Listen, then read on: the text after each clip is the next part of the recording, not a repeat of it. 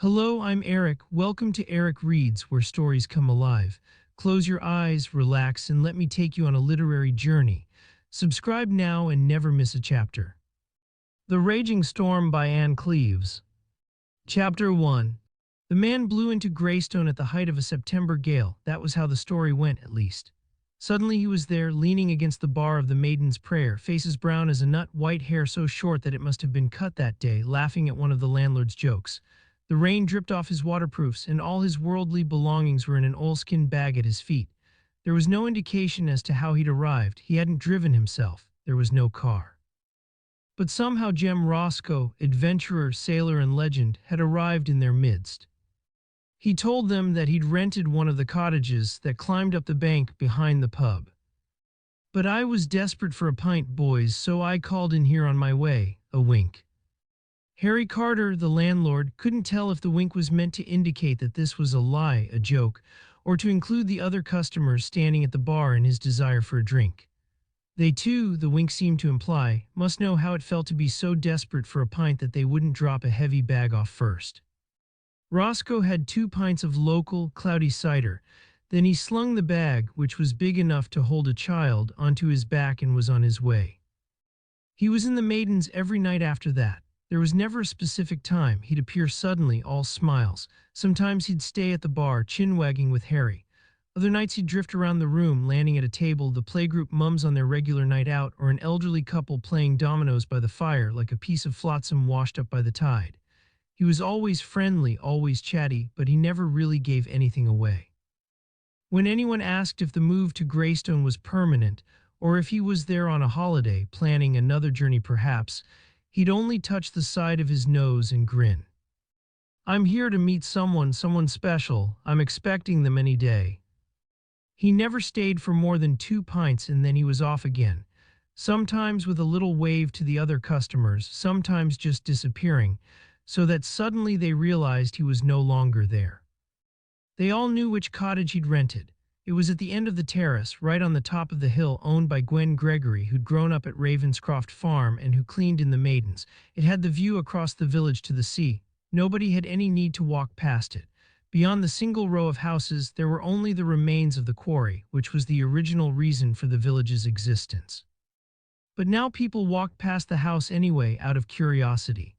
They were interested to know if Jem Roscoe's mysterious visitor had arrived yet. They'd see the man sometimes looking out of the upstairs window, focused on the horizon as if he was watching for a boat. Even in this stormy weather, a skilled sailor might float in and tie up at the jetty. There were 2 curved piers to shelter the narrow bay, built when stone from the quarry was carried out on big, flat barges. People said that one of his madcap adventuring friends would appear, or the woman he was waiting for, because most of the villagers had convinced themselves that it would be a woman. Then one night, a few weeks after his arrival, Jem Roscoe didn't come to the Maidens for his usual 2 pints of rough cider. The regulars immediately noticed his absence. They chatted amongst themselves and speculated that perhaps the expected visitor had finally arrived. Perhaps old Jem would bring the stranger into the bar the following night, and finally they'd know what all the secrecy was about. But Jem Roscoe didn't appear again. They felt cheated. He might be an outsider, but for a while he'd become part of the community. He was a celebrity who'd been on television, sharing his travels, making his way up the Amazon, sailing single-handedly around the southern oceans with the world. Part of his glory had rubbed off on them, but now the excitement was over. Until the following morning, when the Coast Guard received an emergency call from a fishing boat in difficulty, sheltering from the storm in the lee of Scully Head. Then, it seemed, the excitement had only just started. Chapter 2.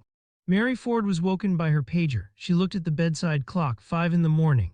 She'd marked herself as available on the lifeboat rota because her father was staying and there'd be someone to look after the kids if she were called out. Time was slipping away for adventures like these. Soon Arthur would need a full-time carer and she couldn't expect her dad always to be there. So she'd thought she'd best make the most of it while she could. She was out of bed and dressed almost without thinking. She loved this, the excitement of a shout, the camaraderie and laughter with the guys, and she was helm now, almost 3 years of training and she was in charge. In a place like Greystone, a woman in charge didn't happen very often. Sammy Barton was lifeboat operations manager T. His morning, and he'd like it even less than the others, but Sammy could stuff it. She knocked at her father's door. He'd most likely be awake already. Since Mary's mother had died, the man slept poorly. Mary often saw his light on in the early hours and knew that he was scrolling down his phone. Sometimes she heard the buzz of the radio and the measured tones of the BBC World Service throughout the night. Her father stayed over quite regularly now, ostensibly to help with babysitting. Mary had sent her bloke packing soon after Arthur was born, but really because he found it hard being alone in the cottage in the woods just outside Morisham. It had been easier when her mother had been alive, even after they'd moved her into the hospice. Then her dad had a purpose, planning the visits and the treats to brighten his wife's day. Now he was bereft. Dad was a real help, though. Since Arthur had become ill with the dreadful Jasper-Lineham disease, her father had become an important part of the household. She'd never heard of JLD until Arthur's diagnosis, and now she could think of little else. The cruel disease ate away at her son like the tide eroding a sandstone cliff. There was the occasional good day when she had a flicker of hope, but it never lasted. She wouldn't have trusted anyone other than her father to stay with her boy. She'd never have gone out with the lifeboat, for example, if he hadn't been there, and that gave her the freedom and the excitement she craved. Today, Alan Ford was lying on his side and looking at his phone, checking Facebook or Twitter, finding the company that her mother would once have provided in social media friends and old work colleagues. "I've got to go." "The lifeboat." Mary nodded. In this storm, her father was trying to keep the anxiety from his voice, but Mary knew what he was thinking, bad enough to lose Claire. He couldn't bear to lose a daughter, too. "The wind's dropped, can't you hear? It's not supposed to blow up again for several hours. We wouldn't be allowed to launch if the forecast was too poor." A pause. "I have to go. There's everything Isla needs for school in her bedroom, but I'll probably be back by then. Artie can go too if he's feeling up to it." "Sure, of course, on your way."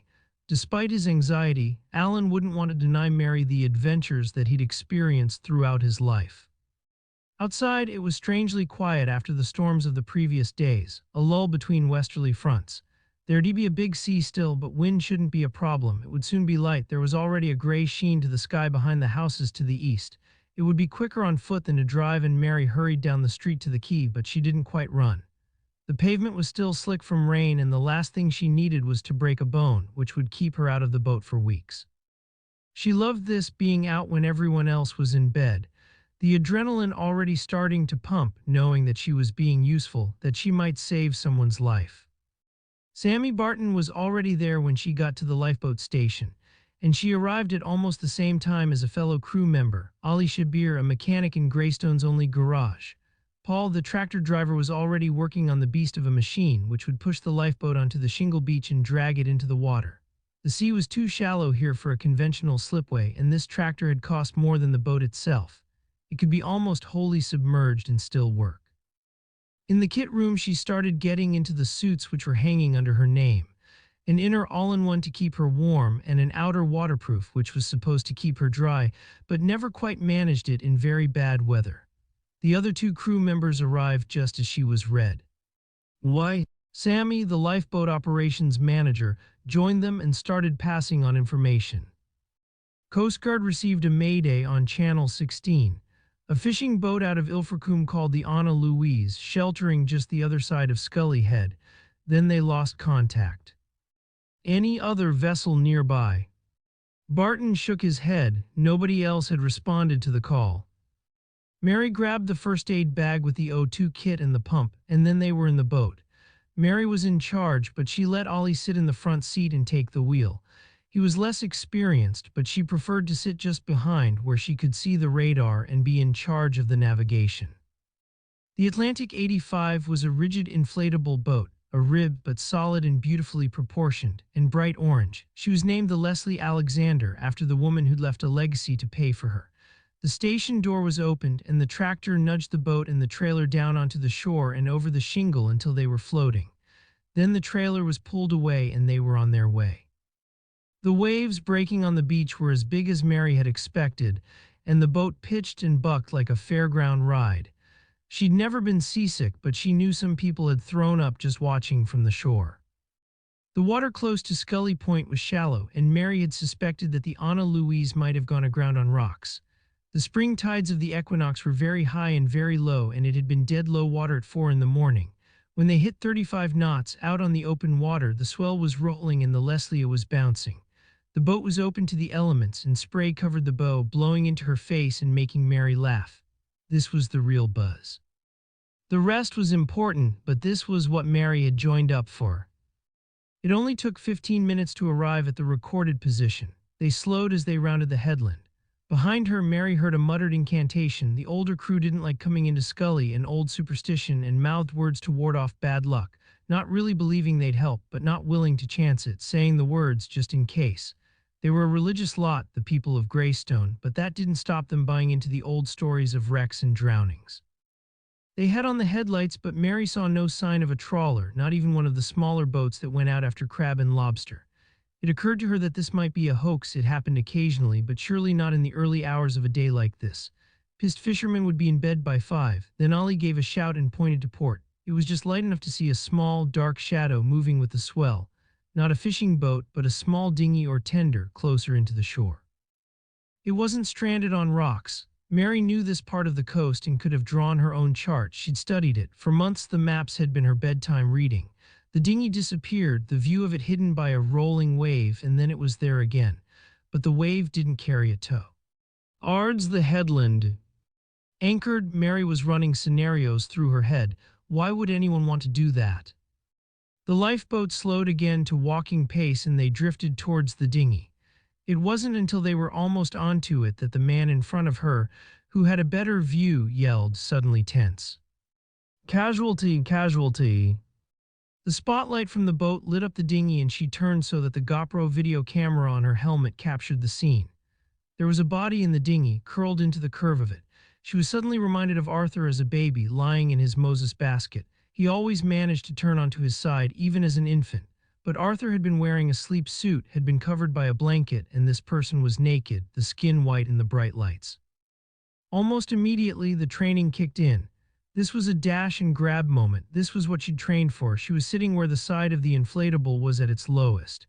As Ollie allowed the lifeboat to touch the dinghy, she slid into it, steadying herself as it rocked with the movement. Then she lifted the casualty into her arms. He was less heavy than she'd been expecting. She held him low and rolled him over to the remaining crew members, who were waiting in the Leslie A. They laid him across the second seat, just as they'd been taught in exercise, Ollie holding his head. They wrapped him in a foil space blanket and Mary started CPR. But as she was counting the compressions and the breaths, she knew this was useless. They'd been told this was what should happen. Unless the body's rotting or it has no head, you try CPR. That was what the trainer had said, a grin on his face, and they'd all chortled along as if it were a joke. It's not your job to declare life extinct. This man was cold as ice and lifeless, though, and the limbs were rigid. Seth was on the radio, organizing another lifeboat to launch in case the Ana Louise was still around somewhere and in trouble, calling for the helicopter to be on standby now it would soon be light. I'll call the ambulance, shall I? Nah, she said. We'll be back in Greystone well before the ambulance will get there. We need a doctor to declare him dead and the police. Ollie turned the boat for home and the wind was already stronger. 4-7 at least now. They'd be lucky to get back before the tide made it tricky on the beach. For the first time, she looked closely at the casualty's face and realized that she recognized him. Jem Roscoe, national treasure and her one-time hero. Chapter 3. Greystone brought back memories for Matthew Venn. There was a meeting hall in the village and he'd been brought here by his parents. A visit to the village had always been a treat and he remembered this odd, isolated place with affection. There'd even a big community of brethren, with more children than he'd ever encountered in Barnstaple. Outings had been organized, trips to the beach at Morisham, picnics, social evenings. His parents had been more relaxed, and Matthew had been given the chance to shine, to show off his Bible knowledge and his faith. He'd basked in the admiration of the older members.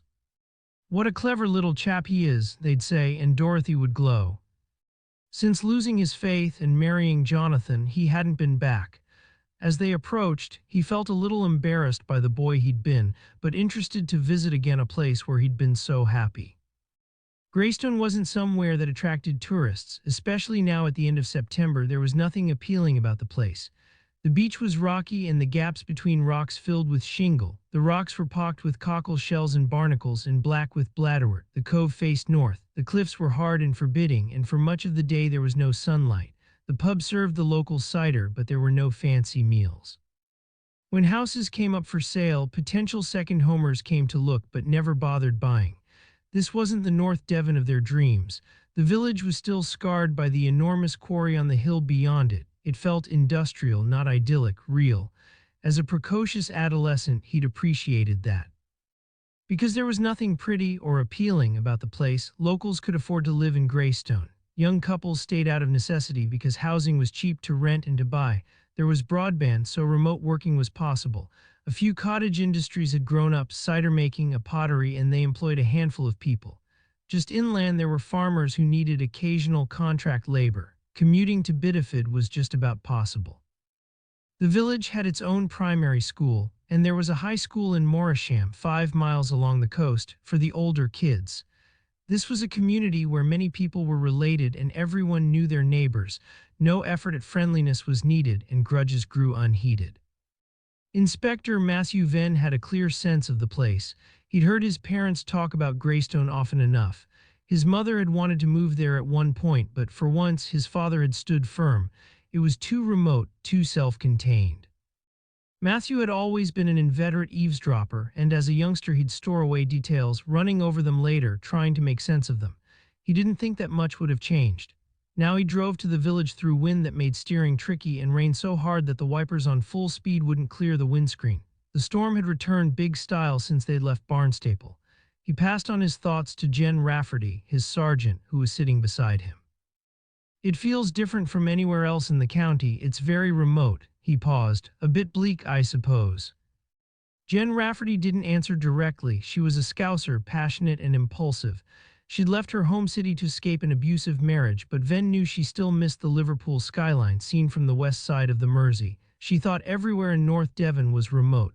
Now, it seemed, she was more interested in the victim than the geography. "Who is this Jeremy Roscoe?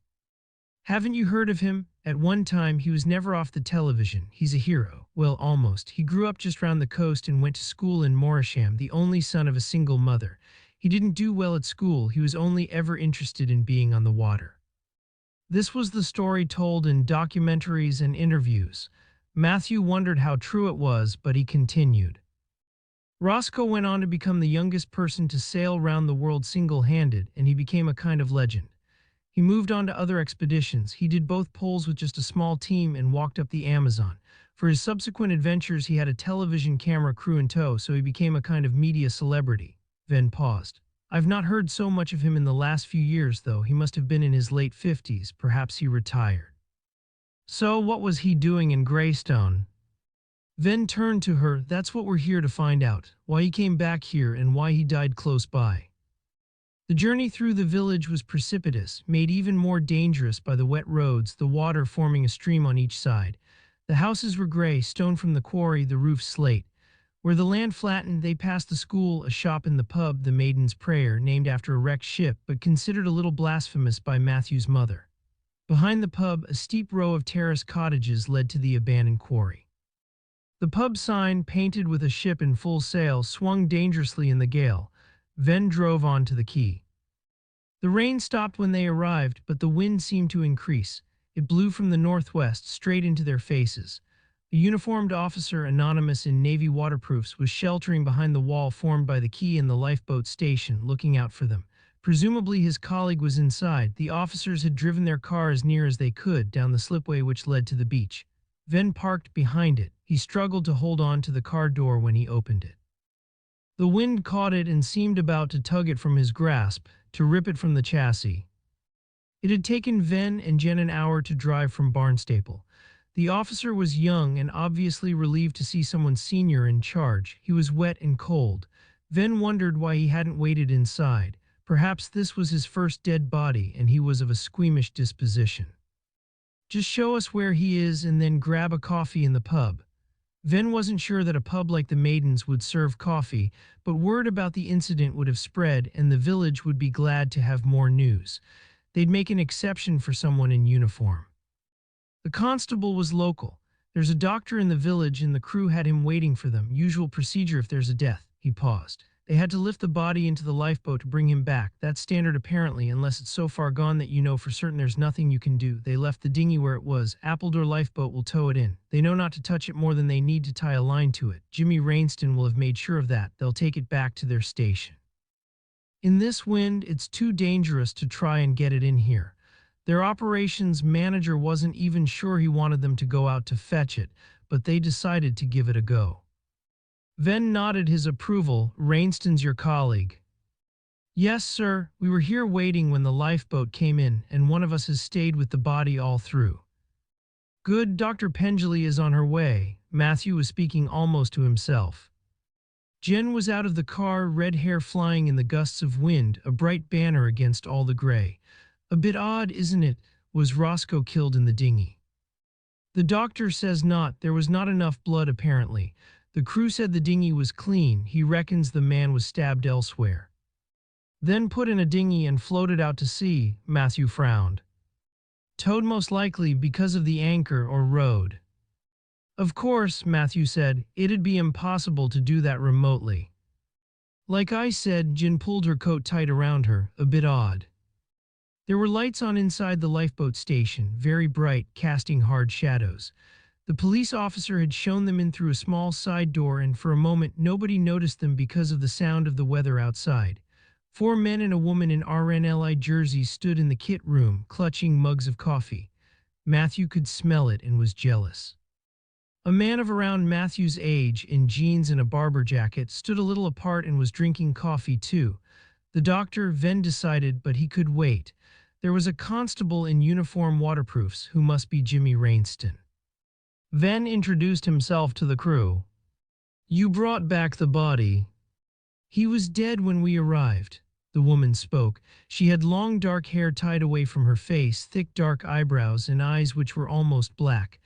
I tried CPR, but really it was clear there was nothing we could do. Where is he now? Still in the lifeboat. It was the oldest man in the room, short and powerful, with a thick neck and a head like a fighting dog. He described himself as the lifeboat operations manager, Sammy Barton. We wanted to put him in a body bag for a bit of dignity, but Jimmy here said to leave him be. Quite right, Matthew said, but he thought the dead man had been grabbed out of the dinghy and been exposed to the weather on the trip back. Any evidence might well have been washed away by now. The forensic pathologist is on her way. We'll move him as soon as we possibly can. No rush, Barton's voice was deep and rough. Even if we got a shout, I wouldn't allow a launch in this gale anyway. Must be near Force 9 out there now. You all recognized him. Oh yes, Mary Ford said. It was definitely Jem Roscoe. A pause. He'd been staying in the village for a while, and of course we all knew him by sight. Venn turned to Rainston. Let's go and see him then. The constable led him through into the main body of the lifeboat station. The boat was on a trailer attached to a huge tractor. It glowed orange. Roscoe seemed very small. He was laid across the widest seat of the rib, his head resting on a folded tarpaulin on the side of the boat. He was quite naked, his hair short and white, but there was a strength to him in the shoulders and the arms. No spare flesh and muscles a younger man would be proud of. Venn could see why Barton had wanted him covered. He'd been a proud man, and this was a sad end for him. He turned to Rainston. Thanks for this, you've done all the right things. I've told your mate to go up to the maidens to warm through. Why don't you join him? One of us will head up and chat to you when we've finished here. Sir, Rainston was a big man, but he scuttled quickly away, giving just a brief last glance at the body before making his exit through the door into the kit room again. Venn stood for a moment looking down at Roscoe. The silence was broken by a squall, the rain battering against the big doors. The walls were covered by photos of other rescues, a roll call of lives saved, but not this one. There'd be nothing to do for a man who was already dead. Back in the kit room, Venn approached the man in the barber jacket. He was dark-haired, slight. You must be the doctor. Thanks for turning out. You live in the village. For my sins. Pete grew up here, one of the crew said. He ran off to do his training, but we couldn't keep him away. My wife had a romantic notion about a practice by the sea. The man smiled at Venn. Peter Smale, I'm a GP. I work mostly out of the health center in Morisham, but I hold a surgery here 2 mornings a week. He looked at his watch. I should go back there. They'll be queuing into the road.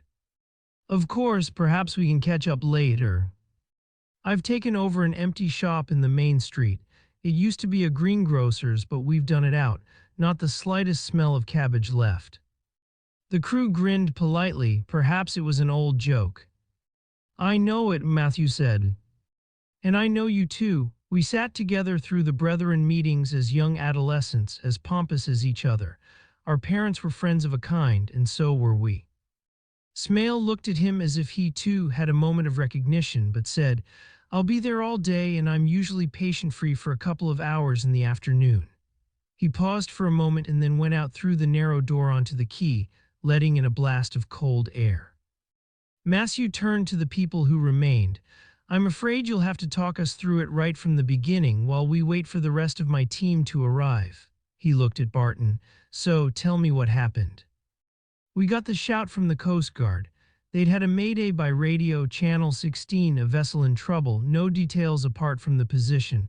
The call was cut short. But you went to investigate. It was hardly a question. Matthew knew they would investigate. A mayday was the equivalent of a 999 call. Of course. What time was that? I got the call from the Coast Guard at 4:55. Our boat was in the water by 5:20. Matthew was taking that in. He looked at the remaining 3 men and the woman. You're all local. They are, Sammy spoke for them, all Greystone born and bred apart from Mary here, she's the helm. His voice was flat, but Venn could pick up the edge in it. He developed a nose for bias of any kind. Being gay in the police service gave you that. What did Sammy disapprove of in Mary? Matthew wondered. The fact that she was an outsider or that she was a woman. How long did it take you to get to the headland? This time Mary answered, less than 20 minutes. The wind and the tide were behind us. And you were expecting a bigger boat. Sammy Barton jumped in. The Coast Guard had said a fishing vessel called the Ana Louise. At first I thought the dinghy was a tender, Mary said, and that the bigger boat must be lost. Then we saw what was inside, and anyway with the anchor. Barton interrupted her again. The Coast Guard has been back to us and said there's no boat with that name registered anywhere along the North Devon coast. So it was a hoax call, Venn said, but they wanted you to find him. He thought that was the strangest part of an already bizarre murder. Why not just make a hole in the dinghy and let it sink? Roscoe's body might not be washed up for weeks. Perhaps it would never appear. He looked at Barton. What's happening to the dinghy? Appledore Coast Guard has towed it in. They're holding it there. Venn nodded. Another complication to a case that was already the strangest he'd ever investigated. Chapter 4. Venn left Jen in the lifeboat shed to talk to the crew and wait for the pathologist and crime scene manager. Sally Pendley and Brian Branscombe were regulars, part of the team.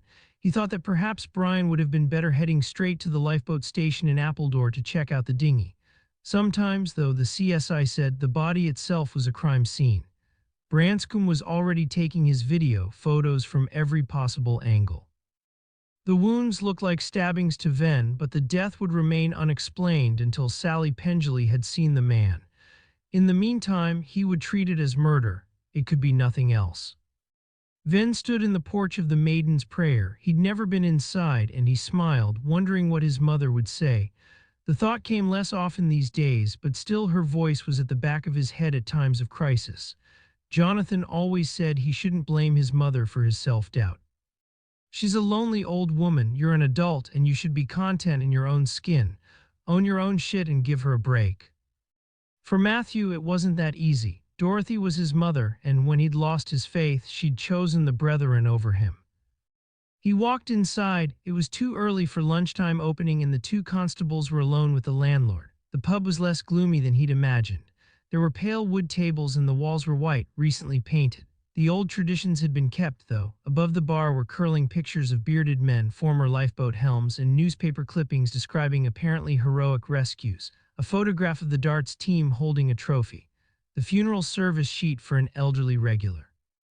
Venn introduced himself to the man behind the bar. Harry Carter, I own this place for my sins. It was the second time the phrase had been used that morning. For someone with Venn's upbringing, the words resonated. Any chance of a coffee? He saw the policemen had mugs on the table in front of them. Sure, Carter disappeared into a room behind the bar. Venn turned to the officers. Where are you based? Rainston spoke Morisham, but it's a bloody big patch. Of course, get much bother out this way. They shook their heads. Never been here before, Rainston said. I get the impression that they sort out their own problems. You saw the lifeboat guys. Any bother here in the pub, they'd soon calm things down. You wouldn't want to take on that Sammy Barton. There was a pause. I'm not saying there's no crime. Bound to be underage drinking, drugs everywhere, isn't there? But nothing anyone would feel the need to call us out for. Venn wasn't sure what he made of that. A community that policed itself sounded dangerous to him, with an undercurrent of control, bullying. The Brethren had never liked outsiders looking into their business, and perhaps he was wary because of his experience with them. He wondered how many of the younger villagers were still members. Anything else you think I should know? Did anything about the crew's story strike you as odd? You were first on the scene when the boat got back. It's all bloody peculiar, isn't it, sir? It is. Venn thought that summed up the case in one sentence. Write it up as soon as you get back and get the statements across to me. You can go now if you've warmed through. They'd left by the time Carter came back with the coffee. The man set the mug on the bar, and Venn took a stool there and wrapped his hands around it. Poor Jem, Carter said. We thought he'd just left. It seemed a bit weird that he hadn't said goodbye, but he'd turned up out of the blue, and it was in character for him to leave in just the same way. We wondered if maybe his mysterious visitor had finally turned up. There was too much here to unpick all at once, so Venn started with the basics, the facts. When did he arrive? The first storm of the autumn. There was a calendar hanging behind the bar and Carter consulted it. September the 2nd. It was a Thursday night because a couple of the oldies were in playing crib, always cribbage on a Thursday. That was the day he appeared in Greystone, not the first time he came into the pub. Both, the landlord said. He'd been traveling all day, he said, and he was desperate for a pint. You must have been surprised to see him. I recognized him as soon as he walked through the door. There was something about him, not just because he'd been on the telly, but because he had a presence. You knew there was something special about him, even if you didn't know who he was. Carter shrugged apologetically. That must sound a bit daft.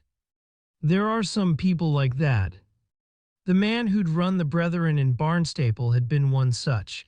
He could light up a room and persuade people to do just what he wanted. Charisma, Carter went on, isn't that what they call it? Venn didn't answer. One of his annual appraisals had said that he lacked charisma. He'd seen that as a compliment, almost a badge of honor. He was drawn to Jonathan's charisma like a moth to a flame, but it wasn't a trait he desired for himself. He thought that policing was about intellectual rigor and honesty, not personality. You didn't know Mr. Roscoe. He grew up locally, went to school in Morisham. Carter shook his head. He was 15 years older than me. He was already famous by the time I was there. He came once for prize giving. His voice tailed off. He said in his speech that he was an example of how anything was possible. You just had to know what you wanted and follow your dreams. He gave a wry smile. It didn't work for me. I'm back running the pub where I grew up. Venn wanted to ask what dreams the man had when he was growing up, but he couldn't see how that could be relevant. Curiosity was part of his makeup, and he'd learned to live with it. How did Mr. Roscoe get here? I presume he had a car. Carter shook his head again. He must have got a lift or a taxi from Tiverton Parkway or Barnstaple if he came by train. A pause. He never said. I think he enjoyed being mysterious. He liked people wondering about him. He grew up along the coast. He hadn't kept a base locally. I wouldn't have thought so. Why would he come and stay here if he had his own place a few miles away? Because he needed to be in Greystone specifically. But Jonathan always said people created narratives of their own lives. Perhaps Roscoe had wanted to feature in his story, a stranger landing up at a village on the coast, attracting speculation in a community where nothing much happened. Perhaps he needed the envy that Venn had sensed in Carter's response to the man's life. It would make him the center of attention again if his celebrity had been waning. Where did Mr. Roscoe stay when he was here? Quarry Bank. He was renting the top cottage, just out of the pub and up the hill. Who owns it? The CSIS would need to go in, of course. It could be their murder scene, but Venn hoped he could get an hour on his own there first, suitably suited and gloved. He needed a sense of the man, and if Roscoe's belongings were still there, that would give him a start. He knew it was easy to be misled by a public persona. Charisma could be added as part of a performance. Colin Gregory, but he's just gone into a care home. I assume it was his daughter Gwen who leased it out. And she'd have a key. Bound to have.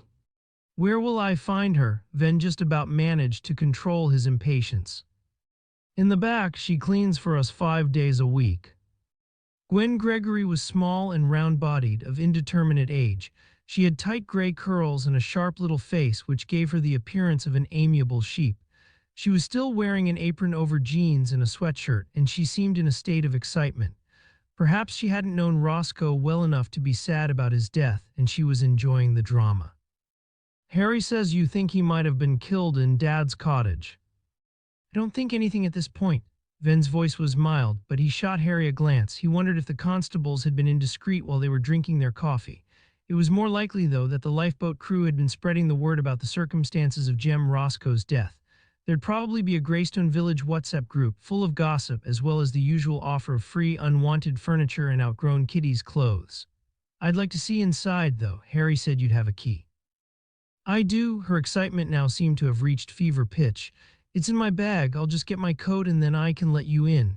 She was already reaching behind her back to untie the pinafore. No need for that, Venn said. Just let me have the key and I'll let myself in. We try to limit the number of people in potential crime scenes. You probably know that yourself. He already had her down as an ardent viewer of true crime documentaries. Of course, the sting of disappointment appeared tempered by his acknowledgement that she would understand how the system worked. You'll probably have to wear one of those white suits. Indeed, he said, his voice serious, and a mask. She nodded and disappeared into the kitchen, returning with 2 large keys. This is the one to the front door, leading straight into the house from the pavement, and this is for the kitchen door into the yard.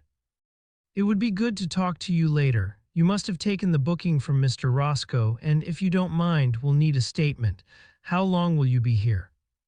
Only until 1 o'clock, she said, and I don't mind at all. I'll be glad to help. This is such a terrible thing to have happened in the village. He was a lovely man. A pause. You can find me anytime, though. I only live next door to where he was staying. You've been very helpful, Venn said. We'll definitely need to talk to you then. You'll be a valuable witness. I'll be in touch. She flushed and scurried away behind the bar and out of sight.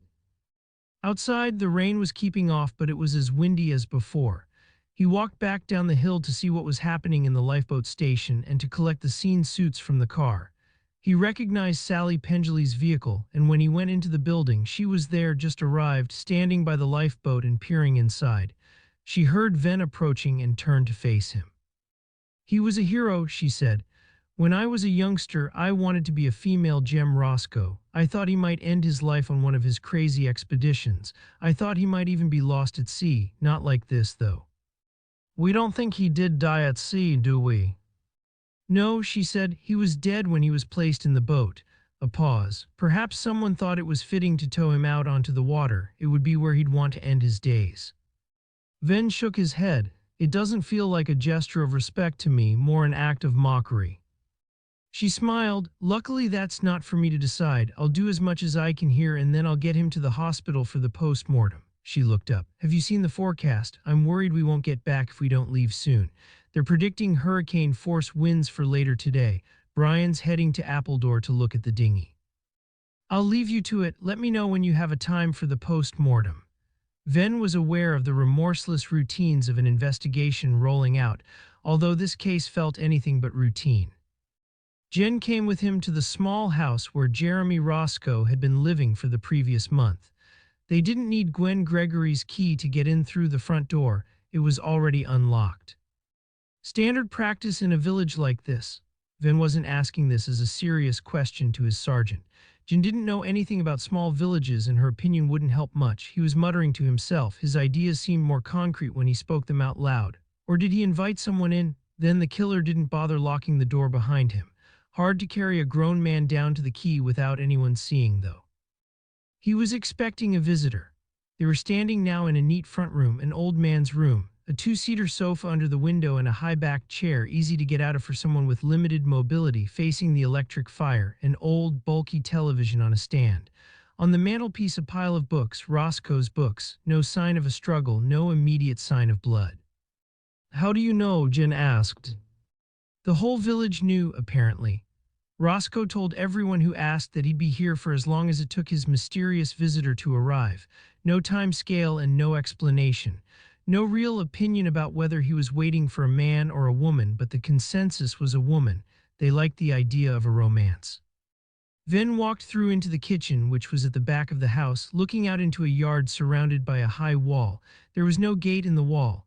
Venn had noticed, walking up the hill, that dustbins were left in the tiny front gardens. The search teams were on their way. Jen stood in the doorway, watching.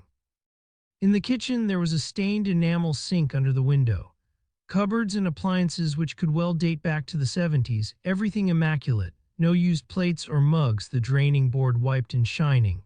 Venn thought he should have asked Gwen Gregory if she cleaned for Roscoe, or perhaps he'd been a naturally fastidious man. Jen followed him in now and was opening the cupboards. Again they were ordered, tins in rows, canisters for tea and instant coffee. Some of the goods, Matthew thought, would be more to Roscoe's taste than Colin Gregory's.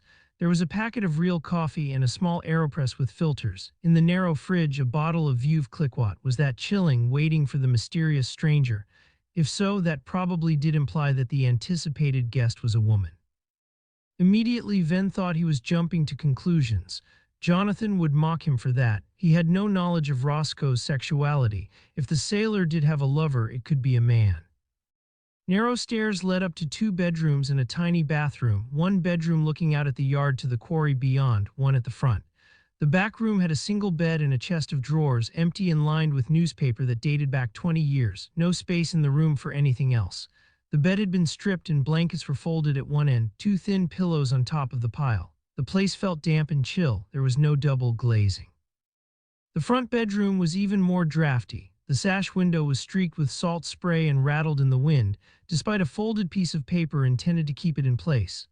Venn remembered a Golden Age detective novel, one of Dorothy Sayers, perhaps, where the plot hinged on a piece of paper wedged into a sash window to stop it rattling. He'd read through the canon of the Golden Age when he'd first left home and life had been chaotic, unanchored. The stories had been an escape and had seen him through. He pulled it out. Card, not paper, with orange edges, a train ticket, Liverpool to Tiverton Parkway, one way, dated the month before. That might be useful. This room was a little larger, with a double bed and a wardrobe, a bedside cabinet. The bed was made up with sheets, blankets, and a candlewick quilt, no duvet here. Venn was reminded of his mother, who still rejected the duvet as a foreign invention, to be regarded with suspicion. He stood for a moment at the window, looking down at the village and on to the quay. From here everything was visible, the school, the hall where the brethren had held their meetings, the pub and the lifeboat station. If Roscoe had been as curious as Venn, there'd have been no secrets kept from him. Jen opened the wardrobe door, then stood aside so Matthew could see in. On one side there was space for clothes to hang, a tweed jacket, a couple of shirts, a pair of trousers, a fleece, and an expensive waterproof. On the other a row of narrow shelves which held underwear, jeans, t-shirts, and jerseys. This must have been all the clothes the dead man had brought with him. Matthew didn't touch anything. He'd leave that to Brian and his team, though there was nothing here to indicate that the room was a crime scene. "Where's the suitcase?" Jen's words broke into his thoughts. He'd been speculating about what Roscoe had been doing here, making up a story of his own to explain the man's behavior. "Sorry. Well, this stuff and the books, the food downstairs. I doubt the local shop sells champagne and fancy coffee. Roscoe must have carried it somehow." "I don't know." Matthew tried to focus. He supposed this was important, but he was still preoccupied with his own thoughts. "Is there an attic, a cupboard under the stairs? Or maybe some storage in the bathroom?" Jen pushed open the third door and stopped. Matthew almost walked into her, was so close to her that he could smell her shampoo, citrus. He looked over her shoulder. There was blood, a lot of blood, in the bath and spattered onto the tile walls. So, he thought, aware of a trace of irony, this was certainly murder and they could stop looking for their crime scene.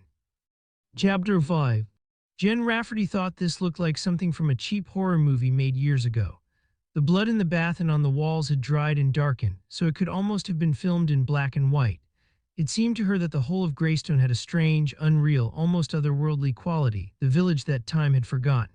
She'd never before been anywhere that felt so cut off from the rest of the world, and the sense of isolation sapped her confidence.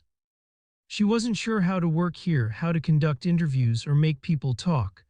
The constant noise of the wind outside, howling like an animal in pain, added to her unease. She longed suddenly for the comforts of home. When she got back to her little house in Barnstaple, she'd switch the heating full on, pour a large glass of Pinot, and curl up in front of something trashy on Netflix. Have the sound on loud enough not to hear the gale outside, but that would have to wait. Matthew Venn seemed lost in his thoughts for the moment. Soon he'd start to issue instructions again. "There's no shower curtain," he said. "Look, there's a shower over the bath and a rail, but no curtain." "You think the body was wrapped in it?" He turned and smiled at her, glad that she was following his reasoning. "It's possible, isn't it?" Then he was focused again on the immediate situation. "Let's get Ross here. I'll tell him to bring enough stuff for a couple of days.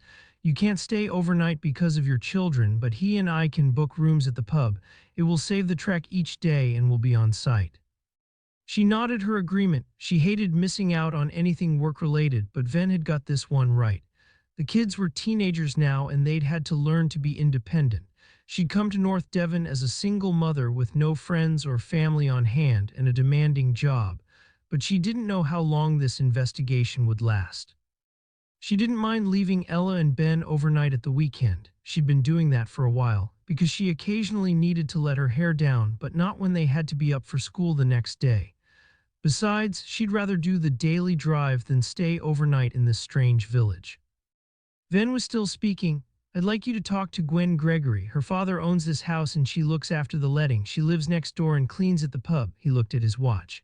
"She should just be home from work. Let her talk. She'll be keen to be involved. The killer might be Roscoe's mysterious stranger, but it could be one of the locals and she'll know the background to everyone here. I'll get hold of Brian and let him know that we found our crime scene. Then I'll talk to the doctor. He grew up here. He's someone else who'll understand the place and its secrets." Outside on the pavement, the wind almost took her legs from under her and tore at her scene suit as she tried to take it off. The storm seemed to be getting fiercer rather than abating. The neighbor's door opened before Jen could knock. Gwen Gregory must have been looking out for a detective to call. Jen could feel the heat before she stepped inside. The layout of this house was identical to the one next door, but this felt very different, more personal, with photographs on the mantelpiece and a women's magazine on the arm of the sofa. The furniture wasn't to Jen's taste, chain store contemporary and too big for the room, but it was comfortable. A large flat-screen television in the corner showed a lunchtime show where a chef was filleting a mackerel. Gwen left the television on, but switched off the sound. The warmth came from a solid fuel boiler which must run the central heating. "You're here about poor Mr. Roscoe," Gwen said. "Inspector Venn said someone would call." A pause. "I thought he might come himself." She sounded disappointed. "He's very busy." "Of course he will be." Gwen seemed to think she'd been rude and hurried to make amends. "You'll be freezing if you've been next door. My dad kept it like an ice bucket. We offered to put in central heating, but he couldn't stand the thought of the mess. I'll put the kettle on. I've not long got in. Just make yourself comfy and I'll be back soon." She disappeared into the kitchen, leaving the door open so Jen could hear the sound of a tap and the clink of crockery. The heat was making Jen drowsy and she was almost asleep when Gwen returned with a tray. She set it on a glass-topped coffee table. "I'm guessing milk and no sugar." "Yeah, that's right." It was strong as Jen liked it, and there was homemade flapjack on a plate. Jen thought a rush of sugar was just what she needed. She supposed she should stay impartial, but she was starting to warm to the woman. "How did Mr. Roscoe come to be living next door?" "He wasn't living there, not permanent like, more paying guest. Our dad went into a home at the beginning of the summer. We kept him in his own place as long as we could, but in the end we couldn't manage even with carers coming in twice a day. It was my brother Davy who suggested we put the house on one of those websites for people wanting somewhere to stay." Gwen looked up at Jen. "Those nursing homes are so pricey, and Dad's savings were being eaten away, but he wouldn't think of selling up. He always believed he'd get back there one day. We thought it might bring in something towards the care costs." Jen nodded to show she understood. "We had a few takers, people walking the coastal path, But most visitors are looking for something with a few more facilities, and families want a sandy beach, don't they? But that's how Mr. Roscoe got hold of you. Through the website. Did you recognize the name? Not when he booked. It's not such an unusual name down here in the Southwest. Of course, we all recognized him from the telly when he showed up. I was worried he'd turn up his nose at the house when he saw the place, but he said it would suit him perfectly. Gwen looked at Jen again. Those were his exact words. There was a pause before she added, he was such a nice man. How long did he book it for? He told us he wasn't sure how long he'd need it. He asked if he could pay for a fortnight and renew weekly after that. We were delighted. Nobody had stayed more than a couple of nights before, and we weren't really expecting any new bookings now the season's over. And how long had he been there? For nearly a month, then he came in 2 nights ago and paid for another week. Gwen looked awkward. I suppose we'll have to pay some of it back, though I'm sure I wouldn't know who to send it to. Jen thought that was something that the police would have to follow up on too, tracing the victim's family. They still hadn't tracked down any next of kin, and Matthew hated news of a suspicious death getting into the press before the relatives had been informed. Jeremy Roscoe had been a celebrity, though, and she'd bet that news of his murder was already all over social media. Greystone wasn't so isolated that its residents weren't on Facebook and Instagram. Mr. Roscoe didn't mention any family to you. Gwen shook her head sadly. We didn't speak about anything personal at all. You didn't know him. You must have been at the same school if you grew up here. We were at school at the same time, she said, but he was a bit younger and he moved with a very different crowd, more adventurous. I was a timid little thing in those days. Jen remembered Matthew's instructions to prize information from Gwen about the locals. So, you've lived here all your life.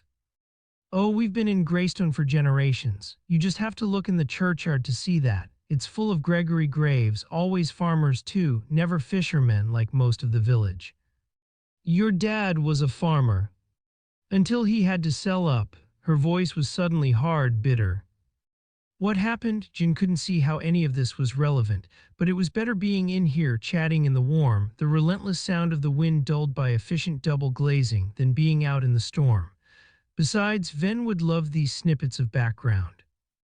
Gwen shrugged. It never made much of a living, poor soil, and it was hard work keeping the place going. My dad was never one for new ideas, and though Davy had plenty dads as stubborn as a mule, he wouldn't change a thing. So when the quarry wanted to expand and made an offer on the land, he sold up. He bought these 2 cottages as a sort of investment, and after a year or so he moved into number 1, and Davy kept the old farmhouse. The quarry didn't need it, and at least Dad had kept hold of that. When was that? Years ago. My mum had just died, cancer. I'm not sure Dad would have sold if she'd been alive. He was still grieving. He told himself and everyone else who would listen that he was doing the village a favor. A bigger quarry would bring new jobs. That never happened, and later the whole place closed down.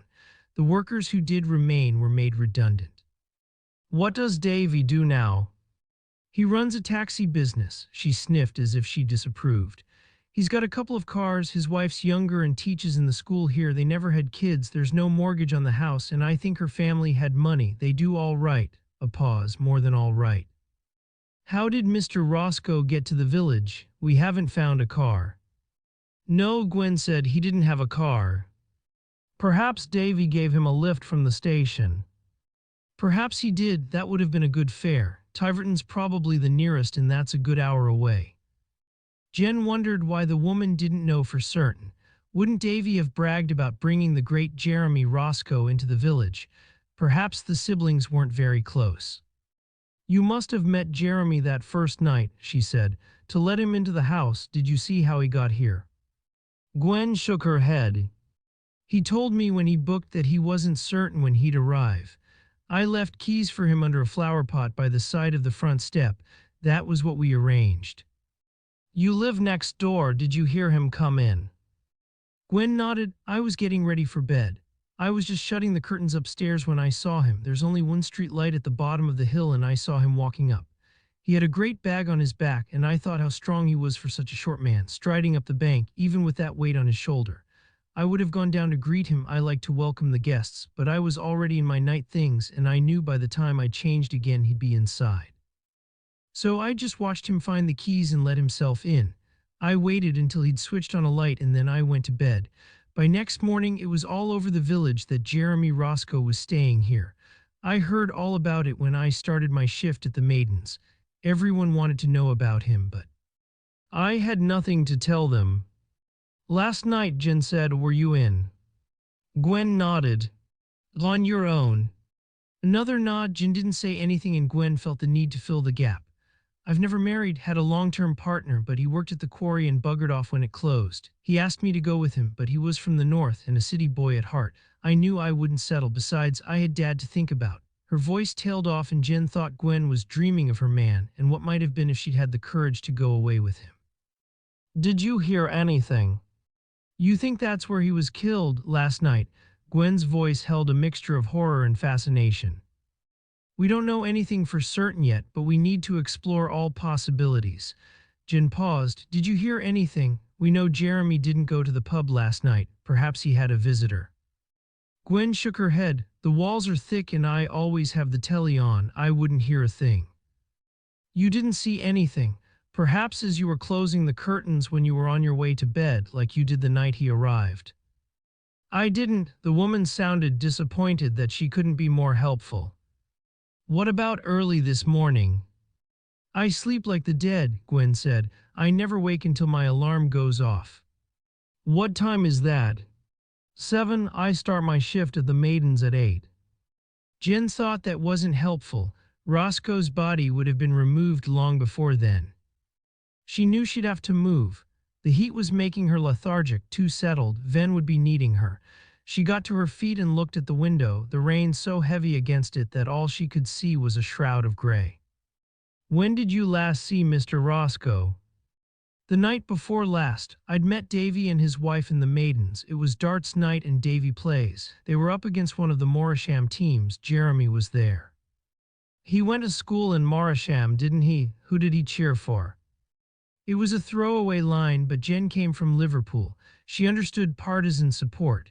She was expecting an immediate response, something light, almost playful to end the interview, but it took Gwen a moment to reply. You know, my love, I think he found it a bit awkward. Usually he'd always cheer on our boys, but that day he just stood at the bar chatting to Harry and he left before the end of play.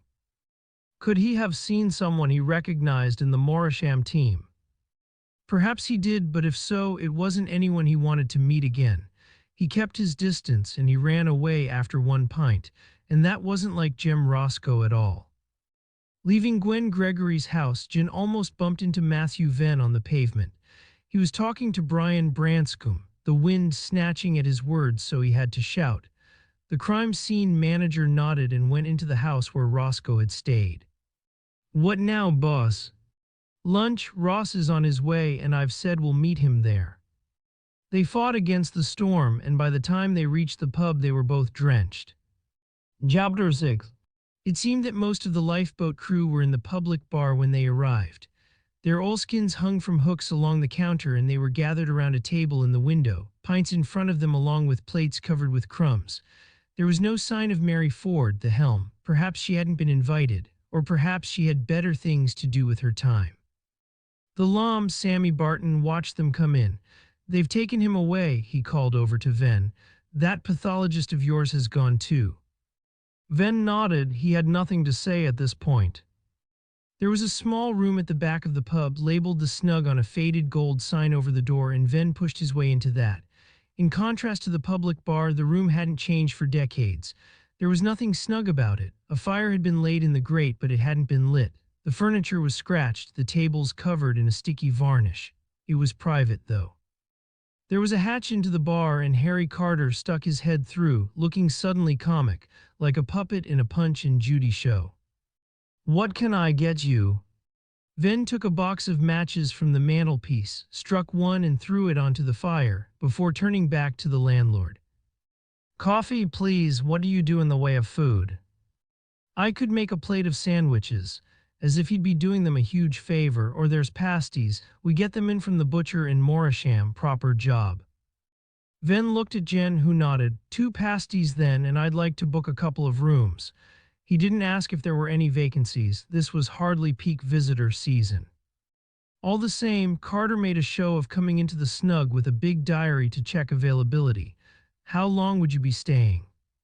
Until the weekend at least, because how could they know how long this would take? No worries. We'd want bed, breakfast, and dinner. You could manage a proper meal for us in the evenings. Venn's mother had believed junk food to be a sin against God's creation, and despite himself, the notion still lingered. Of course, Carter feigned offense. Gwen Gregory comes in to cook for us when needed. She's a proper home cook, nothing fancy like, but everything fresh. Perfect, Venn paused. Could I have a double room, just in case my husband decides to join me at some point? He knew it was ridiculous, but a statement like this still seemed brave or provocative. There was a pause. Venn couldn't tell whether the hesitation was caused by surprise or distaste. Eventually, Carter rearranged his face into an accommodating smile. Of course, there's a lovely double at the front with its own bathroom. You'll both be very happy there. Another pause. So it'll be a double for you and a single for the lady. I'll need your details, miss. No, Venn said. Sergeant Rafferty won't be staying overnight. She has commitments at home. The second room is for another officer. His name's Ross May. And at that point, as if the name had conjured him out of the storm, Ross May opened the door and stood looking in at them. His usually gelled hair was windswept, and it seemed he'd stepped in a puddle on his way from the car. There were splashes of mud on his trousers. Venn thought that Ross, too, was out of his comfort zone here. He might have been born and brought up in North Devon, but he wasn't a country boy at heart, and he and his wife Mel had aspirations. They might never move away from Barnstaple, but they'd like to climb the social ladder within the town, and Ross would never haunt a pub like the Maiden's Prayer through choice. And here he is, Venn said easily. So, another coffee and pasty, please, Harry, and I wonder if you could put some more coal on the fire before you go. Harry gave another awkward smile and did as he was told. I nearly didn't make it. A tree had blown down across the road and I had to shift it to get past. Ross was excited, full of his adventures. There was nothing he liked better than a drama as long as he was the hero of the story. Venn and Jen looked at each other, suspecting exaggeration. After all, it couldn't have been a very big tree if Ross had moved it on his own, but they said nothing. Let him have his moment of glory. Venn quickly brought him up to speed. It's all a bit elaborate, isn't it, boss? Why not just leave the body where it was, or put a hole in the dinghy and he might never be found? Someone playing silly buggers, do we think?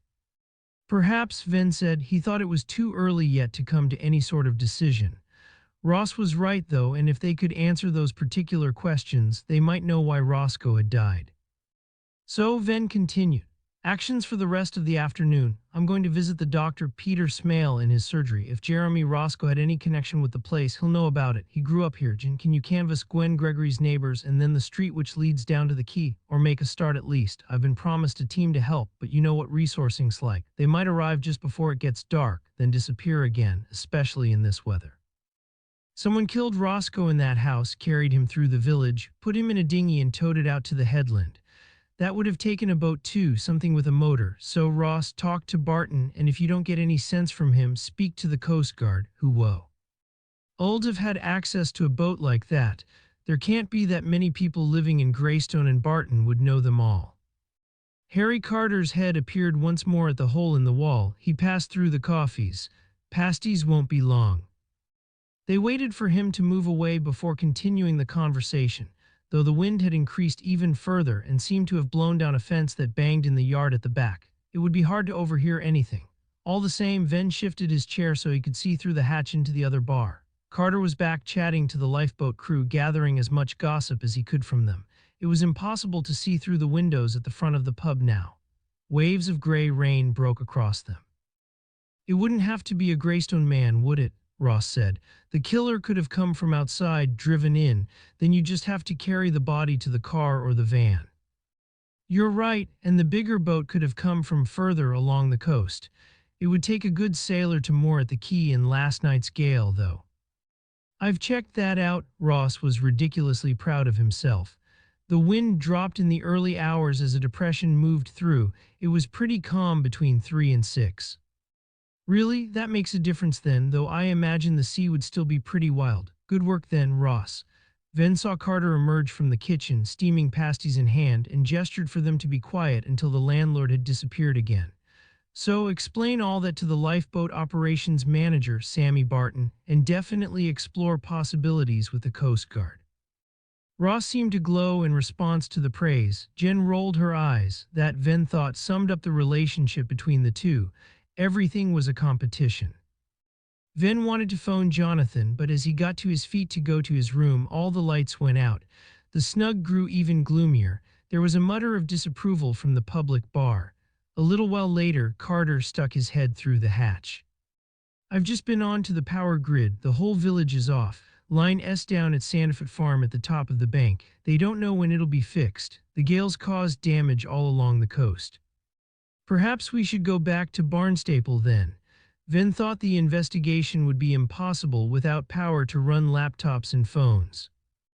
No chance of getting out now, Harry grinned. He seemed to be enjoying the thought of their discomfort, or he was someone else who liked a drama.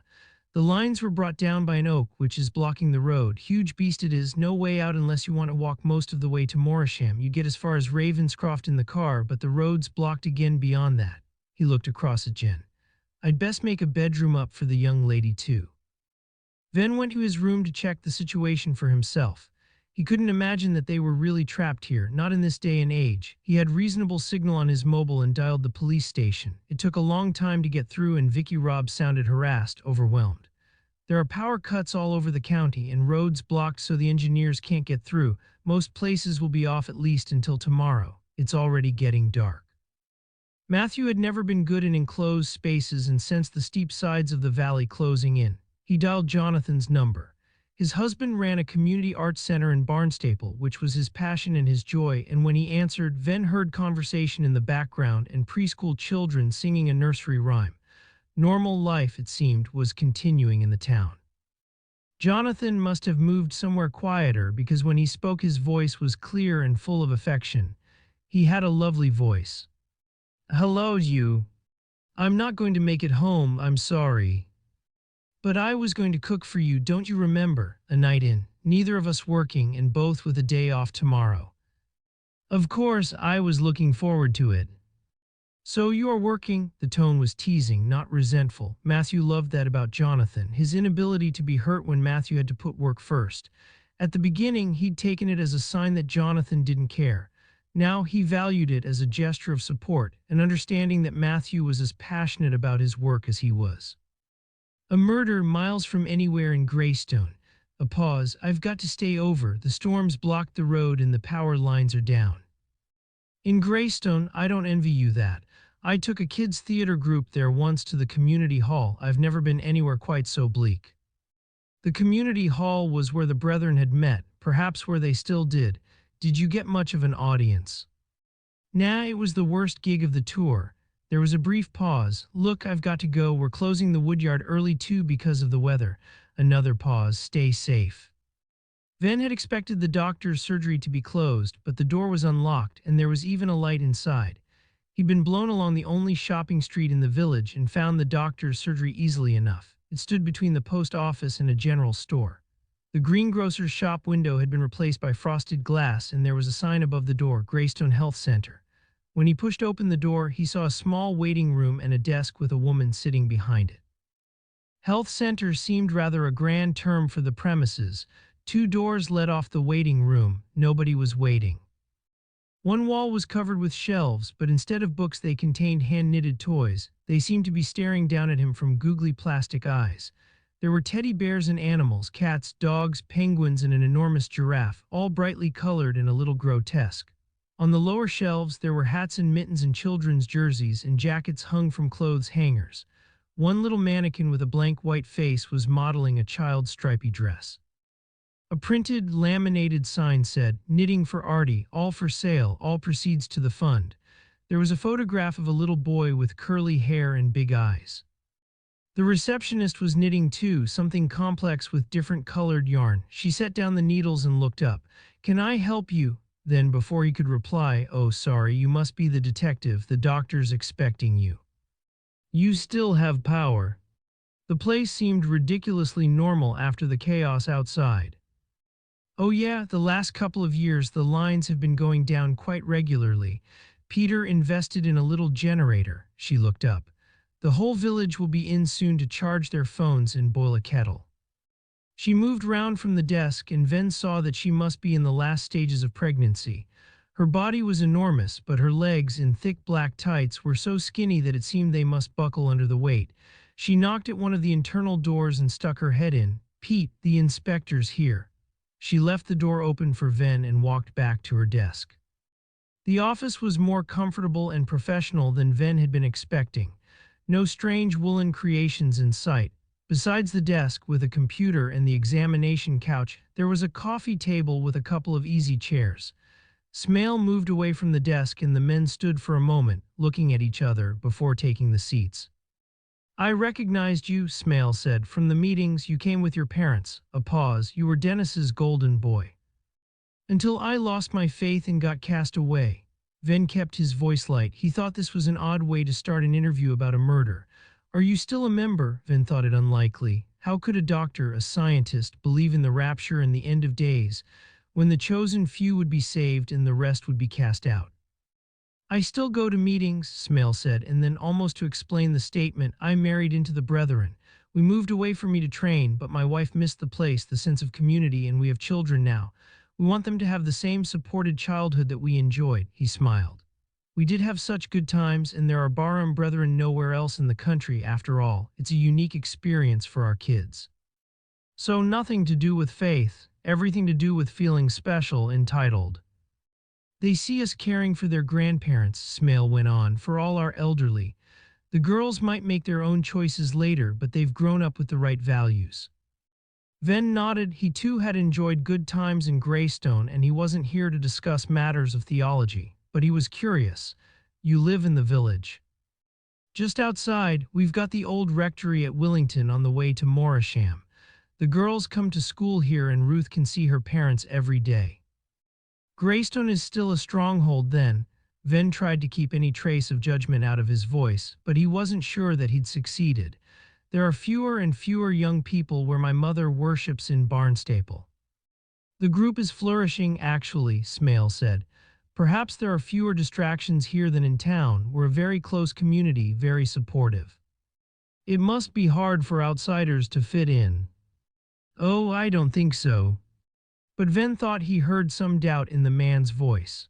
Perhaps it wasn't just the village's isolation that prevented strangers from choosing to live here, but the locals' hostility. There was a moment of silence within the room, which made the noise outside seem even more threatening.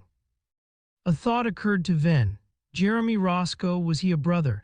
It might be one explanation for the man's choice of Greystone as a place to wait for his visitor. Smale shook his head. "I don't think so. He never attended meetings while he was here." "Any other connection to the place?" "I never had a conversation with him. I'm not a regular in the pub, and that was the place where most people got to speak to him." "But you might hear the gossip going around. A doctor's waiting room, people chat." Smale smiled. "Not to me, Inspector. When they get in here, they're only interested in their ailments and what I can do to make them better. You'd be better talking to Rebecca. She's the person on the front line." "Rebecca as your receptionist?" He nodded. "That's right. And a knitter." He smiled. "There's a child in the village with a serious illness.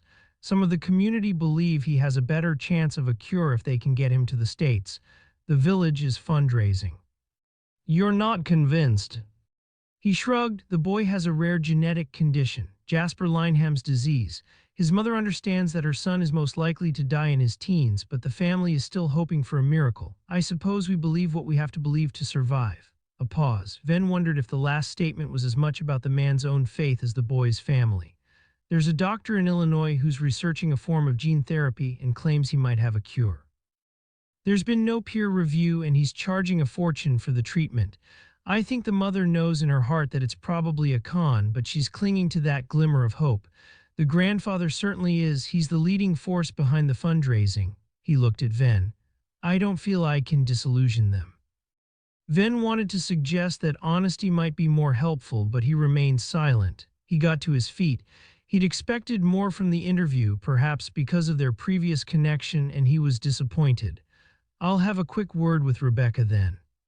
"Sure," Smale said. then I'm going to shut up shop while I can still get home. There was an awkward moment before they parted, as if some gesture might be required, a brief hug perhaps because they had been friends, but there was a divide between them. They'd made different choices. Matthew straightened and moved to the door. He didn't regret his choice at all. In the empty waiting room, Rebecca was sitting back in her chair and stretching her legs out in front of her. She was still knitting. "Shouldn't you be on maternity leave?" "Nah," she said, "not for another 3 weeks. I'm just enormous. I see pregnancy as a license to eat cake. I'm here about Jeremy Roscoe." "Of course," she said, "it's all that anybody's talking about." "And what are they saying?" "That his mysterious visitor finally turned up and killed him." She had brown eyes and a smattering of freckles over her nose and cheeks, straight brown hair cut in a long fringe. "I don't suppose anyone saw the mysterious stranger." She gave a little giggle. "Not that I've heard." "And surely you would have heard." "Probably. I hear all sorts in here. People don't really notice me. I'm a part of the place, like the public health posters and the no smoking signs." "What were they saying about Roscoe before he died?" She sat up and leaned forward across the desk, as far forward as the belly allowed. "That he was a lovely chap, friendly. He stood his round in the maidens, and that went down well with the old boys. Lots of speculation about what he was doing here." "What conclusion did people come to?" She giggled again. There was something of the schoolgirl about her. Everything from the possibility that he was planning to set up a business here, a hotel or a fish restaurant or a sailing school, to the fact that he was tracing long-lost family in the area. I don't think there was anything concrete behind any of the theories. "And the mysterious stranger?" "Oh, even more ideas about that. Some said it would be a wealthy business partner, others a childhood sweetheart previously lost to him. Dead romantic, that one." "And you," Venn asked, "what did you think was more likely?" She shrugged. "I didn't believe any of them. They were just stories, and the wind makes people a bit crazy this time of the year. You've only got to look in the school playground, the kids tearing around like mad things. They were just wild imaginings." Chapter 7. Jen Rafferty was panicking. She'd hated this place from the moment they'd driven down the steep road into the village, and now she was stuck here. There was a sense of helplessness, a lack of control that pressed too many buttons and reminded her of her old life. And then there were the kids on their own at home. She went to the tiny room at the back of the pub that Harry Carter had prepared for her. She could lie in the single bed and touch both walls. It felt like a coffin. Outside, the battered fence banged relentlessly. She'd have to pull it down completely and stack it before bedtime, or there'd be no sleep at all.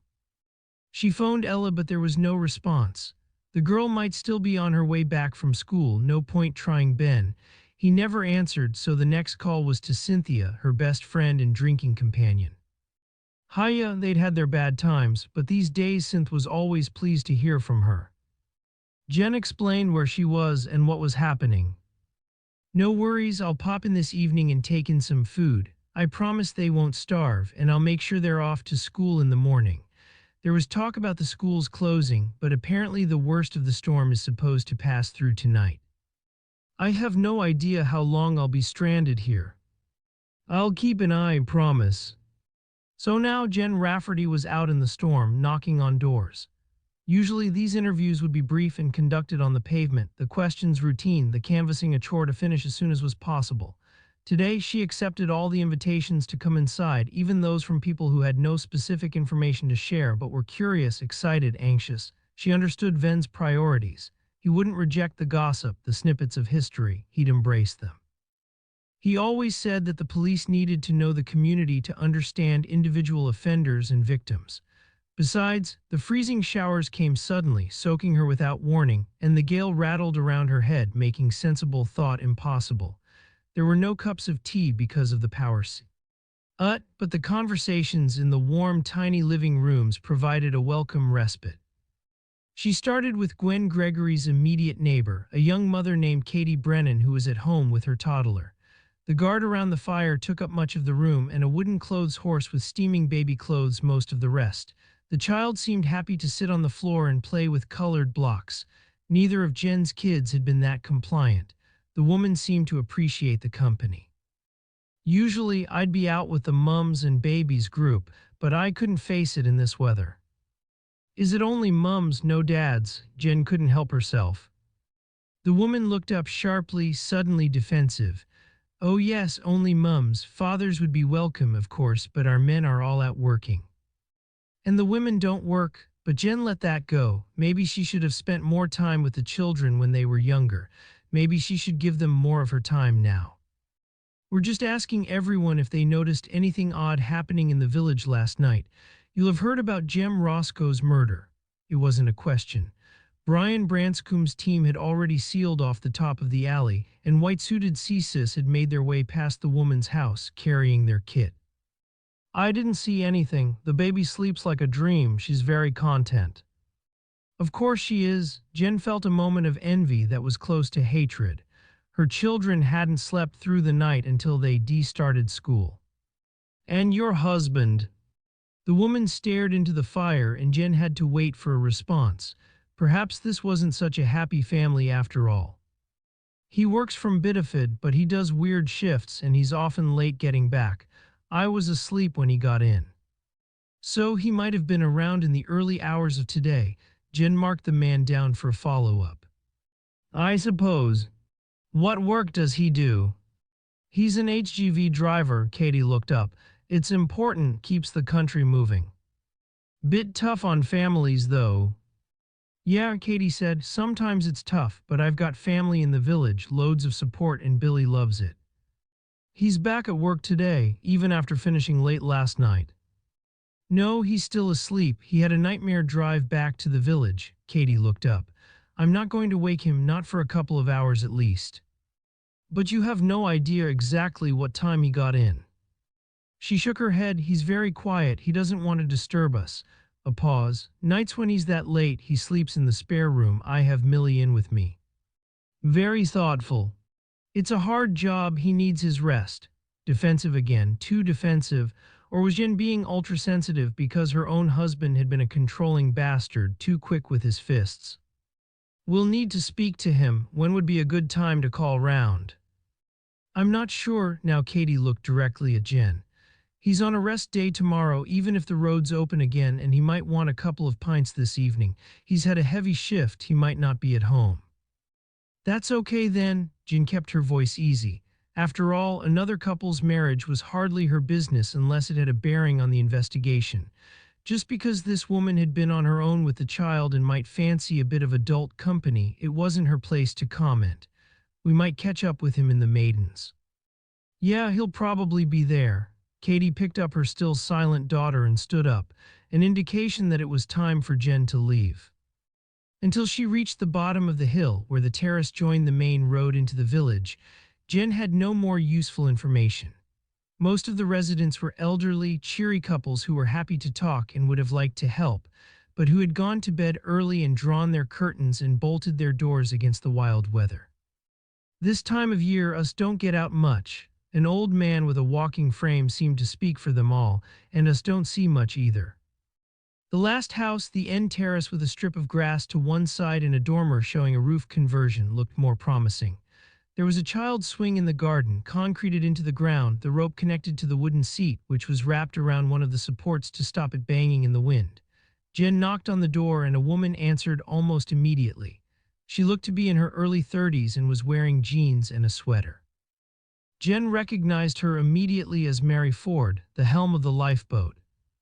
The interior of the house was as different from those belonging to the other terrace residents as it was possible to be.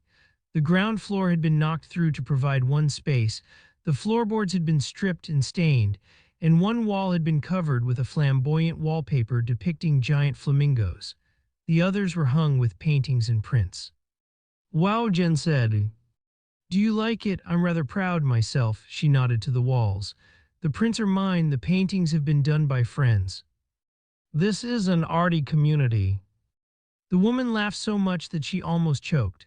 You must be joking. No, but there are civilized hubs not very far away. She nodded for Jen to take a seat on a low gray sofa resting against the pink flamingo wall. And honestly, that's what I love about Greystone, the fact that it's a working community, no pretension or bullshit, and of course the houses are very cheap. I wouldn't have been able to afford anything anywhere else on the coast.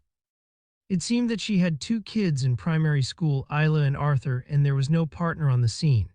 She earned a living from her woodcuts, she'd converted the loft into a studio, and from teaching a few hours a week in the high school in Morisham. "You must be investigating Jem Roscoe's murder," Mary said then. "Did you know him? You said you recognized him when you pulled his body into the lifeboat." "I met him once in the Maidens. Until recently, Lily, the old lady next door, has come in to babysit on Fridays to give me a night out. My dad stays over quite often now he's on his own. I've been allowed into the ladies' darts team." "Allowed?" Mary laughed again. "I'm not local, not born and bred here, only inland from Morisham, though to them it's the end of the known universe. They're not entirely sure I should be playing for Greystone or working in the lifeboat, but they know they wouldn't win without me." She paused for a moment. "I had a real fangirl crush on Jem Roscoe when I was a kid." Jen fancied that the woman was blushing. "I had posters of him on my bedroom walls, sent him endless letters asking for signed photos or a chance to crew for him." "Did he ever answer?" Jen's posters had been of boy bands and footy players. She couldn't remember ever sending fan mail. "Nah, I guess every teenager who loved sailing sent him something similar, but he'd been to the same school as my dad and he had a place in Morisham, so I hoped for special treatment. I doubt any of them were read." "You didn't talk to him when you saw him in the pub?" There was a moment's hesitation, then Mary shook her head. "God, no," the embarrassment. "We think Mr. Roscoe was killed in his own house late last night, or in the early hours of this morning. Did you see anything? A strange car or a person you didn't recognize?" "I didn't, but my father might have done. He's staying for a few days. My son's ill and Dad came across to give me support. It gives me some kind of life to play the occasional game of darts." She paused and Jen waited for some explanation of the child's illness, but the woman's face only clouded for a moment, and when she spoke her voice was as cheery as before. "Dad's upstairs having a rest. He doesn't sleep too well at night and sometimes naps in the afternoon." "Maybe I shouldn't disturb him then." "Oh, I'm sure he won't mind. Since Mum died, he's been bored. They used to travel a lot together and he's been at a loose end. He retired to lead wildlife trips around the world, but then Arthur got ill and he feels he should stick around to lend support." She left the room and returned almost immediately with a man in late middle age. He was tall, fit, and wearing a sweater with a Devon Wildlife logo and jeans. Only his bare feet suggested that he'd been resting. "You'd heard that Jeremy Roscoe was found dead this morning?" "Of course," he said. "Mary told me as soon as she got in. We had a late breakfast together once I took the kids to school. We think he might have been killed in the early hours of this morning. I don't suppose you saw or heard anything unusual."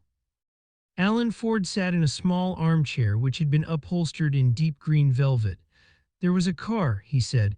"It stopped at the bottom of the terrace and a woman got out, then the car drove off. I assumed it was a taxi, though I don't think there was any sign on it." "What time was that?" Jen asked. "Late, the early hours of the morning. Past 1 o'clock because Radio 4 had finished and the World Service had started." Jen nodded, though she wasn't entirely sure what that meant. Ella was a geek and listened to Radio 4. Jen liked her music, streamed it, danced around the kitchen to it. "Can you tell me anything about the woman?" The man paused for a moment. "I didn't see her face. There's a street light at the end of the terrace, but I was looking down on the top of her head. She wasn't dressed for the weather, not for the rain at least. She was wearing a coat very long, it almost reached the floor, and boots. Her hair was pale, nearly white in that light, and long enough to tuck into the collar of the coat. No hat." "Wow," Jen was impressed by the detail. "Dad's a naturalist." Mary sounded proud. "His specialism is damselflies and dragonflies. He's used to recording detail." Alan Ford smiled. "I worked for the Devon Wildlife Trust for 30 years. I suppose noticing things has become a habit." "Any color on the coat?" "It's hard to judge color with street lighting, but I think dark green." He paused. "She was wearing a scarf, loose around her shoulders, wide, more like a shawl. I'm pretty sure that was green too, but it had flecks of gold thread in it. I could see it shining in the light." "Did you see where she went?" "Of course, she caught my interest. She seemed an exotic creature to turn up in Greystone in the middle of the night. I was fascinated. She walked up the hill up towards the top of the terrace, but from here I couldn't tell how far she actually got, which house she went into. Jen thought she knew where the woman was headed, though. None of the other residents she'd spoken to had mentioned a visitor in the early hours. Most of them had been asleep for hours when this person climbed the hill. This must be Jem Roscoe's mysterious visitor. And if she'd arrived in a taxi, perhaps Gwen Gregory's brother, Davy, might have more information about who she was and where she'd come from. She felt the thrill of new information. This was why she loved this work, why she'd never have been able to give it up to spend more time with the kids. The car, she said, any idea of the make, a color? Alan shook his head. I'm much better at identifying living creatures than machines, a lack of interest, I suppose, and my attention was drawn to the woman. It was a dark saloon, gray or black, I can't tell you any more than that. Which direction did it go when it drove off? He thought for a moment. Towards the village, but then that was the way it was facing. Even if it was heading back inland and up the main road out, it would be easier to drive down to the quay to turn round than do that here where the terrace is so narrow. If it had done that, it would have driven past your window. Did you see it, hear it? Alan shook his head. But then I might not have done. Once the woman was out of view, I went back to bed and I drifted very quickly off to sleep. A good night for me. I didn't wake again until just before Mary came in to tell me that she was going out on the boat. Jen thought it would be pleasant to sit here in this glorious space and talk to the father and daughter, but she had to speak to Venn. In this house, she might have found their first positive lead. Chapter 8. Ross May found Sammy Barton at home. He lived in a whitewashed cottage close to the quay, so near to the water that the spray must hit the windows at high tide. It wasn't Ross's idea of a perfect home. It was too wild, too insecure, too close to nature. In summer, that smell of rotting seaweed must find its way in, and in this gale, it felt as if the whole building could be swept away at any time. Inside, though, the place was tidy, civilized in contrast to the wildness outside. The man was sitting at a dining table at the front of the house with a view of the sea, a laptop in front of him. His wife had opened the door to Ross, introduced herself as Jane, and had returned to a more comfortable chair by the fire. She'd picked up the knitting she must have been working on when he'd knocked. A paraffin lamp gave enough light for her to see what she was doing. I'm just writing up this morning's call-out, Barton said, though I'm not sure they'll believe it in Poole. He looked up. That's where our HQ is based. Is it a full-time job, working for the RNLI? Ross took a chair at the table opposite to Barton. No, we're all volunteers here. They have a couple of paid staff at HQ, but the rest of us do it for love, because it could be one of our boys needing to be rescued. Sammy was helm for 30 years. The woman set down her knitting again and looked up, proud of her man. He only stopped after the heart attack, and that wasn't his choice. She got to her feet. Now I've finished this line, I'll make some tea, shall I? We're lucky we have a reburn in the kitchen and a load of logs that Sammy chopped from some pitch pine that washed up in the summer, luckier than some in the village. I'll make a pan of soup in a while and get it out to some of the older folk who have no power. You've got time for a cup of tea, Constable? I'd love one. The woman reminded Ross of his grandmother. As a small kid, he'd always been happier in his grandparents' house than his own. His father had suffered from bouts of gloom and had been a prickly bastard when the darkness hit. Depression, they might call it now. They'd probably have called it that then if his dad had found the sense to ask anyone for help, or if Ross's mother had shown any sympathy. The woman went out and Barton switched off the laptop. Best to save power, though they seem to think we'll be back tomorrow. What's your regular job then? Ross suspected that Barton was retired. He'd hardly be sitting here in the middle of the afternoon if he was in full-time employment. But he knew too that people could be sensitive about stuff like that, and the man certainly didn't quite look old enough to be getting a pension. I do a bit of fishing in the summer. Lobster, crab, the fancy restaurants around the coast will pay a good price. Tourists like the fact that they're locally caught. The boats pulled up in the yard behind the house for the winter. He paused. When I was still working full-time, it was more of a hobby, like. Now it's turned into a little business. What were you doing before?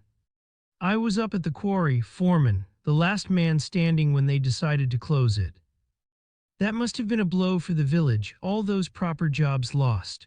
Ross's dad had been in a proper job once. He'd been a serving policeman. Then he'd lost his nerve and ended up selling menswear in the only department store in Barnstaple.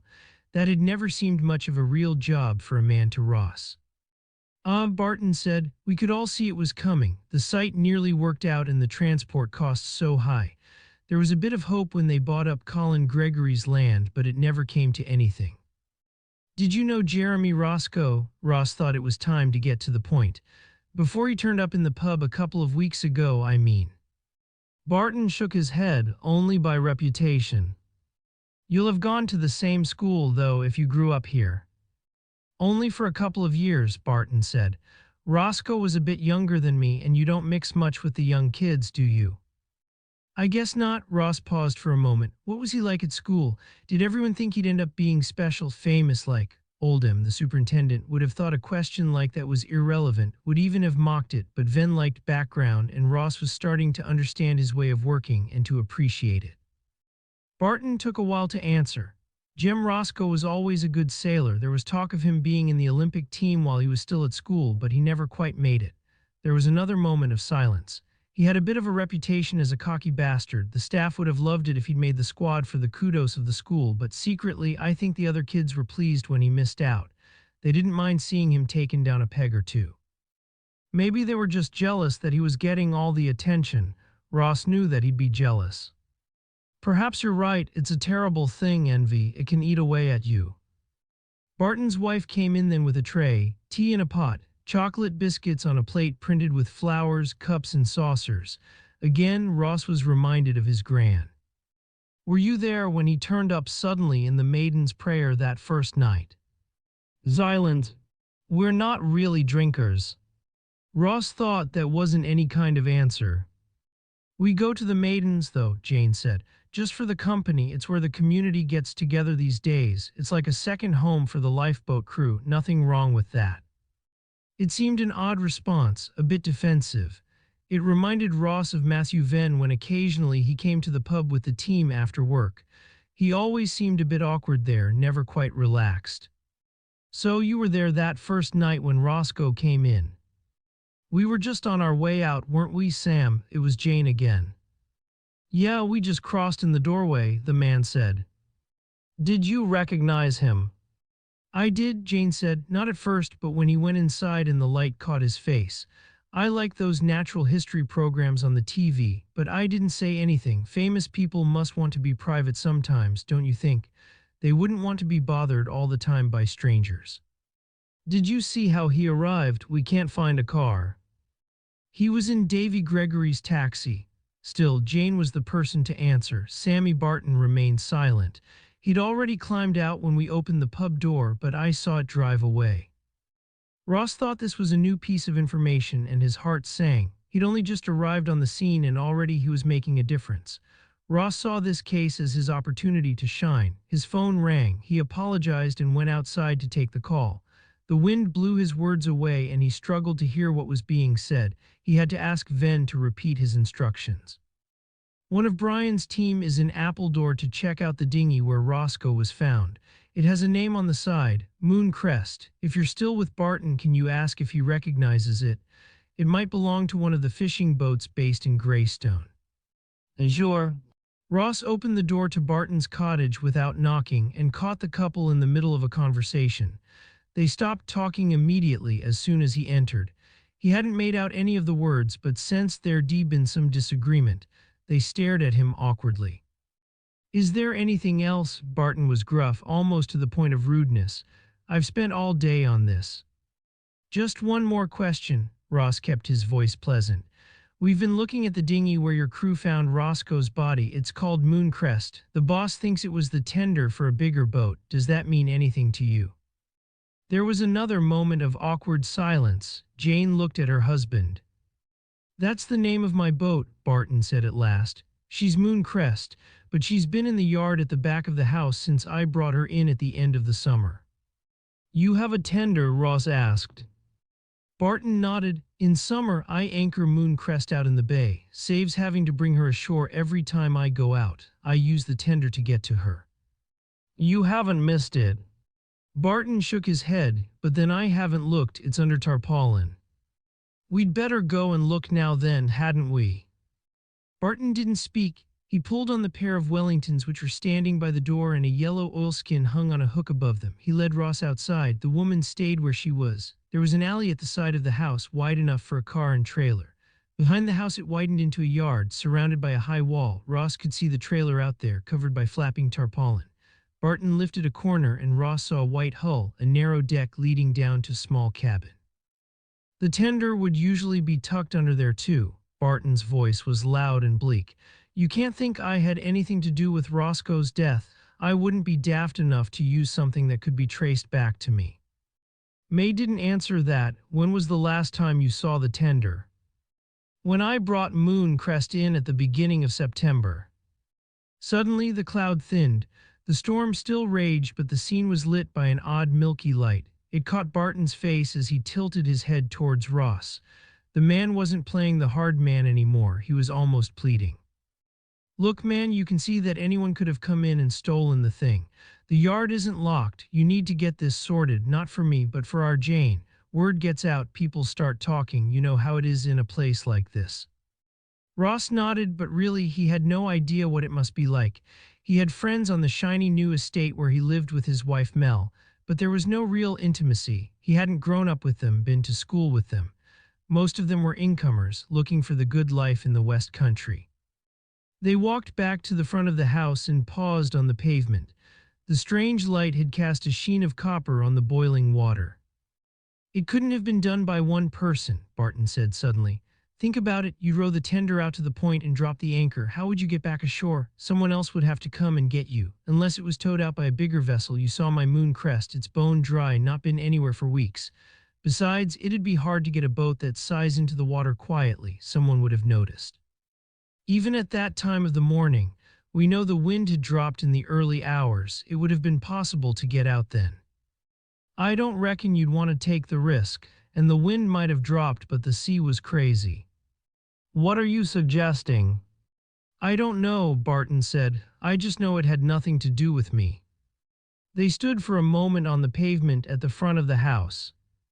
Thank Mrs. Barton for the tea. The man nodded and went inside. All the way back to the pub, Ross was wondering why Barton's tender had been chosen as a last resting place for Jem Roscoe's body.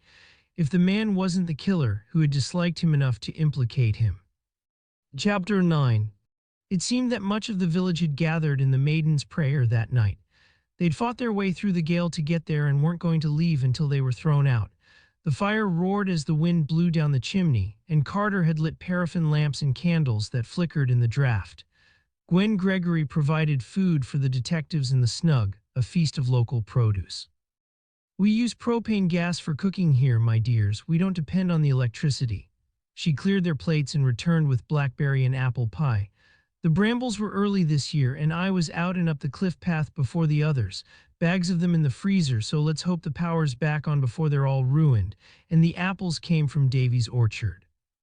Davy, the taxi driver who, according to Ross, drove Jem Roscoe here in the first place, and who, according to Mary Ford's father, could also have brought in the mysterious woman who walked up the hill towards Roscoe's cottage and then disappeared.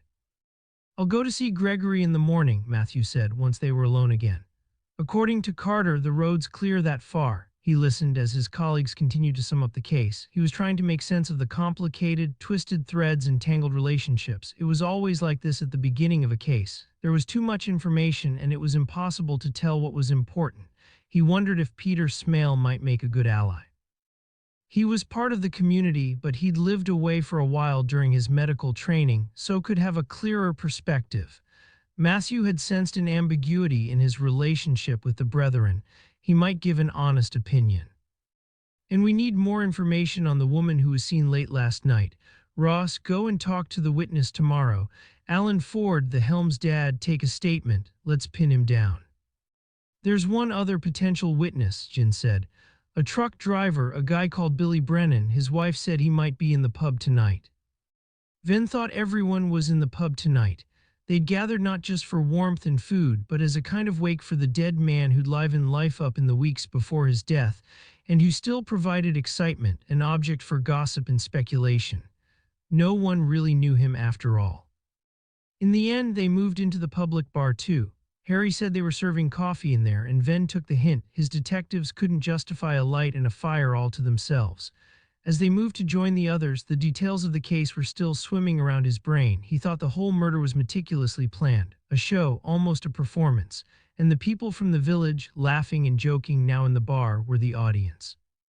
Perhaps by listening in on their conversations, the team would learn more than they would hear, in lonely isolation, poring over the details.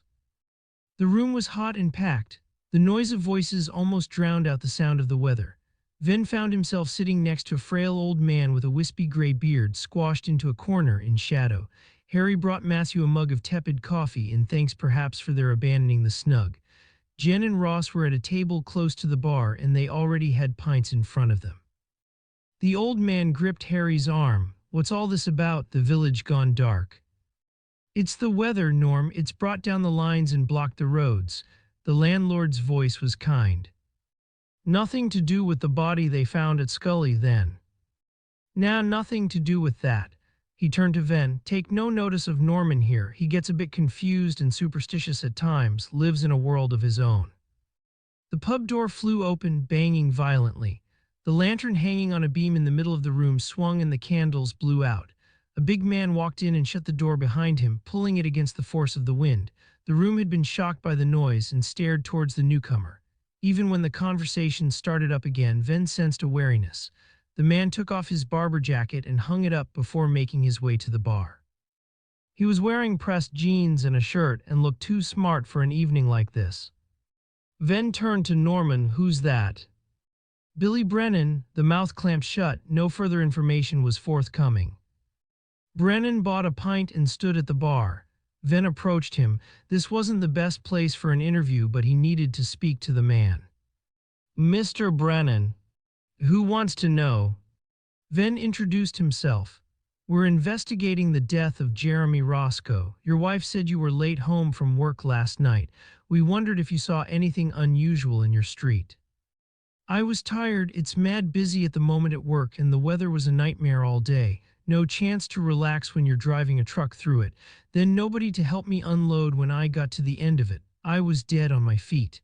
He seemed not to realize what he'd said. "You'd have noticed, though, if anyone was about that late, in that weather." "Maybe. I don't remember seeing anyone, though." He looked straight at Venn, challenging him to dispute it. "What time exactly did you get home?"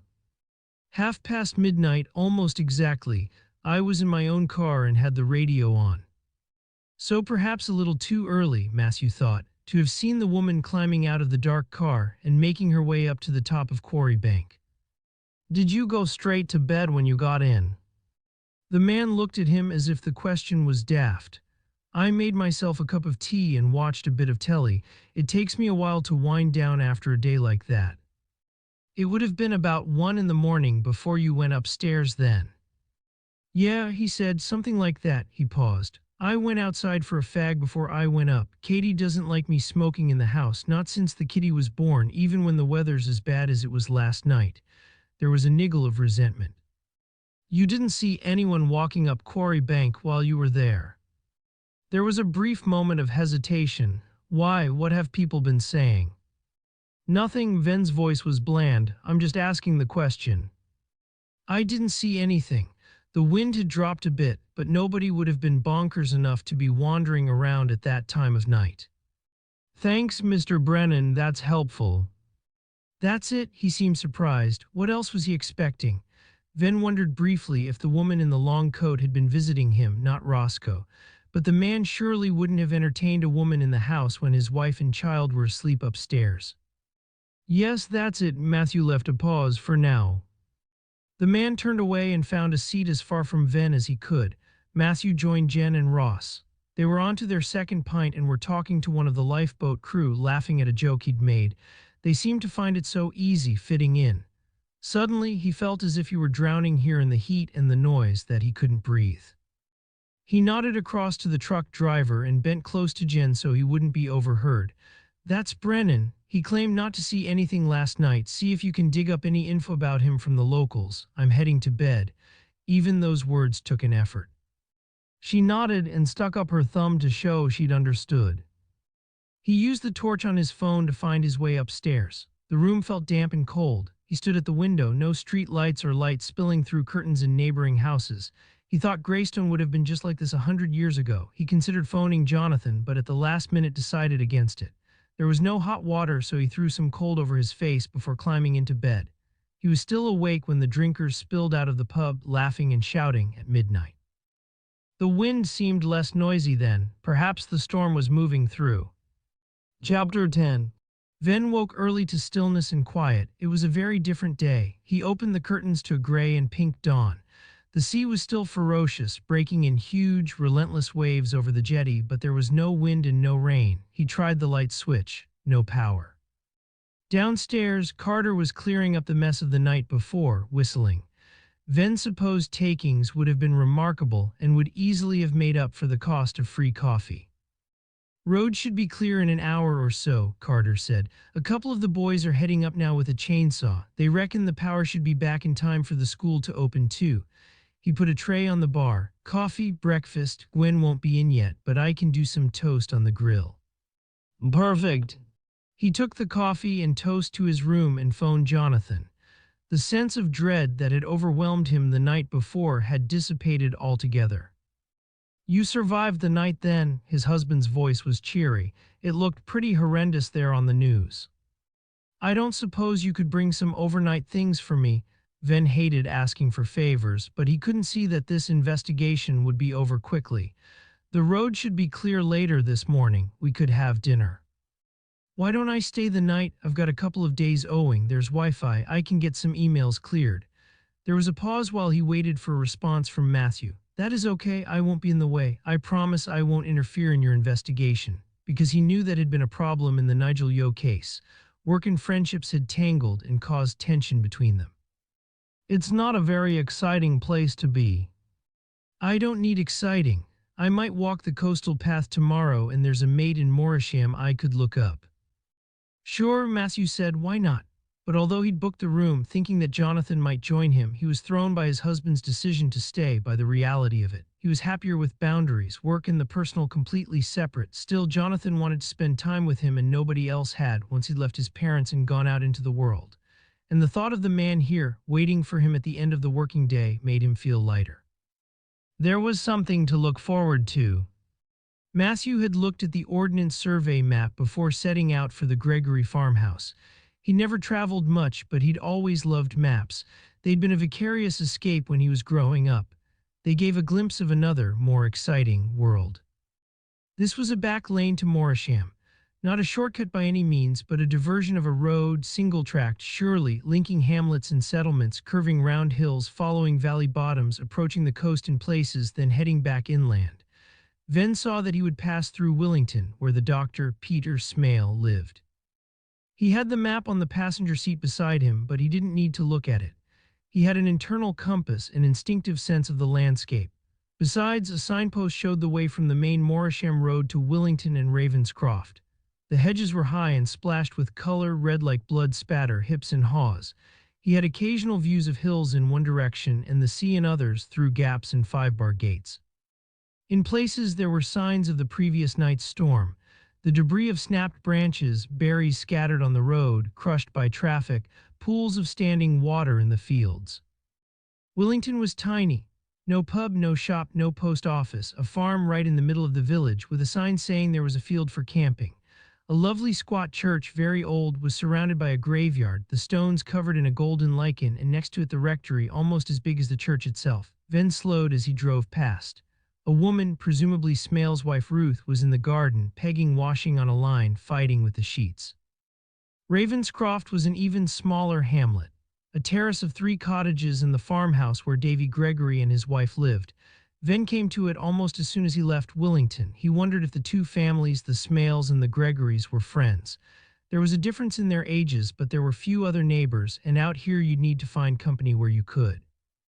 He wasn't sure what he'd been expecting at the Gregory farm, but it wasn't this. It wasn't this solid house built of mellow stone, nestled in a gentle curve in the hill, and a garden, the grass mowed short and already prepared for autumn. A fuchsia hedge, the blooms a deep red still, leading to the front door. A neat orchard at the back, the trees in rows, loaded with apples. He'd expected someone who had to supplement his income by driving a taxi to live in a place a little less attractive and possibly in need of some care. The terraced house where Davy's father had lived was modest and Spartan, but Matthew thought he of all people should know not to make assumptions. The wind had dropped completely and it was a clear day. Up on Exmoor there might even be a touch of ground frost. Perhaps it was the sunlight that made the place so appealing and the view down the valley towards the sea. Davy Gregory appeared while Matthew was still on the path leading to the house, having stopped to look back down the coombe. "Lovely spot, isn't it?"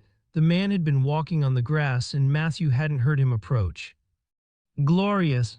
He was tall, gray-haired, younger than his sister, or at least better preserved. Good-looking if you went for older men, a bit of extra weight around the stomach but concealed by the knitted navy sweater, leather shoes despite the damp grass. "The house has been in the family for generations. We lost the land, but we kept the view." His voice was neutral. It was impossible to tell whether the loss of land rankled or if the view made up for it. "You're the detective, aren't you? Gwen said you might be stopping by. She pointed you out in the snug at the Maidens last night.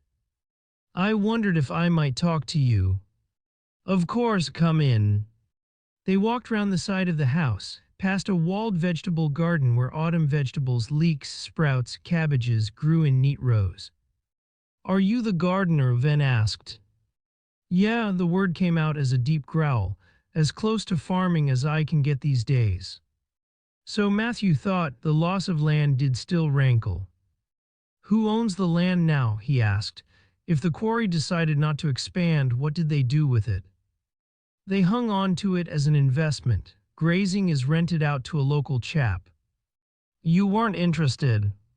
Gregory stopped and turned back to face Venn. "In paying rent for what should have been my inheritance, where I'd been working ever since I was a boy, no, I couldn't stomach it." A pause. "I offered to buy it back, but I couldn't raise what they wanted. I think they're hanging on to it in the hope of development."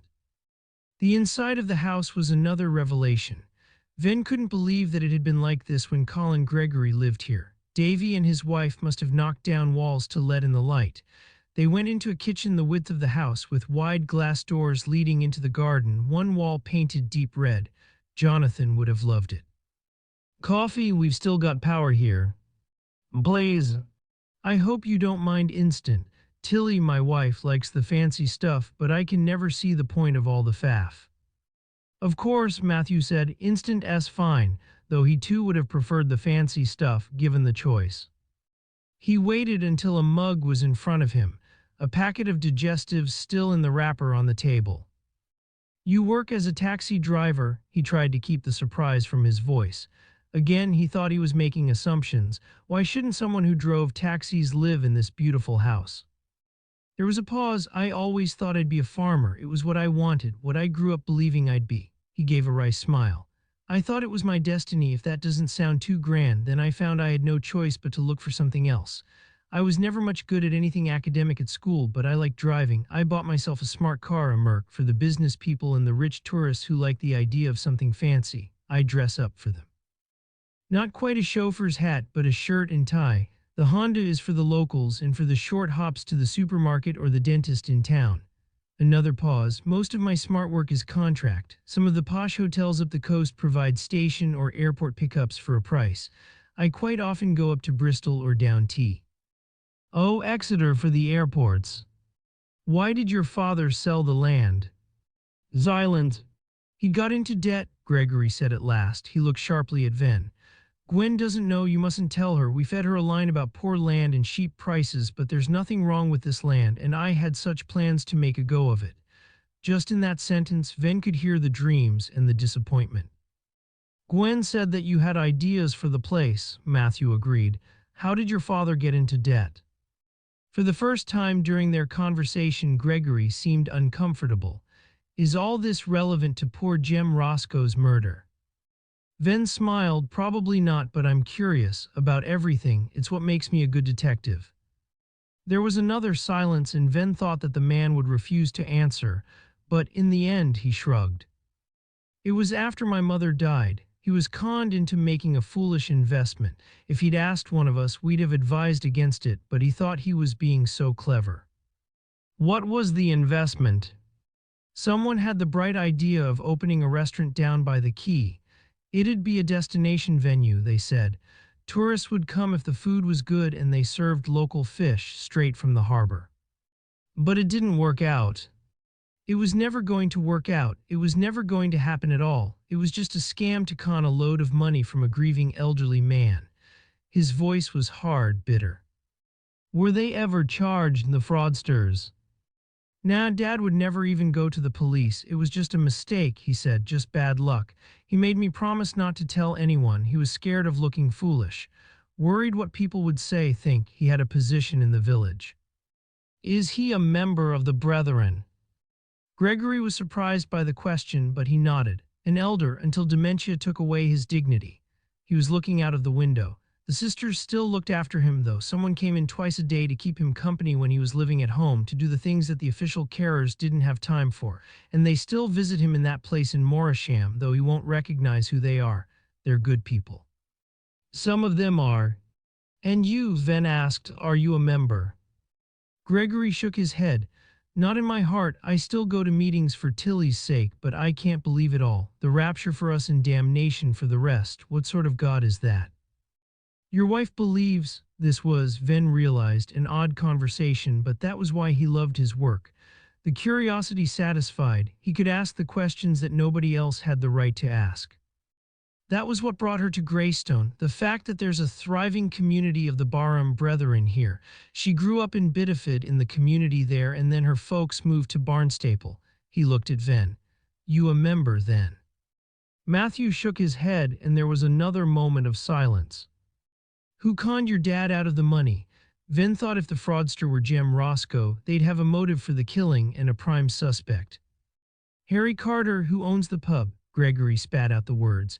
I can't believe Gwen works for him, cleans for him, a pause. But then I still go there, buy myself a pint and laugh at his jokes. That's Tilly's doing. She says I shouldn't harbor a grudge and that we're luckier than most. I suppose she's right, she usually is.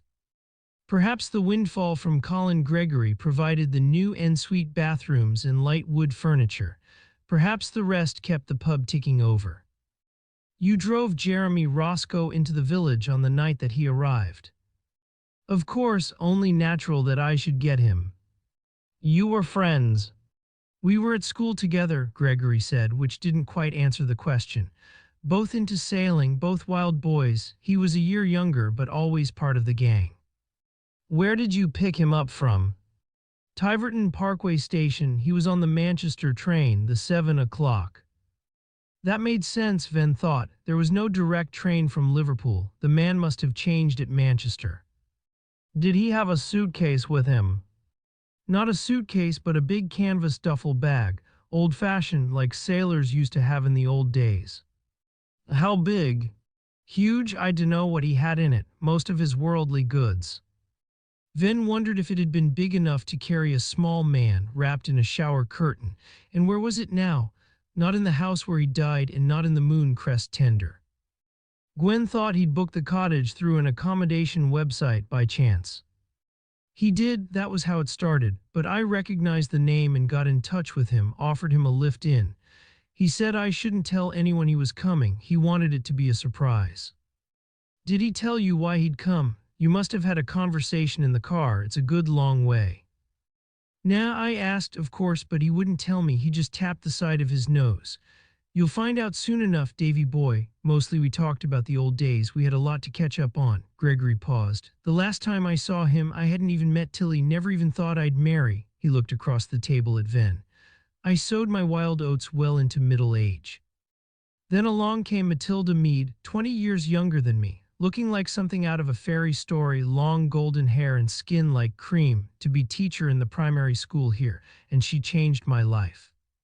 Just as Jonathan changed mine, although I wouldn't have used such poetic language. Was Mr. Roscoe married? He hadn't got as far as being able to find that out the day before, but Davy might have knowledge of a partner. Apparently he had an agent who'll be able to help with that sort of information, but we're still trying to track them down. Yeah, Jem did marry once, Davy said. It didn't last long. He had plenty of women, though, never short of a beauty on his arm, not even when he was still living round here, and hardly more than a boy. Had you kept in touch with him over the years? On and off, Gregory's voice was breezy, making Venn think it was more off than on. The man might like to claim intimacy with a famous man, but there seemed to have been no real friendship there. Did he mention a partner when you were driving him back? Davy thought for a moment. No, but like I said, we were mostly talking about the old days. I suppose school was what we really had in common. We were always the boys at the back of the class causing mischief. When was the last time you saw him before he arrived back here? That was a reunion at the school 10 years ago. He was guest of honor, but he remembered me and we hung out together all evening. Since then, we've been keeping in touch. Mostly emails, but that's how it is these days, isn't it? He sounded a little sad. You had another affair, Venn said, the night before they found Mr. Roscoe's body, or rather in the early hours of the same morning. Yesterday morning. Can you tell me about that? Gregory shook his head. I didn't have any calls that night. I was here all evening. Are you sure? A car was seen dropping a woman off at the bottom of the terrace where your sister lives, at about 1 o'clock. I don't get call-outs at that time, certainly not midweek. Weekends sometimes, some of the lads go into Bideford or Morisham for a few beers and a meal, and I get a shout to bring them home. Occasionally I'll do an airport run at odd hours, but very rarely for Greystone residents. Venn wondered if this explanation was too detailed, too complicated. He couldn't understand, though, why Gregory would lie about giving a customer a lift. Might they have used a different taxi service? Depends where they came from, not if it was a short distance and local. I'm all there is within 5 miles of here. Next nearest is based in Morisham. So how did the mysterious woman seen by Mary Ford's father get to Greystone? If she was implicated in the murder, did her accomplice bring her, or was Ross right? Had Mary Ford's father imagined the whole thing? Venn could think of nothing specific to ask Davy Gregory now, but still he sat in the beautiful kitchen. He wanted to know more about the equally beautiful wife, who seemed to have blown in just like Jem Roscoe. In the end, Davy answered the unasked question. The inside of the house is all my Tilly's work. She's the one with style. How long have you been married? 8 years. She arrived at the school just before Dad sold off the land. I was a wreck, bitter, angry, depressed. She brought me back. He looked up at Venn. She saved me. He got to his feet and brought a framed photograph to the table. Matilda Gregory was indeed beautiful. She looked like a figure in a pre-Raphaelite painting, long hair and deep blue eyes. She was sitting in a white wrought-iron chair in the garden, smiling. We were never blessed with children, Gregory said. Another unasked question answered. Tilly would have liked them, but she accepted it. She says she's got a family of her own at the school. Of course, as my mother accepted my father's lingering illness and death as the Lord's work. Where was your wife last night? She was at our neighbor's house. She was babysitting for them and then she stayed over. You'd think she'd have enough of kids during the day, but she's kind. Would that be the Smales? That's right, she and Ruth Smale have become good friends. Venn nodded. Of course, sisters in the Lord together. He got to his feet. Thanks, he said. You've been very helpful. Gregory walked with him out to the car. He was still standing, looking down at the valley as Matthew drove away. Chapter 11. Mary was woken early before it was light and very suddenly, as if by a noise or flash of light. But the room was quiet and there was no sound in the street outside. The storm had blown out. Until Arthur's diagnosis, she'd slept deeply and nothing would wake her until the alarm rang very loudly from the small clock on the bedside table. Now there were these sudden starts of wakefulness, moments of panic as she remembered anew that her son was dying. Occasionally, the boy called out in the night. There was a monitor in his room. Last night in the storm it hadn't been working, and because of that she'd stayed awake, anxiously listening out for him, until the early hours when she'd fallen into a fitful sleep. Today she'd escaped from a different sort of nightmare. In her head she saw the shriveled man who'd once been her hero curled into the small boat, and realized that she'd been dreaming about him, that she'd floated to consciousness to avoid having to take him into her arms again. She thought perhaps she should get up and work before the domestic routine of breakfast and walking the kids to school. A couple of hours in the studio in the attic might settle her. But in the end she walked downstairs to the kitchen and she sat in the cold, still house thinking about the future until the power and the heating came on, the children started to stir and she could put the kettle on for tea. Her father was still in bed when she took the kids to school. She pushed the boy in his wheelchair, bitter again at the disease that was limiting her son's life, knowing she'd give anything, her own life, of course, to make him well. They sang and joked all the way there. Mary had always been good at putting on a show, with Isla walking beside the chair, chatting to him about the autumn fair that would be happening in the school later that day. Arthur was already starting to lose his vision. They'd been told that there'd be seizures, a loss of cognitive facility, before he died in his teens. Her father, scouring the internet in the hope of more information and some hope, had come across the hospital in Illinois where there was a clinical trial into Jasper Lineham's some foe. RM of gene therapy. He'd emailed the doctor and started the fundraising that morning, tears running down his face. "Look, my love, we can get him well again." She'd wanted that to be true, of course she had. But in her heart she'd known it would take a miracle to cure her son, and she was too rational to believe in miracles. She couldn't understand how her father, who'd been trained as a scientist and had brought her up to believe in facts, could be taken in by an obvious con. She thought the community fundraising, the knitting, the sponsored walks and cake sales were about making Greystone feel good about itself, not helping her boy. Greystone kids had been quick enough to mock Artie's clumsiness when he was first ill, before the diagnosis. Perhaps there was some guilt in there too. Arriving back at the house after the school run, she took her father a mug of tea.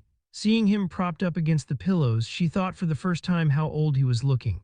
His face seemed to have shrunk a little, so his teeth seemed too big, and his neck was becoming wrinkled and leathery like a tortoise's. She'd always seen him as a strong man.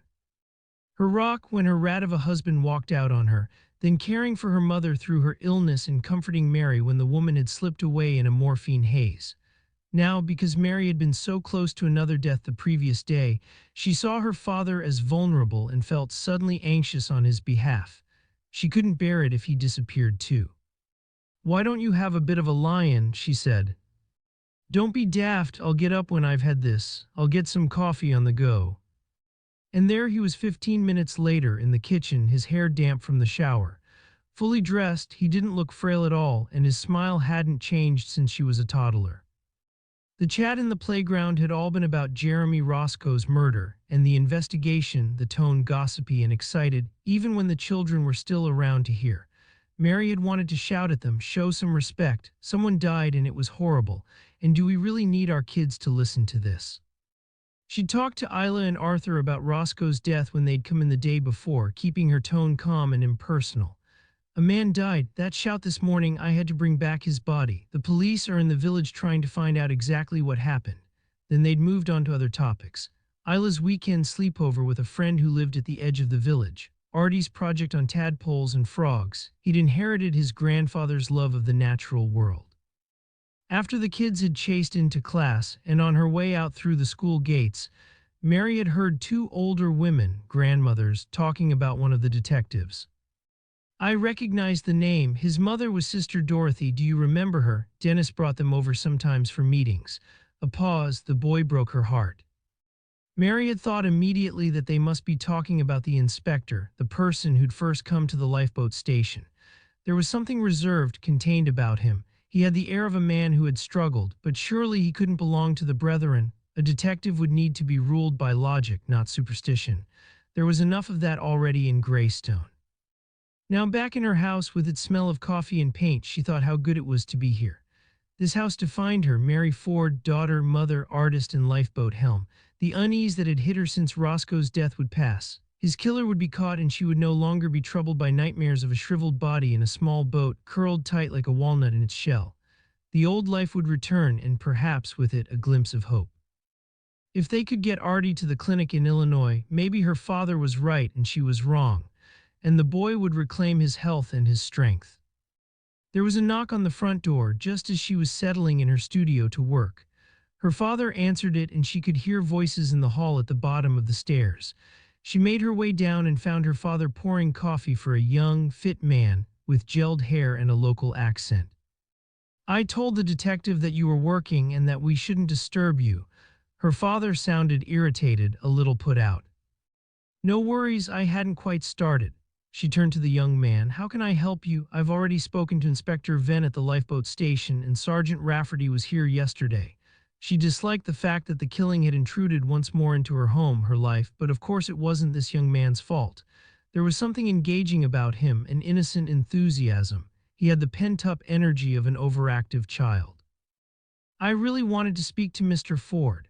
His voice was confident. He liked the authority of being a police officer and all that went with it. He wouldn't be easily intimidated. But it would be great if you could spare a bit of time for me too, as if her father wasn't quite competent to speak for himself, as if she were some kind of minder. Although it was Alan who was really holding the whole family together, who'd found a new energy in his search for a cure for her boy. Of course, she said, because now, after all, she was rather reluctant to leave her father to the mercy of this man. They sat at the kitchen table. Ross May took the chair at the head where her father usually sat, and she felt a stab of resentment. She was left to sit on the kids' bench. How can we help you? May turned to the older man. This woman you thought you saw on the morning of Mr. Roscoe's disappearance. We need a statement, if that's okay. You're an important witness. I didn't think I saw her. I did see her.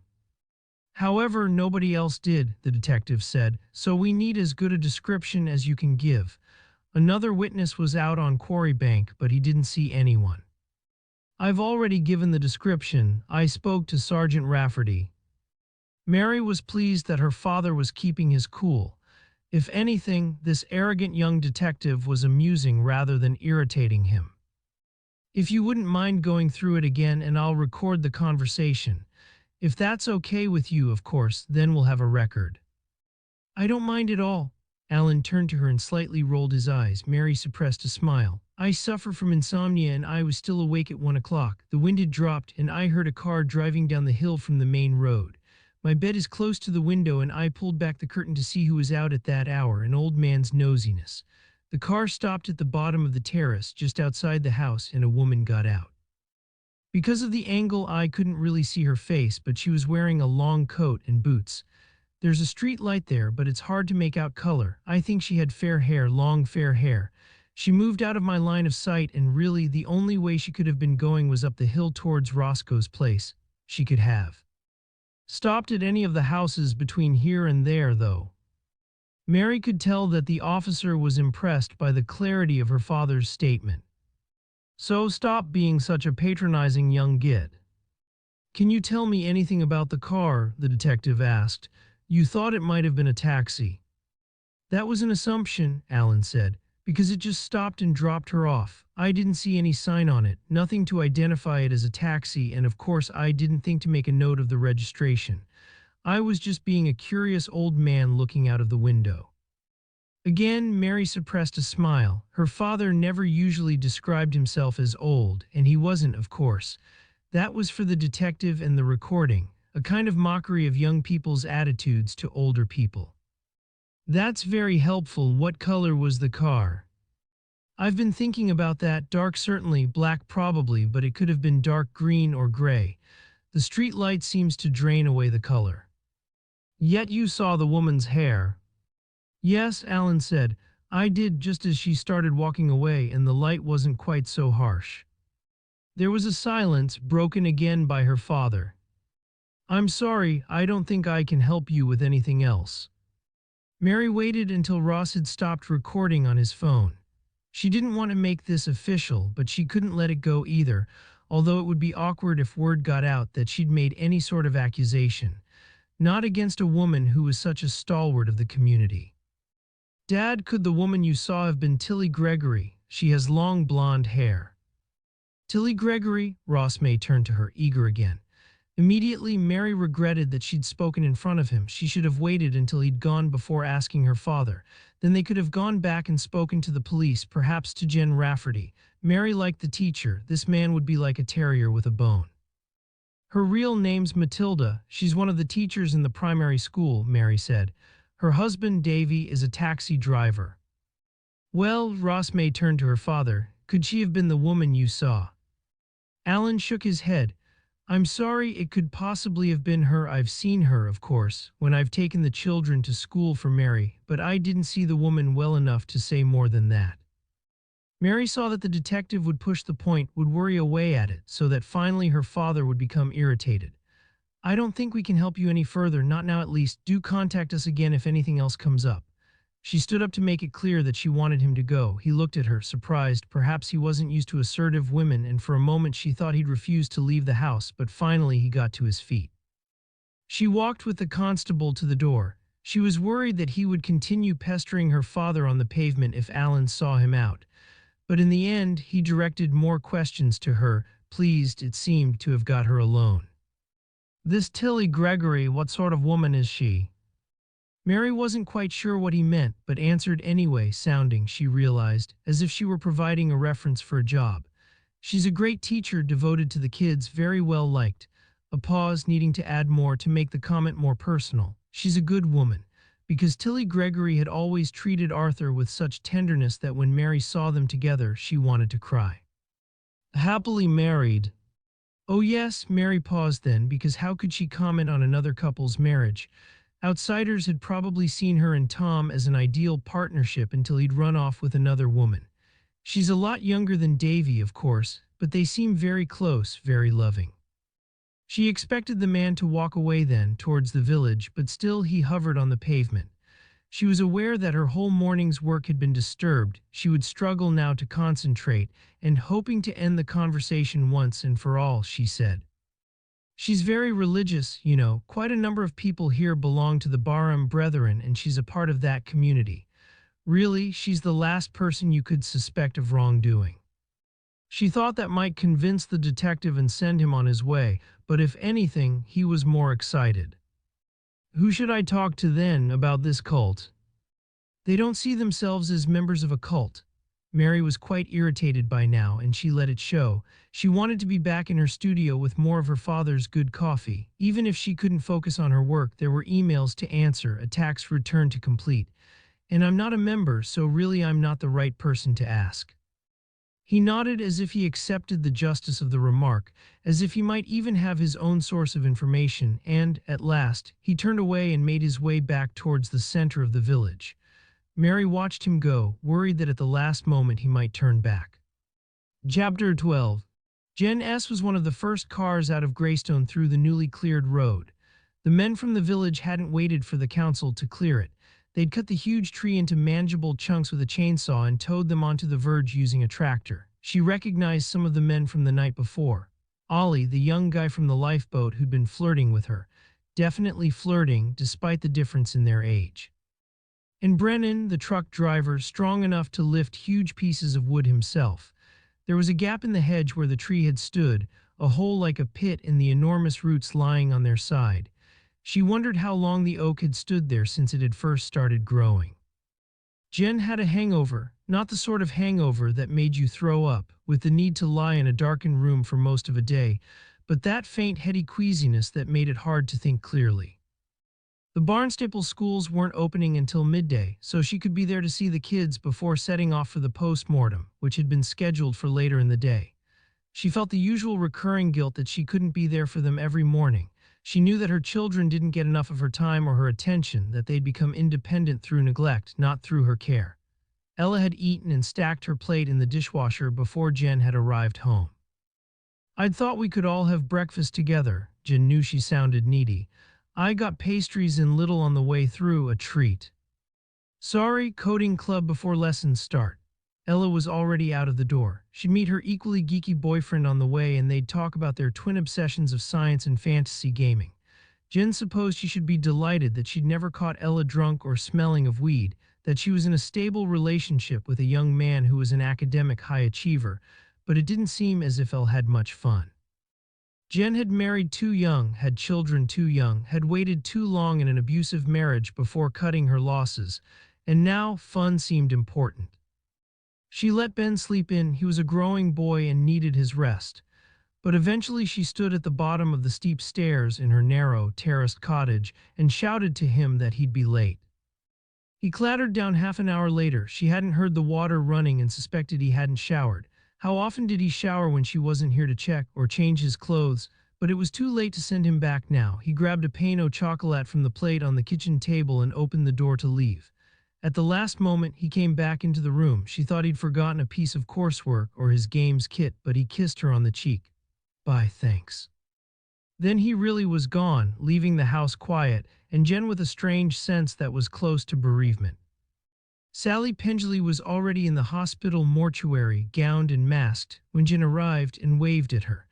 The body on the table looked very small, very old.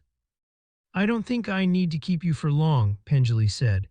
"The cause of death is obvious. There are multiple stab wounds. He'd have bled out very quickly." "Would he still have been bleeding when he was carried from the scene?" "It depends how soon the killer moved him. He must have been moved before rigor, mustn't he, to have been curled into the dinghy? The blood spatter is in a bathroom. He could have been placed in the bath, don't you think, in the same fetal position. Then there'd have been no rush to move him." Jen thought about that. The rage implied in the repeated stabbing seemed at odds with the meticulously planned removal of the body. The staging of the boat anchored just offshore. Why bother with that? Why not just leave Roscoe where he'd been killed? Had he been put in the boat as a mark of respect, he'd spent his life on the water after all, or, as Venn had suggested, was this a kind of mockery? It certainly wasn't an attempt to mislead the investigators. The killer would know there was no way this could be put down as an accident. She was still going over the details in her mind on her way to Appledore to hook up with Brian Branscombe's team. She waited outside the lifeboat station for one of the seasis to come out to speak to her. The young woman removed her mask and they sat together on the sea wall. The autumn sun bounced off the water and they were surrounded by gulls. Jen was tempted by the thought of a Hawking's ice cream or a bag of chips. It almost felt like being on holiday. "We're nearly finished. There's not much there to help you, I'm afraid. One set of fingerprints, but we've checked against the owner and they belong to him.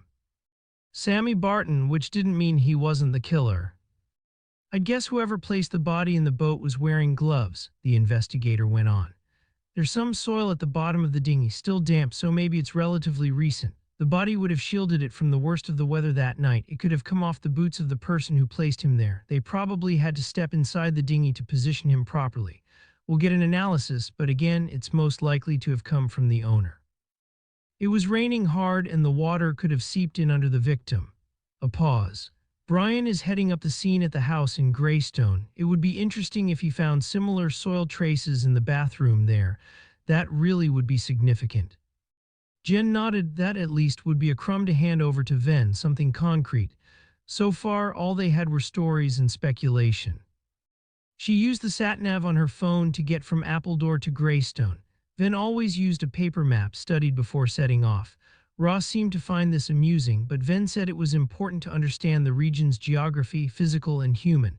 "We're all a product of the place where we were born, where we grew up, and where we live." That made sense to Jen. She'd always be a Scouser at heart. The route took her inland across farmlands separated by tangled hedges, bent by the westerly winds. Then there was a glimpse of the sea between the curve of two hills, and she was starting the descent into the village. It seemed slightly less grim now the rain had stopped, but still the road was in shadow, enclosed by the narrow valley. After the open landscape, she felt hemmed in by the terraced houses and the gray cliffs of the worked-out quarry behind.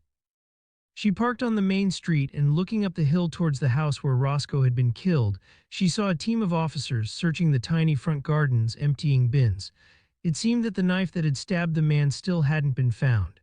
She walked towards them to see what was going on, felt the pull on her calves as she climbed the hill, and found Venn and Ross watching the action too. "Nothing yet," Venn said.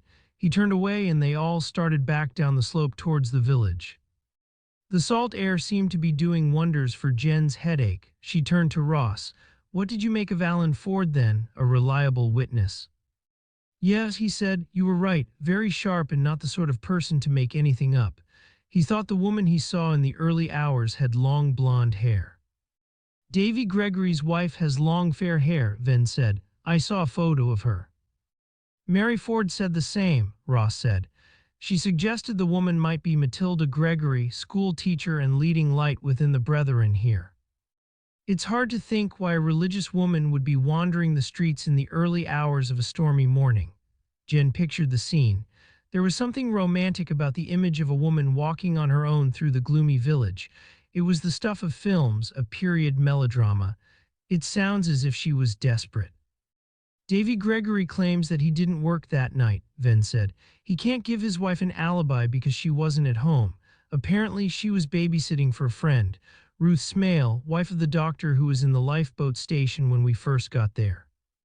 Jen nodded. She could picture the man who'd formerly pronounced Roscoe dead standing a little to one side. She wouldn't still be there at 1 in the morning, would she? According to Gregory, she stayed over. A bit odd, isn't it, for a school night? You wouldn't be up drinking with a mate after their night out if you had to face a class of kids the next day. From what I hear, Venn said, Matilda Gregory isn't the partying sort. Like Ruth Smale, she's a member of the Brethren. That's two more witnesses we need to talk to then. Jen couldn't imagine a woman stabbing Roscoe in his bath and carrying his body through the village to the quay, but she was curious to meet them. Sisters of the Brethren, women who lived such different lives from her own. They'd almost reached the Maiden's Prayer when there was a noise behind them. Heavy footsteps, a shout. It was Jimmy Rainston, one of the first officers to arrive at the lifeboat when Roscoe's body had been brought ashore. He'd obviously been running. He was beetroot red and heaving for breath. Sorry, sir, we'd have called, but there was no mobile signal. So, Venn said, what have you got for us? A knife, a pause. Rainston was enjoying the moment of glory. We reckon we've found the murder weapon. Chapter 13. Matthew and Jen followed the officer up the hill. Ross had wanted to come too. When Rainston had joined them, he'd been like an overexcited kid offered the prospect of a mound of sweets, ready to race ahead. No need for us all to go, Venn had said. We still have to consider Sammy Barton as a suspect. He's got no motive that I can see but all the opportunity in the world and the best knowledge of the coast. You need to go back to his house at some point, Ross. Get a sample of soil from the yard where the dinghy had been kept and from the garden. Also a scraping from Barton's boots. He'd sensed Ross was about to argue and went on before the man had a chance to speak. Then give Brian a shout. He's still at the murder scene. I need to know if they found any soil samples there. I didn't see anything when I was in there, but I wasn't looking and it wouldn't take much for a comparison. They'll be taking scrapings from the drain pipes. A pause. Once that's done, we're still waiting on details of Roscoe's next of kin. I can't believe he was completely alone in this world. Get on to it, will you? He must have had some cash squirreled away. Let's see who inherits. Now walking beside the local cop, who was beefy in build, but not as fit as he should be, still wheezing as they climbed the steep bank, Venn wondered why he hadn't let Ross come along. Was it a kind of spite? He had taken a moment of pleasure in Ross's disappointment. But after all, a young detective needed to know that a murder investigation wasn't all about dramatic revelations and murder weapons. It was about detail. And there was nothing a jury liked more than concrete forensic evidence. Jonathan always said Matthew overthought things, and perhaps that was true now as he analyzed his response to the DC's disappointment. Guilt lurked always, ready to pounce, part of his own inheritance. The three of them walked up Quarry Bank, past Gwen's cottage, and past the cottage where Roscoe had spent his last few weeks. That had been cordoned off from public gaze. The houses only ran on one side of the path, on the other was a strip of wasteland with a few scrubby bushes, a scattering of brambles. Venn saw that this had been the main area of search. Men and women were crouching, prodding the undergrowth, but Jimmy Rainston was still walking on up the footpath towards the quarry. The boundary was marked by a rusting metal fence. There were holes in the wire caused, Venn suspected, by local kids. He'd only learned as an adult that, to most teens, there was nothing as attractive as forbidden ground. He'd been a very different kind of teenager, a rule keeper, a little priggish. He'd probably have shopped anyone breaking through the fence to his parents or teachers. Jonathan would have been leading the fray with his bolt cutters. Matthew wondered what that would be like, to be part of a gang of kids, released occasionally from parental authority, running wild, forming alliances with children different from himself, kids with different faiths or none. He struggled even to imagine it. He was so lost in thought that when the policeman stopped at the fence, Matthew almost bumped into him. Beyond the boundary, Venn could see a gray granite bowl of rock, a moonscape, pitted and uneven, the cheap set for a sci-fi movie.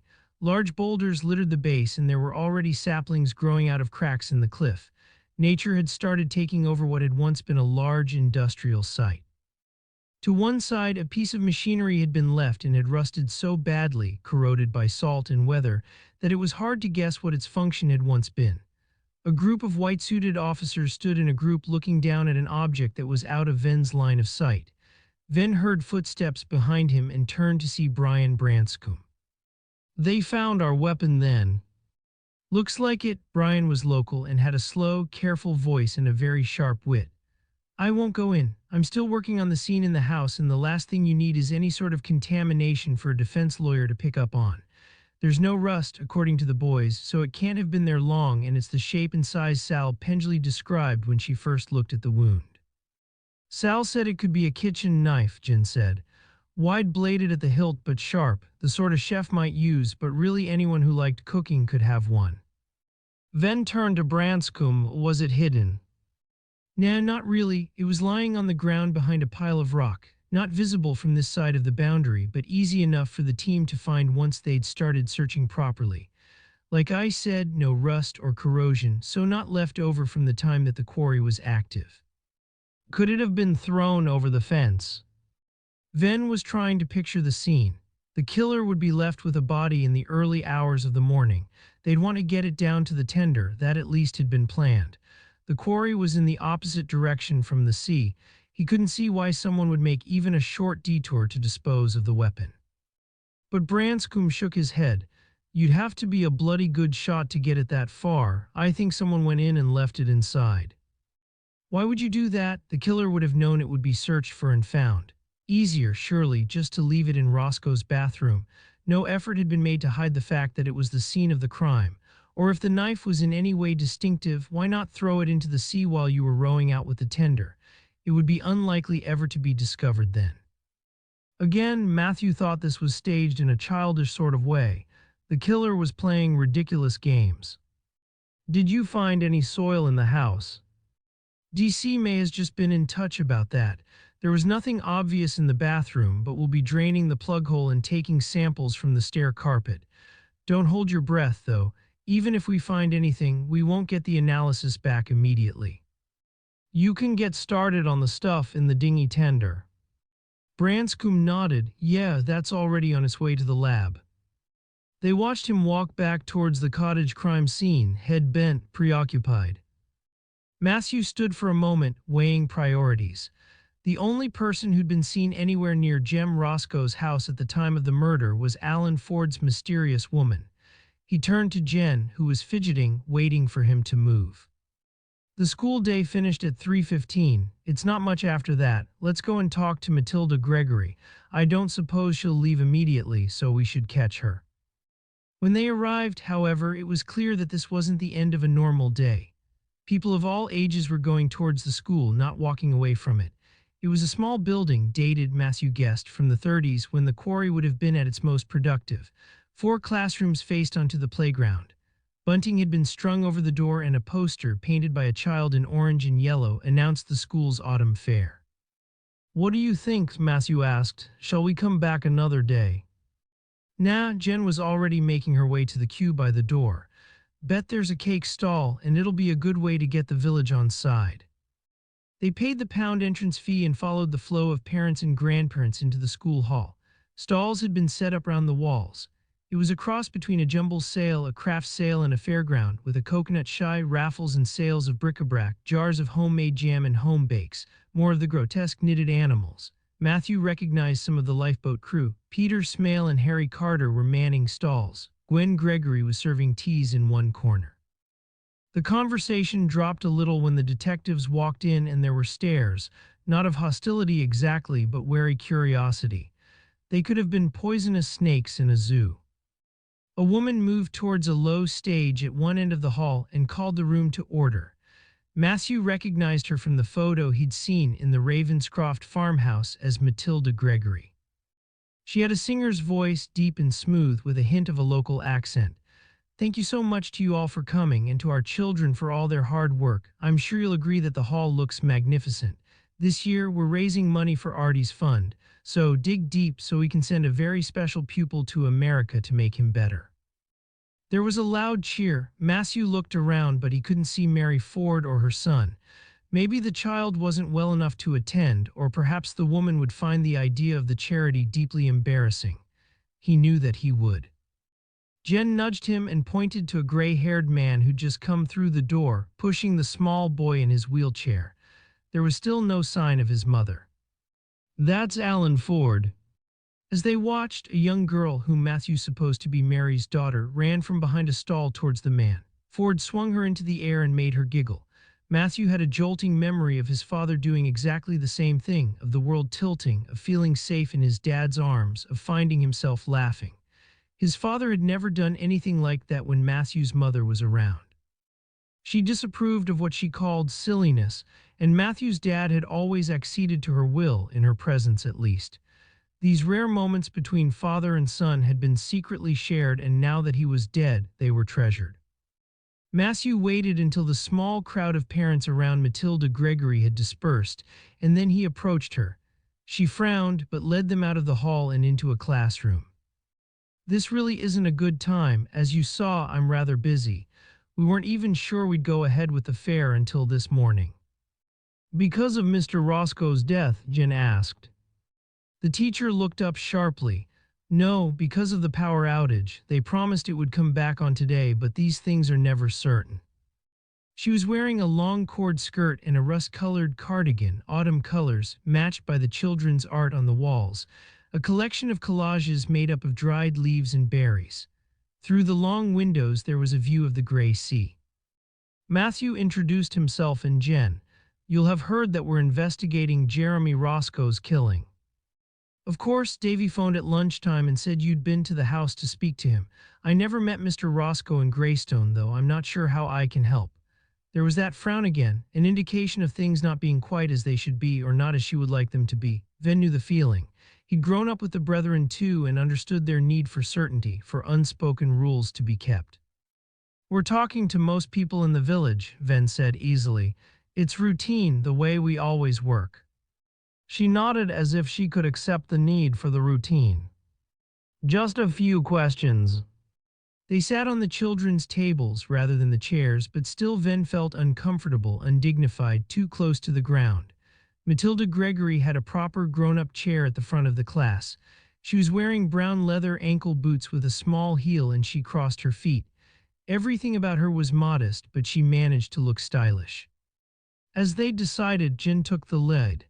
"Could you tell us where you were in the early hours of yesterday morning, Mrs. Gregory?" "Is that when Mr. Roscoe was killed?" Venn expected an evasive response, but Jen answered, "We're pretty sure that it was." "I was fast asleep," Matilda said. "I'm not one for late nights even at the weekend, certainly not when there's school the next day." "You were at home in Ravenscroft?" She shook her head. "Some friends had an emergency, Ruth and Peter Smale. Peter's the doctor here. Ruth's mother's very ill and they were called to the hospital in Barnstaple. They asked me if I could babysit their daughters in the old rectory in Willington. It's only just down the road from us, but I wasn't sure what time they'd get back, so I took an overnight bag." Venn thought that was something they could easily check. He made a mental note. "What time did they get back?" Jen kept her voice easy, conversational. "Just after 11, the crisis with Ruth's mother had passed, so they felt able to leave her and come home. I was already on my way to bed, so I decided to stay." "And you didn't go out again?" "No, of course not. What is this all about?" "A woman matching your description was seen getting out of a car at the bottom of the terrace where Mr. Roscoe was staying. Of course, your sister-in-law lives there too. Perhaps you were going to visit her." The teacher looked bewildered. "At that time in the morning, why would I?" Jen's voice was gentle. "If Gwen was having a crisis of some sort, surely you'd be one of the people she'd call. She has nobody else, does she?" "You think Gwen killed Roscoe and called me to help her get rid of the body? That's crazy, the stuff of horror films." She gave a little laugh. "Or comedies. You've talked to Gwen. She wouldn't hurt a fly." "Had you ever met Mr. Roscoe before he turned up here in Greystone?" She was quiet for a moment. "Not that I remember," she said at last. "I'm sorry." Jen made it clear that she didn't understand. "He knew my parents. Apparently they were close when they were younger, all members of the Morisham Yacht Club, but as far as I know, I never met him." "He was at school with your husband, yet you didn't invite him to your house when he was in Greystone, have him round to dinner to chat over old times?" Watching just out of Matilda's sight line, Venn thought that was a great question. He wasn't sure he'd have asked it in the same way. Jen was making a splendid job of the interview. There was another silence. We did invite him, the teacher said at last, but he made excuses. He said he was expecting a visitor and he wasn't sure when they'd turn up. He didn't want to be too far from home when they arrived. Jen didn't respond immediately, and when she did, her voice was a little firmer. Just to be clear, you didn't visit Mr. Roscoe in the early hours of yesterday morning. It seems such a coincidence, you see. You have a very striking appearance. It's hard to believe that two women who look like you could be seen in the same place. Matilda looked up sharply. I don't lie, Sergeant. I think it's a sin your witness is mistaken or another woman who looked like me was there. Either explanation is more likely than that I'd be out on my own, visiting a man who's not my husband, and that I'd lie about it. There was a moment of silence. Jim was hoping Matilda would say more, but in the end she was the person to speak. I'm sorry, Mrs. Gregory, I don't mean to upset you. I hope you understand why we have to check these things. A man has died. Of course, Matilda seemed a little more relaxed, even gave a smile. And once the Smales got back from the hospital, they were in the house with me all evening. There were no mysterious disappearances, I can assure you of that. She got to her feet. If that's all, detectives, I should get back to the fair. The fundraising is important to us all in Greystone. When they didn't immediately move, she stared down at them, the iciness returning. I don't know why you're asking us all these questions. Mr. Roscoe only spent a few weeks here with us. Surely you should be asking the people he spent most time with, his family and close friends. They'll be able to tell you more about him than we can. Jen glanced at Venn. He nodded his agreement that the interview was over and they left together. Glancing back at the school as they passed through the gate, Matthew saw Matilda Gregory watching them through the classroom window, her phone to her ear. Chapter 14. After the boss and Jen Rafferty left to talk to the teacher, instead of going straight to the Bartons' cottage, Ross May headed back to the pub. A minor gesture of rebellion to prove to himself that he couldn't be pushed around. He'd try Barton later. He made an effort not to care, but he felt like the youngest in a family, always left behind, always treated like shit, never listened to. He worked harder than Jen, not surprising because he didn't have the distraction of children, but Venn never seemed to notice. He and Mel intended to have kids sometime. Of course they did, but not until they'd established themselves in their careers, and maybe not until they'd moved up the housing ladder step. And then Ross wouldn't let kiddies get in the way of his work. It wasn't his fault. That Jen Rafferty had moved down here, leaving her husband behind. She'd chosen to be a single mother, let her deal with it. On the way, he phoned Brian Branscombe and received the information that the soil in the dinghy had already been sent to the lab and that nothing of interest had yet been found in Roscoe's bathroom. It would take time to collect all the samples, Branscombe said, implying that Ross should know that and was hassling him. Sorry, Ross said, the boss told me to ask. Let Venn take the crap. There was a note on the door of the Maiden saying it would be closed all afternoon because of a community fundraising event. Ross had a key and let himself in. At least he'd be able to sit in the bar instead of the pokey room at the back. He said about struggling to get a handle on Roscoe, to track down any recent contacts for him. There was a Facebook page, but that seemed to be professional rather than personal, and nothing had been added in the last 6 months. There were lots of photos of fancy yachts, gleaming in the sunlight against a backdrop of impossibly blue seas. Sailing porn, but few facts. There was a phone contact for an agent, but when Ross phoned it, he was told that Jeremy Roscoe was no longer a client. Had he found a new agent? Could you give me the details? The voice at the other end of the line was frosty. Mr. Roscoe decided that he could manage his own affairs. He resented paying our very reasonable commission. A pause. He could be a little demanding. We weren't sorry that he'd made the decision to go it alone. Ross was still working out the implication of that and forming another question when he saw that another call was coming through, his colleague Vicky. He apologized and told the agent that he might need to speak to her again. Vicky had been helping with data collection in the station in Barnstaple and had found an address for the man, a flat in Morisham. Once she had that, she'd traced his GP. Not that it did much use, she told Ross.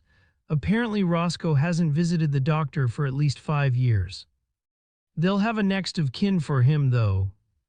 Only an out-of-date one, an ex-wife. They divorced 22 years ago. She's living in Barnstaple now. Vicky read out the address. I asked someone to go round to inform her of Roscoe's death, but she'd already seen it on the news. Apparently she wasn't heartbroken. Left on his own in the Maiden's Prayer, Ross tried to Google Roscoe again and came across an old episode of Desert Island Discs from Radio 4. Ross's mother always listened to it while she was preparing Sunday dinner, so he knew the format. The adventurer was picking the 8 records he'd want with him if he was stranded and talking about his life. Ross thought much of the music was a bit boring. Though there was a bit of punk and some classic rock, it was mostly country.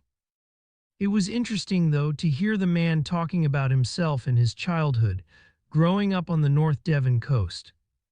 I was an only child and my dad left when I was a baby, probably just as well. He drunk himself to death by the time I was 10. They found his body in a hostel for the homeless in Plymouth. Yeah, it was tough growing up. My mother worked in a cafe, long hours in the summer and bugger all work in the winter, what you'd call a 0-hours contract these days. As a young teenager, I got into bother, nothing serious, mucking around, always hyper, always wanting to be in on the action. Couldn't see the point of school, it was the sea that saved me. There was a poster on the notice board in the classroom. Learn to sail this summer, hand-drawn pictures of dinghies in full sail. Turned out one of our teachers was into sailing. Suddenly, more than anything, I wanted to be there, out in the wind in my face. I'd always been a water rat. I spent my days on the beach while my mother was working in the caf, looking for treasure on the tide line, poking around in the rock pools. I guess the club wanted some younger members, though I doubt they were expecting someone like me. I turned up to the yacht club with a couple of posh girls, and that was it, love at first sight with the sailing and with one of the girls. He gave a strange snort, which could have been regret. I never looked back. The rest of the interview was about his success, the round-the-world record, his expeditions. But there was no explanation as to how he'd made the adventures happen.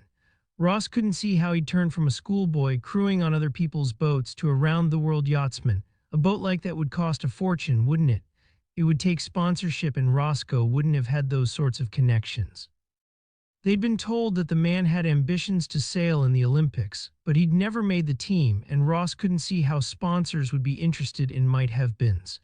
It could be worth a trip to the yacht club. Someone there might remember the real man rather than the legend. Then there was the posh girl who Roscoe had fallen in love with. There'd been something in his voice as he'd spoken about her on the radio broadcast. It was a leap, Ross knew that, but could she have been the mysterious woman the sailor had been waiting for? A romance from the past, his very first love. He was still pondering this when Venn and Jen Rafferty came in, bringing a blast of cold air with them. "How did you get on with the teacher?" Ross was about to ask if she was as glamorous as they'd been led to believe, then thought better of it. Neither Venn nor Rafferty had a sense of humor about stuff like that. "I'm not sure." Venn sat at the table. She was very hard to read and she was distracted. There was an event going on at the school. She claims that she was staying with friends on the night Roscoe died. "You didn't believe her?" Venn shrugged, not sure. The friends were in bed soon after 11. We'll have to check with them, of course, but she could have gone out again. Davy could have picked her up in his taxi. I can't see why he would bring her into Greystone if she and Roscoe were having an affair. If she was his mysterious visitor, she might not be telling us everything she knows, but in an investigation, everyone's got something to hide. It doesn't mean she's guilty of murder. Matilda Gregory said we should look into Roscoe's past for a motive, Jen said. That makes sense, I suppose. As she pointed out, he was only here for a few weeks, but it did sound as if she was directing our attention away from the village. I wonder if it's the community she's trying to protect, not just herself. I have been doing a bit of digging into Roscoe's past, Ross said. Vicky tracked down an address for his ex-wife. He'd been tempted to claim the discovery as his own, but Venn had a way of sniffing out that sort of deception. They've been divorced for donkey's years, but she's still living just outside Barnstaple. I could go and chat to her on my way home, Jen said. At the very least she can give us some background, but she might have more recent information. A pause and a wry smile. I suppose some divorced couples stay friends. I've had another idea too. Ross explained about the radio broadcast in Roscoe's early days of sailing. I thought I'd visit the yacht club and see if anyone there remembers him and can explain how he funded his first trips. And he mentioned falling in love with a posh schoolgirl who learned to sail when he did.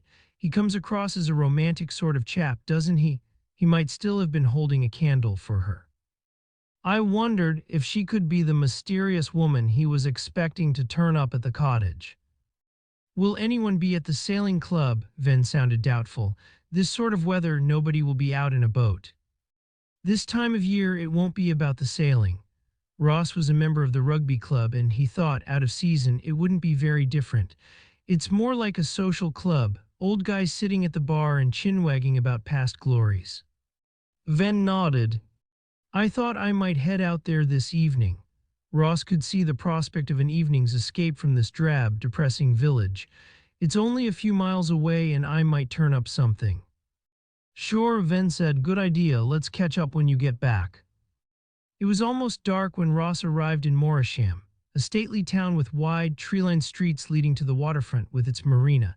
This felt nothing like the North Devon Ross knew. It was genteel with a faded grandeur, the main street flanked by a couple of large churches. Surrounded by gently rolling farmland, it had a vibe more reminiscent of the south of the county. Coaches full of elderly tourists regularly stopped here on their way to Torquay. There was one very grand hotel with manicured lawns and terraces where afternoon tea was served. The shops sold the sort of clothes his gran might have worn. He thought it must be a nightmare to be a teenager here. No wonder Roscoe had been a bit wild. The sailing club must have been built in the 60s or 70s. It was made of concrete and glass and looked down over the marina. Beyond it, a beach backed by a wide promenade led away into the distance. This, presumably, was where Roscoe had gone beachcombing as a boy. Ross May turned his vehicle into the club car park and walked to the front of the building to get a sense of the place before going inside. Perhaps because the marina was so sheltered, some boats had been left there. The metal rigging sang in the breeze, a strange, slightly eerie sound. The bar was at the top of the building and had a view of the water. The lights were on and Ross looked up to see couples sitting at the tables by the glass. The only young people in the place were the workers. The door was at the back next to the car park and was locked. It would take a code to get in. Ross pressed a buzzer and waited. Yes, the voice impatient and a little haughty. This wasn't one of the young waiting staff. Ross introduced himself. It's about the murder of Jeremy Roscoe. I'd like to speak to anyone who knew him. A pause, a little laugh. Oh, we all knew Jem Roscoe, all the established members. He was quite a fixture when he was in town. The door clicked and Ross pushed it open. Inside, the lights must be operated by a sensor because they suddenly switched on. There was a lift, a perspex box to carry the elderly or disabled to the first floor, and a set of varnished stairs which Ross took. An overweight, florid man was waiting for him at the top. He held out a sun-spotted hand. Barty Lawson, I'm Commodore here, come along in.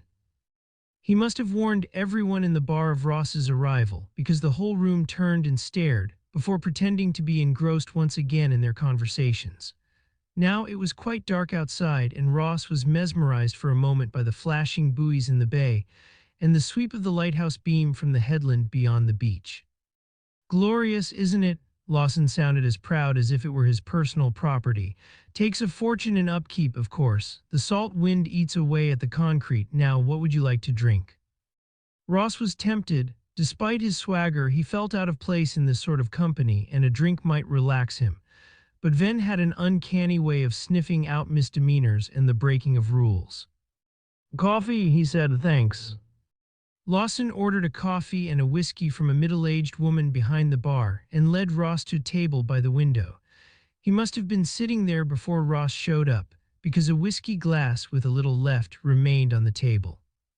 It's really just background, Ross said. We know very little about Mr. Roscoe's personal life, and it would be useful to speak to his friends.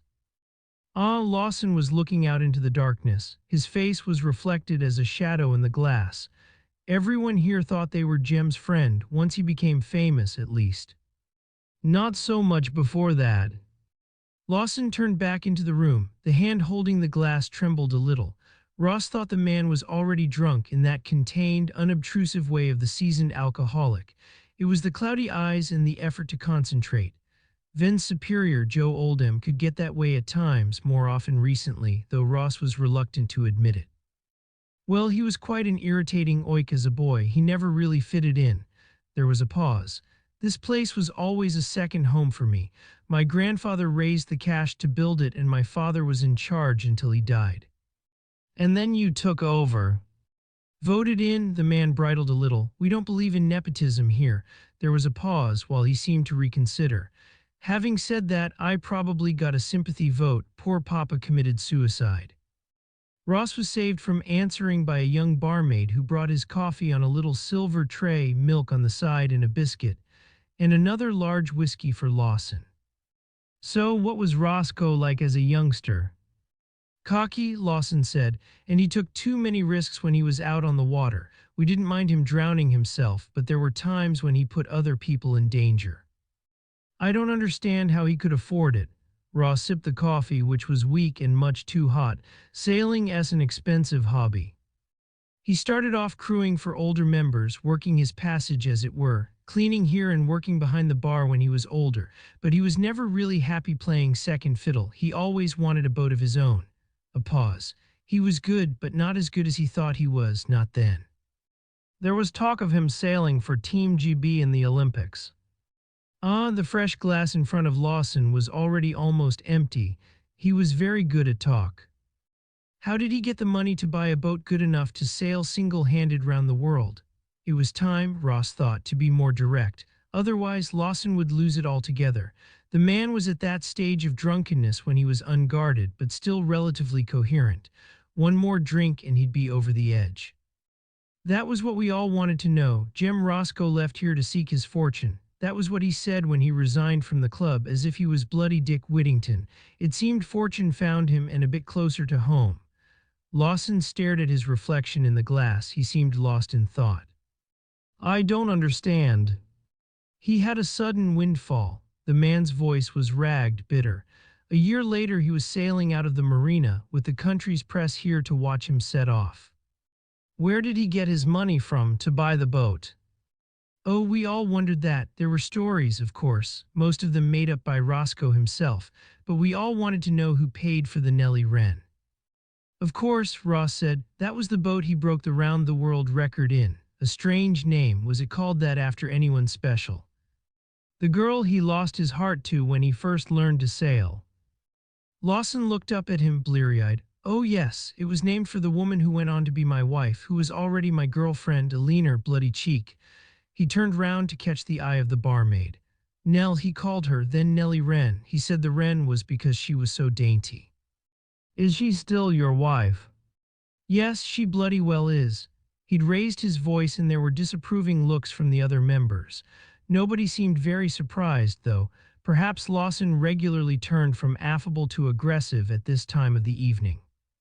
She's not here this evening. Lawson shook his head. She doesn't get out much these days, not with me at least. These days she's a bit of a home bird, not even her good works take her out anymore. It took him a moment to realize what he'd said. But not a Wren, not to me. To me, she's always been a leaner Lawson, the emphasis on the surname. His voice was loud again, my wife. He could have been a child claiming possession of a fought-over toy. Does Roscoe have any surviving relatives locally?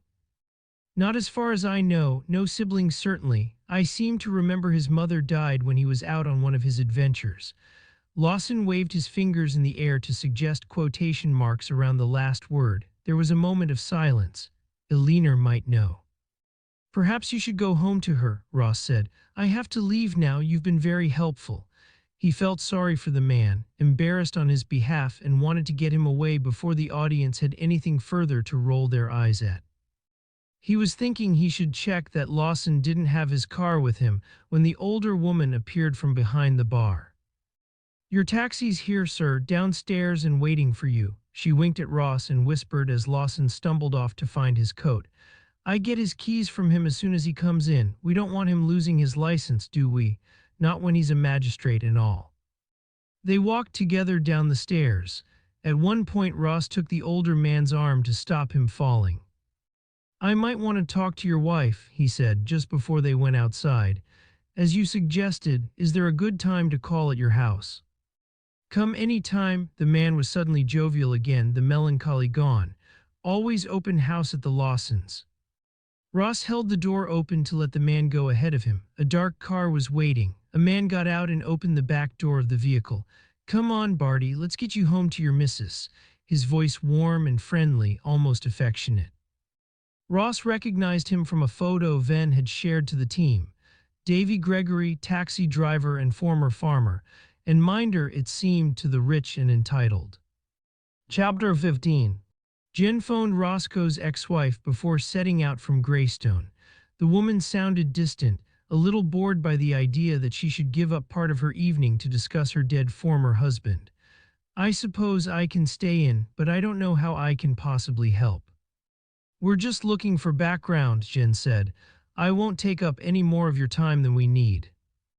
It occurred to Jen that she too would hardly be heartbroken if she got a call saying that her ex had died. She'd be curious, of course, but there'd surely be a moment of relief, a sense of lightness, of a burden being shed, because she would no longer have to worry about what poison Robbie might be feeding her children when they went on their increasingly infrequent visits. Perhaps, too, there'd be no more of the nightmare memories. The man screaming at her that she was an unfit mother, slapping her. Punching her in the gut? No, she thought. Her first response to learning of Robbie's passing wouldn't be one of relief. It would be of joy, of total delight. Selina Vickery lived in a large, detached modern house on a hill at the edge of Barnstaple. It was a part of a small new estate of executive homes, and stood on the largest plot with a view of farmland at the back and over the town at the front. It was just getting dark when Jen arrived. She'd parked in the street and stood for a moment looking in. There were lights on in the large kitchen, but the blinds hadn't been lowered. Selina and a man in his 60s were sitting at a breakfast bar drinking tea.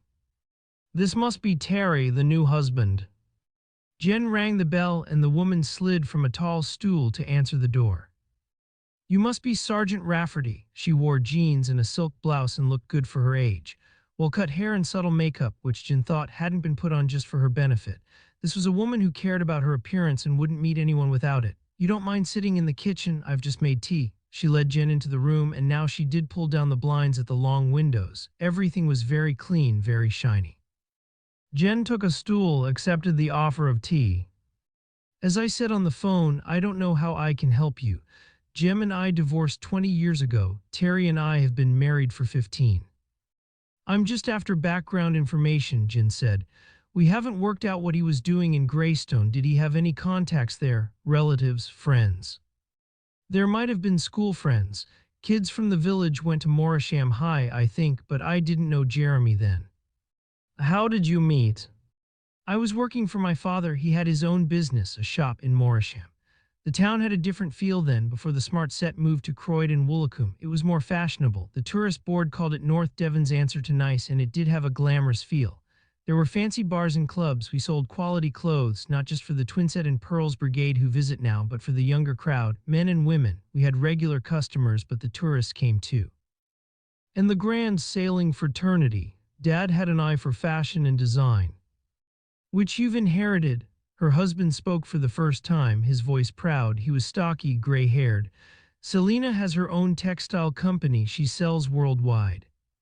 The woman smiled at him with real affection before continuing her story. Jim came in looking for an outfit for some awards dinner, and I served him. I recognized him at once, of course. He was a local hero in those days, not long back from sailing round the world, still in his mid-20s, very cool in a wind-blown, boho sort of way. He asked me out for a drink that night. We had several drinks and I was still there for breakfast. A month later, I'd moved into his flat. I was younger than him, dazzled, I suppose, by his celebrity. Where was the flat?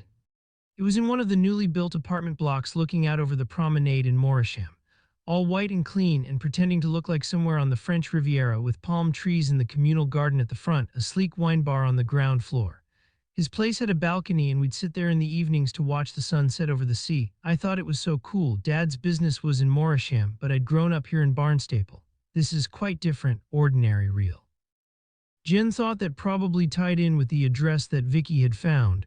Roscoe might still own the flat. How could he afford a place like that? Selina thought for a moment. I'm not sure he could afford it. Jem was a charmer and very plausible, but everything was precarious.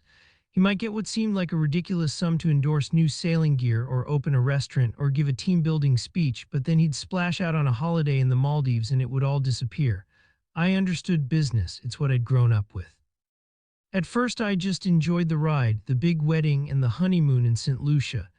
But then I started to worry about whether or not he was paying his VAT or filling in his tax form.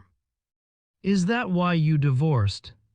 Selina didn't answer immediately.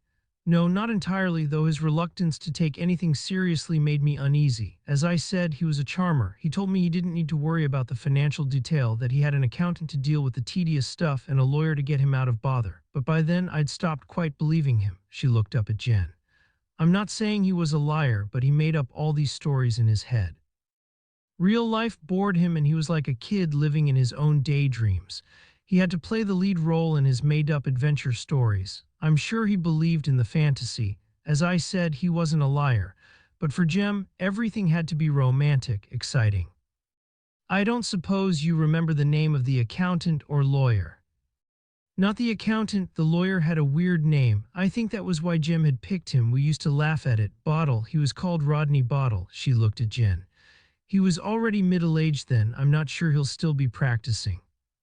Jen's phone buzzed in her pocket. She apologized, took it out and looked at it. A text from Ross. Ask her about Alina, known to him as Nell, the girl Roscoe fell for when he was still at school, the girl he named his boat for. She switched it off and stuck it in her bag. Selena and Terry were staring at her, obviously curious.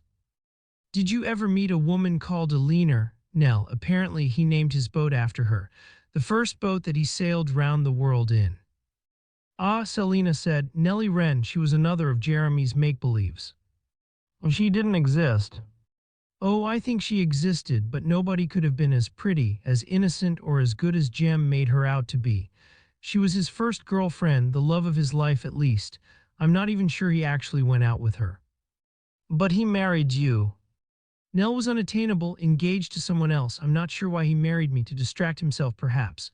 We did have a lot of fun together and I adored him, in the beginning at least. He would have loved the adoration, then the gloss wore off. I'm sure the same would have happened if he'd been married to the perfect Alina. His passions were only fleeting. Soon he'd move on to the next thing, the trip up the Amazon or walking to the North Pole, a pause, or a younger and more glamorous lover.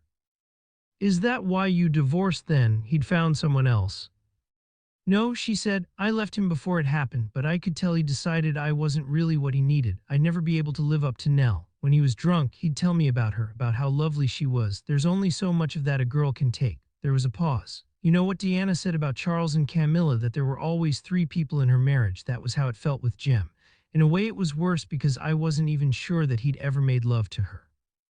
She was inside his head, the ideal woman. I was real and so I'd never match up. She smiled at her husband. And then I met Terry, who's very real too. He's a builder, practical like me. This is his development. We married as soon as my divorce came through. 2 teenage sons, and we've Neve. Or looked back. Jeremy had already done his round-the-world trip when you first met him. Yeah, he was still living off the glory of that. Do you know how he raised the money for that first trip? He didn't have a wealthy family, and at that point he wasn't well known outside local sailing circles. Selena shrugged. I suppose he found some rich backer who'd been taken in by his charms. Jen thought about that. Wouldn't a backer want something in return? A company name splashed all over the boat. Did Jeremy ever mention anyone specific? Selena thought for a moment. No, he always said that first trip was down to luck. A pause and then she grinned. Perhaps he'd won the premium bonds. The suggestion was meant as a joke, but Jen wondered if it was worth checking out. There was something of the fairy tale about Jem Roscoe's background, and a lucky premium bond number didn't seem as outrageous as it might otherwise do. The contemporary equivalent of 5 magic beans in Jack and the Beanstalk. When was the last time you saw your ex-husband? Not very long ago, at the beginning of the summer, and it was quite by chance. I'd been out with some friends in Morisham, and Terry offered to pick me up after the meal. For some reason the evening ended earlier than I'd expected, and I had 40 minutes to wait before we'd arranged for him to collect me. I walked along the prom to kill time. It was one of those beautiful June evenings, when the sun is low over the horizon and seems to send a path of gold across the water. Selena paused and pulled a face, mocking herself for the poetic thought, before she continued. It was midweek and there weren't many people about. That's when I saw Jem. He was sitting on a bench, hardly more than a silhouette in that odd light, but I recognized him. I sat beside him. We hadn't ended on bad terms, and I was interested to find out how he was. She paused again, caught up, it seemed, in the memory. It took him a while to realize who I was, and then he became the old gem, full of life and chatter, telling funny stories about his last expedition, asking for my news. We were very at ease with each other, and I was nearly late meeting Terry. But when I first saw him from a distance in that dying light, he'd seemed rather old and sad. Selina looked across the breakfast bar at Jen. I'm sure he'd been crying. Chapter 16. The bar had opened again when Jonathan arrived, and Matthew heard his husband before he saw him, calling across the room to Harry. Hello, mate, lovely to see you again. His theater group must have stayed in the Maidens when they were on their tour. Your bloke S in the back. Harry's reply was warm, welcoming, of course. Jonathan made friends wherever he went. Venn was alone in the snug, his makeshift office. He thought the team would be here in Greystone for a while unless there was a sudden break in the case. More storms were forecast for later in the week. There were flood warnings and the tides were high. If they left Greystone now, there was no guarantee that they'd get back. There was still a little light left in the day, and the couple went for a walk through the village and along the jetty. They sat there for a while, their backs to the wall, watching the dying sun catch the waves as they broke on the shingle. Thanks for bringing my stuff. Matthew could never quite put into words what Jonathan meant to him. It always came out like this, boring and banal. I wanted to see you, Jonathan said. I miss you when you're not there. A pause. Besides, it's good to get away for a while. There's something I need to decide. Would it help to talk? Not yet, my decision. Matthew felt a sting of rejection but said nothing, and Jonathan went on speaking. I'm meeting an old friend tomorrow. He's a teacher at the high school in Morisham, so we're catching up for an early lunch. How old is he, your teacher friend? Mid-60s, just about to retire. He arrived there in his early 20s as a newly qualified teacher and has been there for the whole of his career. He teaches art and brings a group of 6 formers to the woodyard to most of our exhibitions. We run workshops for them. Jonathan squeezed Matthew's arm. There's no competition, I promise. He's gray and wrinkled and very unfit.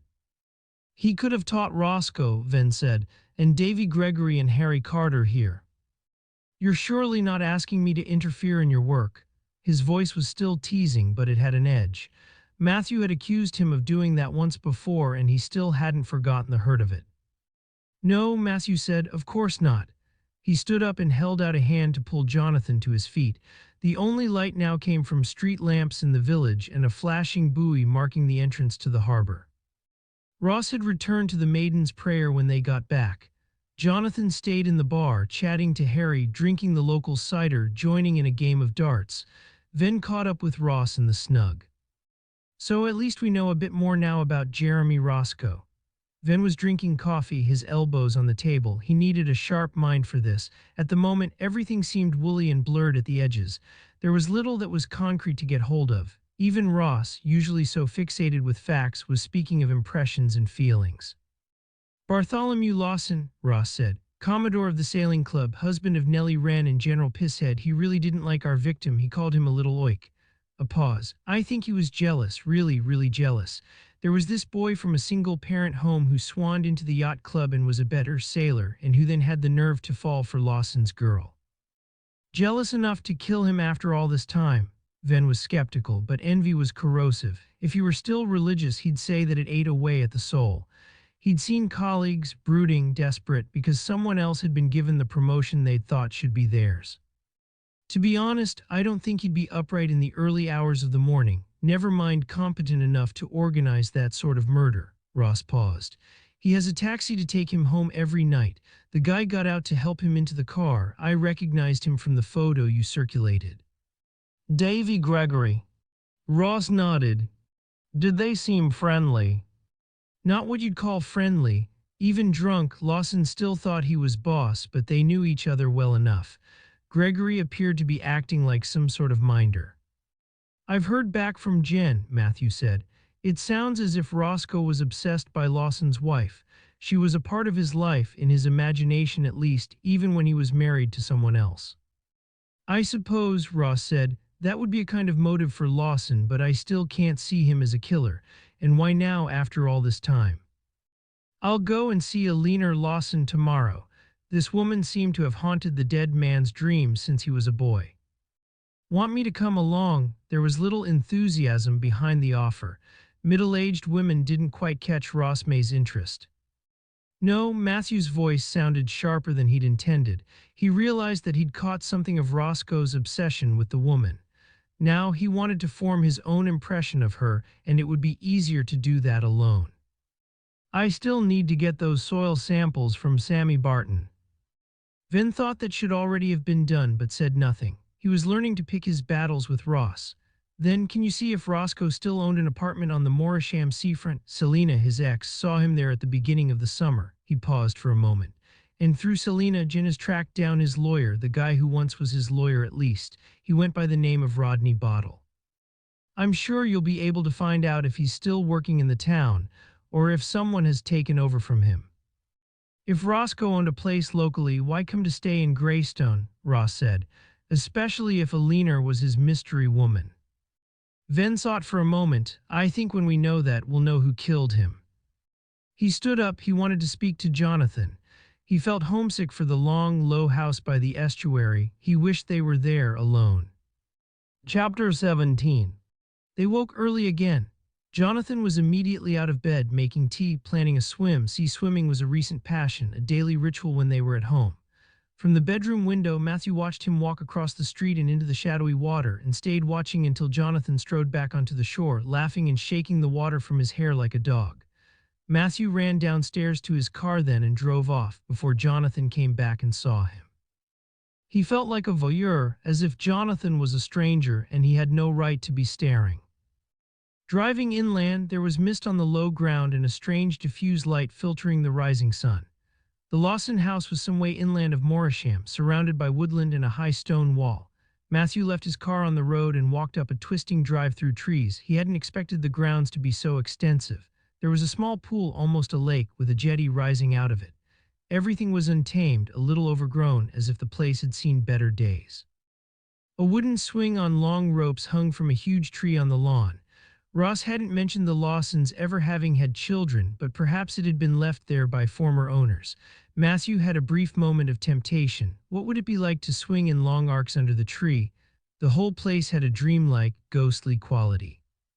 He imagined a grand Edwardian party, children playing, jumping from the jetty into the lake. Adults dressed in white sitting on blankets on the grass, enjoying an elaborate picnic as they watched. Only then did he remember that he had been in this garden before and that he had briefly been on the swing. The memory returned with a force that stopped him in his tracks. He shut his eyes and he was on the swing, his head tilted back, the sun filtering through the leaves onto his face as he moved. It was the height of summer. It had been one of the Greystone Brethren outings and he'd been very young, 4, 5. His mother had been wearing a pretty yellow dress with a white belt. He had a picture of her laughing, obviously relaxed, eating an ice cream cone. The lawn had been crowded with people. A cockerel had been crowing since he'd left the car, and now it brought Venn back to the present, to the chilly autumn morning. He turned a curve in the drive, and he saw a woman walking ahead of him, carrying a basket of eggs, most of them brown with muck. She could almost have stepped out of his daydream, but she must have heard his footsteps on the gravel because she stopped and turned. Hello, she sounded surprised but friendly enough. Venn could see how she'd got her nickname. She was small, a little round, and dressed all in brown apart from black Wellington boots, long brown mackintosh over a skirt and jersey, the color of the earth, the coat unbuttoned. My name's Matthew Venn, he said. I'm a detective investigating the death of Jeremy Roscoe. A pause. You must be Alina Lawson. I wondered if I could talk to you. Ah, she said, poor Jeremy. I always thought he'd meet a dramatic end, but I didn't imagine anything like this. They walked on side by side up the drive. There were bushes and shrubs on either side, everything covered in cobwebs, lacy and sparkling with dew. They turned another bend in the track and then the house became visible. It was large and gray, a Victorian Gothic pile with a turret in one corner and stone steps leading to a grand front door. Another jolt of memory, although Venn thought he'd never been inside. Through a first-floor window he saw a face. A rocking horse, paint faded, which seemed to be staring out at him. Alina saw him looking up and laughed. That's Dobbin, mine when I was a girl here. I haven't had the heart to get rid of him, although we never had children of our own. Sadness in her voice. I think I've been here before, some sort of garden party. It would have been about 30 years ago. Ah, my parents would have been running the place then. They threw the gardens open every midsummer's eve in aid of the lifeboat. A pause. It's all become rather rundown since then. I don't think anyone would consider it worth paying for a visit now. You grew up here. I did. It's been in the family since it was built. My great-grandfather came over from Ireland and made his fortune. He founded the Greystone Quarry on the coast and owned most of the village there at one time. Now this house is all that is left. Another connection, Venn thought, another complication. She led him round the side of the house and in through a small door to a stone-flagged room smelling of dogs and mud, where she took off her boots and hung up her coat. He hesitated for a moment, wondering if he should take off his shoes, and she noticed his awkwardness. No, no, they're perfectly clean, cleaner than anything else in this place. We don't have any help in the house these days. The kitchen was big and cluttered, but actually not dirty. The windows were clear and there was no grease on the work surfaces. Venn thought that little would have changed since the place had been built. A retriever lay on a mat in front of a giant range. Eleanor moved him gently with her foot to slide a kettle onto the hot plate. This is Frankie. He's so very old and he spends most of his time asleep. There's always been a Frankie in the house, but I suspect we won't replace him when he dies. For a moment she seemed so sad again that Venn had the urge to comfort her, but she turned to him, her voice bright. Tea or coffee? And will you have some breakfast? All these eggs need to be used, and Barty rarely emerges until lunchtime after an evening at the sailing club. Some days I seem to live on eggs and what I can scavenge from the garden. A pause and a grin. It's a wonder I can shit at all. That shocked and amused him at the same time, which is what, he suspected, she intended. No need for breakfast, he said. I had some at the Maiden's Prayer before I set out, but I'd love some tea. Is that where you're staying? Well, I hear it's a lot more comfortable than it used to be. She looked across at him. But then, Greystone has never been a particularly comfortable place for us. They still blame my father for selling the quarry to a national company, and besides, we're a Catholic family. You know that most of the village is Barham Brethren. Venn nodded. We're considered worse than heathen. It was leaf tea made in a cream china pot. She brought out mugs and a strainer and poured milk from a carton in the fridge into a jug. I still have some standards. Another grin. They sat opposite each other at a table covered by an oilskin cloth, patterned with small red flowers. So, she said, what do you want to know about Jeremy? He named his first boat after you. So he did. You were very close. Very close, she agreed, when we were young. According to his wife, you were always the love of his life. She bent to stroke the dog's head so Matthew couldn't see her face. Ah, she said, perhaps he was always the love of mine. So what happened? What kept you apart? I was young when we first met, easily influenced. My family didn't take to him. They thought it was all this that he wanted, not me. She made a sweeping gesture to include the house and the land outside. I knew that wasn't the case. He was a romantic soul, but restless. I realized I'd never keep him at home. She sat upright again. I suppose I went for the safer option. Bartholomew Lawson. She nodded. Barty and I had been pals since we were toddlers. Our families were friends and we went to the same church, took our first communion on the same day. He got sent away to boarding school. I was a day pupil at the convent school in Bideford. We met up in the holidays. You joined the sailing club. She nodded, where his father was Commodore. And he, Matthew thought, was the man for whom Matilda Gregory's father had worked. A coincidence, probably. In these small communities, everyone was linked in one way or another. Eleanor was still speaking. Jem became a junior member on the same day. And fell for you. Fell for the thought of me, the idea of me. You were already going out with Barty at that point.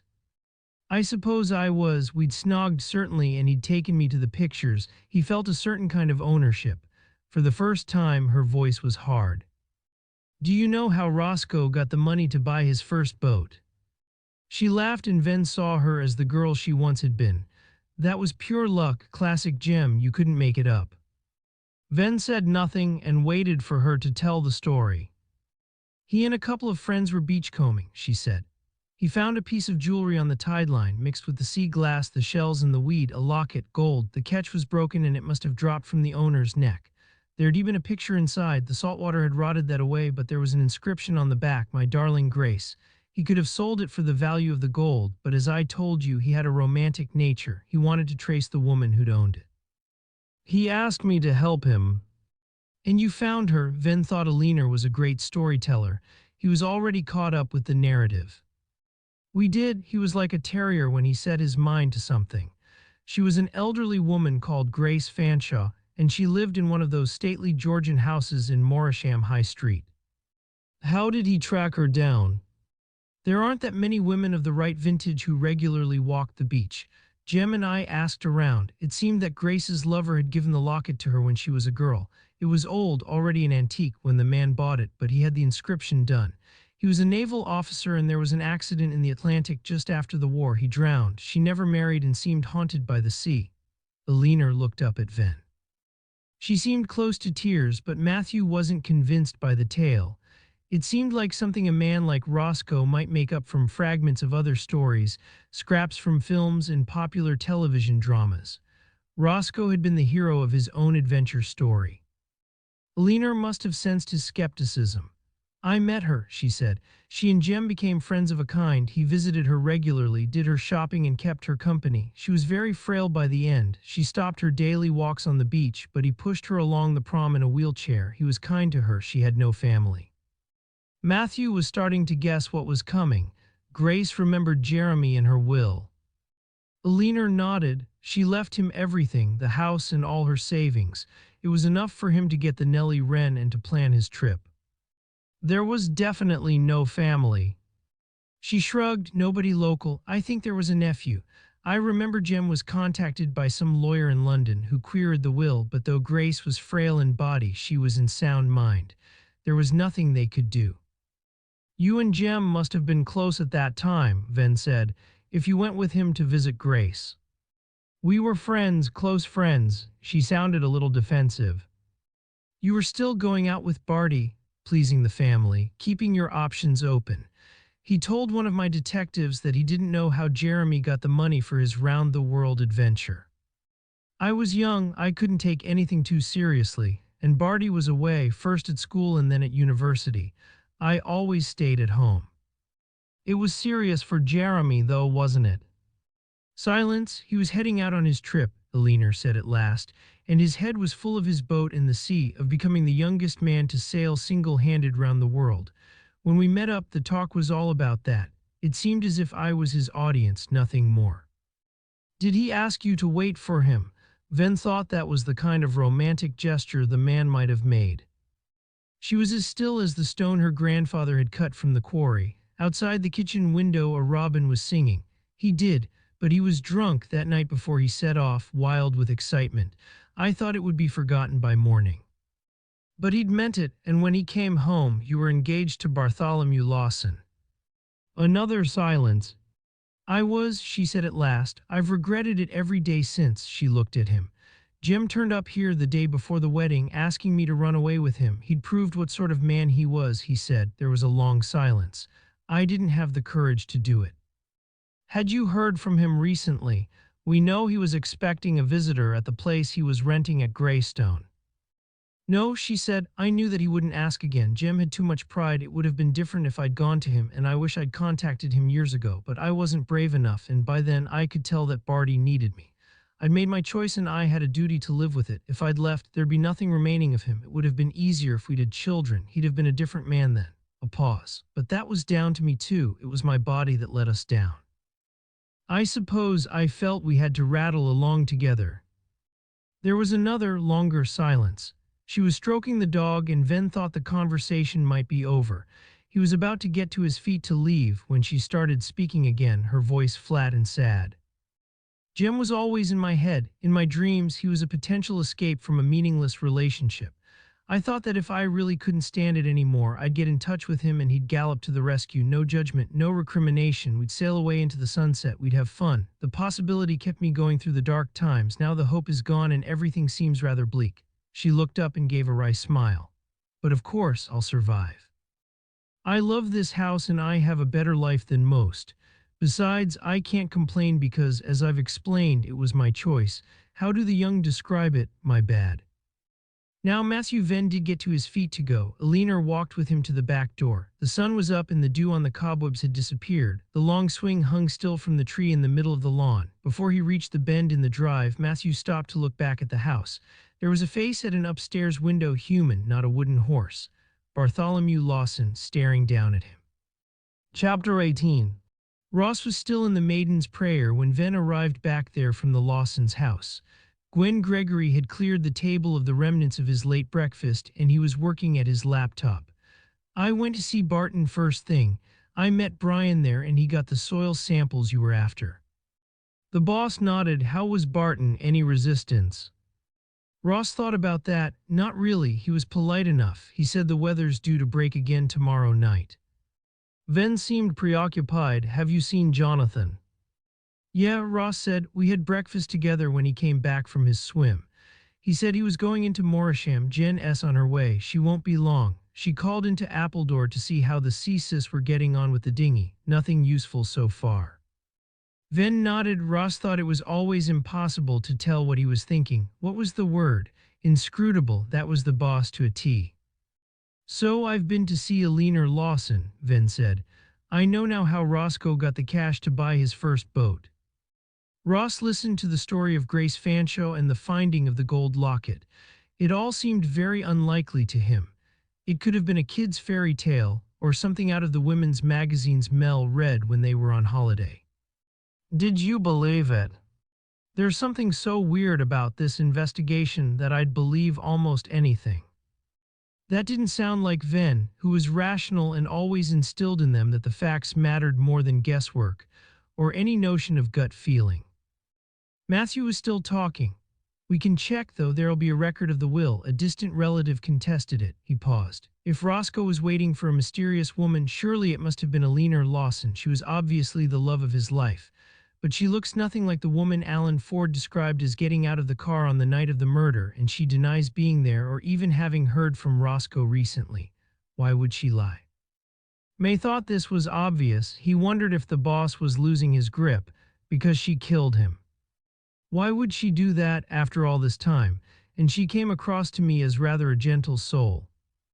Ross was tempted to remind Venn about the importance of sticking to the facts, not relying on superficial impressions of character or personality, but at the last minute he held his tongue, probably best not to provoke him while he was in such a strange mood. Roscoe's solicitor, Rodney Bottle, is still alive and willing to talk to us. His son runs his business now, but Rodney remembers Roscoe. He sounds as if he has stories to tell. I've said we'd see him at his place in Morisham. Great, it seems we're finally getting some real information on our man. And I've tracked down the freeholder of the flat Roscoe still owned in Morisham. The concierge has a key and will let us in. They can't remember the man using it for ages. Why did he pay to stay here in Greystone when he could have stayed in his own flat in Morisham? The same question again, but this time Venn seemed not to expect an answer. He hadn't taken a seat when he came into the room, and now he was pacing, walking backwards and forwards in front of the unlit fire. Ross may answer it all the same. Perhaps the flat's a dump. There might not even be any furniture in there. Venn came to a rest. You might be right. Let's go and find out, shall we? From the outside, Roscoe's Morisham home was definitely more an apartment than a flat, and was far from being a dump. The individual blocks must recently have been painted because they were startling white in the autumn sunshine. The apartments were arranged in wide steps, each looking out at the sea, giving the impression of a cliff sloping away from the shore. On the ground floor, there was a bar, sleek and stylish. Roscoe's apartment was on the top floor of the 5-story building, and would surely have a spectacular view of the coast. Inside, the communal areas were spacious. There was a discreetly positioned lift, but a grand staircase also led up to each floor. Glossy-leaved pot plants were as tall as small trees. It felt more like a hotel than an apartment block. The building might have been built relatively recently, but there was a sense of an older, more gracious age. The idea that a concierge was available on site to provide a service to residents seemed odd and anachronistic. Ross couldn't imagine what a place here would cost. The man who met them in the lobby was small and dapper, elderly but well-preserved. His bald head shone as if it had been polished. He'd worked there since the flats had been built, he said, and remembered Mr. Roscoe as an early resident. He'd just come back from the round-the-world race, and he was famous. The developer felt it was a coup that he'd chosen to take up residence here. There was a lot of local publicity about his homecoming. I suspect he got rather a good discount. Having Jim Roscoe here certainly attracted other people to buy. Had he stayed recently? The bald head shook. I haven't seen him for a number of years. I suspect he regarded the apartment as an investment these days. He could have let it out, Ross said. Airbnb or a holiday rental, a site like this, he'd make a fortune. The head shook again and the voice sounded disapproving. That's not allowed within the original purchase contract, though we suspect that occasionally the rules are broken. Despite his age, he'd not bothered with the lift and was walking ahead of them up the carpeted stairs. His movement was sprightly. He was almost dancing. Many of our residents are elderly now, and I've had complaints about rowdy gatherings. When I've checked, the people inside always claim to be relatives of the residents. He paused, not, Ross thought, because he needed to draw breath, but to emphasize his disapproval. The stories are so similar that I suspect some sort of agreed fabrication. A cover story suggested by the owners. Indeed, he continued, bounding ahead of them up the stairs. They came out into a wide hallway where, ahead of them, was a huge window looking out over the bay. In the evening, the sunshine would be flooding in, but even now, in late morning, the space was airy, filled with light. There were two doors, one to the left and one to the right. The man turned left. This is Mr. Roscoe's apartment. He pulled out a bunch of keys. That's fine. Venn had managed to position himself between the man and the door, but still sounded polite. If you can let us have the key, we can take it from here. Ross half expected an objection, but the man only nodded, slipped a key off the ring and handed it to Venn. He smiled. If you need me, I'll be waiting downstairs, and he'd gone. Venn unlocked the door. They moved straight into a large living room with double glass doors leading onto a balcony formed by one of the steps of the building. While the lower floors were 2 apartments wide and the back one would have no view, this one covered the whole width of the block. It was, Ross thought, like the top of a pyramid, self-contained and glorious. There were 2 white leather sofas and a glass coffee table, all a little dated but substantial, expensive pieces. Through an open door, they saw a kitchen with marble worktops and upmarket appliances, also in white. There were 2 bedrooms, each with its own bathroom. Venn pulled a gloved finger across a pale chest of drawers in the largest bedroom. No dust. If Roscoe really hasn't stayed here for years, there must be a cleaner. Ross was again reminded of being in a plush hotel.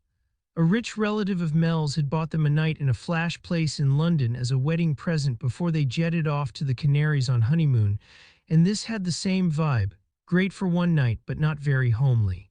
He wasn't sure that he'd want to live here. Why wouldn't he wait here for his mysterious visitor? Ross couldn't understand it. It might not be very cozy, but this was a palace in comparison to the cold, damp cottage in Greystone. It's so much more comfortable than where he was staying when he died.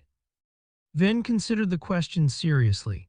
Because he didn't want people to know he was back in the area, I imagine word would soon get out if he was staying here, especially if, as the concierge said, most of them were of the same vintage as him. He'd be recognized. He was in hiding. Well, that seems a little melodramatic, but perhaps, not for any sinister reason, but because he didn't want the hassle. Maybe he had things to do that made it necessary for him to go under the radar and not play the role of great adventurer for a week or two. Venn had walked back into the living room and was staring out at the sea. Of course, there might be another reason. The boss seemed to be talking to himself and not to Ross at all. Perhaps the mysterious visitor was a fiction made up by Roscoe to explain his presence in the village. Perhaps all along he was there to meet a local. He turned so he was looking back at Ross. I think that's where our focus should be. Ross thought this meant they were about to head back to Greystone, but the boss continued prowling around the room. He landed in front of 3 small photos framed and propped on a shelf. He stood staring at them, searching, it seemed, for some link to their investigation. That must have been Alina with Roscoe when they first met. May look too. 2 young people stood on a shingle beach next to a wooden dinghy. Both had their jeans rolled up to their knees and the water washed over their feet. The girl was small, with pixie-cut hair. The boy wasn't much taller and was obviously Roscoe. Both wore sweatshirts with Mick embroidered on the chest. Morisham Yacht Club, don't you think? Again, Venn didn't seem to expect a response. But that's not the beach here in Morisham. It could be Greystone. Eleanor's grandfather owned the quarry there at one point, so there would have been a connection. A pause. This would have been long before selfies became popular. I wonder who took the photo. The next picture was of three young people, aged 15 or 16. This could have been taken on Greystone Beach too. Certainly there was a gray backdrop, shingle in the foreground and cliffs behind them. The light was poor. It was almost dusk and they were sitting around a makeshift fire pit, dug out of the pebbles. Driftwood was burning and they had cans in their hands. May thought it was some sort of beach party. He recognized Roscoe right at the center because of his small stature, but the photo was so blurred that his features meant nothing. He couldn't tell the others from each other. The third picture was of an elderly lady. She was sitting in a wheelchair. The young Roscoe was standing behind her. The woman had turned her face towards him and was smiling with great affection. "That must be Grace Fanshawe," Venn said. "She does seem very fond of him. You can believe, looking at this, that she might have left him her fortune." He looked back at Ross. "Let's bag them. I'm not sure if it would be technically possible, but it'd be great if we can improve the quality in some way. I'd like to know if that really is Greystone, and it would be good to id the three kids round the fire. I'm pretty sure that one of them is Roscoe, and he might have kept in touch with the others." The concierge was waiting for them in the lobby as he'd promised. He was chatting to a frail, older woman who seemed likely to be a resident. He took her arm and helped her into the lift before turning back to them. Ross thought the owners would miss him when he finally retired. Perhaps he was the reason why some stayed so long. "All done," the voice was cheery. Roscoe's death seemed not to have affected him personally. "For now," Venn said. "Did Mr. Roscoe employ a cleaner?" "Not exactly. It's a service the freeholder provides for an extra service fee. Lynn goes in once a month to air the place and keep it clean. She's here today if you'd like to speak to her." Ross waited for his boss to make a positive reply, but Venn shook his head. "I'll take her contact details, though, in case we need them." Then they were back outside in the bright autumn sunshine. Chapter 19. Matthew stood for a moment outside the apartment block, looking out at the sea, thinking again about Roscoe. "We need to trace his movements in the weeks before he blew into Greystone. He must have another home, possibly another family. It's as if he just appeared from nowhere." He couldn't get any sort of grasp of Roscoe the man, apart from the public persona, rugged, amiable, a little reckless. Vicky's working on it, and his solicitor might be able to help. But something specific brought him back to North Devon, and I want to know what it was. Rationally, Venn understood that it wasn't Ross May's fault that they had so little information about Roscoe, but he needed an outlet for the frustration, someone to blame. The train ticket would suggest he came from Liverpool. "I know Vicky has been in touch with colleagues there, but we haven't heard anything back, have we? Let's push for a bit of speed. Can you prioritize tracking his recent movements? Have we got mobile records, bank withdrawals?" As far as we've been able to find out, Roscoe didn't own a mobile. Unless it was a pay-as-you-go, it wasn't in the cottage. Did he own a car? Just because he got the train doesn't mean he didn't have a vehicle. It's a killer of a drive, and a driving license or passport might give us a more recent address. "We've checked," Ross said. "He always gives the Morisham apartment as his permanent home. There must be a reason for him doing that." "What are you thinking?" Ross asked. "Some kind of criminal activity?" Matthew was about to discount the idea, but then he thought perhaps he could see the dead man being up to something piratical, smuggling booze or cigarettes or even people. Roscoe would love the risk and excitement of the venture, and he wouldn't be the first charismatic individual to consider himself exempt from the rules other people had to follow. After all, politicians did it all the time. "It's worth considering. So he might have another identity." But there was no unopened mail in the apartment, and the concierge says he hasn't been there for months. Matthew thought he'd been so seduced by the romance of the love story between Roscoe and Eleanor that he hadn't focused sufficiently when they'd been looking at the flat.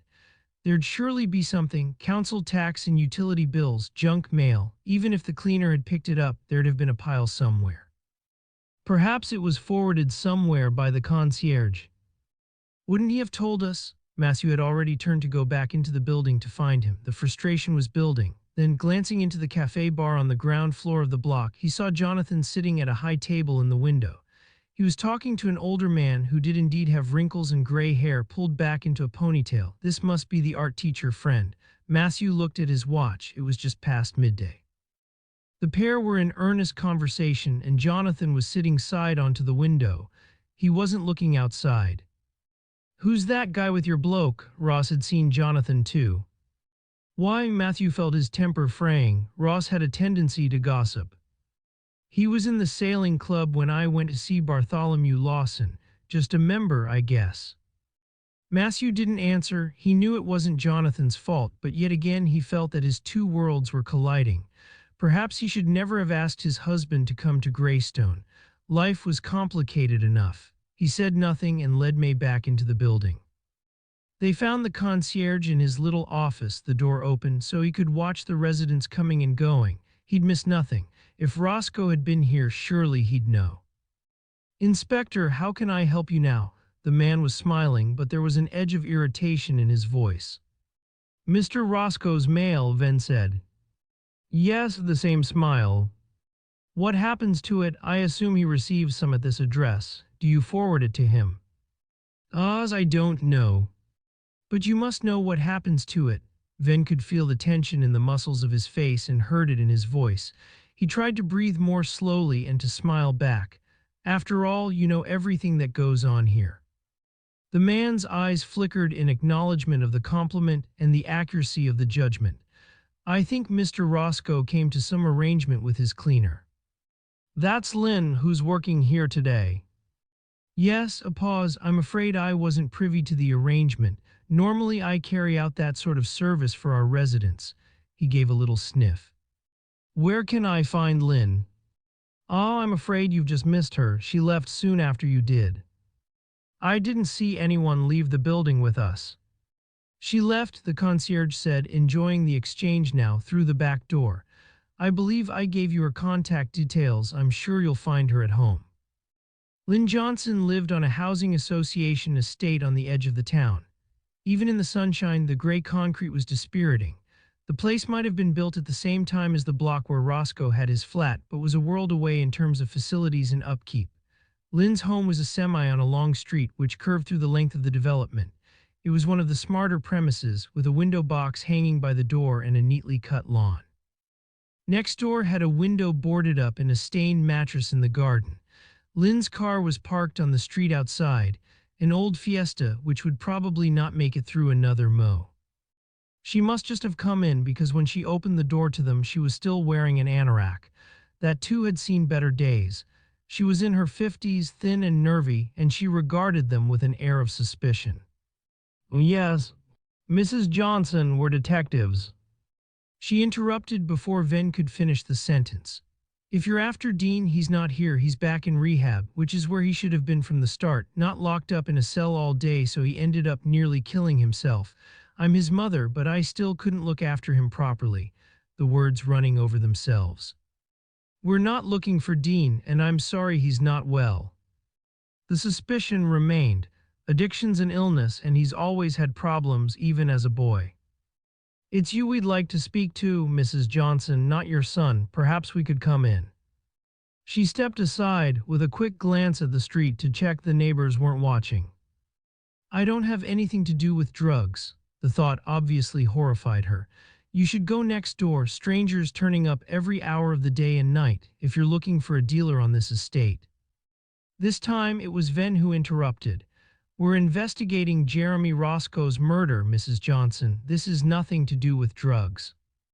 "Oh," at last she fell silent. "You best come into the lounge then, poor Jeremy." She shrugged herself out of the anorak. The lounge was small but immaculately clean, dominated by a large television. "You do clean Mr. Roscoe's flat?" "Not a proper clean. He's never there, is he? So no marks on the paintwork or spills on the kitchen tiles. I just dust and put the Hoover over once a month. Open the windows while I'm there to let in some fresh air." "You were there this morning?" "Yes, first thing. I start at the top of the block and work down. I do the communal areas every day." "And you collected Mr. Roscoe's mail as usual, even though you knew he was dead?" "Well, I'd seen the news, of course, and I didn't know what to do with the letters." Lynn was sitting on the edge of a gray velour armchair. Matthew thought she'd seldom sit still. She was already twitchy, wanting to be up and moving. I didn't want to leave them there, making the place look untidy, and most of it was junk and could go in the bin anyway. Jim always said to use my judgment. No point sending on a pile of advertising.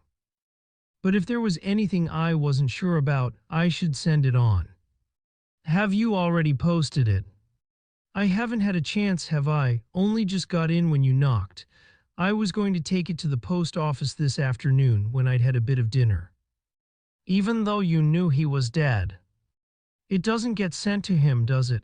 It's a different name with the address, so they wouldn't have died. They'd know what to do with it. What would you usually do with the post you collect every month? Venn kept the tone easy, conversational. She was already nervous, her bony fingers twisting the material of her trousers.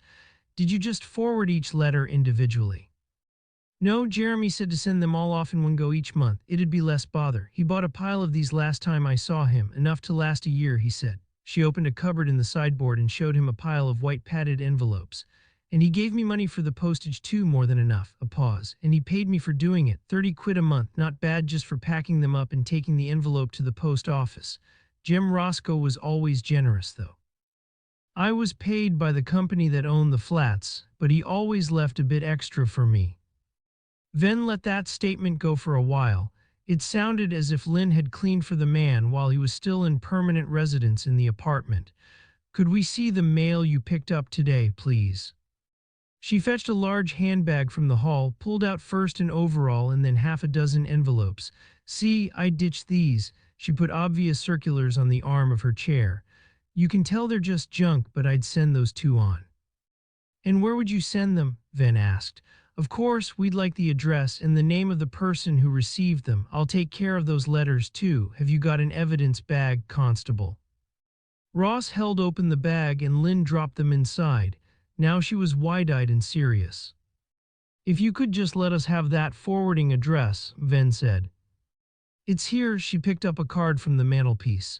You take it. I know it off by heart now. Years I've been forwarding Jeremy's mail. Venn slipped the card into an inside pocket without looking at it. He didn't want Lynn to know how important it might be, and he'd wait until they were back at the Maidens and he had time to consider it properly. Now he focused all his attention on the cleaner. You've known Mr. Roscoe for a long time, perhaps since he first moved into the flats. Oh, I knew him before that. Lynn seemed a little more relaxed now. I was at school with him, Morisham Comp. Really? Matthew didn't have to feign interest. Well, there was only one high school in the town, still is, and we were in the same year group. You were friends? Yeah, in the same set, never part of the Swati gang. Then he joined the sailing club and mixed in different circles. Of course, Matthew thought, then he met Alina and Bartholomew Lawson. You came across him again when he came back from sailing round the world and bought the apartment on the seafront. I needed a job that would keep me going all year round, not something seasonal that only paid out in the summer. I had a kid to support by then, and the father ditched me as soon as our Dean was born. I like cleaning, it's useful and you can see the results.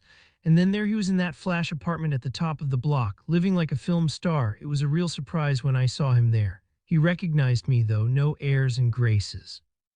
You didn't need to forward his mail at that point. Nah, he was living in the apartment full-time then, wasn't he? He'd get me in to clear up after his parties. Matthew, who was sensitive to any form of slight, wondered what this must have been like for Lynn. Once Roscoe had been a friend, but she'd ended up skivvying for him. Perhaps she guessed what he was thinking. He was being kind, she said. He knew things were tough for me, but I wouldn't want a handout, not from the state and not from him. He paid well above the going rate, and I'd get to take home all the fancy leftovers. There were days when I ate better than a king. Matthew thought he'd rather go hungry, but pride had always been his greatest sin. You must have known his first wife. Selina, lovely girl, she wasn't at school with us, but I'd seen her around. Her dad owned a fancy clothes shop in the high street. I couldn't understand why she left him. They seemed dead happy. That was when Jeremy started working away more. And when he asked you to forward his letters. That came later. Desmond, the concierge, dealt with any mail at first, and Jeremy was still home more often then. It was before he was off on his travels for the telly. He asked me to look after the post a couple of years ago. He said he'd found a new base. somewhere a bit more convenient for his work, and he could trust me not to be nosy. Is Desmond nosy? Ross broke in at this point. He was never much good at just listening. Lynn considered the question. Well, yes, he's nosy, though I can't see him steaming open Jeremy's letters. She gave a snort of derision. I don't think he'd stoop to that. Did you ever meet Jeremy's friend Alina? Matthew asked. I never met her. She didn't go to the same school as us. She went to the convent in Bideford, the place with the fancy uniform, but Jeremy talked about her. No, she lived in a big house out of town. She still does, I think. I remember him telling me he'd been invited to a party there. It happened not long after Jeremy got back from that first big trip, the one that made his name. I was in his flat cleaning the afternoon of the same day. He was all in a dither, so excited and full of it. I suppose it was a kind of acceptance, getting to go to a party in the big house. He'd be the celebrity, wouldn't he? All the people from the sailing club who'd once looked down on him would be there. He was nervous too, worried about if he should take a present, what he should wear. I told him nobody would worry what he looked like, they'd just be proud of what he'd achieved, putting Morisham on the map. You'll have a lovely time, that was what I sighed. Indeed. And did he? Venn kept his voice bland. Did he have a lovely time? Well, I didn't see him until a week later, did I? And by that time he'd moved Selina into the place. Had the party at the big house been the occasion when Jeremy had realized that Alina was engaged to Bartholomew Lawson? Matthew could picture it, the smart young things spilling out into the garden with their drinks as the sun went down. Jeremy Roscoe being the center of attention, telling the story of his great round-the-world adventure, glowing, at first at least. Then perhaps Alina had taken him aside, stood with him under the trees in the dusk, and broken the news of her engagement to Barty. Though surely she wouldn't be so cruel as to tell him there so publicly. Perhaps she hadn't even invited him. It could have been Bartholomew who'd added Jeremy to the guest list just so that he could gloat. That would put the man in his place. Roscoe might have sailed round the world, but Barty had won the woman of his dreams. Matthew thought he would need to go back to talk to Alina. His attention was pulled back into the room. Ross May was as fidgety now as Lynn. He wouldn't see the point of this conversation. He'd want to open the letters that had arrived in Roscoe's flat and make contact with the person who received them still on Roscoe's behalf. Matthew stood up. You've been very helpful, Mrs. Johnson. I'm sorry we've had to disturb you. Now she seemed reluctant to see them go. If there's anything else. She pulled a packet of cigarettes and a lighter from the cavernous bag, and as they walked to the car, she was standing on her doorstep, smoking, watching them until they'd driven away. Chapter 20. When Jen Rafferty arrived in the Maiden's Prayer, the place was empty, apart from Harry Carter pottering behind the bar. Matthew and Ross were in Morisham and Jonathan had gone home. You got a key for the snug, he called over to her. If not, I can let you in. I found a spare. So you can snoop when we're not here. Jen wondered what Matthew would make of that. I'm fine, thanks. She'd had some keys cut when she was in Barnstaple, but that was no business of his. Feel free to light the fire. I will. She was about to let herself in when she remembered what Davy Gregory had told Venn, that Harry had defrauded his father of all his savings and forced him to sell his land. She moved towards the bar and sat on a stool there. Any chance of a coffee while I wait for the team? Sure. He came back a little later with a mug. There was no sign of Gwen, her day off perhaps. I'm surprised you don't make a bit more of this place, Jen said.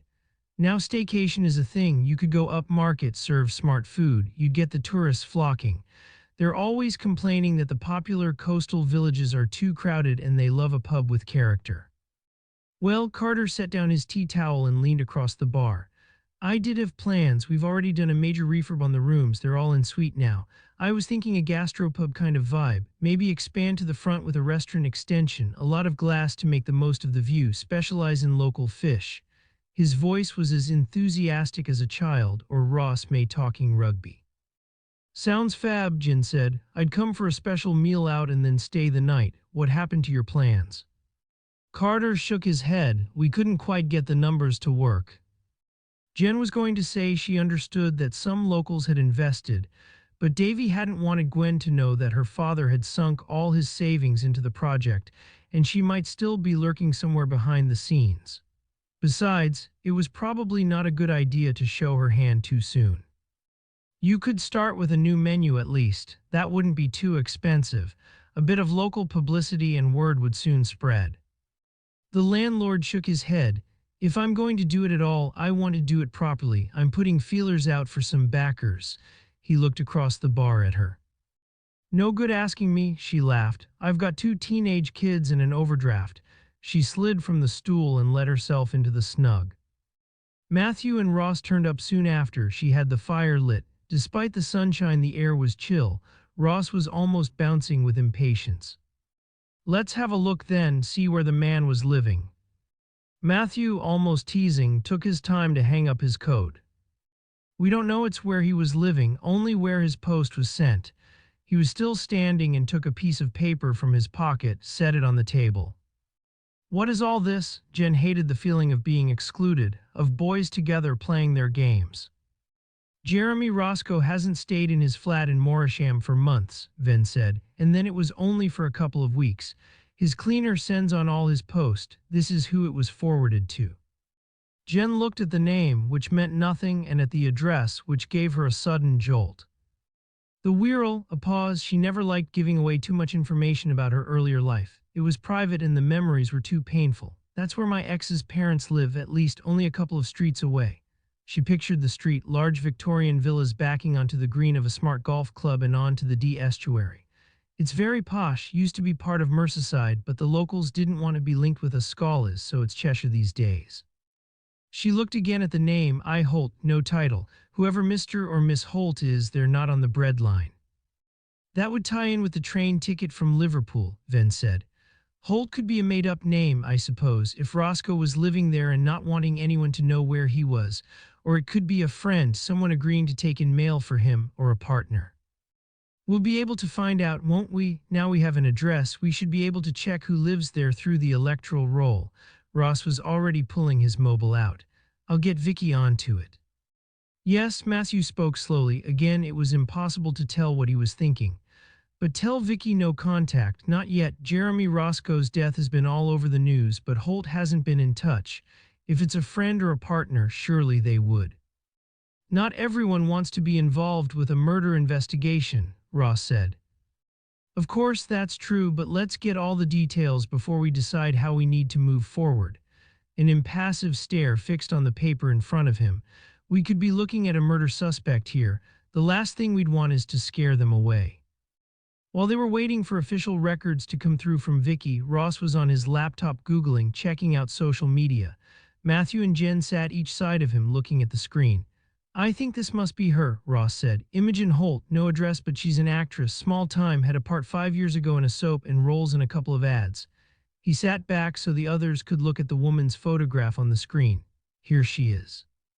Jen looked at a woman with long blonde hair. It was a publicity shot, so of course she'd look glamorous, but she was certainly attractive. She had a sudden thought. This fits the description of the woman Alan Ford saw. Our mysterious woman who turned up in Greystone in the early hours of the day Roscoe's body was found. So it does, Jen. She could tell that Venn had already come to the same conclusion, but that he was letting her take the credit. Almost immediately after, Vicky came through with the more official details. Imogen Holt, age 38, divorced, a graduate of Northumbria University, where she got a first in performance. She teaches drama part-time at Infi College in Liverpool, but still works for a small women's theater group. No criminal record. Does Jeremy feature in any of her social media posts? Matthew directed the question to Ross. No, and that's a bit odd, isn't it, if they've been living together? If it was a long-term relationship, wouldn't he have his mail posted to him personally? It could have been an arrangement that started years ago and just drifted on, Jen said. Maybe. Matthew seemed to come to a conclusion. Let's get some local officers round to that address, shall we? Discreetly, on the pretext of notifying her of the death, see what she has to say for herself. Let's find out if she has an alibi for the night of Jeremy Roscoe's death. Chapter 21. While he was waiting for news from the Wirral about Imogen Holt, Matthew phoned the doctor's surgery. He thought that Smale might help him untangle some of the relationships within the village. It seemed that the Bartons and the Gregorys were brethren members, and each was involved in some way with Roscoe's death, but all he got was a recorded message saying that the surgery had closed for the day. Venn couldn't stand the thought of another evening in the Maiden's Prayer and headed out for Willington, hoping to catch Ruth and Peter Smale at home. He still needed to confirm that Matilda Gregory had spent the night there when Roscoe was being stabbed. The wind was picking up again, a sign perhaps that another of the Atlantic fronts was rolling through. Venn had seen a weather forecast the night before. A hurricane was just about to hit the southeast states of the US and might be on its way soon. Perhaps by then, he thought, this would be over. The curtains still hadn't been drawn, but there was a light in the downstairs window. Ruth must have seen his car on the drive because she opened the door before he knocked. She was small and slight, and she looked too young to be living in this large house. "Please be quiet," she spoke in an urgent whisper. "Emily's just gone off to bed. Come on through, the rest of us are in the kitchen." He had to squeeze past a large, old-fashioned pram to follow her. There was a brief moment of curiosity as he wondered what it would be like to have the responsibility of a parent. Jonathan had once spoken of their adopting a child. The thought had terrified Matthew. He was too selfish, too self-absorbed, too wrapped up in his work. But he knew that if Jonathan wanted it, really wanted it, he would agree. In the end, he would deny his husband nothing to make him happy. Ruth led him into a room which looked as if little had been changed since the house was built. It was cramped. There was a solid fuel range with a coal scuttle to one side, and hanging from the ceiling an error on a pulley. On the error hung baby clothes. The worktops were scratched and a cupboard door was slightly open, hanging on one hinge. He could see no space for a dishwasher. A modernized version of the space could be seen in the homes of the aspirational middle classes from the Cotswolds to the Lake District. But this, Matthew thought, would be hard work. The family must just have eaten their evening meal. Peter was at the sink, sleeves rolled to the elbows, washing up. The woman looked tired. Venn felt a stab of sympathy. She had a young baby to care for and a mother in hospital, and here he was to intrude on her peace. Of course, she would be under stress. Her faith might help, but it wouldn't shield her entirely from anxiety. Two girls were sitting at a scrubbed pine table with exercise books, pencils, and crayons. "That's enough homework for now," Ruth said. "Let's have half an hour's television before bed." Mother and daughters left the room. Peter emptied water from the washing-up bowl and offered tea. He must have seen Matthew's response to the kitchen. "We loved the house when we first saw it. It's perfect for work. Halfway between Greystone and Morisham, we knew it would be a project, but things ran away with us. And then we found out Ruth was pregnant again. A joy, of course, but it threw our plans out a little. I'm not sure we'd have bought it if we knew quite how long the renovations would take." He set mugs on the table. "How's the investigation going, or shouldn't I ask?" There was a moment of silence, broken by the sound of children's television in an adjoining room. "It's hard," Matthew said at last, "coming from outside into a community as close as this." He looked up at Peter. Some of the people closely linked to the dead man were brethren members. He expected a response, outrage perhaps, but none came, and he continued. "Roscoe's body was found in Barton's boat. Davy Gregory went to school with him, and someone looking very like Matilda Gregory was seen in the street close to his house in the early hours of the morning." "I'm not sure what you want from me," Smale said. "You know all these people, you worship with them every Sunday. Could one of them commit murder?" "No." Now the response did come immediately. "No, of course not. They're good people. They look after each other." They Venn noted, "Not we." He was about to ask more when Ruth Smale came back into the room. She sat beside her husband, took the hand that was resting on the table. "How is your mum?" Venn asked. "Better." She smiled up at him. "It's not as serious as they all thought when they took her in. We're still praying for her, but already it seems like a miracle." "I'm glad. Tilly Gregory said you'd probably call in to check that she was here when that man was killed. You've been friends for a long time. Since she married Davy and we moved home. They've been brilliant neighbors. Davy's a lot more practical than Pete is, so he's the one we turn to in a domestic crisis. We had a nightmare with the septic tank, and really, you don't want to hear the details. I'm not sure how we'd have managed without them." "Can you tell me what happened on the night of the murder? Just for the record, you understand that we have to check." Ruth nodded. "Tilly said that someone matching her description was seen at the bottom of Quarrybank that night. So dreadful for her. But of course she was here all the time." Just talk me through it. I got the call about Mum at about 4 o'clock. I just picked up my two older daughters from school in Greystone. It was my dad from the ambulance saying they were on their way into Barnstaple. He was distraught and he sounded so scared. Pete was in surgery in the village and Tilly was still at work in a teacher's meeting, so she wasn't answering her phone. I got hold of Davy, who was actually brilliant, so reassuring. He texted Tilly and she got the message at just after 4:30. She went home to pick up some overnight things and then she came here. By that time, Pete was already on his way back from Greystone. I'm still feeding Emily, so we took her into the hospital with us and Tilly stayed with the big ones. What time did you get home from Barnstaple? Ruth turned to her husband. What do you think, 10:30, 10:45? So a little earlier than Matilda Gregory had said. Was that significant? But Mrs. Gregory still decided to stay overnight with you. Yes, she was already in her pajamas when we got in. She heard our car outside and came down to see how we were, but it made far more sense for her to stay over. She waved her hand to take in the space. We've got lots of room, after all. She made us a cup of tea and then we all went to bed. You're sure she didn't go out later? Well, we sleep at the front and her room was at the back, so I might not have heard her, but why would she? When Venn didn't answer immediately, Ruth continued. Actually, I had to get up a couple of times with the baby, once at about 2 and once at 5, and Ruth's car was still parked by the kitchen door then. What does she drive, as if it was a matter of idle curiosity? A little white Fiat. So Venn thought that wasn't the car Alan Ford had seen dropping a woman off at Quarry Bank. He supposed that Gregory could have picked up his wife in his taxi and taken her into Greystone, but none of it made sense. Matilda's parents might have known Roscoe when he was young, but that wouldn't explain a secret visit in the middle of the night. A murder. What was she wearing when she came to look after your daughters, covering all bases just in case? Jeans and a sweater and a down jacket. She knows how chilly this house can be. We've still not got the boiler working properly. So not the skirt, the long coat and the scarf Alan Ford had seen. And what happened in the morning? Tilly left early. The girls weren't even awake. I was up because the baby needed feeding. We had tea and toast together, but Tilly had gone by 7:30. She nipped home to change, but she would have been in school long before the kids. She's a dedicated teacher.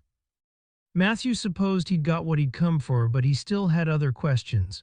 More curiosity, easy questions. They could have been friends sitting around the table, catching up. Where did you do your medical training? The question directed at Peter. Newcastle, about as far away from here as it's possible to be in England. Were you just a bright young man needing a new adventure, or were you running away from an oppressive family and the brethren? You were already together then. Ruth laughed. Oh yes, we were childhood sweethearts. I'd already decided he'd be my husband before I left school. We both grew up in Greystone. Pete's a few years older than me, but he came back during the uni vacations. Matthew thought Ruth must have been there at the Greystone Brethren meetings when he'd been brought along by his parents, but he couldn't remember her. She'd have been one of the gaggle of younger kids, timid, compliant, sitting with their parents. When did you marry? I was 19, Pete was 22. I moved north so he could finish his training. She paused. It was difficult. He was working so hard, all hours in the hospital and then doing his GP training. I didn't know anyone and money was very tight at first. Did you work? I don't have any formal qualifications. I always knew that university wasn't for me, but yes, I was a care assistant in an old people's home. It was very rewarding, but that was tough too. So many of the residents had dementia. In some weeks, it felt as if I was surrounded by the dying and there was nothing I could do to save them. What would you want to save them from? Death or from damnation because they didn't share your beliefs? But of course, that question stayed in Matthew's head. Ruth was still talking. There was something guileless about her. There was no protective skin between her and the world, no filter. She didn't seem to care what Venn made of her. She just wanted to tell the truth as she saw it.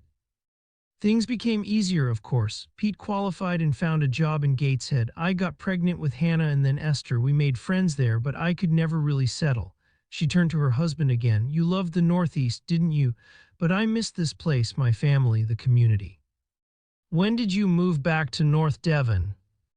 Peter answered, 5 years ago, there was a vacancy in the health center in Morisham, and they were keen to open a little surgery in the village here. It all seemed meant.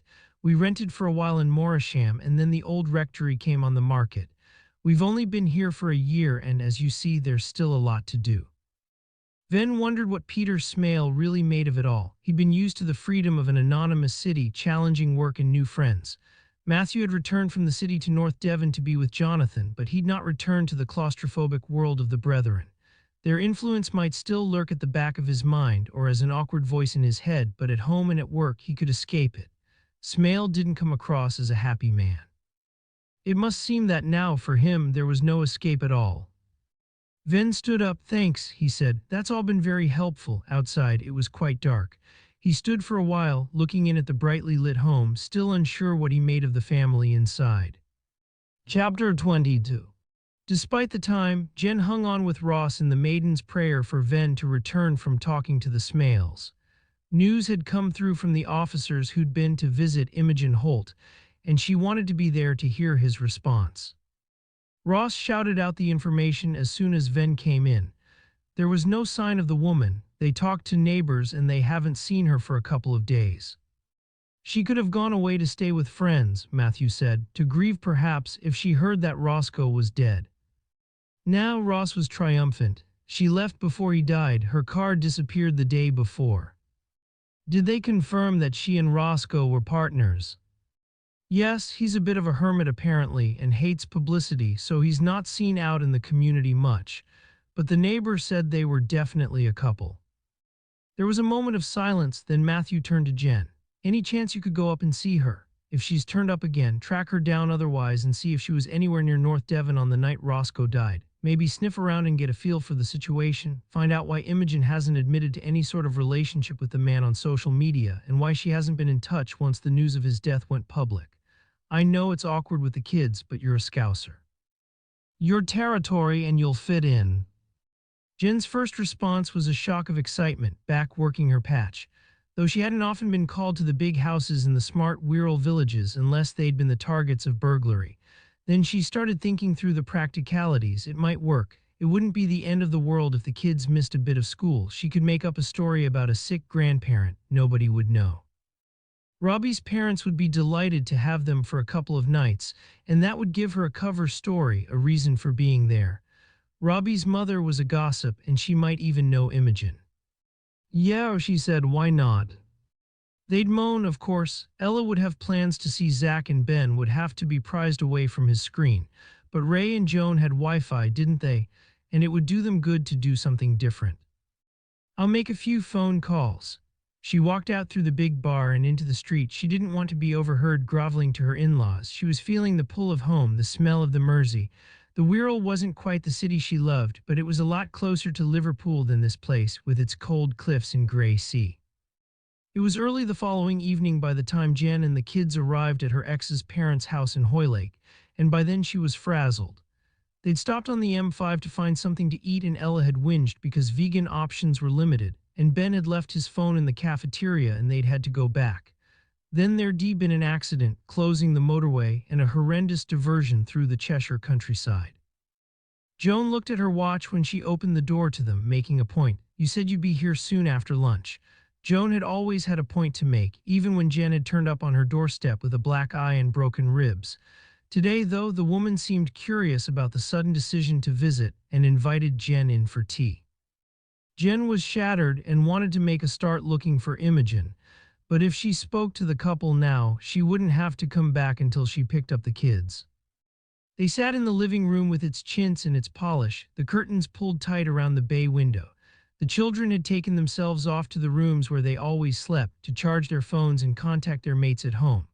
They seldom stayed with their father in his smart apartment on the Liverpool docks. This was their home in the northwest. Robbie might come to visit or he might not. It would depend if he had something more exciting on offer. The women drank tea. Ray poured himself a beer but didn't offer one to her. Why the last-minute visit?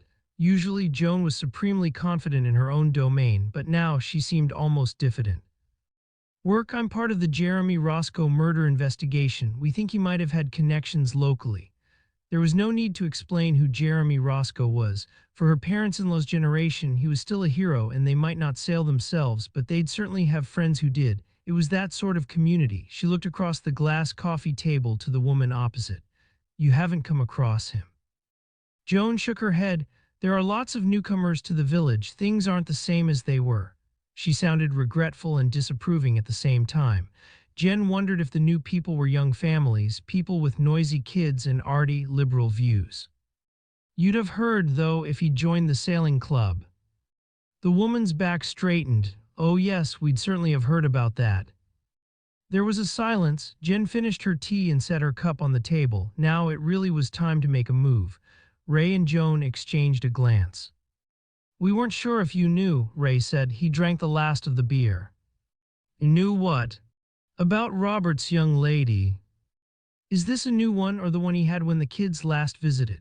Jen wasn't interested. Rob was attracted to pretty little things who liked his money and were prepared to meet his needs and desires to share it. Any with a mind of their own soon moved away, and he was more careful these days. No stalking, no physical violence, nothing that could get him in trouble. Her close former colleagues had his card marked. He might be a hotshot lawyer, but they'd love to see him in court. In the dock, not addressing the bench. Her name's Amelia, Joan said. Calls herself Millie, a sniff. Sounds more like the name of a pet. Appropriate then, but Jen kept the words in her head. She was too tired to make a fuss. I'm sorry, I'll have to leave. I'm here for work. She's pregnant. Ray had been building up to the revelation since she'd arrived. Jen felt a surge of broodiness, a physical longing more powerful than sex. In that moment she wanted another baby more than anything else in the world. The sensation had been bubbling in her subconscious for months, she realized now, the clock ticking. She needed a child with a man who cared for her, someone who'd be a good father. She needed a chance to prove that after all the mistakes of the past, she could be a good mother. She wanted the swelling of the belly, the first kick, the labor, the suck of a greedy infant, those sensations. They were waiting for a reaction from her, but she'd never given them what they wanted. Her unwillingness to compromise with his parents had been the cause of Robbie's first assault. It was unplanned, Joan said, by Robert at least, but it seems she's determined to go ahead. Jen stood up. I apologize, but I really must get on. Why don't you come for lunch on Sunday? Joan's voice was bright. It'll set you up for the long journey all the way to Devon. It occurred to Jen that the couple must disapprove of Millie even more than they disliked her. They believed she'd trapped their only and beloved son into an unsuitable relationship. Her spirits lifted for a moment, but the broodiness, the jealousy was still there in the pit of her stomach. Besides, Sunday lunch, overcooked beef in a floury gravy in the formal dining room. It had been a ritual in the early days of her marriage, and she'd only survived it by drinking too much. Several G&Ts before they got there, and too much thick red wine with the meal, topping up her glass when she thought they weren't looking. And Ella and Ben would hate it. She smiled at them. Sorry, I'm not sure what time I'll be done. It's a difficult case. Lunch was always at 1 on the dot. They wouldn't compromise on that. Of course, Joan was too proud to show her disappointment. We could do coffee afterwards, though. We'll make you coffee before you set off. That would be lovely, because Jen saw now that they were old and lonely. Their world had changed, and she could afford to be generous. Chapter 23. Ross found Rodney Bottle in a smart retirement flat in a little development on the edge of Morisham. There was a gate with an intercom, and beyond that, manicured lawns. Bottle himself was spry and jovial. When Ross phoned, it had been clear that the man would relish the company and the chance to talk about his career. They met in the communal lounge, which was empty apart from a woman in the far corner who was sitting with a newspaper doing the crossword. There was a coffee bar at the end of the room, and the lawyer shouted across an order for drinks and scones. He walked with a stick and couldn't have managed the tray, so a young woman with pink hair carried it to their table. I saw the news about Jeremy Roscoe's death. Of course, I've retired now and all the paperwork will be in the office, but I'll help if I can. Roscoe inherited a considerable fortune from Grace Fanshawe. He did. Rodney was spreading jam on his scone and looked up. It was all above board. The nephew tried to challenge it, but Grace Fanshawe was clearly of sound mind. I knew her not as a client, but as a neighbor. She was frail at the end, but sharp as a tack. How did she die? Pancreatic cancer, terrible disease. She went very quickly. He looked at Ross again. And that was above board too, if you're thinking what I believe you are. She was in hospital for her last 2 weeks. There was no monkey business around her death. Ross smiled. He hadn't been thinking murder in relation to Grace Fanshawe. He was young and thought the elderly died all the time. The old man obviously had a colorful imagination. Were you surprised that Miss Fanshawe left everything to Roscoe? Not once I'd met the boy, he bounced into my office full of charm and confidence. He nodded towards the teenager with the pink hair. Jasmine, she's called. She brightens my life, always full of chat and a joke. If I didn't have close dependents, I'd leave everything I had to her. Better that than the government have it all. He gave a wink. I've left her a couple of thousand anyway. She doesn't know. It'll give her a nice holiday or help her get her first car. But Miss Fanshawe left him a fortune, not quite the same. Jeremy had been good to her and was almost a permanent carer at one point, not living in but visiting to shop for her and to keep her company. The nephew didn't even come to see her in the hospital when she was dying. It seemed harsh that she'd left the nephew out of her will, but I could see why it happened. Do you think Roscoe had expectations? You think he was kind to her in the hope of inheriting? Probably, but there's nothing illegal in that. Rodney dropped the last of the scone into his mouth, avoiding crumbs on his smart blazer. And it was years ago. When was the last time you saw him? It was just before I retired, 10 years ago. He turned up without an appointment, but he was a celebrity then at the height of his fame, and my assistant squeezed him in. What did he want? This time it was his will he was thinking about. Oh, Ross thought this would be very helpful. It could tell them if Roscoe had any kids, for example. He could get information about the sailor's private life here in North Devon, before Jen Rafferty got anywhere near to Merseyside. Yes, that was all very interesting, the old man chuckled. That'll put the cat among the pigeons. I thought there was only one beneficiary. It wasn't Eleanor Lawson. It was. Bottle was obviously disappointed that Ross had guessed. It was as if Rodney was a comedian and a member of the audience had shouted out the tagline of his favorite joke. Respectable member of the community, married to Barty, who is magistrate and commodore of the sailing club. It was almost as if Roscoe wanted to disrupt the marriage. Did Eleanor know? Well, I didn't tell her, not my place. I suppose Jeremy could have done. A pause. I don't know how much he has to leave. I suppose he'd have made a bit from all those TV programs. They seem to be repeated all the time. Ross was thinking of the visit to Roscoe's home. He still owns an apartment in the block on the seafront. I bet the big ones there go for a fortune. Oh, indeed, yes, indeed. There was one for sale recently. They wanted nearly $500,000. Stupid prices. I don't know how young people can get on the housing ladder. Ross felt a little smug. He and Mel had bought before prices in the Southwest went through the roof. They'd been sensible and got their priorities right. I wonder what Eleanor's husband will make of an old flame leaving her all that money. I don't know, that little chuckle again. I'm betting there'll be fireworks when he finds out. He's got a temper on him, Barty Lawson. He'd be glad of the money, though. His old man was a bit of a gambler, and there wasn't much left for Barty to inherit. Eleanor has the big house and all that land, but word is that she'll never sell it. He paused. You could build a good few homes for local people on that. Ross wondered how the former lawyer got all his information. He thought it was the gossip that kept the man so engaged and so lively. He must have visitors who enjoyed the chat as much as he did, but Ross was grateful. These were useful snippets to take back to Venn. He sat a little longer, listening to Bottle talking. He was a local history nut, full of stories of the old Morisham, of pirates and wreckers and adventurers. Eventually boredom outweighed gratitude and Ross May got to his feet and left. So Roscoe left everything he had to Eleanor, Venn said. I wonder what she'll make of that. They were meeting in the cafe bar in the apartment block where Roscoe had kept his flat. I thought he could have changed his will more recently, that this new woman on the Wirral might benefit now, but I phoned the solicitor's office, and apparently the one Rodney Bottle put together still stands. You could do with a break and some time with Mel, Venn said. Have a couple of nights at home, come back on Monday morning. Ross looked at Venn as if he was a bit mad. The boss wasn't given to those kinds of gesture, not to Ross at least. He was out of the door before Matthew could change his mind. Chapter 24. On impulse, Matthew decided that he would go home too. Suddenly, he longed to be in the calm house by the estuary, to spend a little time with Jonathan on home territory. The threatened wind still showed no real sign of arriving despite the isobars on the weather map. He was going to phone or text, but in the end he didn't.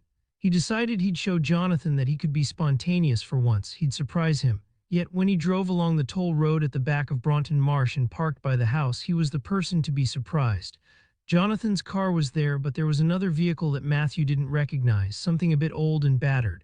Some of Jonathan's arty friends, Matthew decided. He wondered how long it would take them to get rid of the visitors tactfully. This, he thought, was why spontaneity was rarely a good idea. When Matthew let himself into the house, there was only one visitor, the teacher he'd seen having lunch with Jonathan in Morisham. Jonathan beamed when Matthew walked in and pulled him into a hug. "Oh, that's great timing, I'm just making coffee." The anxiety of the day before seemed to have disappeared. That was how Jonathan was. Bad moods passed like clouds blown across the moon. "We've finished supper, but I can make you something if you're hungry."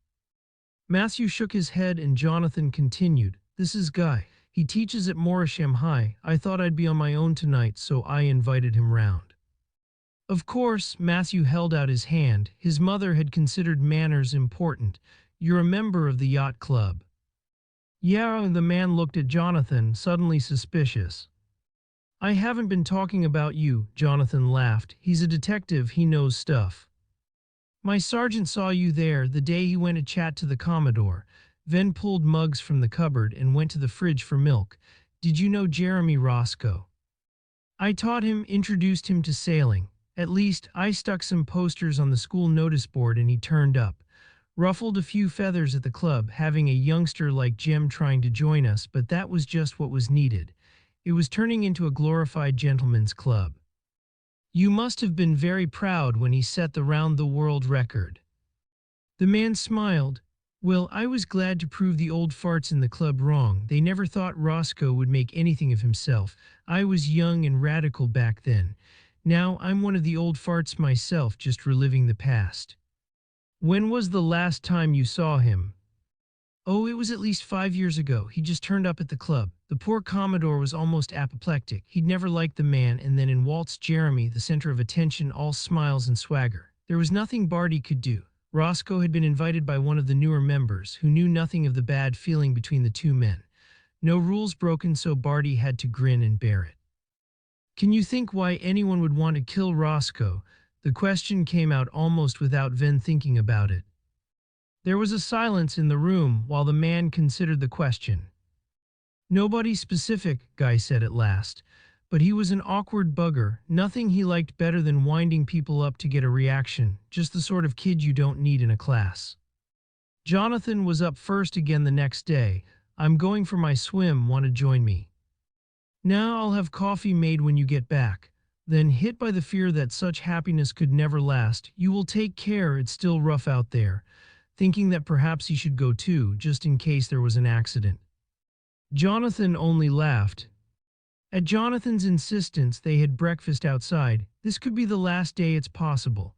They sat in the lee of the house, sheltered from the breeze, eating scrambled eggs. Matthew was wearing a jersey but still felt cold. Jonathan was in shorts and sandals and was talking about his supper with the teacher. "As you'll have gathered last night, Guy found Roscoe hard-going, and that's not like him.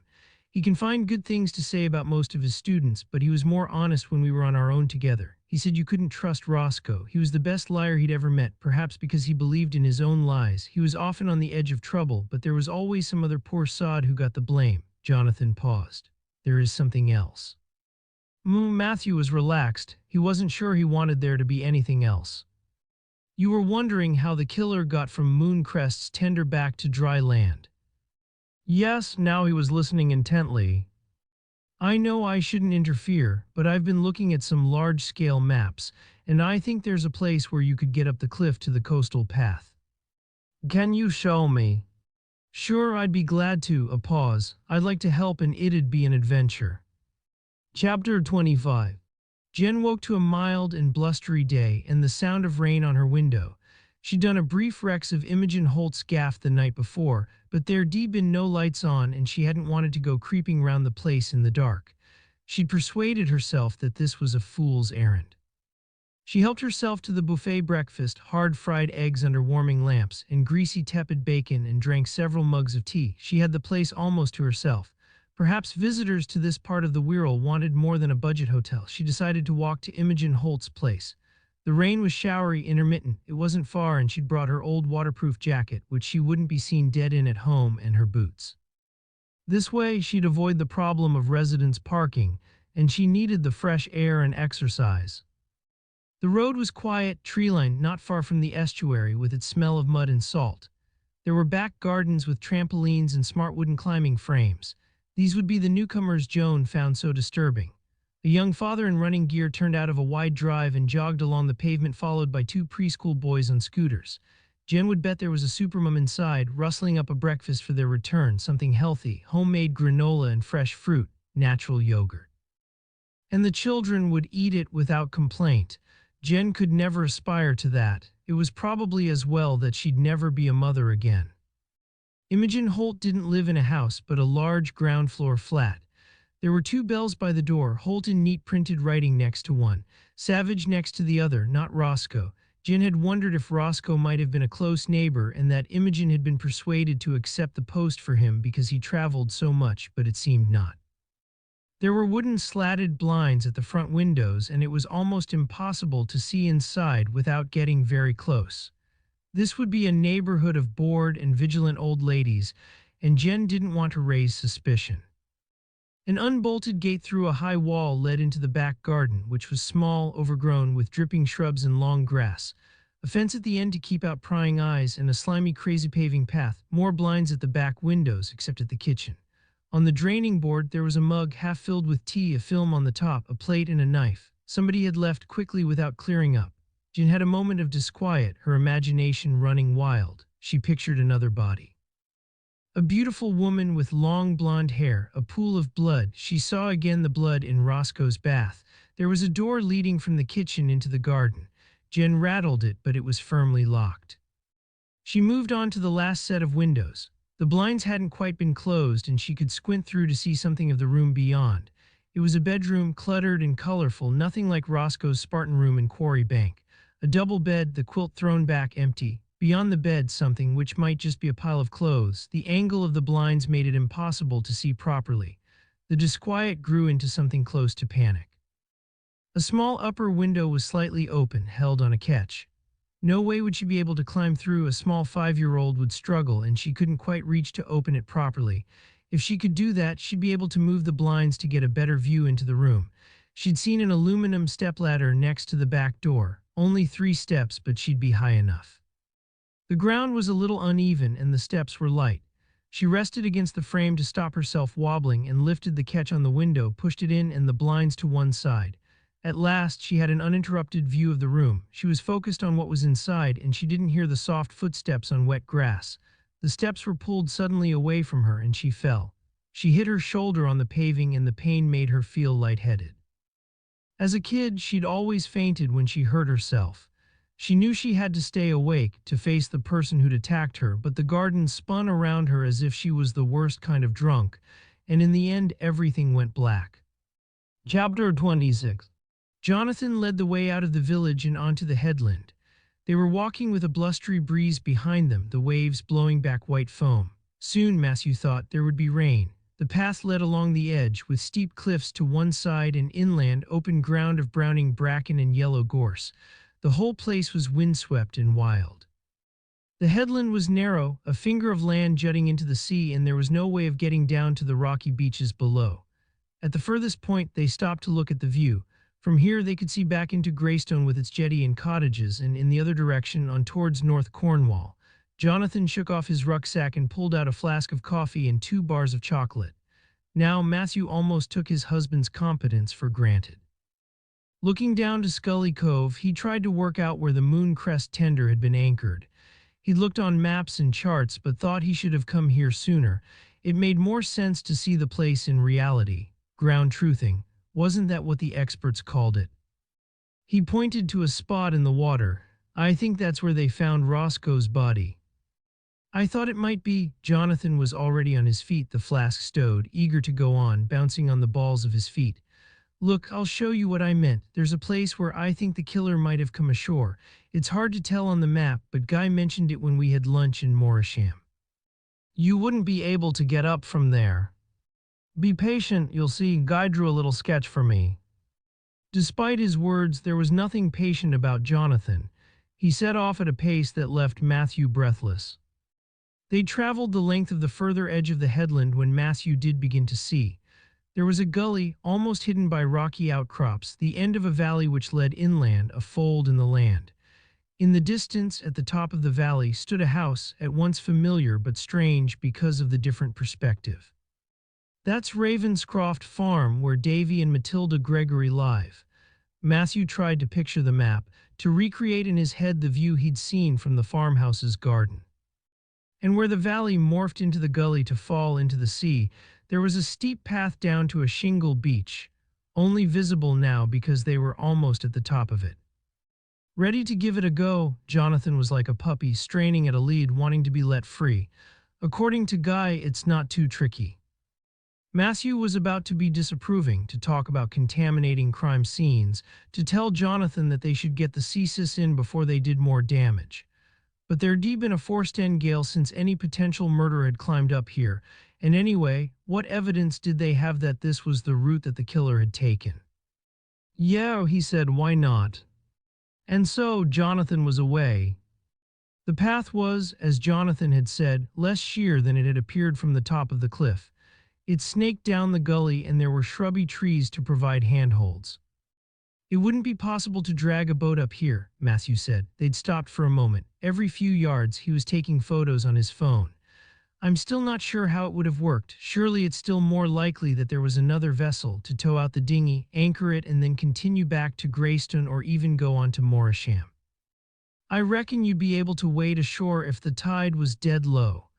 Jonathan was convinced by his theory now, wanted it to be right, to have made an important contribution to the investigation.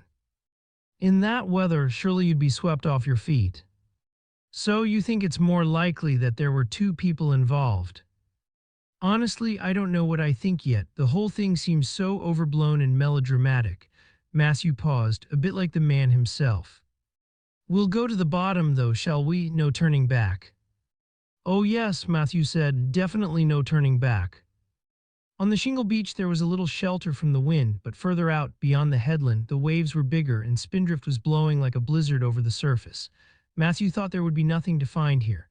There was a thin strip of sand where footwear prints might have formed, but any physical evidence would have scattered long ago. There was nothing to confirm or repudiate his husband's theory. Even after the climb down the path, Jonathan was restless, unable to keep still.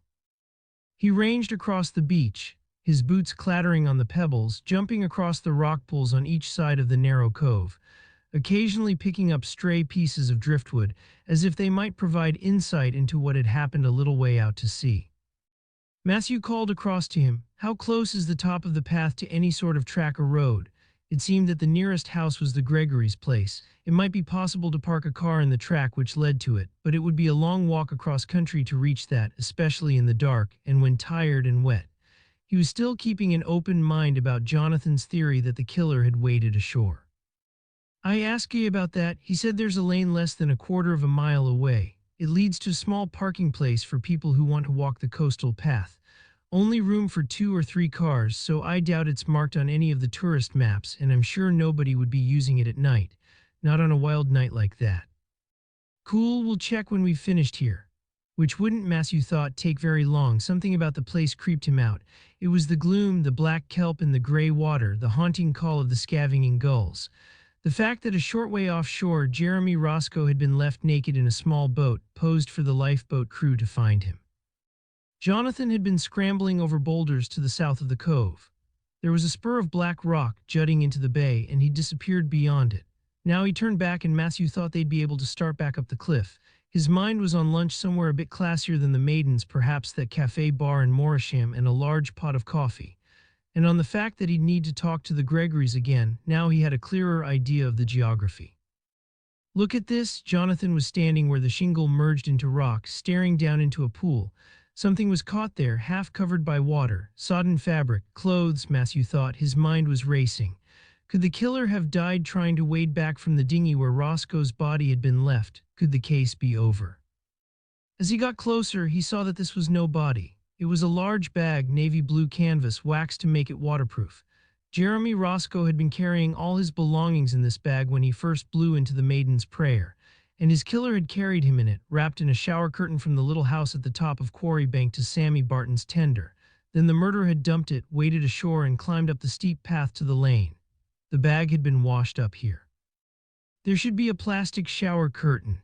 He spoke under his breath, but Jonathan was off, climbing further round the rocks until he was out of sight, a hunting dog wanting to please its master. Matthew was taking photos. The bag was on the tide line but could be washed away by the next high water. Sodden and unwieldy, it would be too awkward to carry back up the path. It would be best to pull it further up the beach and get one of Brian's team to look at it there, before arranging for it to be brought back to the lab. Jonathan appeared round the curve of the cliff and started making his way towards Matthew. He was waving. So Matthew thought, he's found the curtain, more evidence that it happened as I thought, the right scenario to move us forward. Jonathan seemed to open his mouth to shout, but no sound came out. He didn't speak until he was close enough to reach out and touch his husband's arm. You have to see this. Then he turned away, ran over the shingle towards the shallows and retched into the water. I'm sorry. Matthew had never seen him so shaken. Jonathan was never ill, still the man seemed unable to speak. Perhaps there was still blood on the curtain, so much blood that its use was obvious. Jonathan took Matthew's hand and pulled him across the beach to the rock pools. Here the cliff was sheer above them, with only narrow ledges pocked by white muck, evidence of the birds that had nested in the spring. At high tide, the water would almost reach where they were standing, and it would be a struggle to escape back to the beach and the path to the top. At last Jonathan stopped. At his feet a body, twisted, limbs broken and out of shape, a face nibbled in places. There must be rats here, or perhaps it was the work of gulls. Matthew could understand why Jonathan had been sick. Now, though, his husband could speak. It seemed the reality wasn't as shocking when Matthew was with him, or that his imagination had conjured up a sight that was even worse on his scramble back to the beach. He must have fallen from the top, slipped, I suppose. A dog walker, do you think, out in the gale? He turned to Matthew. Or is it related to Roscoe's death? A bit of a coincidence that he's here, so close to where they found his body. Could this be your killer, drowned on his way back from the Mooncrest tender? This didn't happen in the gale. Matthew thought this had happened more recently than the night of Roscoe's murder. There was too little animal damage, and the clothing was bone dry, even as far as Matthew could tell, beneath the body.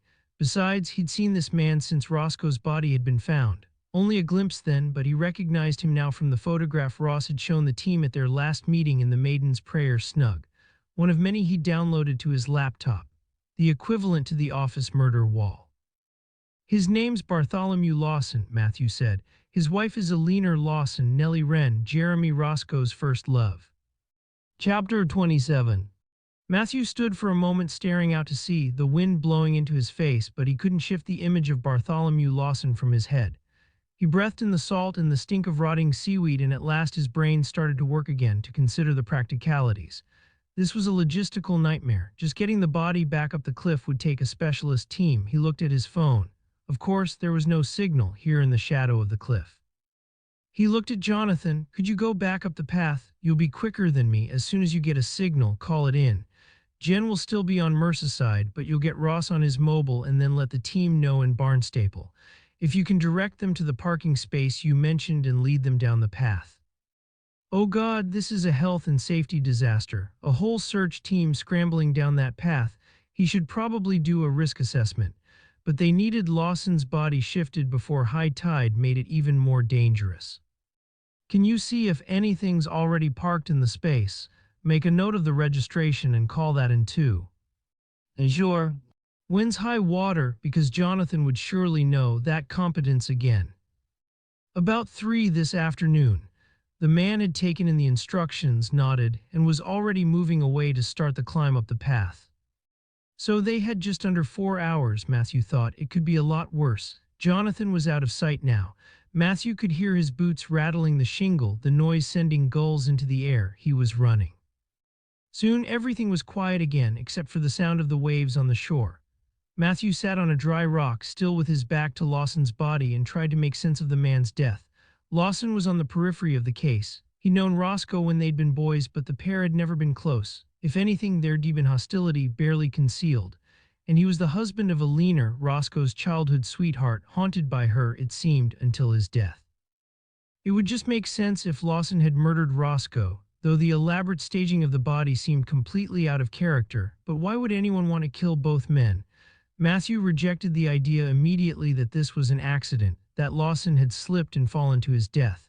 From Ross's description, He wasn't the sort of person for bracing country walks, and he'd never quite believed in coincidence, not when it came to murder. His thoughts then turned to Alina. If her husband had died late the night before or early this morning, she might not even know that he was missing. He could even have been in the habit of disappearing when he was drunk, ending up on a friend's sofa or in a strange woman's bed. Matthew hoped the team would arrive soon so he could be the person to notify Alina of his death. The woman connected both victims. It can't have been easy living with Bartholomew, and of all the people involved in the case, she was the closest to him, the person with a motive. She could have stood next to him at the top of the cliff and pushed him. If he'd been drinking, it wouldn't have taken any strength. Matthew could believe that of Alina, an impulse when she was stretched beyond endurance by his selfishness, wanting at last some peace, but not the pantomime with Roscoe. He'd believed her when she'd said she'd loved him. He started to feel cold. The breeze was stronger and the clouds had darkened. Perhaps the forecast storm was on its way. Matthew got to his feet and started to move, frustrated now to be here waiting, powerless. There was no doubt that Bartholomew had fallen from the top of the cliff. Nothing else would explain the extensive injuries. It was possible, of course, that the man had already been dead before he was tipped over. Would a pathologist be able to tell the difference between trauma to the head caused by a weapon and from injuries sustained as a body fell from height, bouncing into sharp rock as it fell? Matthew looked at his watch. Time seemed to be crawling, but only half an hour had passed. Then, above the natural sounds of wind and waves, he thought he heard another, a siren at the top of the cliff above him. A little while longer, and there was the scuffle of boots on the steep path. He left his post and climbed over the rocks to the beach. He saw two uniformed officers, panting because they'd been moving as quickly as they could and they weren't built for the job. Jimmy Rainston again and his friend. The officers he'd met in Greystone that first morning, who had been part of the search team in the village. This way. The three of them stood, looking down at the body. It won't be easy getting him up the cliff, Rainston said. He's a big bloke. A fall then, was it? Your mate wasn't clear. Matthew ignored the question. His name's Bartholomew Lawson. Have you come across him? Big cheese in the yacht club. A pause. Boozer, lucky not to have lost his license. He looked up at Matthew. Not the sort, I'd say, to be walking the coastal path. I only ever see him in a car or propping up the bar in the club, unless he's changed his ways and suddenly gone in for healthy living. I can leave you to it then. Matthew didn't want to speculate about what might have happened. And we treat it as unexplained until we know any different. I don't imagine you get many people down here, but there might be some rubberneckers when we take him up. It struck him that if it hadn't been for Jonathan's restlessness, Lawson's body would probably never have been found. There was a gale forecast and a high tide, and anything left by the rats and the gulls would soon be swept out to sea.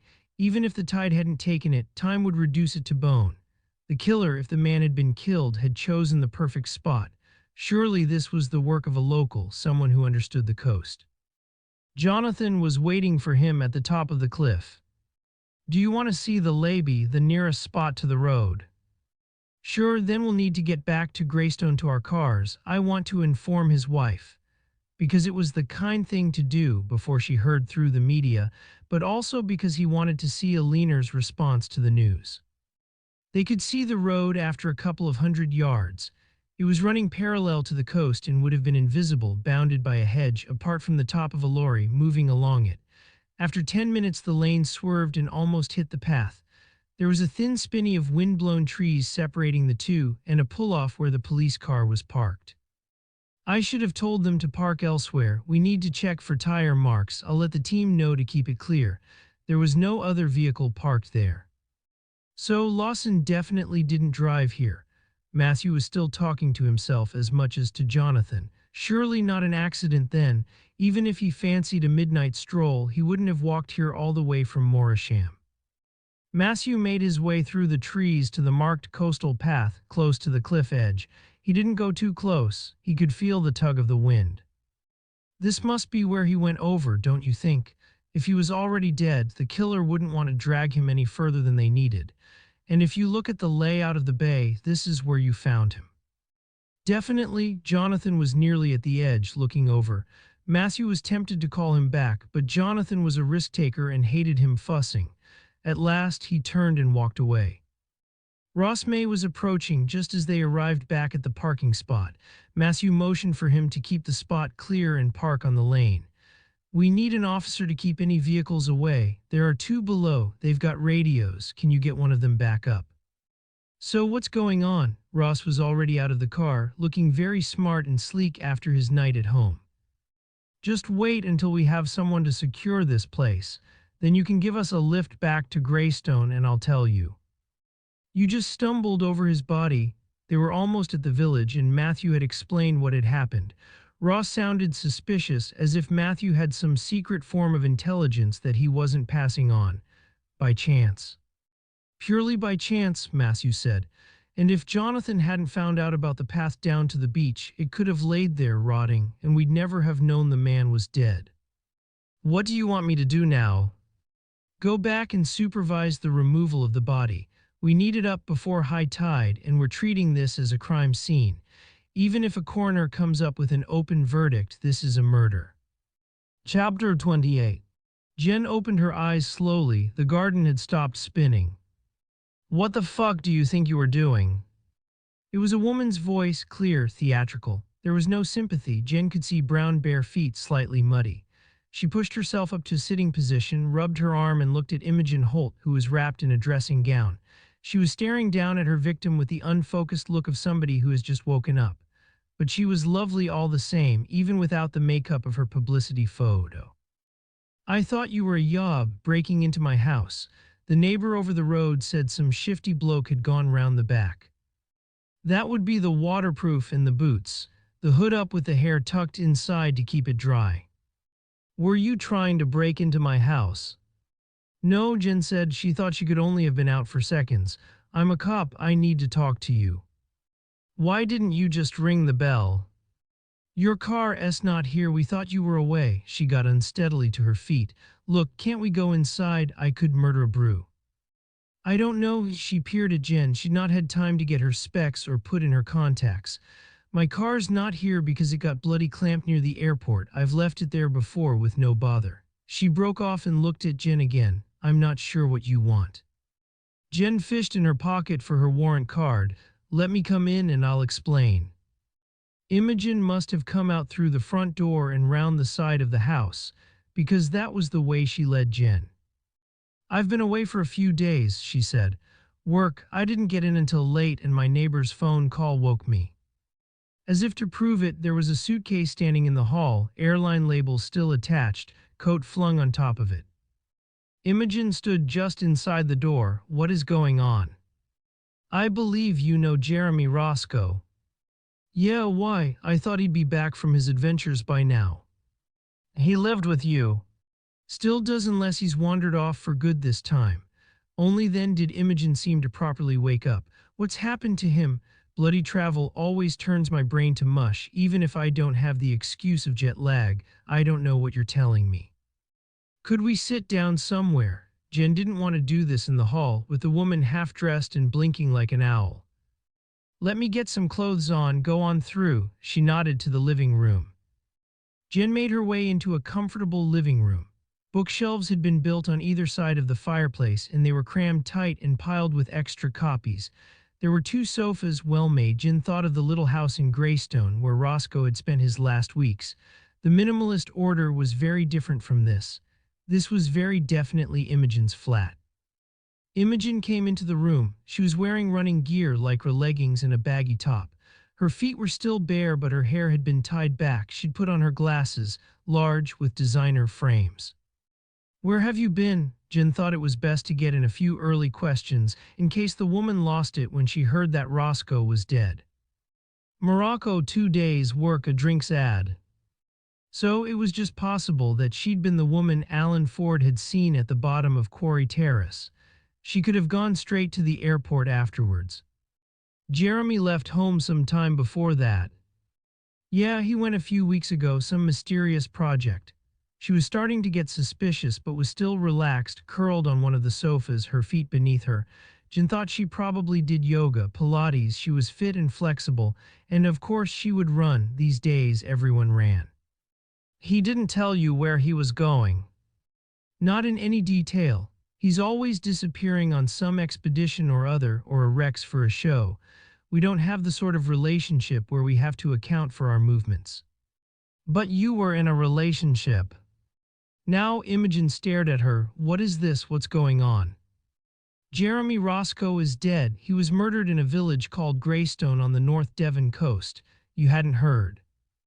No, Jem's dead. She seemed shocked, horrified. But then she was an actress. It seemed as if her world had fallen apart. It was all over the news. We were filming in the mountains, 10-hour-a-day shoots, no phone signal, and when I got in last night I just went to bed. No, I hadn't heard. Jen thought about that. The first thing she did when she arrived into the country off a flight was to check her phone. Someone would have sent a message to Imogen surely. A text of condolence or curiosity, and if she hadn't picked them up in Morocco, she would certainly have seen them once she got off the plane. None of your friends got in touch to let you know. The film crew would surely have had access to news of the outside world. Jeremy and I didn't have that sort of relationship. What was the nature of your relationship, Miss Holt? A moment of silence. It wasn't exactly public knowledge that Jem and I were together. Why would you keep it secret? Imogen shrugged. It wasn't my decision. Jeremy always said he didn't want his private life plastered all over the media. She looked across at Jen. I could see why he wanted a bit of privacy. He was always being pestered to stick his name to good causes, donate to charities, be the public face of some business. I have a bit of that hassle and I'm not half as famous as he was. How long have you been together? Years, she said, bloody years. Then the tears started. Jen thought they weren't just about loss and grief, but for the wasted time spent with a man who hadn't even acknowledged their relationship. Time when she could have found a real partner, someone who would celebrate her, someone with whom she might have children. Children again. Jen thought she was becoming obsessed with them. She waited. Imogen pulled a tissue from a pocket, blew her nose, and dried her eyes. How did you meet? Jen asked. At a Royal Television Society bash. I was still a minor character in a minor soap, and Jeremy was up for some award for a documentary he'd made. We were sitting at the same table. He charmed me. A pause. He charmed me almost until he died. I thought I was supporting a great man, a hero. Deep down, I suppose I knew it was a relationship of convenience, that he was using me. I gave him stability, a home, sex on tap, and he had no responsibility. I did all the adult stuff. I even booked his tickets when he went off traveling and did his tax return. I was a cross between a mother and a pa. Imogen looked up at her. But I loved him. I really loved him. Did you book his tickets for the most recent trip? No, the woman wiped her eyes again. He said the company would do it for him. A pause. I was suspicious. He was so mysterious about it all. I wondered if he'd met someone else and he couldn't face telling me. Did he tell you where he was going? She shook her head. I didn't want to push him. Besides, I was distracted. I had an audition and it was a job I really wanted. Did you get the part? Her face brightened briefly. Yeah, I did. We start rehearsals at the beginning of next month. Did you ever go to his flat in Morisham on the North Devon coast? Once, she said, soon after we met for a romantic long weekend. He had all his mail from there redirected to you. He did. An envelope would turn up every month. Why the secrecy? Why use your name instead of his own? She shrugged. Because he enjoyed making a drama out of everything. I always thought he was like a pirate in a kid's adventure story, swashbuckling, larger than life. Did you see what was in the letters? Of course not. I wouldn't pry into personal correspondence. Really, Jen said, I'd have been tempted. Imogen caught her eye and gave a little laugh. Well, of course I was tempted, but I didn't. The letters came in a sealed jiffy bag, impossible to do without being found out. Does the name Alina Lawson mean anything to you? Nell Lawson, Nellie Wren. At the last name, Imogen looked up. Wasn't that the name of his first proper boat, the one he completed the round the world in? Jen nodded. It was named after a real woman. Ah, Imogen said, his first girlfriend, the love of his life. So he did mention her to you. At the beginning of the relationship, when we spent hours talking, baring our souls, you know how it is. No, not really. I've never had a relationship that intense, that honest. Did he seem anxious recently? Any threats? Any disagreements that might have led to his murder? No, Jeremy didn't provoke people. He wanted them to like him. Imogen paused. If anything, he seemed quite excited in the last few weeks before he disappeared. He'd get like that before a fresh project, that itch for a new expedition, a new adventure. She looked up at Jen. Or a new woman. It would be like him just to slide away. I wasn't entirely surprised that he wasn't here when I got back. Did he keep any of the letters? I'd like to see them. I never saw them once the big envelope arrived. He always took it away to open. He didn't discuss them. I asked once what had come in the mail. Nothing interesting, he said, and that was it, but you're welcome to look for them. He used one of the bedrooms as a kind of office. If he kept them, they'd be in there. It was a box room at the back, dark and shady, just big enough to make a child's bedroom. There was a desk under the window, a map of the world on the wall, with pins, presumably marking all the places that he'd traveled to. There were a lot of pins, a filing cabinet not locked, and shelves containing travel guides, books, a few of them written by Roscoe himself. The place was ordered, tidy, much more like the Spartan house in Greystone. The only thing on the desk was a PC with monitor and keyboard. Jen thought she'd bag that and take it away for the digital team to poke into. No point her looking at it now. The top desk drawer held pens and notebooks. She opened a couple. They all seemed to be journals of his travels. She couldn't imagine what that must be like, the restlessness, always moving, never able to settle. Would it have been different if he'd managed to persuade Alina to marry him? Probably not, she thought. That was just a dream, and eventually he would have felt the need to be on the move again. As Imogen had said, no home meant no real responsibility, no growing up. At first, she found nothing significant in the filing cabinet. Old contracts with production companies, invoices and statements, nothing recent. Was that because most business was being done online or because he wasn't so much in demand as he was getting older? Then she came across a fat envelope which looked as if it was full of fan mail. Some of it seemed to go back years, but she took it with her.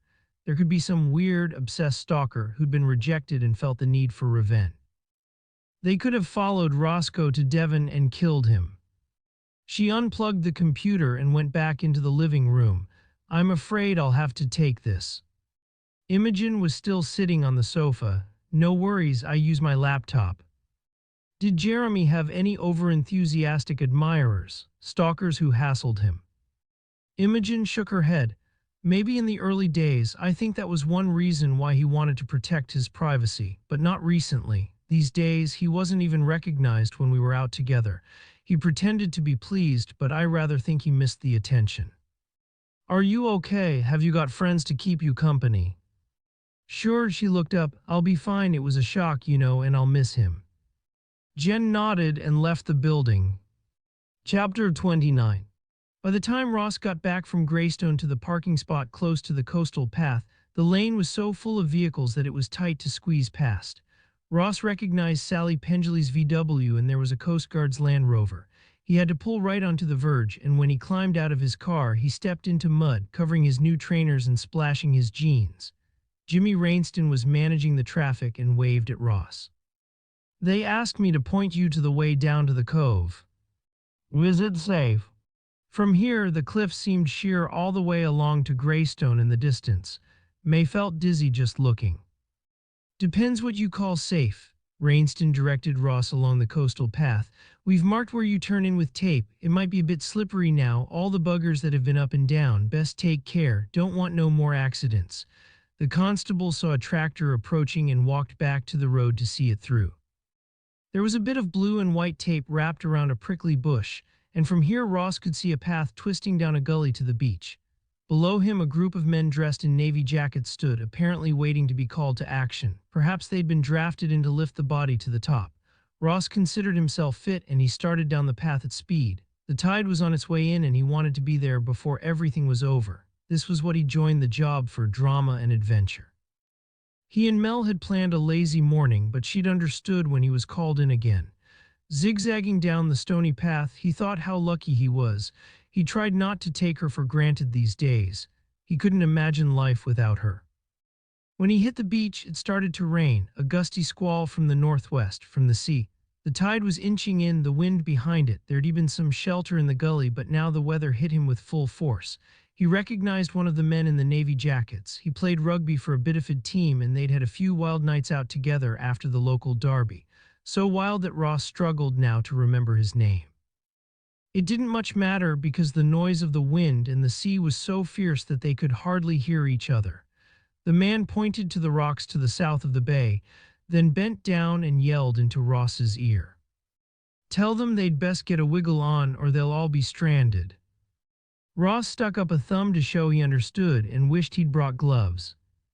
He scrambled across the rocks, slipped on some seaweed, and his foot went into a pool. It took a moment for the cold water to seep through the leather of his trainer and his sock. Sally Pendley straightened when she heard him swear. "Want a quick look? I understand you met him. We're just about to move him." The man looked more twisted than May would have thought possible. Lawson had been an arrogant, drunken sod, but he hadn't deserved this. "Yeah," he was bellowing, and his voice seemed to bounce back from the cliff. "It's definitely him, Bartholomew Lawson. Let's get the volunteers in then. You okay to give them a shout?" Ross didn't stop to answer. He couldn't imagine anything worse than being stuck here in the cold and the wet, stranded beyond the rocky spur and waiting for the tide to go out. When he returned with them, Lawson was already in a body bag. The team strapped him onto a stretcher and carried him away. Ross was the last person back on the beach, and the water was lapping at his feet as he crossed the rocks. It was still an hour from high water and safe now on higher ground at the top of the cove. He stood for a moment, alone, buffeted by the storm. It occurred to him suddenly that there must be something significant to the killer about this place. That was why there'd been the elaborate ritual of towing Roscoe out in the Mooncrest's tender. That was why Bartholomew Lawson's body had been thrown over the cliff at this particular point. He decided that he needed to discuss his theory with Venn as soon as possible. Jen Rafferty wouldn't be back in North Devon until the following day. There was even a chance that they'd have this all wrapped up by then, without her. He phoned Venn when he reached the top of the cliff, but there was no answer. He headed back towards Greystone. He knew the boss had planned to talk to Aline or Lawson, but he might be back by now. In the village, instead of stopping at the Maidens, he drove on and pulled up a little way from the jetty and ran through the rain and the spray to Sammy Barton's cottage. He banged on the door. It was opened by Barton's wife, Jane. Come in," she stood aside to let him past. "What strange weather we're having, all over the place. Let me take your jacket." "Is Sammy in?" "He's not, my love. He's out at a meeting." At the lifeboat station, Ross imagined it would take some organization running a show like that. She didn't answer immediately, and he wondered if he'd been tactless in some way for asking. Perhaps Barton was a recovering alcoholic, or in some other kind of therapy. "No," she said. "He's an elder of our church. It's one of their days for a get-together." Your Barham Brethren. Ross had never heard of the group until the body of a lonely man had been found on Crow Point. Now, it seemed, they haunted every case he worked on. She nodded briefly, surprised that he'd heard of them, but not wanting to discuss the matter further. "Perhaps I can help you." "That bay beyond the headland where the Mooncrest tender was anchored." "Scully Bay. Is that what it's called?" "These days, the story goes that it used to be Skull Bay, after the bodies found there when ships came aground, lured in by wreckers." She laughed, more relaxed now. "But I love my local history, and I've seen old maps and charts. It was always Scully Headland and Scully Bay. The rest is just made up." "I wondered if anything more recent had happened there. I don't know, a suicide, an accident." "Why are you asking?" Her voice was sharper, suspicious. Ross shook his head. "Just a theory, just trying to work out why anyone would tow your bloke's dinghy all that way. It's as if someone's making a point." "No," she said, "I can't think why anyone would want to make a point like that." "I'll come back later," Ross said easily. "See if your husband can help me. It was his boat that was stolen after all. Perhaps that was making a point too." Sammy won't be able to help any more than me. She was impatient now. You're just making a story like the people who believe in the wreckers and smugglers and skulls rolling up on the shore. Stick to the truth, boy, stick to the truth. She opened the door and stood watching as he ran back to his car, as if she wanted to make sure that he'd gone. Chapter 30. This time, instead of walking up the drive, Venn drove the car through the stone pillars and parked right outside the big house. He wanted to tell Alina Lawson that her husband was dead before she found out from another source. Besides, the weather had changed and this wasn't a good day for a walk. The place looked different. Everything was damp and gray. When he got out of the car, he could hear the wind in the trees and howling around the tall chimneys. It was so dark that there was a light on in the kitchen on the side of the house, and that was where he went. He knocked on the door and Alina opened it almost immediately. There was a smell of bread baking, and she had a smudge of flour on one cheek. "Inspector, what a dreadful day to be out. Come along in." She seemed untroubled. Had she even noticed that her husband was missing? "I have some bad news," Venn said. Perhaps something in his voice made her realize that this was serious. "Just a moment, Inspector." She took a tea towel and bent and lifted a loaf from the oven and slid it onto a wire cooling tray. She turned to him and gave him her full attention. "What is it?" "When did you last see your husband?" "Yesterday evening before he set off for the sailing club." A pause. "Oh, he didn't insist on driving, did he?" A pause, then a confession. "He's an alcoholic, you know, and he has no judgment after a few drinks. The staff at the club usually manage to get his keys off him, but not always." She looked up. "Did he have an accident? Hurt someone? Are you telling me he's under arrest?" "Had you noticed that he hadn't come home last night?" She nodded. "Not until this morning. We have separate rooms. A house this size, there's no reason to live on top of each other. But when he didn't emerge for coffee at 11, that's our ritual. It's when we catch up and make our plans for the day. Then I went up and saw that his bed hadn't been slept in." "You weren't anxious?" She shook her head. "It's not so unusual. A sailing chum invites him back for a nightcap and he falls asleep on the sofa, wakes the next day with an even worse headache than usual. He turns up later, full of apologies, clutching a bunch of supermarket flowers." Another pause and a little smile to take the edge off any criticism. "The loyal wife, even now. What's happened, Inspector? Where is he?" "He's dead," Venn said. "I'm so sorry. His body was found earlier this morning." She didn't move. Then he saw that she was crying. She lifted the edge of her apron to dry her eyes. "Stupid man," she said, her voice affectionate. "I knew it might happen one day, but that it should happen now, so soon after Jim. I've lost both my men within a week." She dropped the hem of her apron. "It does seem a very odd coincidence, Inspector."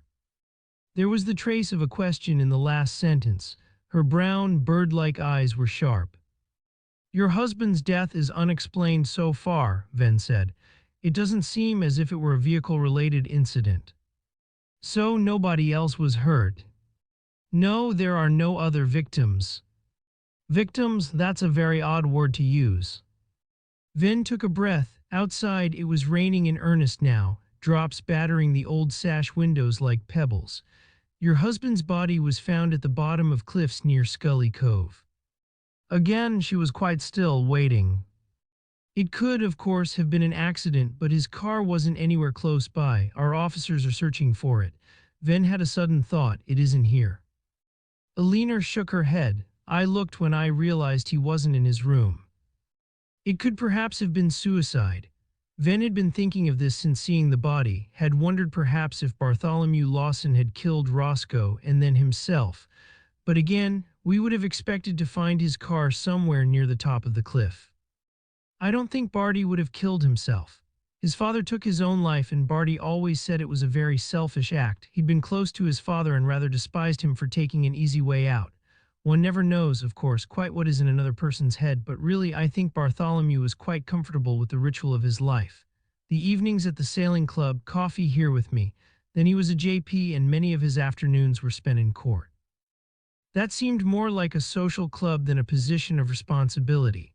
Many of the magistrates were people he knew well, and they seemed rather a clubbable bunch, the older ones at least. The more recently appointed were more earnest. He was disappointed that things hadn't worked out as he'd imagined when he was a young man, but we led quite a civilized life together. No, I don't think he'd be so desperate that suicide would seem a sensible option. How has he been recently? Anxious, under any kind of threat? You think that he was murdered too? Is that what you've been trying to tell me, Inspector? I think, he said, it's a possibility we need to consider. If anything, perhaps Jeremy's death caused him some satisfaction. Barty had always disliked Jim. That was almost tribal. It was about the difference in their backgrounds. It upset his sensibilities that a feral, ill-educated boy, son of a poor single mother, should become almost a national hero. So, your husband wasn't worried in the last few days, scared even? Eleanor thought about that. Honestly, no, there was nothing different about him. They sat for a moment without speaking, the rain whipping at the window. I can't understand why anyone would kill him, Eleanor said at last. Robbery perhaps, he would have had cash on his person, credit cards, a mobile phone. Morisham might seem very genteel, but there are areas of deprivation. I understand that drugs are a problem. She paused for a moment. Or could it have been revenge, someone he met in court perhaps and sentenced a little harshly? He wouldn't have been the most lenient of magistrates. He had no sympathy for lawbreakers, despite his blindness about drink driving. We come back to the coincidence. Venn leaned back in his chair. Your husband's body was found near Scully Head, just across the cove from where the boat holding Jeremy Roscoe's body was anchored. As you said, your two men. You think I might have killed them both? Now the bird eyes sparkled, anger, amusement. Matthew found it hard to tell. Venn shook his head. I'm not saying that, but you were the connection. You might have useful information. He paused for a moment. Did you know that you're the only beneficiary in Mr. Roscoe's will? No, she appeared genuinely shocked. The stupid boy, she gave a little smile and was, it seemed, lost in thought. Venn thought the romantic gesture had moved and pleased her. Let's go back to Scully Cove, he said after a while. Is there anything about that place that has any special significance for you?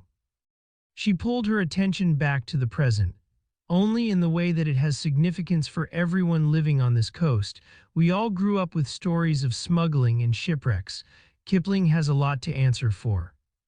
Locals would have known about the path down to the beach then. Of course, I think every generation of teenager claimed it as their own. She got to her feet and knelt on the floor, stroking the head of the dog that lay sleeping in front of the range. I'm sorry, Inspector. I would help you if I could. Might I see my husband? Venn thought of the body, twisted, the face already pocked with bites. You don't need to do that. My sergeant was able to identify him. You might prefer to remember him as he was. She seemed to understand and nodded. I see, you're very kind. Can I think about it and let you know? Of course, he said. I wonder if I could look in your husband's room, and if there was somewhere he used as an office. She got to her feet. I'll show you, Inspector. She led him up a grand wooden staircase along a corridor and opened the door to a bedroom. In the hall downstairs, a phone started ringing. If you'll excuse me. She left the door open and he heard her feet on the stairs and then her voice, even, controlled. Thank you. Yes, it is rather terrible. No, we don't know yet exactly what happened. The police are still here. That's really very kind, but at the moment I think I need to be alone. Then the click of the receiver being replaced. The news was out then, Matthew thought. There'd be more pressure from the top, from his boss Joe Oldham, but little support. The adrenaline which had kept him going since Jonathan found Lawson's body drained away, and he felt flat and very tired. Eleanor stayed downstairs and he was left to explore Lawson's room alone. Lawson's rooms, because the door led into a suite of rooms, almost a small apartment. Everything was very brown and large. The furniture must surely have been in the place since Eleanor's parents had been in charge here, probably before that. The wind was as strong as ever and rattled the windows. Matthew had to switch on the light. He came to the bedroom first. It was big and square and at the front of the house. This was where Bartholomew had been standing when Venn had first seen him, staring out of the window at the frosty garden. The bed was made and seemed not to have been slept in. Blankets and faded linen sheets and pillowcases, a shiny quilt patterned in cream and beige. They'd need to check if Lawson had made it to the sailing club the night before. Ross was a familiar face. He could do that once the place opened. There were 2 cavernous wardrobes and a matching chest of drawers. In the wardrobes, there was a lot of tweed, everything muted, green and brown, a couple of work suits which presumably the man had worn to court, check shirts for casual wear and white and pale blue ones to go with the suits. Nothing was new. Matthew pulled open the drawers hoping for letters, documents, something to give him a handle on the man. A smell of lavender and mothballs floated out. The drawers contained underwear, knitted jerseys, navy, not green, a couple of pairs of navy shorts. These would be his sailing clothes, not quite a uniform, but somehow defining him. A door on the furthest side of the room led to a short, dark corridor and two more doors. One opened into a bathroom, which must have been renovated in the 70s or 80s. An avocado green bath, sink and lavatory, no natural light and with a background smell of mold, no shower and no visible form of heating. A bentwood towel rail looked incongruous against the green plastic. It held a large, threadbare towel, which had once been white. The other door led to a more attractive space, again at the front of the house. A living room and office rolled into one. There was a large desk under the window, and against the opposite wall a leather Chesterfield, bare floorboards and a faded rug in reds and golds, bookshelves on either side of a fireplace which looked as if they were still used. Matthew had a moment of envy. He would love this room as a place of quiet and escape. He started working methodically through the drawers, but there was so much paper that he thought he'd bag it all up and take it away. He would have done that anyway, but had hoped that miraculously something might jump out at him to explain the killings. A personal letter from a jealous husband or a lover. But he'd always realized this would be a much more complicated investigation than that. "Would you like some coffee, Inspector?" Elena was still at the bottom of the stairs, shouting up at him. "Please, I'll be down in a moment." The phone rang again, but this time she didn't answer it. Perhaps she realized that it would be going all day. When he joined her in the kitchen, she'd already made the coffee. The pot stood on the edge of the range, keeping warm. There was milk in a jug and brown sugar in a matching bowl she'd taken off her apron. It was almost as if she felt the need to impress. "I've taken all the paperwork in Mr. Lawson's drawers. There's nothing you're likely to need immediately." She shook her head. "Both our wills are held by our solicitor." A pause. "I don't think there'll be life insurance, nothing like that." She was staring out into the garden, but there was nothing to see except the rain. "I'll miss him," she said at last. "As you'll have realized, we led very separate lives, but we did meet every day for coffee and lunch. He was a presence in the house. We could be quite companyable in our own way." Matthew wondered how many marriages under pressure would survive if the couple had this space, this ability to have periods to be alone. Whose decision was it to live separately? She gave a little shrug. "I don't think there was a decision, not one moment when we decided to go our separate ways. When we realized we would never have children, perhaps. Sex hardly featured after that. Barty started drinking more heavily and coming home late. It was more convenient for us both if he had his own room." A pause. "My parents had a similar arrangement. It wasn't unusual then among our sort of people. Barty just took over the rooms my father had once used." "Should I get someone to stay with you?" She shook her head and smiled. "If Jim Roscoe were still alive, I'd have suggested that you contact him. It would be a splendid excuse to get back in touch with him. I'm a widow now, free and available. Come and comfort me. How ironic that I'm free and he's dead." "Did you know," Matthew said very gently, "that Mr. Roscoe had been living with a woman on the Wirral for a number of years, an actress younger than him?" "No, I didn't know that. I could have guessed he'd be living with someone. He was never very good on his own. He'd have left her and come to me, though, if I'd asked him. Even after all this time, I can be certain of that." There was a moment of silence. "I'll send an officer to be with you. They can pass on any information as we find it and stop you being pestered by the press. You won't mind the company." She shook her head again. "No, I won't mind, but you call in too, Inspector, whenever you think I can help. Barty wasn't a good husband, but I wasn't a very good wife, and he didn't deserve to die in that way.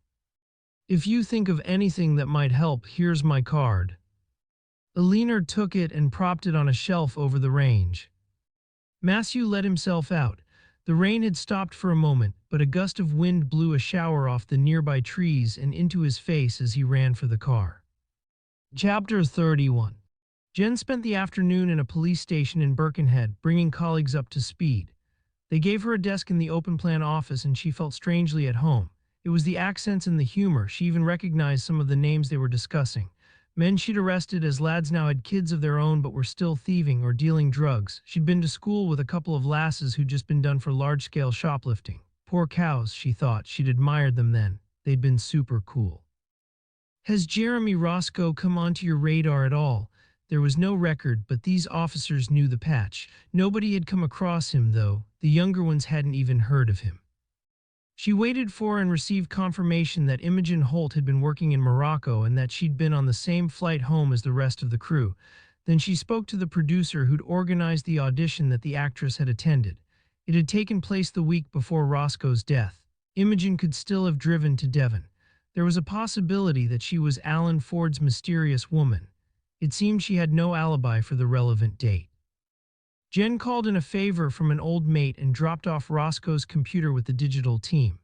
She could have gone back to the hotel then, arranged to meet up with friends in Liverpool, but instead she stayed in the police station and started to read the envelope of fan mail. She loved the buzz here, the noise of policing, the view of the river and her city on the other bank. She almost missed it because the letter was one of the less graphic efforts. There was a declaration of admiration, of love, but no promise of sexual favors. Then Jen came across others signed by the same name. They seemed to have arrived over 2 time periods, with a gap of several years in between. The first few appeared to have been written by a gushing teenager, decorated with painted hearts. In the later bunch, the writer bared her soul. "I'm going through a tough time. Please, can we meet? I think you might understand and be able to help." A description of an unhappy relationship. They were beautifully handwritten. There was nothing recent and no indication that any had been answered, no threats of violence. Perhaps the writing itself had been cathartic. Each letter was signed by both a first and a family name, Mary Ford. Jen was on her feet, just about to head to the hotel where it would be quieter, to catch up with the team when Ross phoned. "There's been another body." "Who?" "Bartholomew Lawson, Nellie Wren's husband, Commodore of the yacht club. The boss found him on a beach close to where that boat with Roscoe's body was anchored. I'll get a couple of hours, Kip, and then I'll be on my way." Mary Ford's love letters went out of her head then until the call was over. Chapter 32. Matthew and Ross were back again in the snug in the Maiden's Prayer. The waves in the bay were blown into small white peaks like meringue. Matthew supposed that if you lived in a place like this, you'd always notice the weather. In Greystone, the sea was the first thing he looked at when he woke up. At the house by the estuary, the bedroom only had a view of the river.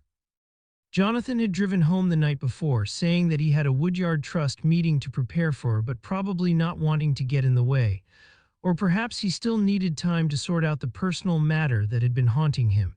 He'd seemed distracted. Gwen Gregory was bustling in and out with coffee and toast. "Lawson's death is all over the news," she said. "You'll be looking into that too, I dare say." "You knew him?" "Nah, we didn't move in the same circles. He was sent away to boarding school, and when he was back, he didn't mix with the likes of us." "You must have known of him, though. Your brother gave him a lift home from the sailing club most nights." "Well, yes, I knew of him. He was a magistrate, wasn't he? Always on the local radio, spouting about law and order." "Davy must have known him better." She sniffed. "I suppose, though from what I hear the man was so pissed most nights, there was hardly much of a conversation. I can't see how someone like that had the nerve to pass judgment on other people." She walked away. Matthew looked through the hatch to the bar. Carter was chatting to an elderly couple who'd come in for coffee. "I've just heard a forecast. The wind's getting up again and there are already trees down further up the coast." Matthew thought of all the trees surrounding Aliner's home and wondered how many of them would still be standing the following day. Carter disappeared back into his personal domain. At last, he and May could talk with no danger of being overheard. "They've found Lawson's car," May said. "It was outside the sailing club. I'll go later and speak to the members." "I think I should talk to Davy Gregory." Matthew believed Davy would have been closer to Lawson than Gwen had implied. He'd acted as a kind of nursemaid to the man and would surely know his secrets. Besides, if Lawson had been at the sailing club the night before, wouldn't Davy have expected to pick him up later? "What do you want from me?" "By the time I get back from Gregory's place, Jen should be here. She's going to drop the kids at home and then come on to Greystone. She reckons she'll be able to stay over. The kids can look after themselves because it's the weekend and she doesn't have to see them off to school. Can you do a bit more digging on Imogen Holt? She couldn't have killed Lawson, but Jen says she meets the description of the woman Alan Ford saw in the street, and she suspected he'd run away to meet another woman." "Bit of a stretch, isn't it? No way she'd be able to get him in a boat and out to Scully Bay if she wasn't local. She could be a witness, though, if she'd come for a quick visit before going away to work in Morocco, to surprise him perhaps, or to check up on him. She might have seen something. Now, Ross was dismissive. That's surely too much of a coincidence, and why wouldn't she have told Jen if that was how it happened? Because she didn't want to be involved in a murder investigation. She's just about to start a new acting role. You could see that the last thing she'd need would be adverse publicity. Very few people seem to have known that she and Roscoe were an item. May shook his head. I just don't see it. Matthew drove along the wet roads towards the Gregory house. There was a brief startling flash of sunlight, so the tarmac shone gold, and then the clouds blew in again. When he got to the farmhouse, he saw that each of the couple's cars were there. Matilda opened the door to him. She was dressed in jeans and a long black sweater, her blonde hair loose about her shoulders. Inspector, her voice was neutral, not hostile, but hardly welcoming. There's been another killing, Venn said. I expect you've heard. No, she said. He couldn't tell if she were shocked or not. We were out all morning and I've been adding up the cash we raised for Artie's fund at the fair so I can announce it at school on Monday. I haven't been listening to the news. And Davy? I think he's been watching an old film. A little smile, and probably snoozing. He works late with the taxis. He quite often has a daytime nap. Was he late home yesterday evening? He was. I'm not sure what time he got in, though. I was fast asleep when he came back. She stood aside to let Matthew in. When we were first married, I would wait up for him, but I'm an early morning person. I soon realized I'd have to give up on the late night vigils. Now she asked the question that he'd have thought she would have put to him earlier. Who has died? Bartholomew Lawson, Matthew said, one of Davy's regular customers. Oh, at last, she seemed almost dismayed. Davy will be upset. Barty had his problems, of course, but Davy did rather like him. She walked through into the living room with its view down the valley towards Scully Bay. Gregory was stretched out on the sofa. In the corner, daytime television burbled. Gregory was gently snoring. Matilda touched him on the shoulder. We've got a visitor, love. He woke and smiled at her, stretched and sat upright, then saw Venn. What are you doing here at the weekend? Trying to keep his voice pleasant, but not quite managing it. The inspector's come with some bad news. She moved away towards the door. He wanted to tell you himself. I'll leave you both to it and get back to my marking. I'd rather speak to you both, Matthew said, if you could give me a few moments. Of course, she sounded reluctant, though. She took a seat next to her husband on the sofa. What's all this about? It's about one of your regular customers, Bartholomew Lawson. Ah, Gregory said, poor chap, his liver finally packed up, has it? It was only a matter of time. No, again, Matthew looked down the valley. He wondered how long it would take to walk to the coastal path. Perhaps he'd walk it when he'd finished here, perhaps, or he might send one of the local officers to give it a go. Mr. Lawson's death is unexplained, suspicious even. His body was found at the bottom of the cliffs on the edge of Scully Bay. There was a moment of complete silence before Matthew continued speaking. I understand that Mr. Lawson was a regular customer. You'd pick him up most nights from the sailing club in Morisham and take him home. Not every night, Davy said. Sometimes I had another job, something that paid better. How did Mr. Lawson get home if you couldn't collect him? Davy shrugged. I suppose one of his friends gave him a lift, or one of the staff took him. I know they took his keys off him as soon as he got there. He was a magistrate. It wouldn't look good for him or the club if he was done for drunk driving. And the night before last, did you pick him up then? Davy shook his head. He was wide awake now and quite sharp. I probably would have been able to. I had another job later, but he was usually ready to go before 11, or the staff wanted him gone before he started making a scene. But nobody phoned me, that was the deal. Someone would book me if Barty was there. But he wasn't there every night and I wasn't going to save the slot unless I knew for definite that he'd need taking back. I understand. Matthew thought the man was probably telling the truth about this at least. He was intelligent enough to know that they'd check with the sailing club staff, but that didn't mean he hadn't been waiting for Bartholomew when he'd arrived at the club. Lawson's car had been there after all, and somebody with a vehicle had brought him to Scully Bay and pushed or thrown him over the cliff. When was the last time you did see him? Wednesday night, the night after the big storm.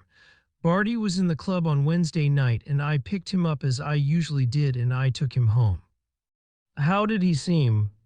Good, Gregory said. Not quite as drunk as he usually was, quite chatty. He even gave me a tip when he dropped me off.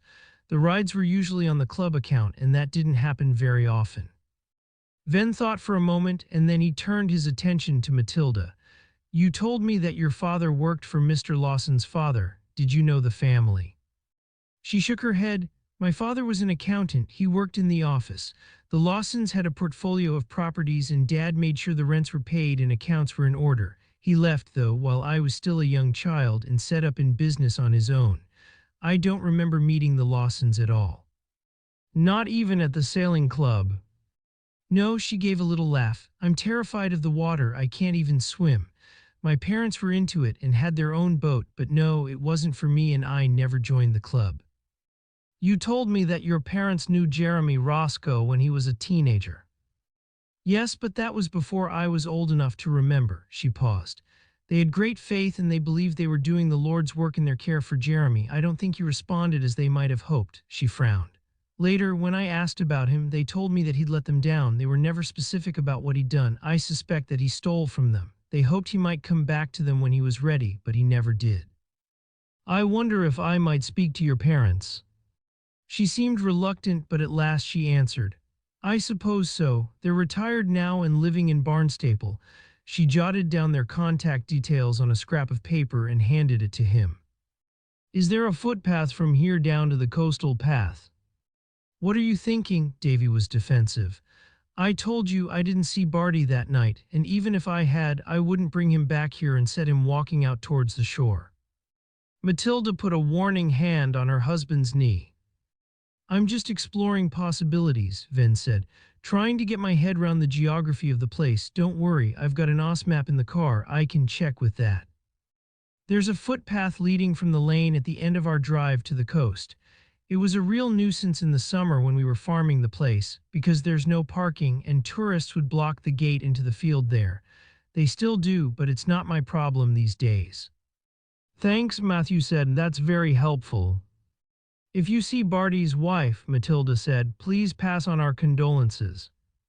Do you know her? Matthew was surprised. He didn't think they'd move in the same circles. Besides anything else, there was the religious divide. Eleanor had told him that hers was a Catholic family. Not really, it was Davy who answered.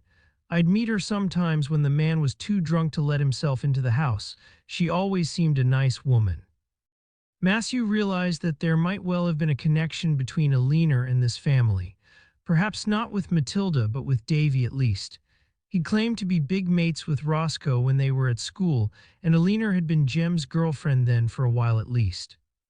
You never met her when she was going out with Jeremy Roscoe, when you were all kids. Davy shook his head. Jeremy was always talking about her. He claimed she was the love of his life, but he never really introduced us. He thought we were a bit rough and ready for his lovely Nell, that we'd frighten her off. Wasn't he a bit rough and ready himself? That was the myth at least. Roscoe was the Scully falling for the princess in the big house. He could always put on a show, though, could Jem. Davy paused for a moment and seemed lost in thought. I did see her with him once or twice at a party, I think, and when they were in the marina at Morisham about to go sailing, but I never really knew her. There was another silence. And really, when they were together, they only had eyes for each other. I might as well not have been there. Outside, Matthew looked again down the valley. He took his car to the end of the Gregory's drive and pulled onto the verge. There was a wooden signpost pointing to the footpath. Everything seemed very sharp and very close to him, an indication perhaps that the weather was about to break again. He thought he'd come to regret this, but he climbed the stile and set off. He set the stopwatch on his phone. The footpath crossed two fields of sheep, separated by a fence and another stile, the grass wet, the path ill-defined, not well used. The light was already starting to fade, but there was no sign that a body had been dragged here, no trail of flattened grass. But then his footprints disappeared almost as soon as he'd made them, the sheep-cropped sward too short to leave a mark. Only. A small kissing gate in the opposite corner showed where the path should end. Through that, there was a footbridge over a stream, very fast flowing after the earlier downpour. Beyond the bridge, the path led sharply downhill and through a patch of woodland, and then he'd already arrived at the lane. He could see cars still parked on the verge, Jimmy Rainston back on duty, looking bored, keeping drivers out of the lobby. Venn stood and watched. Rainston was talking into his phone and didn't notice him. Anyone could have crossed the lane here and made their way down by the steep and hidden path to the beach. He checked his watch. The walk had taken 15 minutes and Venn hadn't been moving quickly. He turned and made his way back to his car, his mind playing out various scenarios. None of them quite fitted this particular landscape, these particular facts. In the car, he checked his phone. Jen Rafferty had left a message. She was home and was heading out to Greystone now. Chapter 33. Ross May had found nothing more useful on Imogen Holt.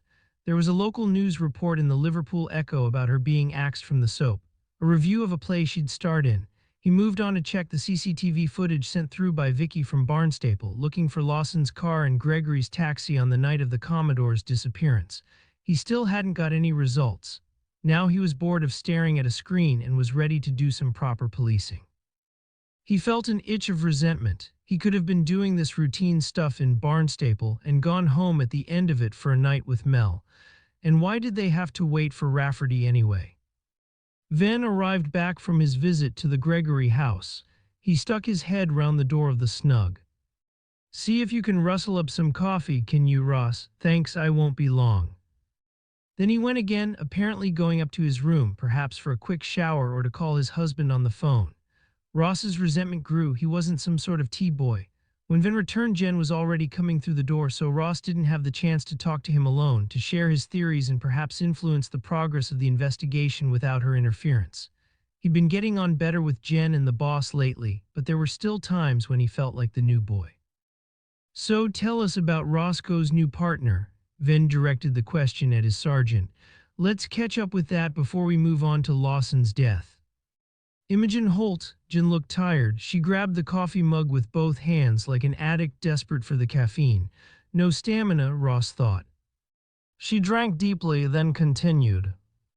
"As you know, Imogen's an actress, not a major celebrity, but doing okay, usually in work. A bit of telly, but mostly live theater. She owns a nice flat in a smart part of the Wirral. Roscoe moved in with her a few years ago. Nobody locally seems to have been aware that he was living there, and that's a bit odd considering his celebrity. I checked with the local sailing club and he wasn't a member. She fell for his charm, and I think she's still besotted even if the gloss is wearing a bit thin. When he disappeared this time, without giving her any real explanation, she suspected he was having an affair. Did she strike you as the jealous type?" "She's certainly impulsive," Jen said. "She thought I was breaking into her house and took me on, but really, I can't imagine her stabbing Roscoe, planning the whole thing with the boat." "But she could have tracked him down," Ross said. "She still could be the mysterious woman at the bottom of Quarry Bank." "Maybe, but it's a long way to come to check up on her bloke." "Did she give any reason for Roscoe keeping such a low profile?" Venn asked. Jen shrugged. He told Imogen he just didn't need the hassle. People bothering him to be patrons of their charities, open school fetes, be mentors for sporty youngsters from deprived backgrounds. That was why he kept the flat in Morisham as his official address and had his mail forwarded to Imogen. "I had the impression of someone who quite liked being in the public eye, though." Venn leaned back in his chair and yawned. Ross thought he had as little stamina as the sergeant. "I wonder if there was some other reason why he might want to avoid the public's gaze. Can we have another dig into his past, Jen? He might not have a record, but let's see if there were any complaints made against him, official or unofficial. It's almost as if you were trying to hide." She nodded. "I did come across something interesting. Roscoe had an office in Imogen's flat. I found these there." She set an envelope on the table in front of them. "He kept all his fan mail. He obviously needed an ego boost from time to time. Check these out." She spread out a fan of handwritten letters. Ross looked at the name at the bottom before reading them. "Mary Ford. I wouldn't have had her down as a fangirl." Venn read them carefully. Time passed slowly. Ross found himself losing focus, distracted. It had been like that at school. He'd keep his attention on what was being said for a short time, but then it would slide away despite his best efforts. When Venn looked up, Ross couldn't help jumping in, sharing the ideas that had been rattling round his head, even though they had nothing to do with Mary Ford or Imogen Holt. "I was wondering if there was anything significant about Scully Bay. I mean, there must have been easier places to dispose of a body. All that pantomime with getting the tender there. I know we thought it was about Roscoe having been a sailor, but then when Lawson ended up there too, it can't just be random, can it? What sort of significance were you thinking of? Venn leaned forward across the varnished table. I asked Alina about the bay. She said they'd all grown up with myths about the place, stories about smuggling and wrecking. She implied it was romantic nonsense dreamed up for the tourists. You're thinking there might have been something more recent. Yes, Ross said. These killings feel almost like revenge, someone sending a message maybe. I wonder if there was a case of negligence that was put down as an accident, some other tragedy. He could tell now that Venn was listening intently. The boss's attention never wandered, even when he was tired. I went to see Sammy Barton to ask if any lives had been lost near the headland.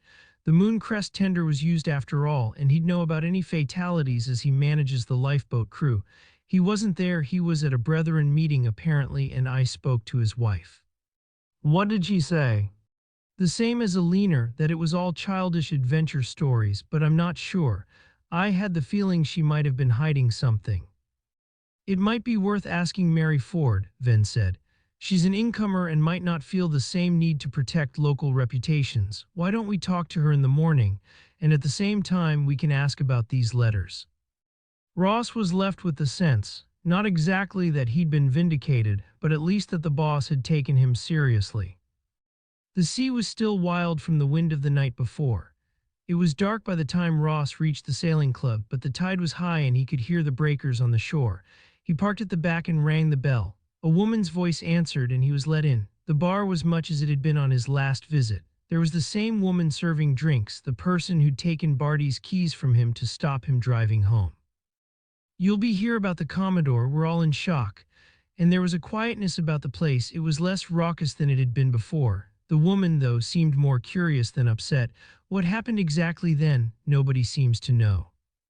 Mr. Lawson's body was found at the bottom of cliffs close to Scully Bay. We're treating it as an unexplained death, which, Ross thought, was what she knew already, and he wasn't about to pass on any other gruesome details.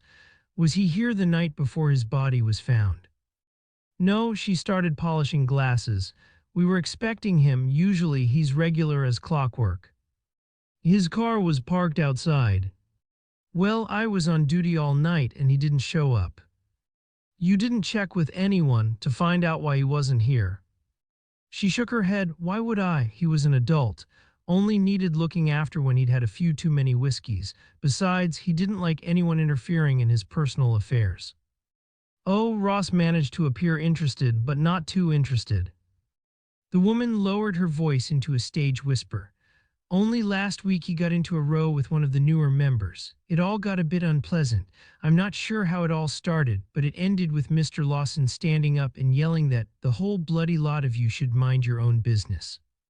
Who was Mr. Lawson arguing with? Ross asked. Is he here today? Now the barmaid looked as if she was already regretting the gossip. Her voice dropped even lower. It's Brian Moore, she said. Over there by the window with Helen, his wife. He used to own that car showroom on the edge of the town and a couple more in the county. He sold them about 3 years ago. Everyone says he's minted. He's got a fancy yacht in the marina. Ross didn't look across the room but continued talking. I'll need a list of all your members. I can talk to the people who are here now, but, as I said, Mr. Lawson left his car outside this building and somebody must have noticed him. That was probably the last time he was seen alive. He took his time making his way to Brian Moore and his wife, stopping on his way at all the tables, taking names and contact addresses, asking who had been in the club the night of Lawson's disappearance. Nobody said that they'd seen Lawson or his car. Sorry, I didn't notice. It gets dark so early these days, doesn't it? Really, we should get some better lighting. The Commodore, no, we were all saying how strange it was that he wasn't here that night. Ross moved slowly across the room, glancing up occasionally to check that the Moores were making no move to leave. They had the best view in the house and could look down at the marina and the shore beyond. Again, Ross was distracted for a moment, his attention pulled to the white hulls below, moored along the pontoons, caught in bright security lights. While the car park at the back of the clubhouse might not be lit, from here it was possible to see every detail. You're asking about Lawson? Moore had a Midlands accent. I'm sure one of them has told you we had a row last week, almost came to blows, but that was two guys old enough to know better, behaving like teenage kids. It soon blew over. He was drinking beer and paused long enough to take a sip. The Commodore had a temper, though. He completely lost it, turned in a moment, and that night he hadn't even had much to drink. What triggered the argument? It was the night after Jem Roscoe died. I went over to the Commodore and suggested we should have some sort of memorial here in the club. I'd fund it if cash was short. He'd been here as a junior, hadn't he? It was where he started his sailing career. I couldn't understand why we hadn't made him an honorary member, invited him to speak at one of the dinners. A celebrity like him and we'd draw a crowd. Mr. Lawson hadn't liked the suggestion. That's putting it mildly, isn't it, Bab? Helen Moore nodded. She was middle-aged, comfortable, still good-looking, and she wore a lot of gold bangles, earrings, and a chunky necklace. She could carry off the look. You'd think a bloke of that age would have a bit more self-control, the language, and he was frothing at the mouth, literally. What exactly did Mr. Lawson say? That Jeremy Roscoe had been a disgrace to the town and the county, that he had behaved despicably throughout his life, and if he'd ever been made a member of the club, it would have been over Lawson's dead body. Helen looked over the table at Ross. Her face was plump, almost without lines. He picked up Bry's empty beer glass. I thought he was going to smash it on the table and stick him one, but one of the other members came over and took it off him. It was a shame, Brian said. Embarrassing when a famous man had just died. It did Lawson no favors. There was already talk in the club that someone should stand against him as Commodore. Would you have put yourself forward? No way, too much like hard work. That's why I sold up and retired early, so that I wouldn't have any stress in my life. Doctor's orders after a heart attack. I came to sailing later than most. Never thought it would be for someone like me, to be honest. I've still got that working class chip on my shoulder, but I love it. Just the sailing, mind you, not all the bollocks that goes with it. Did you see Mr. Lawson the night before last? His car was parked here, but nobody seems to have noticed him arriving. He shook his head. We weren't here. It was our wedding anniversary, 30 years. We had a night away in our favorite hotel in Cornwall. I can give you the name, you can check. Ross wrote down the details, but he thought the couple would have been there. They were too relaxed, too confident and easy in each other's company to have made up a story like that. He'd check, of course, and he'd make a note of the hotel's name. Maybe he'd take Mel there on a special occasion, their next anniversary.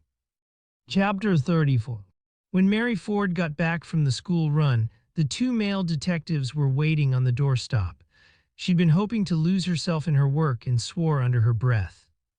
How can I help you? A pause. If you want to talk to my father again, he's gone home. His neighbor's really understanding about feeding his animals, but he wanted to get back to them. He was quite certain that he'd seen that woman on the night Jem Roscoe died. The older detective introduced himself, though she knew exactly who he was. In a place like Greystone, everyone was known. We will want to talk to Mr. Ford. We'd like him to look at a photo of a woman who might possibly be the person he saw that night. But this morning, we'd like to talk to you, if you can spare the time. Sure, she stepped aside. My head's not really in the right place for work today anyway. Artie was disturbed in the night. I thought he might be building up to a seizure. He hasn't suffered like that yet, but it's one of the symptoms that could happen as the disease progresses. She felt her voice tight, keeping the panic and the grief at bay, but aware at the same time that the sick child card was always worth playing. I'm sorry. The words were pathetic, inadequate, but she thought that he meant them. She'd heard the rumors in the village that he'd grown up in the Brethren, but he'd lost his faith. No, come on in, I'll be glad of the distraction. You'll have to excuse the mess, though. There was a mess. This wasn't the false modesty of a house-proud mother. In her life there was more to deal with than a mucky home. There were toys scattered on the floor, and in the kitchen at the back of the room, a table with cereal bowls, a carton of milk, spills, and crumbs. Mary piled the toys into a big wicker basket and gathered up stray children's clothes from the chairs, so there was somewhere for them to sit. We've found out where Jeremy Roscoe was staying in the last few years. Oh, once she would have pretended to be uninterested, now it wasn't an act. He was living with a woman on the Wirral. Of course, we had to search their flat. Routine, I'm sure you understand. She felt a flush spread from her neck into her cheeks. She hadn't thought that she could do embarrassment anymore. It was such a petty emotion in comparison to her other feelings. but now she wanted to shrink away from the men who were sitting on her sofa, smiling at the photo of her son on the mantelpiece. "We found some letters." There was no judgment in Venn's voice. "I used to write to him." She looked up to them. "It began when I was a kid, then I started again when I was older, lonely. He never replied. I thought perhaps he never received them. I sent them to his Morisham address and he wasn't often there. But you carried on writing anyway." "I needed to tell someone what I was going through. My husband and I were having a crap time and my mother was ill. My father had enough on his mind looking after her. Jim was, I suppose, the equivalent of a child's imaginary friend. More than a friend, surely, more like a lover." Mary could feel the flush deepening. Venn was right, of course. Her dreams had been erotic, exciting. "I met him a couple of times when I was still at school. He came to the sailing club. I was young, a bit wild. He said I reminded him of himself at that age. I was flattered, and I fancied him rotten. Became a bit obsessed by him when my marriage started falling apart. But I knew deep down that nothing would come of it. I wasn't sure how I'd feel if he finally agreed to meet up with me. And then he turned up in Greystone." She nodded. "My fantasy made real." "Did you go to the house he was renting?" "No." "Really? After writing to him all that time, asking him to meet you, and all you had to do was wander up the hill and knock at the door?" "I went to the Maidens," she said. "A few nights after he arrived, Dad came to babysit. The village was full of it. Jem Roscoe blowing in, almost taking up residence at the bar. I dressed up for him, not a frock, nothing like that, but nice underwear and my tightest jeans, my black boots. I used straighteners on my hair." "What happened?" This time the young detective asked the question, not quite smirking but ready to mock. She thought her story would be all around the police station. The mother with 2 kids who lost her head over an old sailor. "Nothing happened." She was determined not to cry. "I went up to him, reminded him who I was. He was charming, but I could tell he couldn't remember reading my letters. I suppose he got so many." "Oh yes," he said at last. "You're Alan Ford's maid, I remember, a bit of a sailor. That was all I was to him, a bit of a sailor. I slunk out of the pub and ran home, pretended to my father that I'd got the flu, wept into my pillow so he and the kids wouldn't hear. But the next morning I was cured of my obsession with my imaginary lover." "You didn't try to see him on his own?" "No, I came to my senses. Life isn't a fairy story, is it? It's about just getting through." "Sometimes," Venn said, "but there's nothing wrong with wanting more." That last sentence surprised her. He didn't seem like a man who would demand very much. "Will you get rid of the letters?" she said. "Burn them."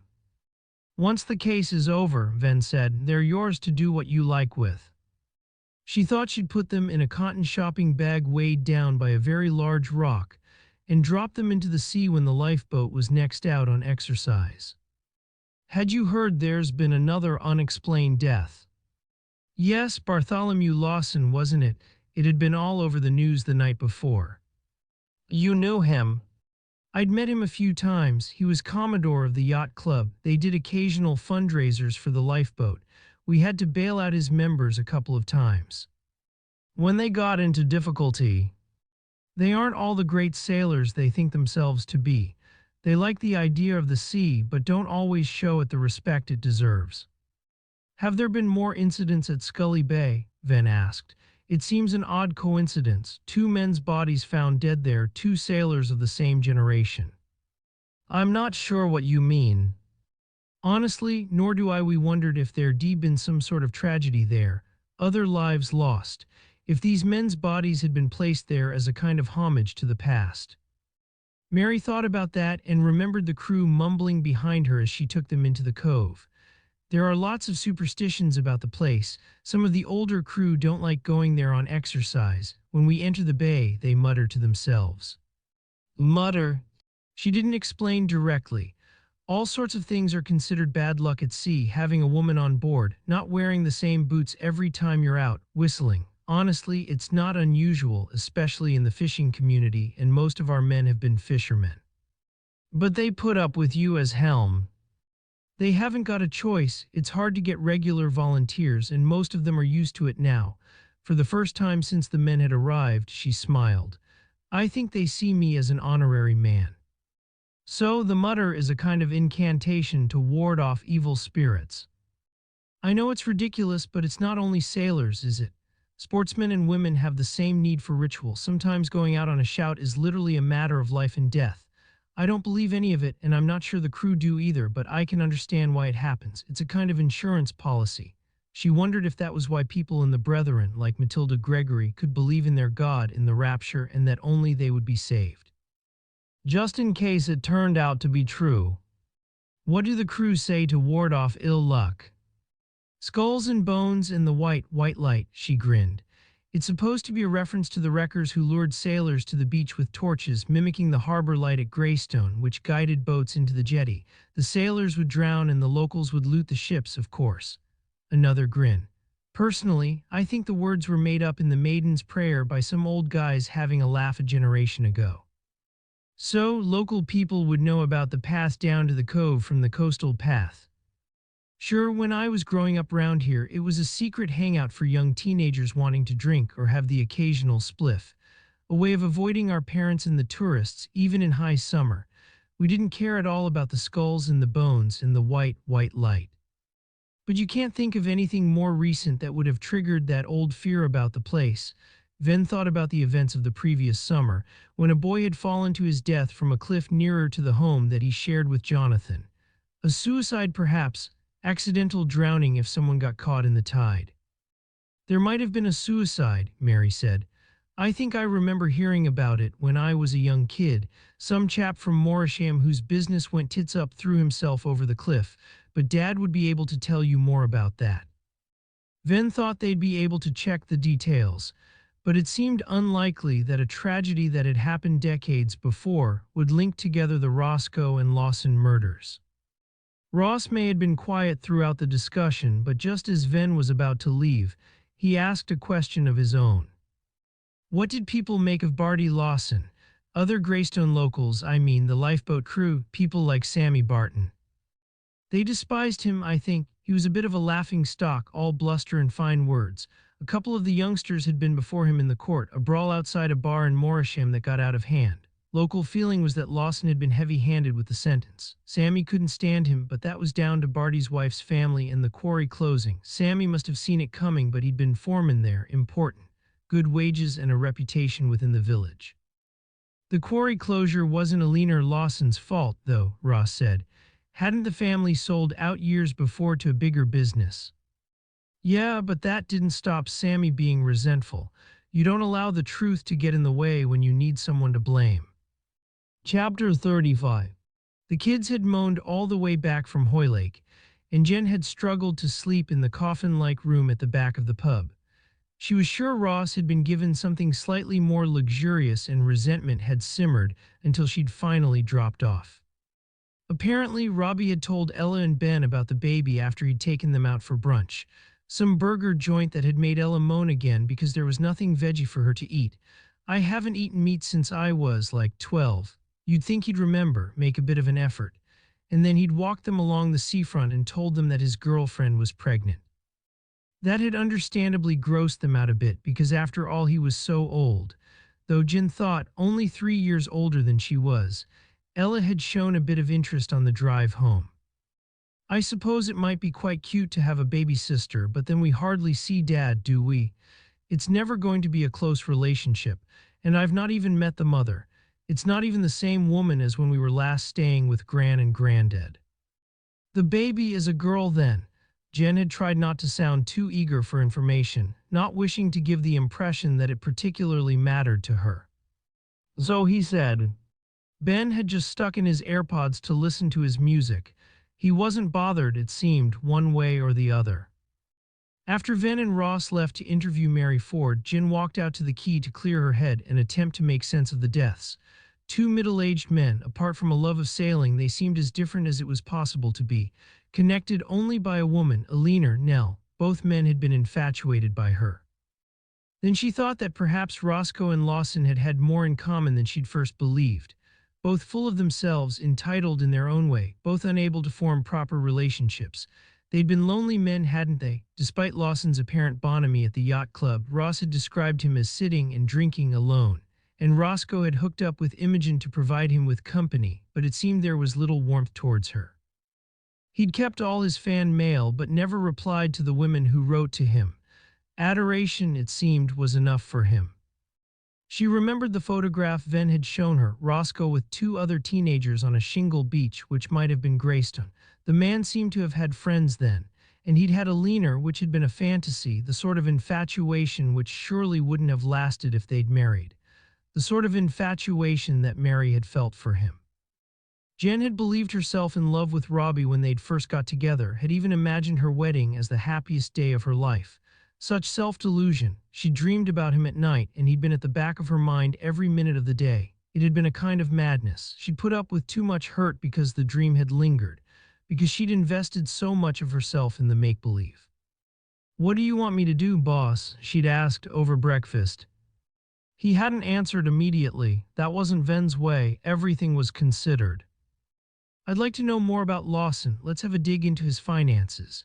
He lives in that big house, but that came to him through Alina's family, and there's no sense of any wealth there. It's all a bit rundown and shabby. The land alone would be worth a fortune, and if you converted the house into apartments, you'd make an eye-watering sum. But I can't ever see Alina selling out to a developer. It means too much to her."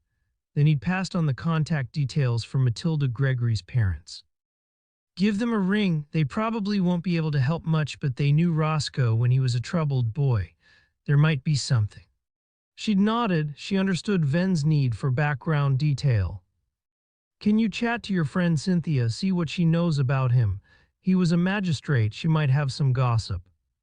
"Oh yes, Synth always has the gossip, and it'd be a chance to catch up over lunch or a coffee." Venn had continued talking. Lawson's grandfather must have had money. He was the leading light behind the yacht club. Bartholomew was sent away to school, so his family can't have been on the breadline when he was growing up. Perhaps Cynthia will know what happened to all the cash. "Shall I go and see Alina?" Jen thought it had taken some nerve to ask the question. "Might be good to get a fresh perspective on her. You're the only one of the team to have met her." There'd been a moment of silence before Venn had nodded. "Yes, go and see her first. Ask about Lawson and his finances. It'll help you to know where to start digging. Her family owned the quarry here in Greystone. Another link with the place, I suppose, another connection." Now, with her back to the wind and the sea, she phoned Roxy, the officer who was acting as family liaison for Alina. "The boss has asked me to come and chat to her. How's she holding up?" "Well," the woman said, "she doesn't say much. She's very self-contained. There've been calls from friends who wanted to visit, but she wouldn't talk to them and asked me to tell them she wasn't ready yet for company. I have the impression that she and Barty led very separate lives." There was silence on the end of the phone. "But really, she's one of those stoic women, very British, stiff upper lip. She could be weeping inside and I'd never know." As Jen approached the house, she thought it looked from the outside like something from an old-fashioned horror movie. All soot-stained stone, chimneys and turrets. She rang the front doorbell and heard it echoing inside. Then there were footsteps on a hard floor and the door opened. It was Roxy, the police officer, cropped hair, leggings, and a big jumper, tattoos where they wouldn't show at work. Jen had seen her off duty at parties. "I hope you're wearing your thermals. It's a bit parky in here," Roxy whispered. She then added in a louder voice, "Alina's in the kitchen. She's expecting you. We were just about to make coffee." Jen followed her through the house and had glimpses of large wood-paneled rooms with dark paintings and leather furniture. As Venn had said, it was all rather shabby and gloomy. He'd obviously been very taken by the building, but she couldn't see the attraction, not for one person, not even for a couple. You'd be rattling round in the place. Why not sell up, buy somewhere a bit more manageable, spoil yourself, travel? The kitchen was more comfortable, warmer. And sitting at the table with a dog at her feet was Alina, Nell, Roscoe's Nellie Wren.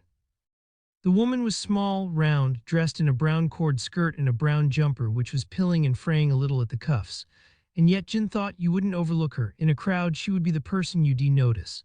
Cynthia would say she had an energy, an aura, but it was also her eyes, round and expressive. She got to her feet, held out a hand, and that was brown too. Jen imagined a summer of pottering in the garden. "You must work with Inspector Venn," Alina said. "Lucky you, what a very nice man he is." "Yes, he is very nice." "Roxy here said you had more questions. She's been brilliant at fending off the press and my more inquisitive and pushy acquaintances. But we'll make some coffee first, shall we?" She moved a kettle onto the hob. It must have recently boiled because it whistled almost immediately. The noise was horrible, but the dog scarcely stirred. Frankie's deaf, Alina said. I think that may be a blessing, don't you? She looked at Jen as if she really wanted to hear the answer. Perhaps for a dog, I'd miss the chat, the gossip. Alina laughed. I'd probably have said the same when I was your age. Now I value silence. I have to ask you more questions, I'm afraid. Silence isn't really possible in my work. Of course, you must ask. I do understand. Do you have any idea why anyone would want to kill your husband? Because we're sure now that he was murdered. He was an alcoholic, Alina said, functioning but unpredictable when he'd been drinking heavily. I did try to persuade him to get help, but in the end he had to want to be sober, and he enjoyed drinking too much, or perhaps he needed to drink. Jen said nothing. There were times when she too knew the value of silence, and she could tell that Alina had more to say. He had a temper. Usually he could control it, but sometimes it flared, wild like fire, triggered by a word or a look. Was he violent towards you? Alina shook her head. No, never. A pause. But I can see how it might happen. Someone saying something to which Barty took exception, he'd lash out, unsteady on his feet and no danger really to anyone, but if the person were provoked to retaliate, her voice tailed off. So random, you think? Not in any sense premeditated. Jen gave that time to sink in. Doesn't that seem rather a coincidence after Mr. Roscoe's murder? You believe the same person killed them both? Alina looked up sharply. The sudden movement made the dog stir in his sleep. It would seem a reasonable assumption. Oh no, Alina said, not at all. The men barely knew each other. Even when we were all young, they mixed in quite different circles. Jen let that ride. What did Mr. Lawson do for a living? It took Alina a little time to answer. His family had property all over the county. Barty managed the portfolio, collected the rents. A pause. His father was a gambler, another form of addiction, so I assume there was probably some inherited trait. One by one the properties were sold. In the end there was no rent, nothing to manage. Your husband couldn't find work? Jen's dad had been a docker. When the docks had closed, he'd labored on the buildings. When he'd got too old for that, he'd driven a van. Nothing that suited, Alina said. We managed here very well. I have a little savings. My parents were more prudent with their investments than Barty's. You didn't consider selling this house, all this land? Barty might have considered it, but it's in my name and he knew I'd never agree. She looked and answered the question Jen hadn't felt able to ask. He would have inherited it, of course, if he'd survived me, and then, I suppose, he could have done what he liked with it. At that point, I'd be beyond caring. And now that he's died first, I have no heirs and no close relatives. I'll leave it to charity. I've still to decide which one, perhaps one caring for deaf dogs like this one. She caught Jen's eye, saw how shocked the detective was, and laughed again. There's no possibility that Mr. Roscoe and your husband met up while he was staying in Greystone? Alina shook her head. They weren't friends. There was always bad feeling between them, a strange kind of jealousy. I'm not even sure that they would have recognized each other after all these years. Chapter 36. Jen had texted her friend Cynthia Pryor before heading for Alina Lawson's place. You free for lunch? There'd been an immediate and enthusiastic reply saying that she was. Before setting out to meet her, Jen phoned the number Venn had given her for Matilda's parents. There was no reply. He'd have to contact them later. She and Cynthia met in the cafe in the Woodyard, the art center managed by Matthew's husband, Jonathan. The tide was out, and through the big windows facing the river there was a view of mud and stranded, rotting boats. Jen got there first and had time to chat with Lucy Braddock, the woman with Down syndrome who worked there and who'd become a friend. How's your dad, love? Morris Braddock missed Lucy now she'd moved into independent living. Jen thought he needed looking after more than his daughter these days. He's okay, Lucy paused. I go and see him every weekend. I'm not working here, stay the Saturday night just to keep him company. We go to the Fleece for our tea. Aw, Jen said, that's kind. Lucy smiled. Nah, they do great steak pie. Dad and me both love steak pie. She moved away to clear another table. Cynthia flew in late, wearing a new pink coat, trailing scarves, carrying a smart bag. She was newly single and reveling in the freedom, giddy with possibilities. She'd already decided that she'd stay in Barnstaple, in the pleasant house she'd shared with her husband. She must have done well from the divorce, Jen thought. Jen's ex, Robbie, was a lawyer and he'd screwed her over big style financially. When they'd separated, money had been the last thing on her mind. She'd just been relieved to have the kids safe and to be away from him. Jen wondered where Roger, Cynthia's former husband, was now. Cynthia must have read her mind. I think the bastard slunk back to the city and conned himself into another flash job. We still had cash left over from the sale of the London property, and I've bought him out of the Barnstaple house with my share of that. I'm working on the Bartholomew Lawson case. They'd ordered food and coffee from Bob in the kitchen. This weather and this time of the year, there weren't many visitors, and they had the place almost to themselves. The windows were still streaked with salt and muck from an earlier gale, so the people who walked past seemed blurred and shadowy. You must have known him. Cynthia was a magistrate too and took the role seriously. She leaned forward across the table, suddenly earnest. Bartholomew Lawson was a horrible man. Honestly, he'd have brought back hanging and flogging given half a chance, and he was lazy as well as bigoted.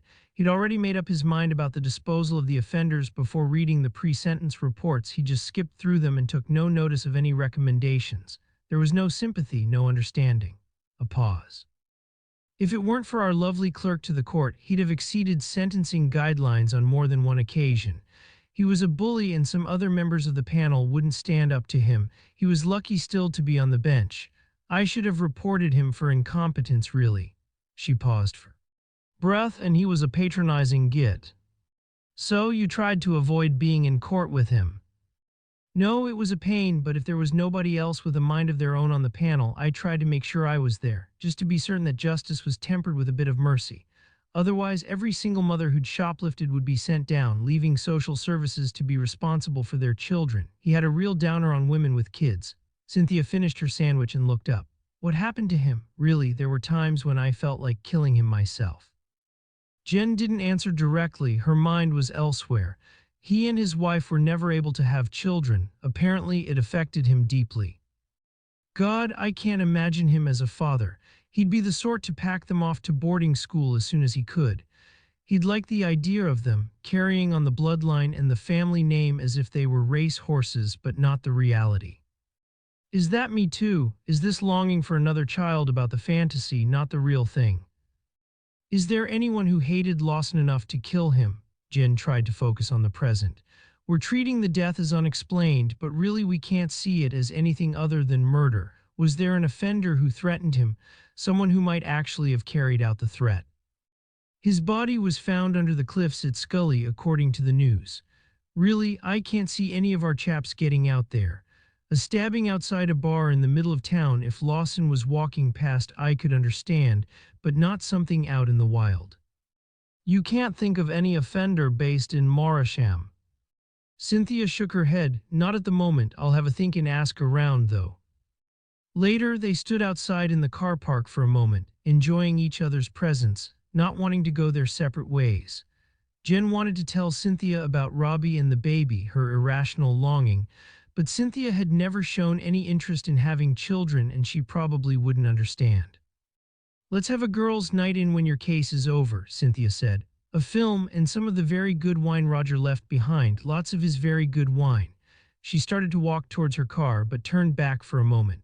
You can tell me what's troubling you then, because I can tell that something is. Then there was a flash of pink coat and she was gone. Chapter 37. Matthew and Ross were walking away from Mary Ford's house. What do you think? Ross said. Seems a bit odd, a grown woman sending love letters to some bloke she scarcely knew. Venn said nothing. His romantic dreaming had begun when he was an adult too. He'd first met Jonathan at a training session in a smart hotel in Barnstaple, and suddenly his world had expanded and seemed full of possibilities. He thought he'd send Ross and Jen back to Barnstaple at the end of the day. There was no point all of them camping out any longer in the Maiden's Prayer, and they'd be more useful with the rest of the team in the police station. Matthew decided that he would stay in Greystone, though. He still believed that the answer to both murders lay there. Alan Ford's house was on the edge of a grand country estate. They'd glimpsed a stately home with parkland as they'd approached. Once, perhaps, the cottage had been the home of an employee of the big house, of a gamekeeper or gardener. It was semi-detached, and the adjoining house mirrored its neighbor and must have been a tied cottage too. Mary Ford would have grown up here, surrounded by woodland and birdsong. Venn wondered when the sea had first worked its magic and pulled her to Greystone. There was a small garden to the front, still bright with autumn color. Venn moved along the lane so he could see into the land at the back. Here the garden was thin but long, stretching all the way to the wood.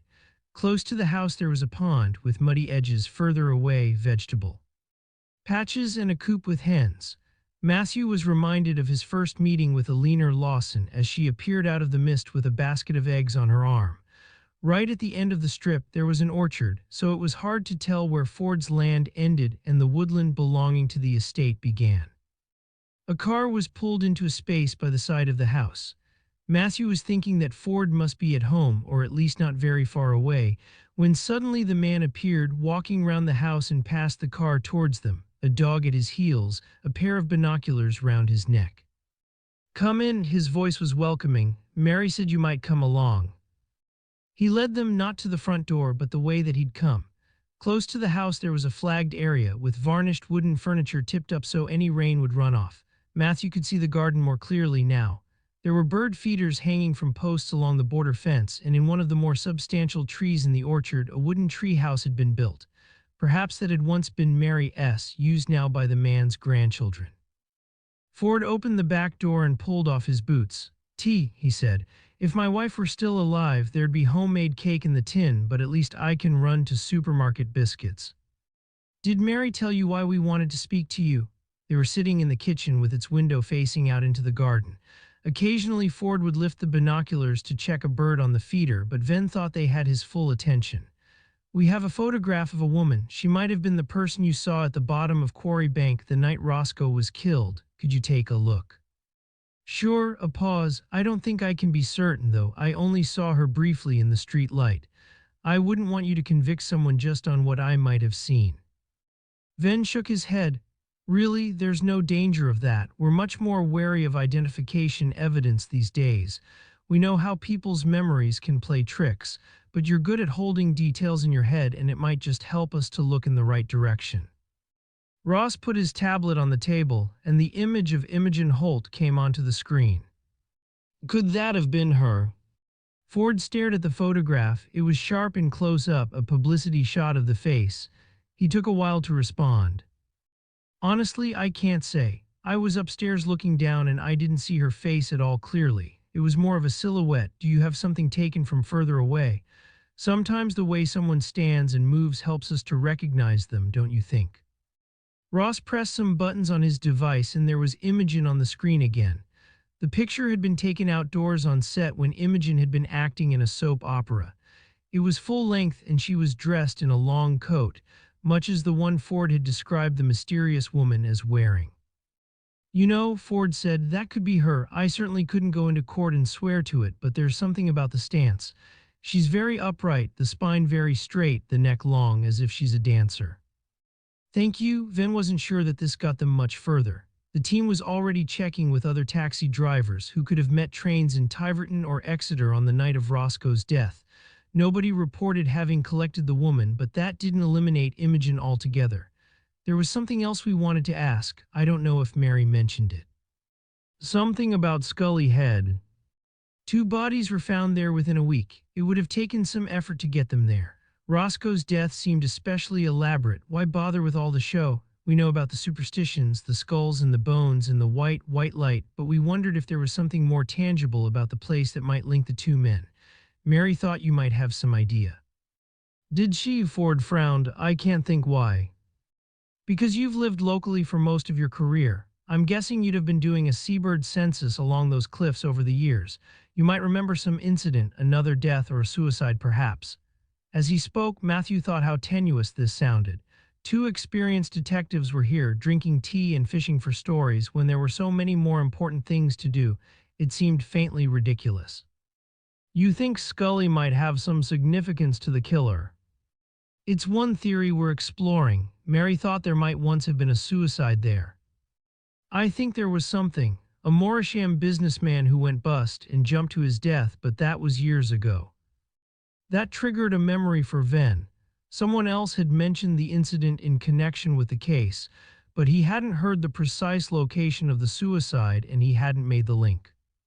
Can you remember his name? There was a silence. Ford seemed to be scrolling through his memory. He was a naturalist, used to recalling and identifying birds and insects. He would, as Venn had already said, have a good memory. He looked across the table at them with a new awareness. His name was Lawson, Henry Lawson. He was Bartholomew Lawson's father. Just as Venn had expected. They left soon after to drive back to Greystone. Venn asked Ross to take the wheel. He knew he would struggle to concentrate. His mind was racing, running once more through various scenarios, questioning his judgment, everything he'd previously treated as a certainty. Could Bartholomew's death be suicide after all? It would be almost impossible for a post-mortem to tell how the man had begun the long fall to the bottom of the cliff. Then the thought came more insistently. Why hadn't Alina given Venn or his sergeant the details of her father-in-law's suicide? Matthew only had her word for the fact that Barty's mood had been stable and that he wasn't the sort of man to kill himself. She was of a generation to be reticent about matters of mental health. Would she have confided in Venn if her husband had been severely depressed? If he had decided to take the same way out as his father, would she consider suicide cowardice, a scar on her husband's reputation? As a Catholic, would she consider it a sin? Matthew pushed the theory on and let another possibility scroll out in his mind. Could Alina have assisted in her husband's suicide? Could she have picked him up from the sailing club car park and driven him to the coastal path? Venn imagined her standing there beside him at the top of the cliff, looking down into the darkness, quiet, resolute on her husband's behalf, waiting for him to jump. But why would she do that? The answer came to Matthew immediately and with clarity, because she knew that Bartholomew was a killer. Perhaps the man had confided in Alina when he was drunk. Matthew could picture him, maudlin and sentimental, not strong enough to keep the details of his guilt to himself, wanting to offload them onto his wife. And Alina would be strong. She would hate the publicity of a trial, but she would want retribution for the death of her former lover. Could she have persuaded Bartholomew to take the same way out as his father? Matthew thought it was possible. They were approaching Greystone now, but Venn hardly noticed. He was juggling ideas. Could Bartholomew, the drunken boor, have planned the murder of Roscoe? They'd thought it unlikely, but perhaps it was possible. According to Jen's feedback after her chat with Cynthia Pryor, Lawson had managed to maintain his role as magistrate despite his drinking, his bullying, and his arrogance. And he'd been sailing for as long as the victim had. He knew the coast, the tide, and the weather. He might be unfit, but he was a big man. It wouldn't be hard for him to overpower Roscoe, especially if he'd taken him by surprise. And he would have taken him by surprise. There'd been no lock on the bathroom door in the house in Quarry Bank. Again, Venn let the possible scenario roll out in his head. Ross had stopped asking questions about Ford and the id of Imogen. Once he'd realized Matthew was preoccupied with thoughts of his own, and now Matthew could see the little house by the quarry more clearly in his mind than the approach to the village outside the car windows. Had Lawson got wind of Roscoe's arrival in Greystone, news would have spread in the area. Harry Carter would have seen it as an opportunity to pull in the punters to the Maiden's Prayer. Guess who comes in for a pint with us every night, boys? The Morisham darts team had played there, so word would have got out that way, even if Carter had been more discreet about his celebrity drinker. Had Lawson been scared that Alina would leave him for her childhood sweetheart and come to Greystone to challenge him? Again, Venn believed he could see how that might have played out. Roscoe would have mocked Bartholomew, challenged him, provoked him. That was the sort of man Roscoe had been. Perhaps the champagne in the glasses had been set out to taunt Lawson. Guess who I'm expecting later? Of course, my own sweet little Nellie Wren. So when Roscoe had gone to the bathroom to use the lavatory or wash his hands, Lawson had followed him, stabbed him. Either with a knife he'd brought from home, a knife he'd use on his boat, or with one of Roscoe's. And he'd killed him, driven at last to a sort of frenzy. Venn ran the theory on, trying to find holes, something that wouldn't hang together. Bartholomew would know Sammy Barton and know the Moon Crest. As Commodore of the sailing club, he'd surely have had dealings with the lifeboat operations manager. Matthew thought there might well have been bad feeling between them. Two powerful men fighting over their own territory, separated by class and religion, a toxic mix. Venn couldn't imagine that they'd get on. It would please Bartholomew to implicate Barton by taking the Moon Crest tender. He was a large man, strong if he still sailed. He could have bundled Roscoe's body into the enormous canvas bag, wrapping it first in the shower curtain, and then he would have carried it down to the quay. The village would have been empty at that time and in such a gale, except for the strange woman seen by Alan Ford.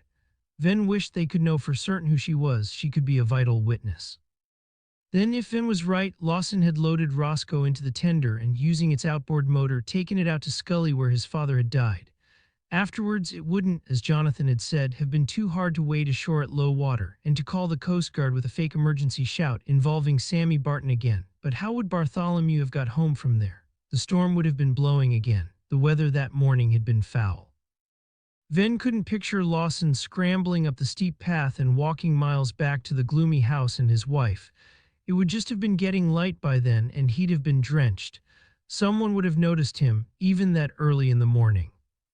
Of course, that wasn't how it happened, Matthew thought. Bartholomew would have phoned Alina, already shocked at what he'd done, panicking, unraveling. He'd have needed her, and she would have come to fetch him, which would make her complicit not just in Lawson's suicide, but in the murder of Jeremy Roscoe. They'd arrived outside the Maiden's Prayer. Venn had already told Ross he could go back to Barnstaple, but now he hesitated. He needed to share these thoughts. He wanted to hear what the others made of his ideas. He hoped that they'd pull them apart. "There's something I'd like to discuss with you and with Jen. We'll have supper together, then I promise you can both go home." He didn't see Ross roll his eyes, but he could sense it. Chapter 30. When they went inside, Harry Carter was alone behind the bar. He seemed to have been waiting for them.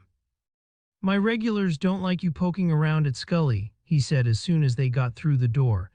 "They're a superstitious lot, some of them. You're scaring them away. It's bad for business."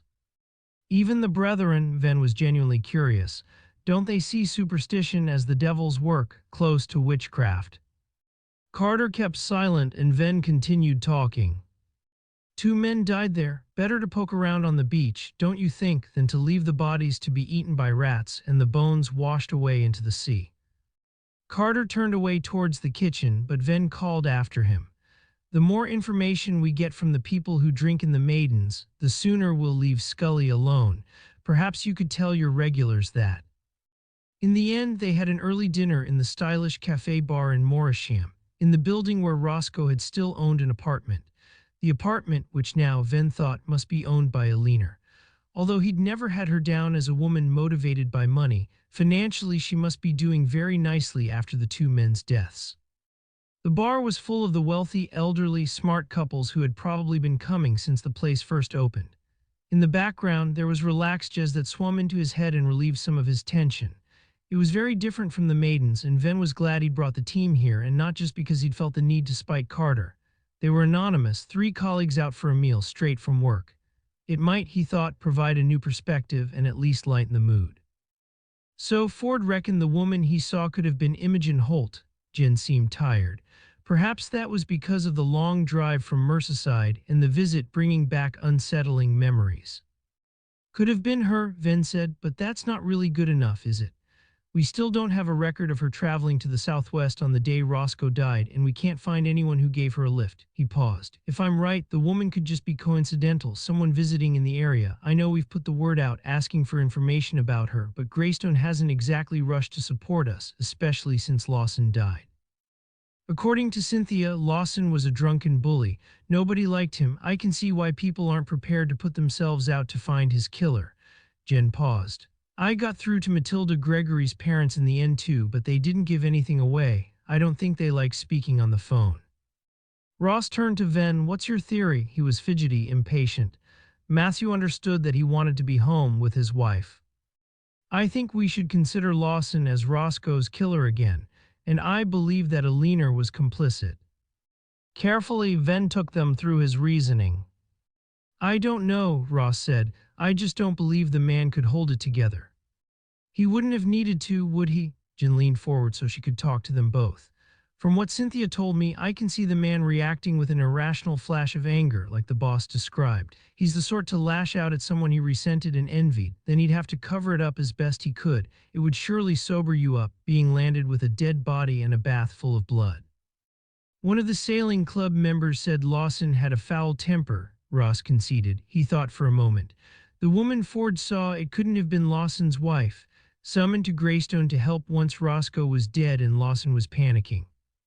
Venn shook his head. "The description's nothing like." A pause. "Alina might still have planned it, though, once Lawson had done the killing. Leaving Roscoe in the boat at Scully might have been her idea of a fitting end for the man, a kind of respect." What do we do next? Ross was done with talking with theories. You and I will go to see Alina tomorrow. I'd like someone with me while we talk to her. Venn hesitated before coming out with an admission. I've been rather blinkered where she's concerned. She never struck me as someone who could be a liar. And me, Jen asked. If Alina lied about the circumstances surrounding Roscoe's death, she might have lied about other things. The man's relationship with the elderly woman who left him all her money. Venn thought Alina could have been complicit in that too. It could have been a kind of fraud, a scam. Apparently, there was a living relative who questioned Miss Fanshaw's will. Could you see if he's still alive and talk to him? Sure, Jen said. Then, if there's nothing more, boss, I think I'll go back home to the kids. And okay if I go straight back too. Ross was already on his feet, keys in his hand. What time do you want to meet at the Lawson place? Not too early. There's a couple I want to talk to first. Matilda Gregory's parents. They live in Barnstaple. Go into the station and I'll see you there. Matthew stayed where he was, finishing the last of his coffee, enjoying the moment of peace and the music. He was about to leave when he heard voices that he recognized and saw Matilda and Davy Gregory come into the bar. Matthew was sitting in a shadowy corner and they didn't notice him. Gregory had his arm around his wife, helped her out of her coat, and they sat down together. So, my love, Davy said, we have a night out together at last. Matilda must have said something, but her voice was soft and Venn couldn't make it out. I'm not celebrating a man's death, not exactly. Gregory reached across the table and took her hand. But I can't pretend to be sorry that Bartholomew Lawson is dead. Venn got to his feet. He made for the door, avoiding a route that would take him past the couple's table. Turning back before leaving, it occurred to him that Matilda Gregory and Imogen Holt did look very much alike with their long blonde hair and dancer's bearing. A coincidence, he told himself, nothing more than that. Standing on the pavement and looking across the road to the promenade and the water, he realized he couldn't face going back to the pub in Greystone, the scowling locals and the gloom. He phoned Jonathan. Listen, I'm coming home tonight. I need to be in Barnstaple tomorrow morning, and I want to see you. Chapter 39. When Jen got home, the kids were holed up in their rooms again. They answered when she shouted up at them, but they didn't come down. There was evidence that they de-scavenged for food. She thought that prison wouldn't be any sort of deterrent for this generation, as long as they were allowed phones and internet access in their cells. If she were starting out as a parent again, she'd do things differently. She wouldn't be so focused on her work. There'd be more outside play, more time having adventures. North Devon would be a fabulous place to bring up a child. Jen pictured a toddler, Nut Brown, running across a beach towards her, arms stretched out for a swing or a cuddle, laughing into the sun. She told herself she was only dreaming about a baby because her former husband was about to get something she couldn't have. She was behaving like a 3-year-old. It had never occurred to her that she might want another child until she'd heard of his girlfriend's pregnancy. A word from her Catholic upbringing came into her head. She was coveting this child, and it was a sin. Soon, she told herself, the longing would be gone. In another few years, her kids would both be independent. They'd have flown the nest for work or university. She'd be unencumbered, free to pursue her ambition, her career, and to enjoy whatever life she wanted. Why give up that freedom? Besides, a child needed a father. Jen had no regular man in her life, and any other route to motherhood would surely be complicated, a little embarrassing. There was a third of a bottle of white left in the fridge, and she poured it into a large tumbler. The meal in the Morisham bar had been stylish but not very filling. She discovered that she was still hungry. She found a few remnants of cheese and some grapes that the kids must have dismissed as being too old and wrinkled, put them on a plate with a handful of crackers, and went back to the living room. She finished the wine before starting on the food. She fired up her laptop, Googled Grace Fanshawe, and saw that there were a surprising number of references to the name. She had an entry in Wikipedia. It seemed that she'd been a writer, a poet, but was most famous for a series of children's fantasy novels written in the 1970s towards the end of her career. One had been turned into a feature film. Jen had a flash of memory. It had turned up most Christmases on television when she was a child. Presumably, the money left to Jeremy Roscoe had come from the proceeds of the books and the adaptation, as well as the sale of her home. Wikipedia had Grace Fanshawe as unmarried. There was no mention of a fiancé who died soon after the war, but there was of a brother, the father perhaps of the nephew who had disputed her will. The brother Roderick warranted an entry in his own right, and Jen clicked on the link and turned her attention to him. Roderick had been an adventurer too, though not a sailor like Roscoe. He'd set up businesses in South America and the Middle East, and it seemed fortunes had come and gone. No wonder Grace had taken to the young Jeremy with his confidence and his recklessness. Perhaps he'd reminded her of her brother. Perhaps he'd become the child she'd never had. Roderick had been married, and according to the entry, there was one son, David, who would have been Grace's only nephew. He must have been the person to contest the will. There were a number of David Fanshaws of the right age to wade through, but Jen drew up a short list. According to Alina, the man had lived in London. One was the headmaster of a prep school in Putney, one was an employment lawyer, partner in a big firm based in the city, and the third managed a betting shop in Kentish Town. He seemed unlikely, but Jen knew better than to make judgments on such limited information. At least now she had somewhere to start the following day. She took her plate into the kitchen and made her way to bed. The next morning, Jen started first with the firm of city lawyers. She decided someone with legal training and the right contacts might have had the confidence to challenge Grace's will. She spoke to a woman with a high-pitched voice and a Cockney accent, who seemed surprised that anyone would expect one of the partners to be in so early in the working day. "It is rather important," Jen explained that she was a detective. "We think that Mr. Fanshaw might be able to help us. Could you let me have a mobile number for him?" There was a pause on the other end of the line. Fear of her employers overcame curiosity and her anxiety to help the police.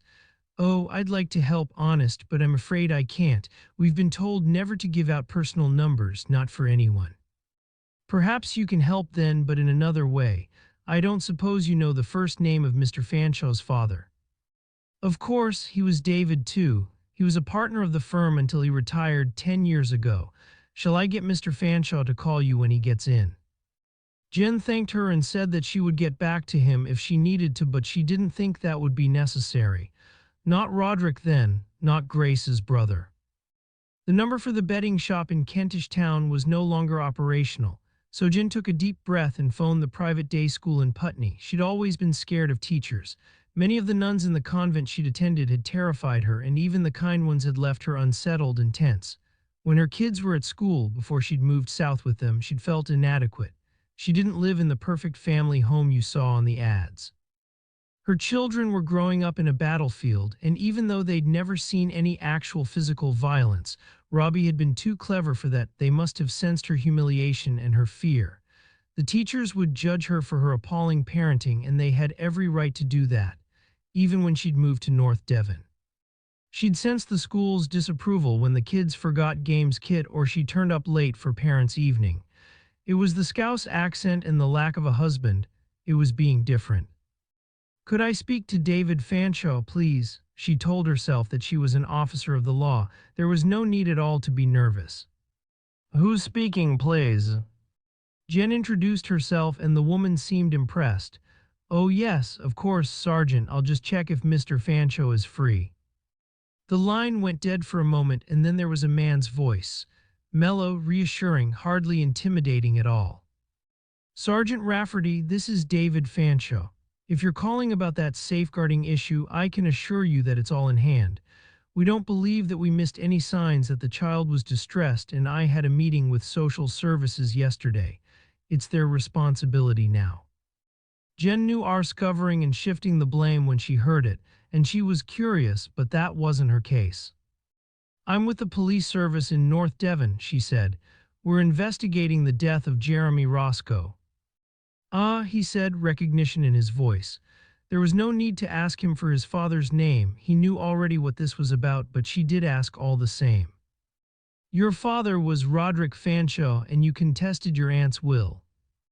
"Yes," he said, "but that was years ago. The man was hardly older than a child, and I'd not long graduated." A pause. "I saw, of course, that he'd been killed." Another pause, and then, sounding horrified, "You can't think that I had anything to do with that?" No, Jen thought it would be hard to explain just why she needed to talk to him.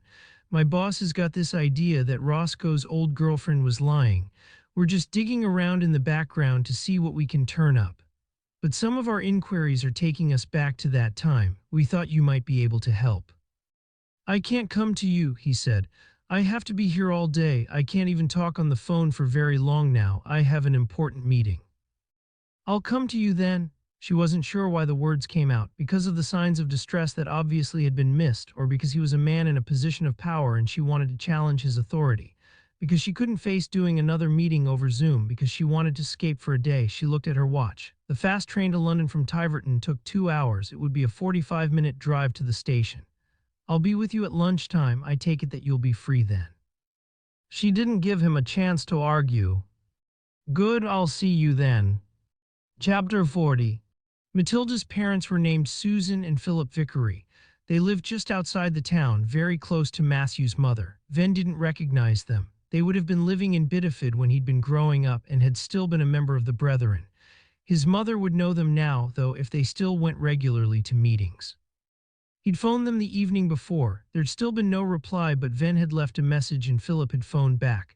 There'd been no explanation for not responding to Jen Rafferty's calls. Perhaps he'd recognized Venn's name. He'd agreed that Matthew could come early. Oh yes, we're not ones for lying in bed all day. His voice disapproving, as if staying in bed was a sin. Matthew was feeling more relaxed than he'd been for a while. Jonathan had been waiting for him when he got home the night before, and they'd sat together, watching an old film, not needing to speak. Matthew had the sense that whatever had been troubling him had been decided. He didn't ask about that. He was too selfish to spoil the evening. He thought that Jonathan would tell him when he was ready. Matilda's parents' house was solid, a detached red brick in an anonymous street on the edge of the town, nothing to set it apart. Philip opened the door to Matthew. He was tall, wiry, in his 70s perhaps, but wearing well.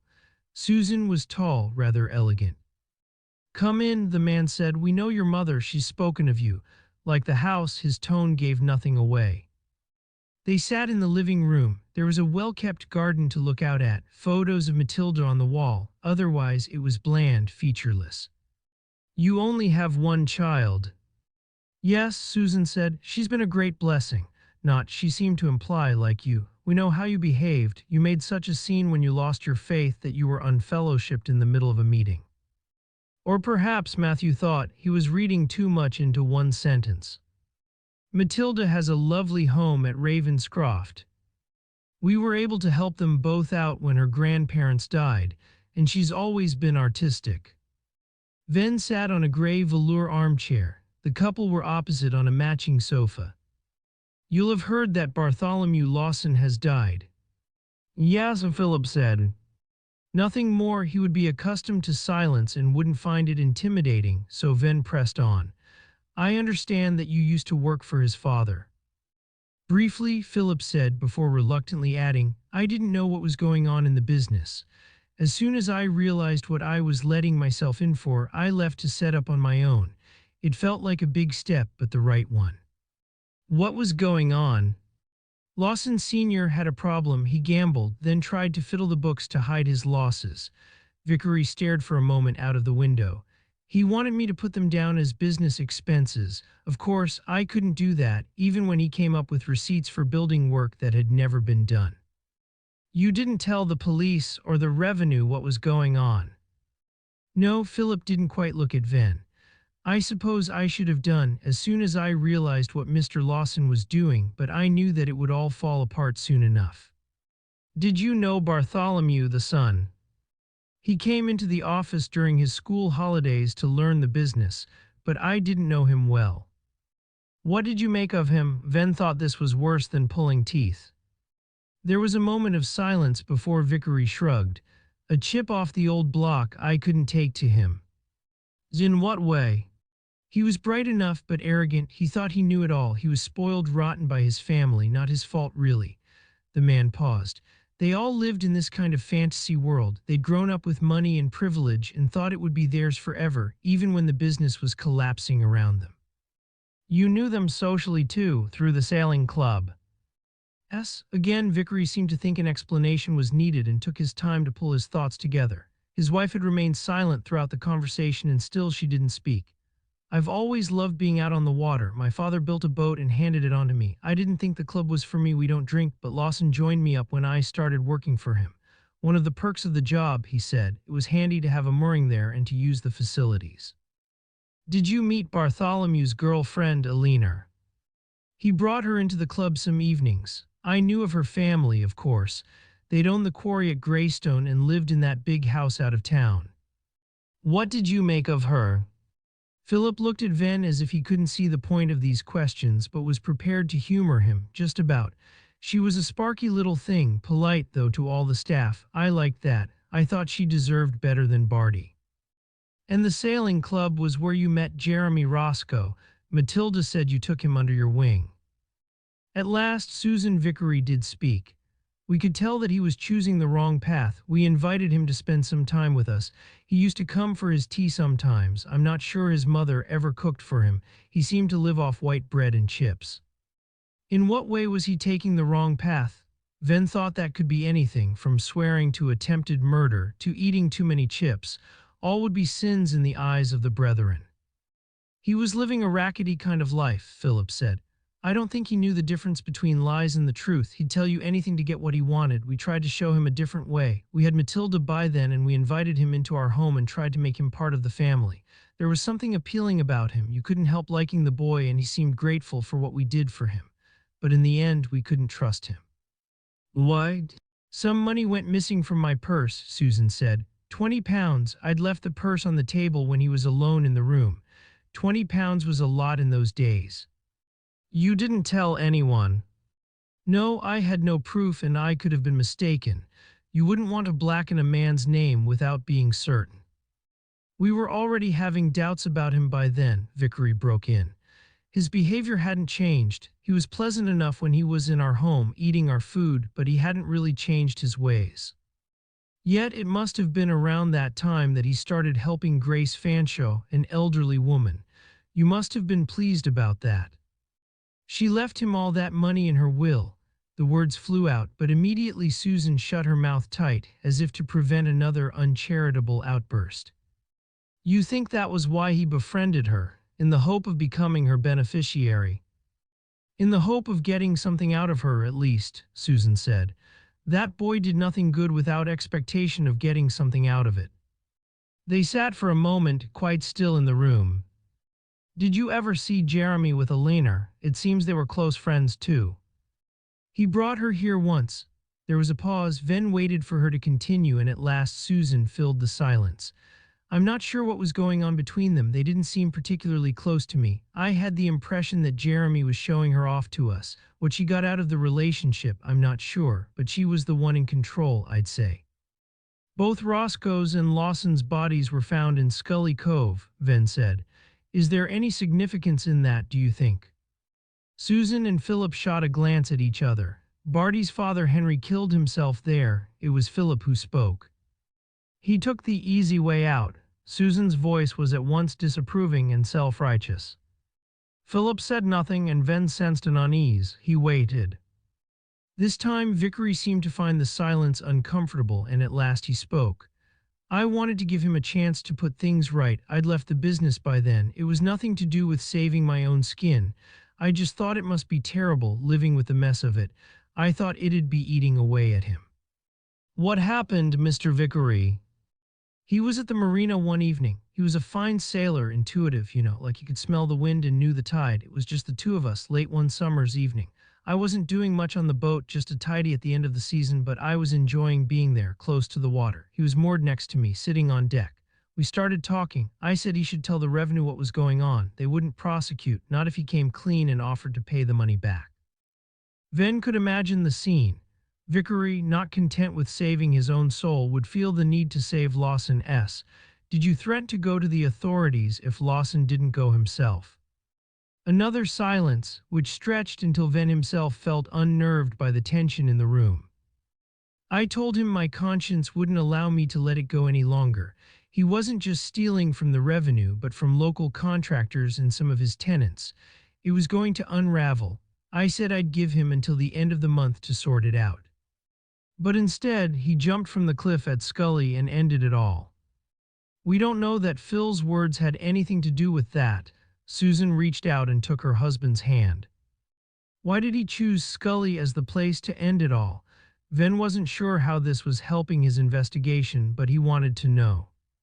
Another silence. Mr. Vickery, Venn was becoming impatient now.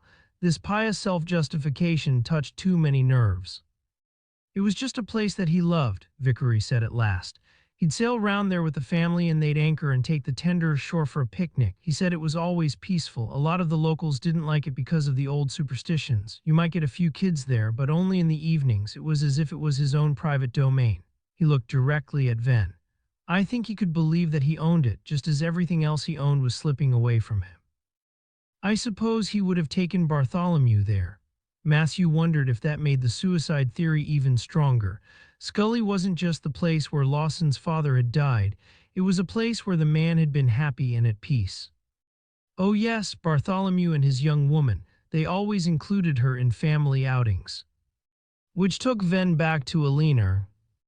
Out in the street, Matthew sat in the car for a moment, wondering if he should go and see his mother as he was so close to her home. Jonathan would approve. He believed they should build bridges with Dorothy even though he had little contact with his own family. She's a lonely old woman and you need some sort of resolution as much as she does. Venn's mother was still making him feel guilty indirectly after all this time. He left the car where it was and walked the short distance to her house. Dorothy took a little time to answer, and he'd thought for a moment that she might not be in. Matthew, come in. Her voice was warm, almost welcoming. She'd mellowed since he'd first come back to North Devon. He was thrown by the change in her, a little unsettled. I haven't got long, but I was just down the road and I've called in to see how you are. I'd have thought you'd be out at Greystone. That murder has been all over the news. A pause. I suppose he was a famous man. There's bound to be a fuss. I've been staying there for a while. He looked directly at her. It brought back lots of memories. Oh yes, do you remember that picnic in the Grand Garden? The children played rounders. Such a lovely day. I've got a picture of you somewhere. She disappeared from the room and came back with a shoebox. I should go, he said gently. It's a busy time. Just a few moments, it won't take long. She rifled through the pile of prints and pulled out a photograph. It was the image of his memory. A small boy wearing shorts and sandals on a swing, his head tipped to the sky, a wide smile on his face. He'd been gone for 10 minutes, but when he returned to his car, Philip and Susan Vickery were still standing at the window of their living room, watching, anxious because he was still in the neighborhood. In the police station, Ross was waiting for him. They were just about to set off to speak to Alina Lawson when the phone on Ross's desk rang. The man listened for a moment, making uncharacteristically sympathetic responses before replacing the receiver. That was Roxy, the family liaison officer. She arrived at the Lawson place this morning to pass on the latest news and to tell Alina to expect us, but nobody was home. The doors were unlocked, but there was no sign of the woman. A pause. She says there's blood in the bath like with Roscoe. Chapter 41. Jen navigated her way through the tube system from Paddington and arrived at the school where David Fanshawe taught just after noon. It wasn't particularly grand from the outside, and she might have walked past if it weren't for the discreet sign on the door. Fanshawe's name was as big as that of the school. She wondered if he was a small man in need of validation. It looked as if a number of terraced Victorian houses had been knocked through to form one establishment. The entrance was set back from the street a little, and the district was pleasant enough, but it could have been an office or a boutique city hotel. A bell rang, and then she did hear children's voices. There must be outside space at the back of the building. She had to press a buzzer to be let in. The door opened and a hatch with a sliding glass door led into an office. She signed a large book and was given a lanyard and a pass. Nothing unusual. It would have been the same at her kids' school. Except here the small room where she was asked to wait was wood-paneled, with a bowl of real flowers on a side table, and she was invited to help herself to coffee from a filter machine in one corner. Fanshawe came in 10 minutes later, just as she was thinking she'd go back to the office and start to throw her weight about, tell them that she'd come all the way from Devon so she wouldn't have to inconvenience the man. He was apologetic, which mollified her a little, and he wasn't a small man. He was tall, fatherly, wearing a crumpled suit. She found herself liking him. He seemed as if he'd care about the kids he was in charge of. Perhaps the safeguarding issue wasn't his responsibility after all. At her last appraisal, Venn had told her that she jumped too quickly to conclusions. You've got a good instinct, but that's not enough. You need a clear head, and maybe allow for that chip you're carrying on your shoulder. Be aware of it, at least. In person, there was nothing intimidating about David Fanshawe, or perhaps Jen thought he just talked a good game. He led her into his office, talking as he went, offering her sandwiches, more coffee. If you've come straight from the train, you'll be starving. The office was at the back of the building and looked out over a garden with playing fields beyond. Children were chasing each other. A few were skipping with long ropes. There were boys and girls, the boys in shorts and long gray socks, green jerseys, the girls in pinafores. It looked idyllic, very different from the city Catholic school she'd attended. The chip was making itself felt again. At least, Jen thought she was aware of it. There were two chairs facing each other, away from the desk. The head teacher took one of them and nodded for her to sit in the other.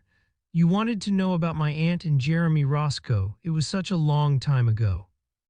It must still rankle, though, that she left everything she had to a lad she scarcely knew. You challenged the will. There was a small bequest to me, he smiled. She didn't leave me out altogether, but yes, I was young, just out of university. My parents had died in a dreadful car accident. They weren't wealthy people, and I suppose I was relying on my aunt's money to set me up. I was complacent, selfish even. I'd rather taken the legacy for granted. I seldom went to see her, and when I did, it felt like a chore. I know now that she was an intelligent woman. I'm sure she picked up on the fact that I was there under sufferance. So you don't resent the fact that she left all her money to Roscoe? At the time I did, certainly, but not after all these years. I'm sure it was good for me in the end. I had to earn my own way. I went into teaching because of the holidays, the security, and the regular paycheck, but I found that I love it. Why this sort of school? You disapprove of private education. That smile again, very warm, very understanding. I worked in the state system for 20 years. I wanted to spend the end of my career doing what I've always enjoyed, educating young children, broadening their experience, opening their minds to the world, not fighting for funds and teaching an ever narrower curriculum. A pause. We've established a very generous bursary scheme for city kids whose parents can't pay. Did you ever meet Roscoe? There was a moment of silence, not, Jen thought, because Fanshawe was uncertain how to answer, but because he was trying to remember the occasions in detail. Twice, Fanshawe said. Once was one of my irregular visits to see my aunt. I had expected her to be on her own, and it threw me when a young man opened the door. A scruffy young man with long hair and cut-off jeans and flip-flops. I thought he must be some kind of tradesman. I was rather pompous in those days, and I was probably horribly rude to him. I know that he laughed at me. He called into the house, "Hey, Gracie, there's someone to see you." And my aunt just shouted back, "Send them through then, Jim, love." My Aunt Grace, whom I'd always considered so prim and unapproachable, calling this man love. I couldn't get my head round it. I thought she must have been scammed by him, or that she'd lost her marbles. I didn't handle the situation well. I was very prickly, rather juvenile and arrogant. I suspect that was when she changed her will. Do you think Roscoe had scammed her? I think he charmed her for his own ends, but that's not quite the same, is it? It's not illegal. Was Roscoe on his own with your aunt? There wasn't anyone else with him. No, it was just the two of them. They'd been having lunch together. Mackerel that Roscoe had caught, salad and white wine. How odd that I can remember the details so precisely. My aunt was obviously enjoying the meal. She pulled a piece of bread from a loaf and wiped up the juice from the mackerel with it. They offered me a glass of wine, and I turned it down. What a priggish, obnoxious man I was. And the second time you met Roscoe, Jen thought there was nothing obnoxious about Fanshawe now. He had become charming too. Before I started legal proceedings to challenge the will, I went to Morisham to appeal, I suppose, to his better nature. I thought we might split the inheritance between us, or that he might at least leave me something, either the house or her savings. I couldn't understand that a man like that would need both. All he seemed to want was to be on the water. I was Aunt Grace's only relative. It seemed so unfair that I should have to beg for a share of her estate.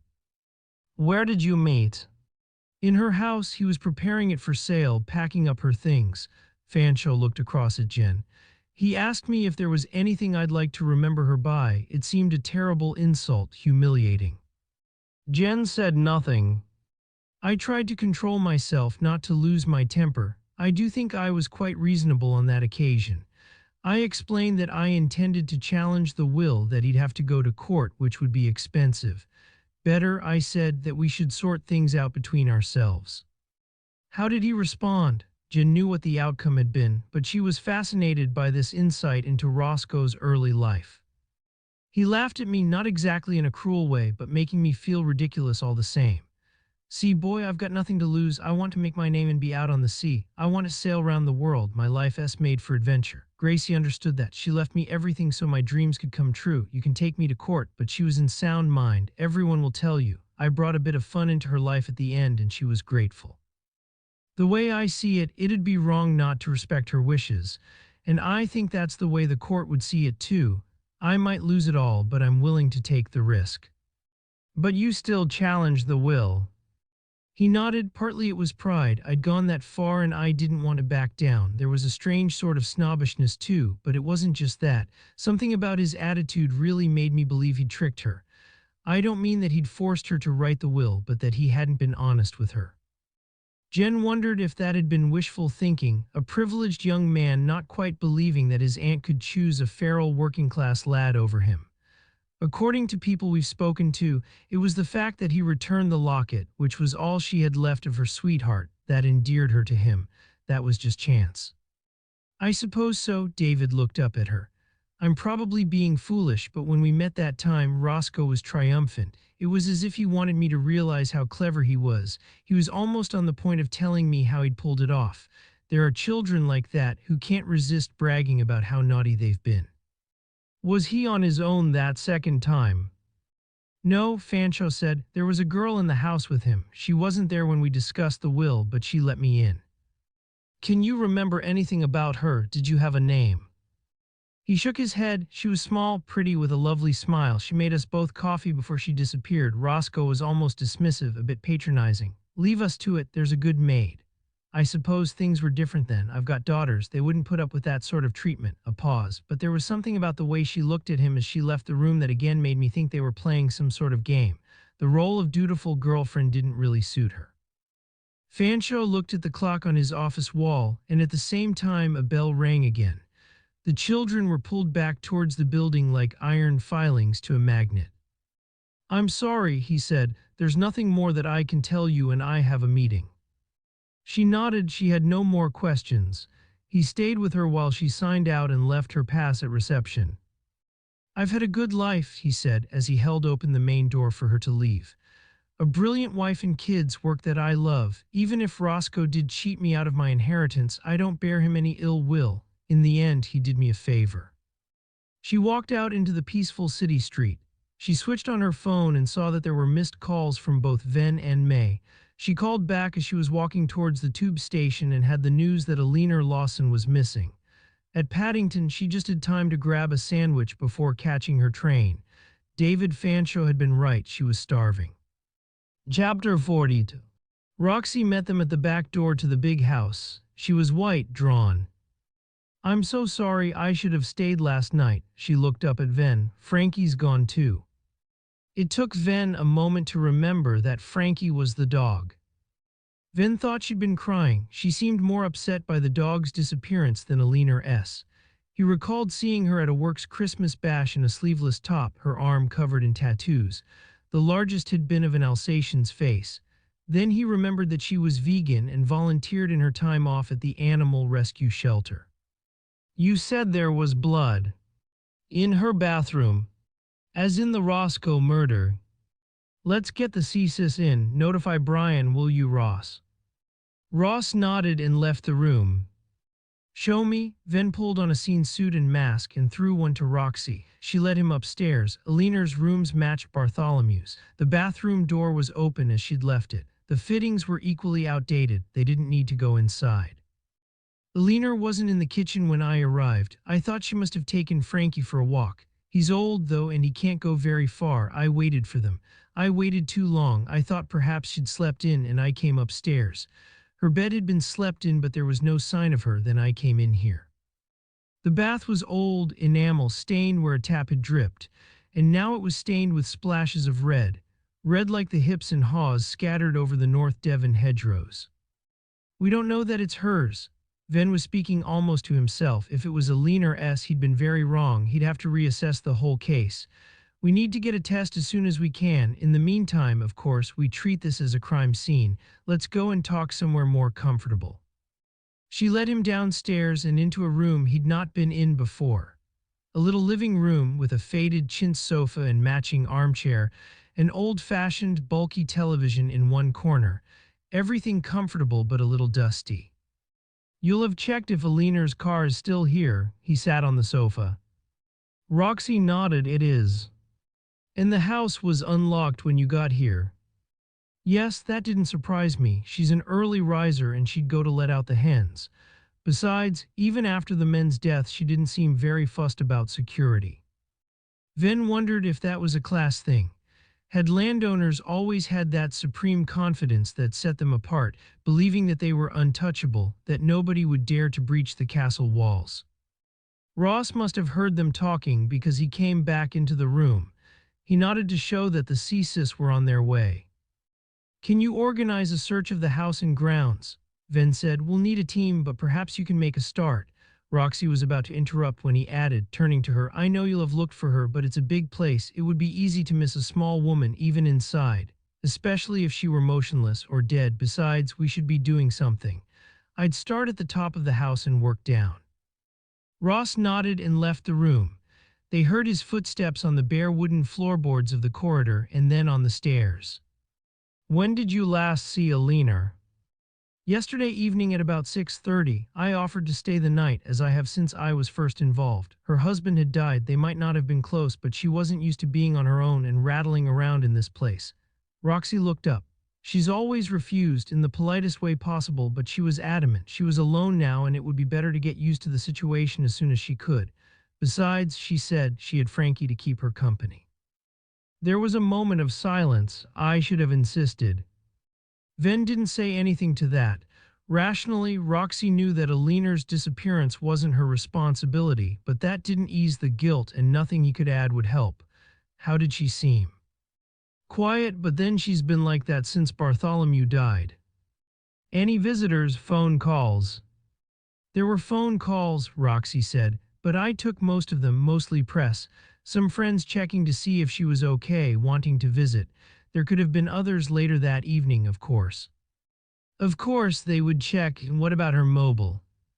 "I don't think she had one. I never saw one, at least." "Surely everyone these days has a mobile." Even as he spoke, Venn's brain was flooded with questions, muddling his response, preventing clear thinking. Suddenly this felt like madness, some crazy revenge killing, like the death of Roscoe and the streams of blood, the stuff of a horror movie, not real life. What had these three middle-aged people done to provoke such a response? And if he was right and there was a history to this story, why wait until now to take revenge?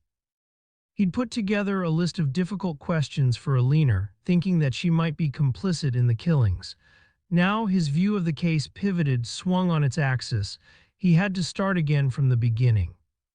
He turned back to Roxy. "Have you checked her room?" "Just a quick look to make sure she wasn't there. Let's see what's gone, outdoor clothes, that sort of thing."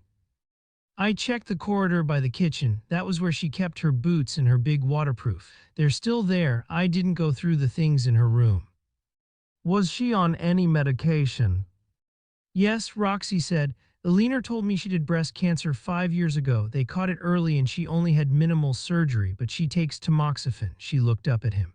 "My mother was diagnosed a couple of weeks ago." Aliner was lovely, reassuring. She offered to go with Mum for the first session of chemo if she needed it. So if the blood isn't hers, if Aliner had left the house of her own free will, she'd have taken the pills with her. Roxy led the way up the grand staircase and down a corridor opposite to the one leading to Bartholomew's room. It was a pretty room, matching curtains and quilt cover with a little floral print, something yellow and delicate. Jasmine, Jonathan would know. This could have been Aliner's room when she was a child. There was a dressing table, which now seemed to operate as a desk. It had a laptop on it and some letters, which caught his attention immediately. They looked old, the handwriting a little faded. Then another thought intruded. If she had a laptop, surely she'd use a mobile phone. Still, he found it hard to consider Aliner, indomitable and very alive, as a victim. Venn pulled open a wardrobe door. It was large, Victorian. Inside there were outdoor clothes, but there could well have been others. "Do you know where she kept her medication?" "In the drawer in the little cupboard by her bed. I came up here with her the day Bartholomew died. She said she needed to rest." Roxy opened the drawer. The pills were still there. Not taking them wouldn't be immediately life-threatening. Roxy turned so Venn could see how serious she thought this was. But Alina always did, religiously. The NHS saved my life, she once said. Now it's my turn to do what I can to prevent the horrible illness returning. Unlikely, then, that Alina had taken herself away to escape the pity of her friends or to avoid awkward questions from the police. Besides, there was the blood. Venn looked more closely at the letters. They were from Roscoe, real passionate love letters which could only have been written by an adolescent. Venn thought of the letters that Mary Ford had written to Roscoe. In comparison, those were measured, almost distant. Mary had talked about having a teenage crush, an imaginary lover, but her letters had been written by an adult, needing an outlet for her unhappiness. These were outpourings of emotion. Alina must have kept them all these years. Had Bartholomew known? How would that make him feel? Had they been hidden and only brought out after Jeremy Roscoe's death? Two sentences caught Venn's attention. I'm sailing the world for you. I'll make my fortune and I'll be back to claim you. In a different letter, another piece jumped out. Remember the night of the skulls and the bones and the white light. Remember it forever. Venn bagged the letters and carried them downstairs, his brain still tumbling with ideas and images. If I found a stack of letters like that in Jonathan's things and the lover had come back to claim him, how would I feel? I'd be jealous, Venn thought, not jealous enough to kill but deeply wounded, and he could imagine that Bartholomew was a man who would nurture a grudge which could fester for years. All this pointed to his theory that Lawson had killed Roscoe. But Alina's disappearance and the blood in the bath didn't fit into the scenario at all. The day passed in a muddle of activity. Brian Branscombe appeared to work in the bathroom. I've taken the toothbrush to compare DNA. I've asked them to fast-track it, but don't expect miracles. A team came in to search the grounds. Venn didn't expect them to find anything. No small woman dressed in brown and stabbed to death. If this had been staged like Roscoe's murder, Alina's body would be found elsewhere. He'd be better sending his officers to Scully Cove. Ross arrived back in the kitchen to say he'd covered the house. I even got into the attic. It's full of junk, but there's no sign of the woman. There is a cellar, Roxy said. Alina took me there to get a bottle of wine. Barty had a collection and she wanted to choose something special. I had a glass with her. I've never tasted anything like it. Venn wondered if that was the action of a woman mourning her husband or of celebrating his death. The words of Roscoe's love letters were still rattling around in his head. The door to the cellar was hidden in a cupboard in the kitchen. There were steep stone steps and the room below was lit by a single dusty light bulb. A rack of wine stood in one corner and the rest of the space was filled with the junk of everyday life. A lawnmower which looked as if it hadn't been used for years, suitcases, a box with Christmas decorations spilling from the top, empty bottles waiting to be recycled. A lot of bottles. Against one wall, shelves contained jars of jam and preserves. Roxy was the first to reach the bottom. What's that? Venn could see nothing out of the ordinary. Listen. A low moan seemed to come from behind a pile of cardboard boxes. Roxy scrambled over them. Venn followed, heart racing, then felt a moment of anticlimax. It was Frankie. There was a lead round his neck, tied to one of the pipes that ran around the walls. He was straining to get free. Roxy, openly weeping, released him and put her arms around him. Upstairs, back in the small sitting room, which they'd taken over as the hub of the operation, he saw that he'd had 2 missed calls. One was from Jen, who'd left a voicemail. She was on her way back from London. It was interesting, boss. I'll fill you in when I get back. Shall I come straight to you? The other was from Jonathan. No voicemail but a text. Give me a ring when you get a chance. Matthew asked Ross to contact Jen. Let her know what happened. Get her to come here. She talked to Alina too, and there's an outside chance she might have some idea where she could be.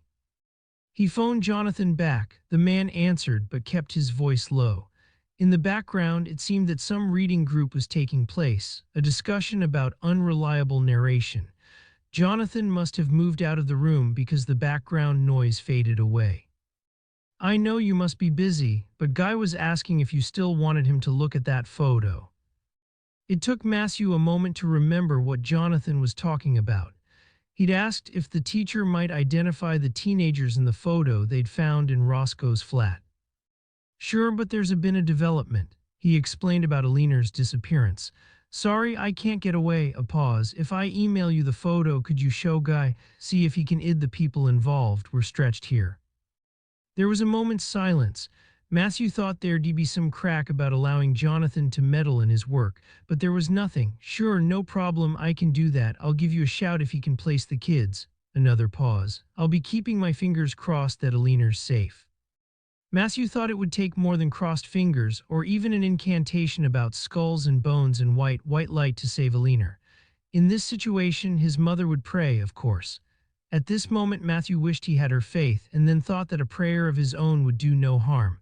He closed his eyes briefly, but the right words wouldn't come. It was late afternoon when Jen arrived. The search had widened, and in Barnstaple they were checking CCTV and the registered vehicles of everyone on the edge of the Greystone investigation. Venn was still in Alina's house. He still half hoped that the woman would come in, pushing open the back door with a story to explain her absence. I've been in the farmer's market in Morisham selling my eggs. Or, I had to go to Exeter to see Barty's solicitor and I thought I'd make a day of it. But none of that would make sense because of the dog tied in the cellar and the blood in the bath. They were sitting in the small living room. It was colder than the kitchen and there was little light, but the crime scene investigators had taken over there, looking for fingerprints on the cellar door. Jim was full of the conversation she'd had with David Fanshawe. He says he doesn't bear any grudge against Roscoe, and I think that's true. He's got his life pretty sorted. He's certain the man scammed his aunt, though. He says Roscoe was almost boasting about getting away with it. Venn was struggling to focus on what Jen was saying. If willpower alone could have brought Alina back to the house, she'd have arrived already. Venn was just about to ask his sergeant to repeat herself when one of the local constables burst into the room.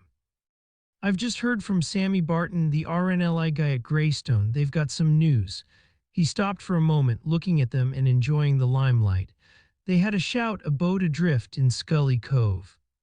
Venn thought this was what he'd been expecting without quite realizing, since they'd had the news of Alina's disappearance.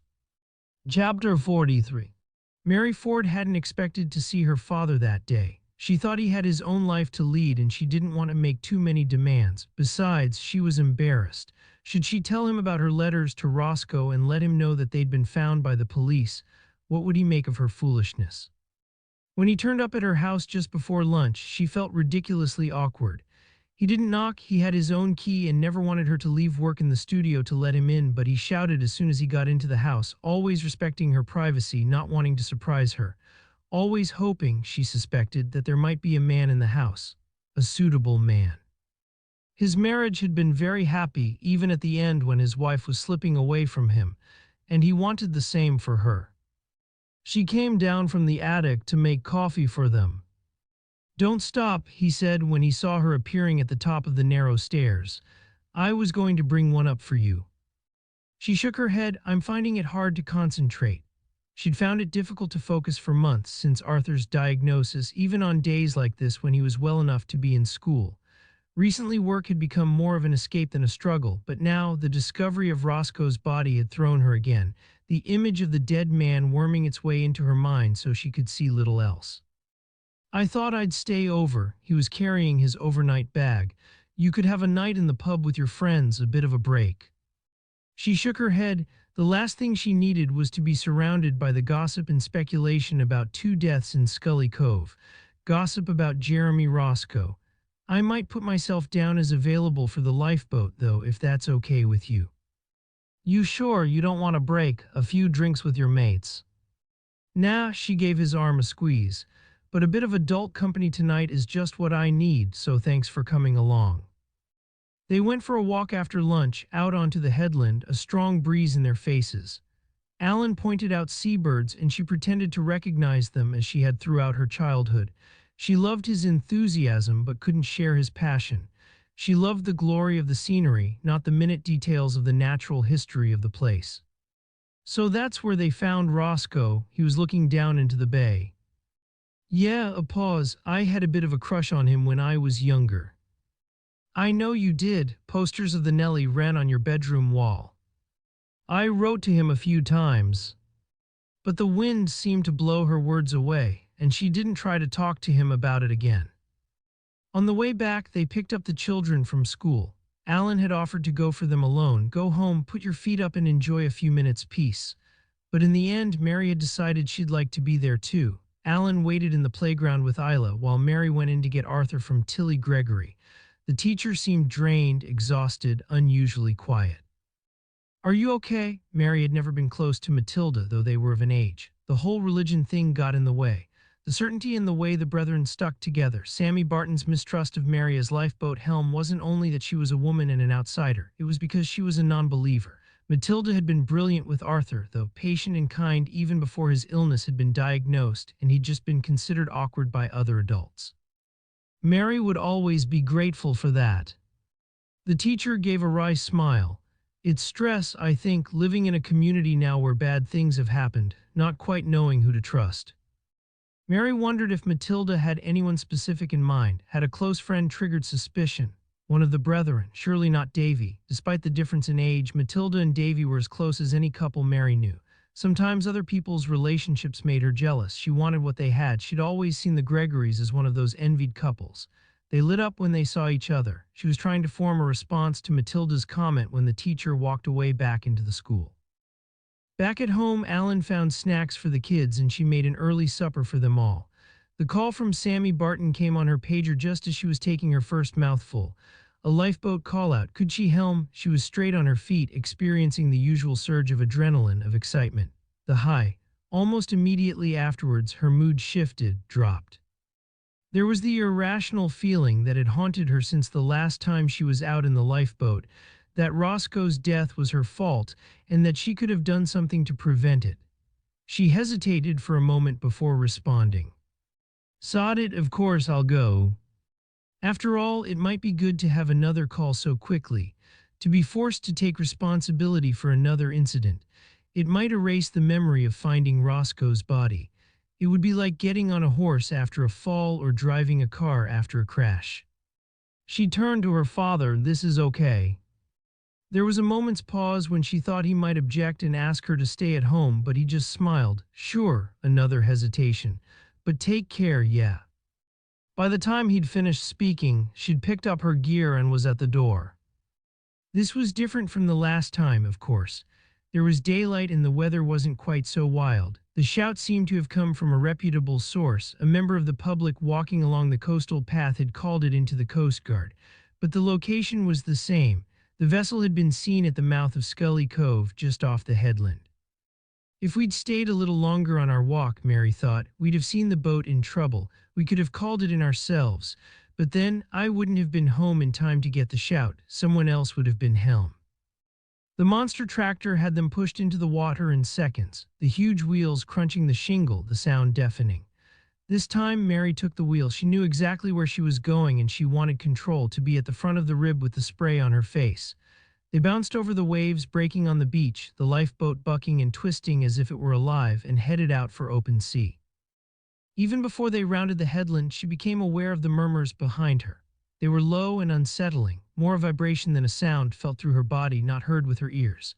They were muttered under the breath, barely audible over the noise of the engine, but Mary knew what the men were saying. Skulls and bones in the white light, the words running into each other so they sounded like a hummed familiar tune. Reassuring, but somehow menacing at the same time. She didn't turn round. Like her, the men were thinking of the last time they were here, and even the most rational young crew member was turning to the old superstition, just in case. She wondered if they considered her part of the problem, part of the place's curse. She found herself repeating the line in her head too, a feeble attempt to appease them or the power they were calling to make herself part of the team. The boat was there just where they'd been told. It was small enough for an experienced person to manage single-handed. The message had said that they were to expect only one casualty. Mary tried shouting, but there was no response. In this weather it shouldn't be too hard to get alongside, and she slowed the rib until it was sliding towards the smaller boat, until the hulls were touching. There was no sign of the sailor. The sails had been lowered but not furled. Then Mary realized that, like the tender where they'd found Roscoe, this boat too had been anchored. The silence and the lack of life made her jumpy. She reached for a line and tied it to the lifeboat to steady it. There was an outboard motor, but presumably that had failed too. Otherwise, there would have been no reason for the mayday. But where was the sailor? The sea was choppy, but not rough enough to send a person overboard. Behind her, she sensed the crew becoming restless, tense. They didn't want to be here. She needed to act quickly if she were to hold on to any authority. Go in, the words were directed to the man behind her. There might be someone sick below. Or a body white as wax, drained of blood. Daniel was young, just out of his teens, fit, and he'd climbed across in seconds. There was a small cabin below the level of the deck, and for a moment he disappeared from sight. His head emerged. Mary held her breath. Nothing here, he looked across at her, raising his voice above the sound of the lifeboat's engine. She thought that he'd been expecting the worst too and could hardly believe it. No sign of an accident. I've checked everywhere. It's empty. Again, she heard a murmur behind her, a release of tension but also perhaps a sense of disappointment. The empty boat was an anticlimax. Scully Cove had promised more drama. We'll tow it back with us. Mary turned to the rest of the crew. Anyone recognize her? I do, Daniel again. He was a member of Morisham Yacht Club, had been since he'd been a child. She's the Scully maid. A pause. She belonged to the Commodore, Mr. Lawson. I don't know how she got out here. I was at the club last night working a shift in the bar, and I noticed that she was still in the marina then. Chapter 44. Venn waited for news from the Greystone lifeboat in Eleanor Lawson's grand house, restless and distracted. His team thought him unnaturally patient, but he hated waiting. He'd once told Jonathan that hours of boredom in brethren meetings was perfect preparation for being a cop. I can be as impatient as any of my colleagues, but I've learned to hide it. He'd sent Roxy home, and she'd taken the dog with her, just until Eleanor comes back and can look after her again. He didn't like to say that Eleanor could be dead in the boat, or at the bottom of the sea. The call came in the evening, just as the light was starting to fade. Sammy Barton again phoned with the news.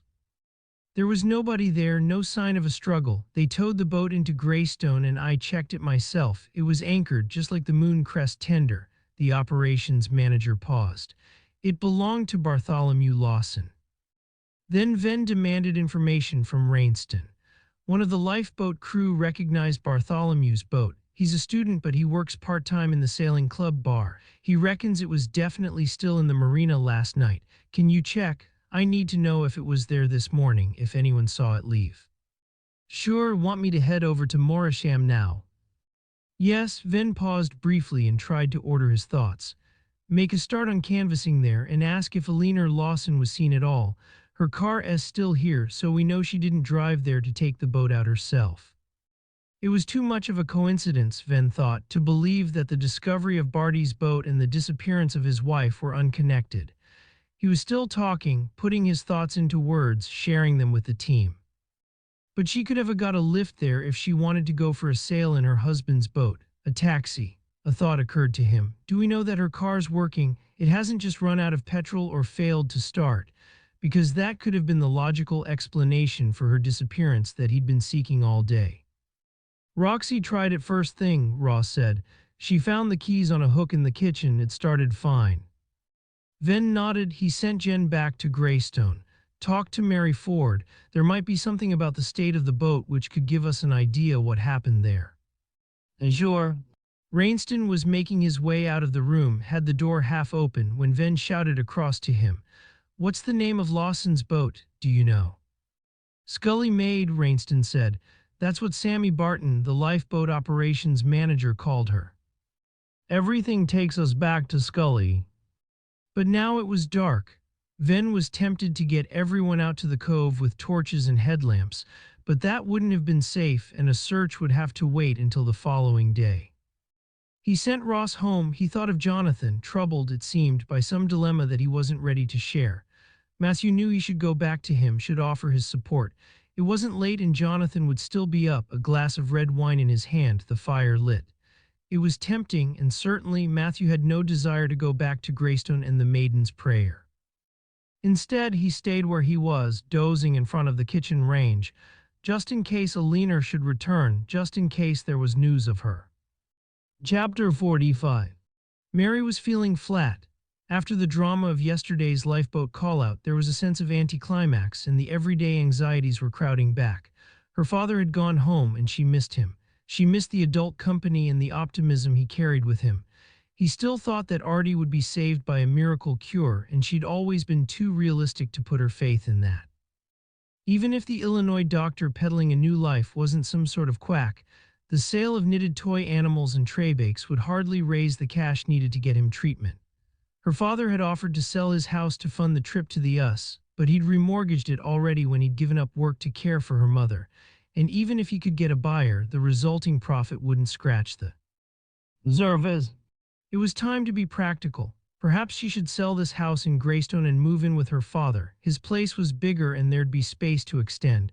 They could perhaps provide a ground floor adapted for her son's needs, and there'd be the garden, but no view of the sea. And she needed the sea at times of darkness. She needed the ebb and flow of it to feel alive. She was thinking of this as she took the children to school. She was a little early for the bell and the parents were in small groups chatting.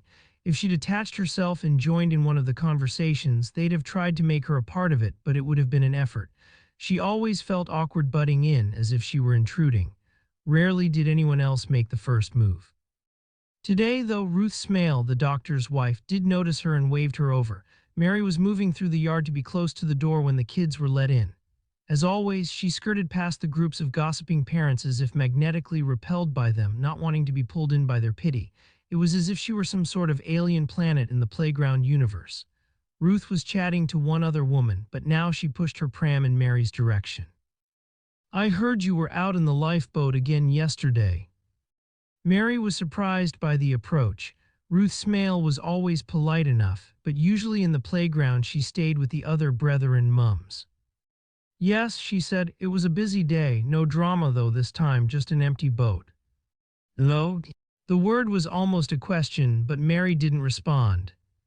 "How's Arthur?" Ruth put on the sympathetic face of a parent with perfectly healthy children, not understanding in the slightest how hard it was and not really wanting to hear, just wanting to show that she cared. Mary replied, as she always did on these occasions, with a smile and a brisk, no-nonsense voice.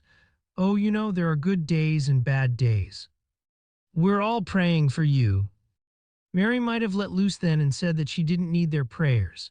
She needed a scientist who wasn't a fraud to discover a cure, backed by immediate proper peer-reviewed research. After all, if they could come up with cures for other diseases, shouldn't it be possible?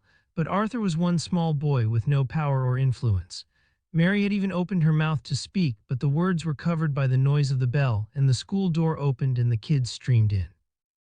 Mary waited for Matilda Gregory to arrive to collect Arthur. That was what happened every morning. The yard had cleared except for a few last-minute stragglers like Isla, who were still playing. Ruth Smale shouted that she had to get the baby home and it would be great to catch up another time, that complacent expression still on her face, as if Mary had done something to cause Arthur's illness, and if she'd been happily married and devout like Ruth, he'd still be well and strong. "Not if I see you first, lady." But Mary waved and smiled before turning back to her son.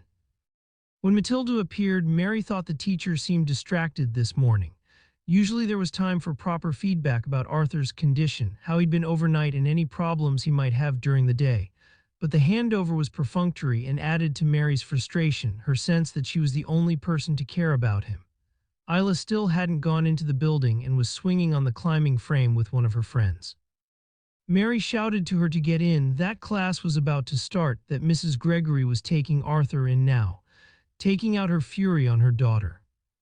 It seemed, though, that Matilda did want to speak, just not about Arthur. "I heard there was another incident at Scully." "Yes," Mary said, "there was." She looked straight at Matilda, challenging her to ask more questions, but the teacher's eyes slid away, and when she spoke again, it was almost as if she was talking to the boy in the chair. "It seems that Alina Lawson's gone missing." "No?" "When the police turned up at her house yesterday, apparently there was no sign of her." Mary wondered how Matilda could have got that information. Her husband just died. I suppose she wants a bit of time on her own. "Of course," the teacher said. "I expect that's it." "I should get back." Mary wanted to be in her studio working. The exchange was making her uncomfortable. "Of course," Matilda said, her face flushed. "I'm sorry." Mary couldn't really see what there was to be sorry for. She didn't understand what the conversation had been about at all. "I'll have to get in too." "Sure." Mary released the brake on the wheelchair and turned it so Matilda could take Arthur inside.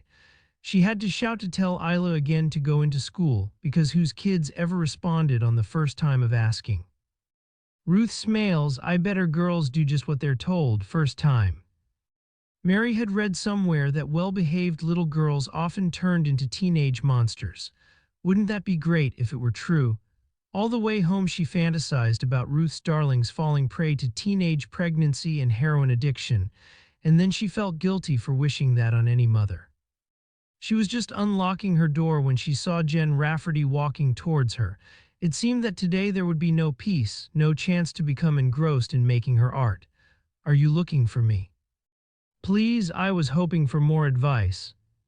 I suppose you'd better come in. After the encounter with Ruth and Matilda, Mary didn't care if she sounded churlish. Instead of taking Jen into her living space, she led her upstairs to the loft, the room she used as a studio. I work too, my time is as precious as yours. What did you make of the incident yesterday? Jen asked. A bit odd, wasn't it? Really odd. Despite herself, Mary was curious to know what the police had made of the empty boat. There was no real sign of damage and the weather wasn't that bad, and coming so soon after finding Mr. Roscoe's body in the same place, her voice tailed off. We're checking to see if anyone saw who took it out from the marina. Someone must have seen it leave. I guess so, but in the middle of the day and midweek, there wouldn't be so many people down there. Mary paused. It's unlikely that it was taken very early in the morning, not if it was sailed straight to the cove. Dad and I were on the headland at lunchtime and we didn't see it then. One person could have sailed it. Sure, if they knew what they were doing. But if you knew what you were doing, you wouldn't get into trouble on an afternoon like yesterday. What's the most likely scenario? There was a moment of silence. Mary considered the possibilities. I think it was done deliberately. Posed a pause. Honestly, I can't think of any other explanation. Like Jeremy Roscoe in the Mooncrest dinghy, Jen asked. Yes, but why would anyone want to do that? A silence. The room was lit by a skylight and Mary could see a gull very white against gray clouds. Its beak was open and she knew it would be screaming, but she could hear nothing. Bartholomew's wife has gone missing, Jen said at last. I heard. Who told you? The detective seemed surprised that the news had got out, disturbed even. Matilda Gregory, when I dropped Artie off at school. There was another silence before Jen spoke again. We were wondering if a leaner could have taken out the boat.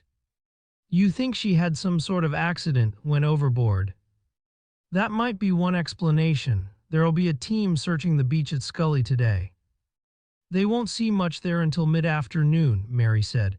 It's the spring tide and with this wind behind it. Spring tide. The biggest tide of the year at the equinox. Mary loved the magic of the tides, the suck and flow of them, pulled somehow by the tug of the moon. It'll cover the beach over the middle of the day, right up to where the path ends. Even if they've already started searching, they won't get far before they have to go back up the cliff.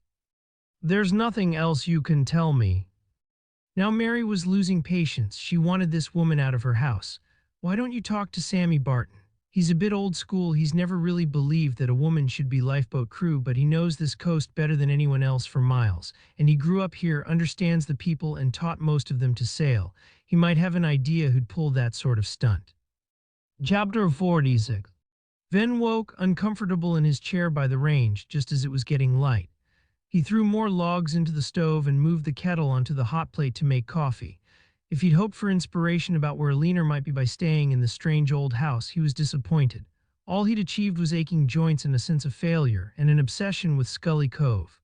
The place and the old stories surrounding it had drifted in and out of his dreams throughout the night. He'd kept his overnight bag in his car, and he'd washed and changed by the time Ross arrived with bacon sandwiches from the cafe in Morisham. So what's the plan, boss? He was speaking with his mouth full, too eager, it seemed, to wait until he'd swallowed. He made Venn feel middle-aged and stale. I want to go back to Scully. Let's see what's been washed ashore now that it's light. I thought the Coast Guard team were on that. They were until they were pushed back by the tide, but Venn still wanted to be there to check for himself. In the end, there was a compromise. He waited until the Coast Guards had finished their search. He stayed in Aliner's house, the spider in the middle of a web, soaking up the information coming from outside, from Jen and Ross, and from the team canvassing in Morisham, becoming more frustrated as only fragments of news filtered through. Then in the late afternoon, he decided to move, and he and Ross made their way back to the cove. He made Ross drive. He was anxious about his ability to concentrate, down the narrow lanes through the overgrown hedges and past trees bent by the wind. Ross wouldn't stop talking. "Are we looking for a body?" It seemed to Venn that the last question was almost gleeful, excited at least.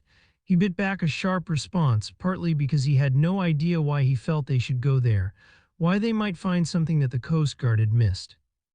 "Or a cold and tired woman," he said, though after a night and a day and the blood in the bath he knew that was unlikely. Venn wondered why he was so keen to go. Perhaps because he hoped to see himself as Aliner's savior, the white knight galloping to the rescue. Perhaps she'd become his own means to redemption. When they arrived at the top of the cliff path at Scully, there was building cloud and a chill breeze. They parked in the levee and walked through the scrubby thicket of hawthorn and elder until they reached the path down the cliff towards the cove. Ross wasn't dressed for the weather and started moaning before they were halfway down. Venn thought that if Alina had been in the boat and somehow found her way ashore, she'd already have had a night in the open air. She'd be freezing and miserable. If he'd been thinking more rationally, they'd have come prepared with blankets and a flask of coffee. He'd have allowed Ross to get a coat and boots before setting out. Besides, this was a fool's errand, a fantasy stirred by the superstitions surrounding the place. If Alina had found her way ashore, the Coast Guard would have found her.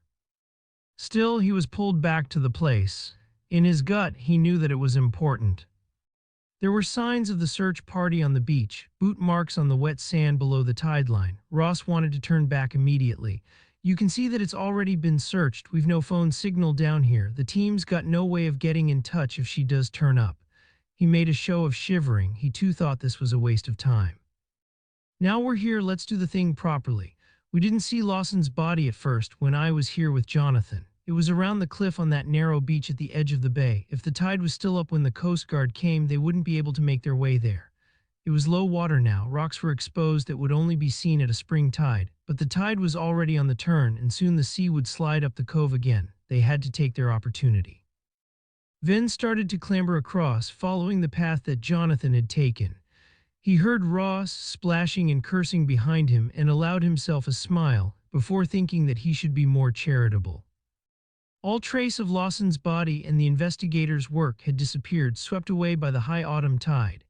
There was no space between the tide line, marked by seaweed, the white bones of driftwood and the glints of sea glass, and the bottom of the cliff. They walked along it. Venn poked at the kelp with his boot, more he realized to slow their progress and to annoy Ross than in the hope of finding anything. From here, there was no view of the path, and Venn was aware that the tide was already turning. In a couple of hours, they would have to retreat to the shingle beach and begin their climb back. He might as well admit to Ross and to himself now that this had been a wild goose chase. There was a sound above them. They were so close to the cliff bottom, and the gray granite was so steep that it was impossible to get a glimpse of what might be happening there. If anyone was at the top, the angle prevented them from being seen. Venn stepped further away towards the water and looked up in the hope of a better view. He became aware of a movement and thought he could see a figure, shadowy in the fading light. Then he told himself that he was being melodramatic, was seeing ghosts, affected by the superstition surrounding the place, by his almost sleepless night in Aliner's house. The boulder, though, was no figment of his imagination. While Venn had been focused on the person above, a rock so big that it could have been quarried from the Greystone Works must have bounced down the grassy, sloping upper reaches of the cliff and now was in freefall from an overhang. Venn started to shout a warning, but it was already too late. As he watched in horror, too far now from Ross to throw him to safety, the boulder hit the man on his shoulder and felled him. Ross crumpled and collapsed onto the shore, his head hitting the seaweed-covered rocks. For a brief moment there was no noise and no movement. Venn started to clamber towards his colleague, but had only moved a few steps when more rocks followed. A trickle became an avalanche. It was as if the cliff was collapsing in on itself and falling towards the shore. Venn stepped further back from the onslaught and found the water almost covering his boots. The tide would be sweeping in very quickly soon. He looked up at the cliff top, but the shower of rocks blurred his view. Suddenly everything was still. The avalanche, if that was what it had been, stopped as suddenly as it had started. Ross was lying motionless. Venn climbed towards him, panicking, thinking he must be dead and knowing that he was responsible. He didn't see the final boulder until the last moment, and then his boot was caught in a cleft in the rock. He couldn't shift out of the way in time. It hit him in the chest, and he lost balance and fell. He was woken by the water lapping his cheek. The approaching tide, icy cold. He must have lost consciousness for a while, but despite the headache and the nausea, he found that he was already thinking clearly. The stone that hit him had been hurled out from the cliff top. Aimed, it hadn't rolled and bounced like the others. The person throwing must have been a good shot or been lucky. Venn thought that he'd been lucky too. If the stone had hit his head, he would surely be dead. Because he'd been standing away from the cliff, the earlier tumbling rocks had missed him. He sat up and the world swam for a moment and then settled. Ross was further away from the water, safe from drowning but lying still. Venn scrambled to the man's side, felt for a pulse, and began to breathe again. He realized that his sergeant was alive. One of Ross's legs was pinned down by a mound of boulders. Venn started to move them and saw that the bone was broken and twisted. Ross stirred, groaned, opened his eyes. They were hazy, unfocused, and he closed them again almost immediately. Venn had fallen with his face towards the sea, and his clothes were still mostly dry. He took off his jacket and put it over Ross. All the time he was thinking, here in the growing dusk, his mind was startlingly clear. This was meant to look like an accident, a rockfall. It must happen all the time. Fissures in the cliff weakened by frost or storm would cause a mini avalanche, but this was no accident. Venn could picture the boulder thrown towards him. No rockfall would send a boulder flying out like that. Fueled by superstition, the locals would believe the theory, though. 2 detectives drowned while they were investigating the suicide of a man who'd killed himself in the same spot, an unlucky place.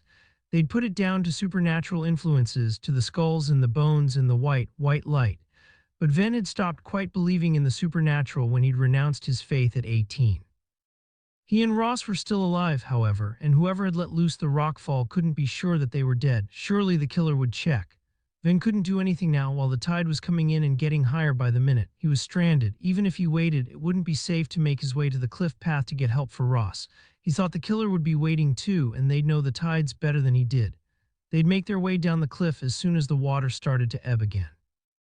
They'd want to make sure that neither of the detectives were living to tell the story.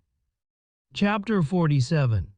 Jen spent the afternoon in Morisham with a team of uniformed officers, checking for witnesses who might have seen the Scully maid leave the day before. While they moved along the promenade, talking to the dogwalkers and runners, she stood at the entrance to the marina. It would be other sailors who would have noticed the boat go out, not passers-by who knew nothing of the sea. An older, gray-haired man unlocked the gate onto the pontoon and started making his way along to his mooring. He was wearing baggy jeans and a threadbare jersey, heavy boots, and carrying what looked like a bag of tools. She called him back and introduced herself. "One of these boats belong to you." "Ha, as if I could afford one of these. I'm just doing a bit of work on this beauty, tarting it up for the owner like." He nodded fondly towards a gleaming hull. "One was found anchored off Scully Cove yesterday, empty. Were you working here then?" He nodded. "I came around lunchtime." "Did you see anything go out?" "1 or 2, making the most of it while the wind had dropped." "I'm interested in the Scully maid." He looked up sharply. "Belonged to the Commodore. He's dead, you know. It wouldn't have been him."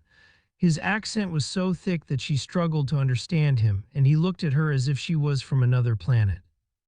"I know he's dead, but his boat ended up in the cove, so somebody took it out. Any idea who that might have been?" "Could have been the bloke in the hat." A pause. "Must have been him because nobody else came this side of the marina, and that's where the Scully maid was moored." "Which bloke?" She was almost wishing she had Ross with her. He was good with the locals. "Came along in the afternoon. I started chatting, but he just walked on. Rude, really. Odd because most of the owners don't mind a natter." "What did he look like?" "Like I said, he was wearing a hat, woolen dark blue. I didn't really see his face. He walked so quickly he had his back to me before I had a chance to look." "It definitely was a man. It couldn't have been a woman." "Nah, wrong build, and the way he was walking, heavy." He paused. "And he was wearing boots, rubber sea boots. His feet were too big, couldn't have been a lady." So Alina hadn't taken the boat out herself. The man started to walk on. She called after him again. One last question. What now? I've got work to do. Was he carrying anything, your man in the hat? He stopped in his tracks, thinking for a moment. He had a bag, one of those black plastic bin bags, heavy-duty use for rubble or garden waste. Might have been planning to dump it overboard, save paying for the tip, but I don't know what he had inside. Could have been anything. Excited, Jen phoned Matthew and Ross, but she received no answer. They must be somewhere with poor reception. They'd talked about going down to Scully Cove, but they should be back by now. She headed back to Greystone. It seemed even more sensible now to follow up Mary Ford's suggestion to talk to Sammy Barton. He might recognize the description of the man with the hat, and Venn and May might be there. She parked outside the Maidens. It was darker than it should have been, only early evening, but there was a mountain of low cloud and the first spots of rain, the wind making a noise around the chimney pots. There'd been the forecast of another deep low coming in from the Atlantic. She drove slowly through the village, but there was no sign of Venn's car. Perhaps he'd given up and gone back to Jonathan, and she'd had a wasted trip. She could have gone straight home, enjoyed the peace of an evening with a bottle of wine and crap telly. She could have invited Cynthia to Jay. On her, she phoned the mobile again, the same message. She tried Matthew's landline. Jonathan answered. Nah, he's not here. He stayed in Alina Lawson's house last night and I've not heard from him since lunchtime. Everything okay? Yeah, she said, all fine. Because what was the point of ruining Jonathan's evening by making him anxious too? Out of the vehicle, she hesitated, wondering if she should be worried about Matthew, if she should alert the team to look for him. But he was with Ross and they were adults. What could have happened? The wind was increasing and she pulled up the hood of her coat, hiding her red hair, making herself as anonymous as she could. She couldn't face questions from the locals about the progress of the investigation. Walking past the Maiden's Prayer, she glimpsed in. The door was a little ajar, and she could see a couple of elderly men in the bar, with Harry Carter behind it. No sign of Ross or the boss. There was a light on in the doctor's surgery, and as she walked past, Jen saw Matilda Gregory and Ruth Smale inside, so deep in conversation that they wouldn't have noticed her, even if her face hadn't been half hidden by the hood. Matilda was crying, and Ruth had her arm around her friend. There was no sign of the doctor. Surgery must be over because the reception desk was unmanned. There was no sign of Ruth's kids either, so presumably Peter Smale was at home babysitting. Rows of strange knitted animals stared down at the scene, a weird audience to the theater playing out below. Jen walked on past to allow herself time to decide what to do next. While there seemed to be some drama happening between the women, she thought there was no certainty that it concerned the murders. Jen had spent enough time at the school gate to know that some women enjoyed a little excitement and could create it out of nothing. She paused on the corner of the street, with its view of the quay and the lifeboat station, the tide breaking over the shingle, and tried to work out whether she should talk to these women who were on the edge of the investigation, or whether the conversation would be a distraction. Before she could make up her mind, the light in the surgery was switched off and both Ruth and Matilda appeared on the pavement. Just in the way that they made their way up the street, Jen had the sense that they'd come to a decision and were determined on some course of action. Curious, she was tempted to follow them, but she continued walking down the quay towards Sammy Barton's house. Her phone rang. There was a moment of relief. It must be Venn. They might meet up for dinner and she could pass on the news from Morisham Marina. It was Jonathan on the end of the line. I've tried to call Matthew, but he's still not answering. Busy, I guess. I've been with Guy, the teacher at Morisham High. He was able to identify those kids in the photo he found in Roscoe's flat. I thought it might be important. Can you pass on the message? Sure, she said, no probs. But a worm of unease had squirmed its way into her head and it wouldn't come out. Chapter 48. Ross was conscious almost all the time now, but obviously in such pain that he drifted off occasionally, scaring Venn until he came back to life, groaning and swearing. Venn sat with him, trying to shelter him from the weather with his body, but wary and frustrated. He needed to get Ross treatment, but with no phone signal and trapped by the tide that had already reached the spur of cliff separating them from the main cove, there was nothing he could do. It was dark now, but as soon as the water was low enough, he'd get up the cliff and phone for an ambulance, even taking the risk of bumping into the killer, because Venn still thought that the killer would need to know that the detectives were dead. At some point they'd be here to check.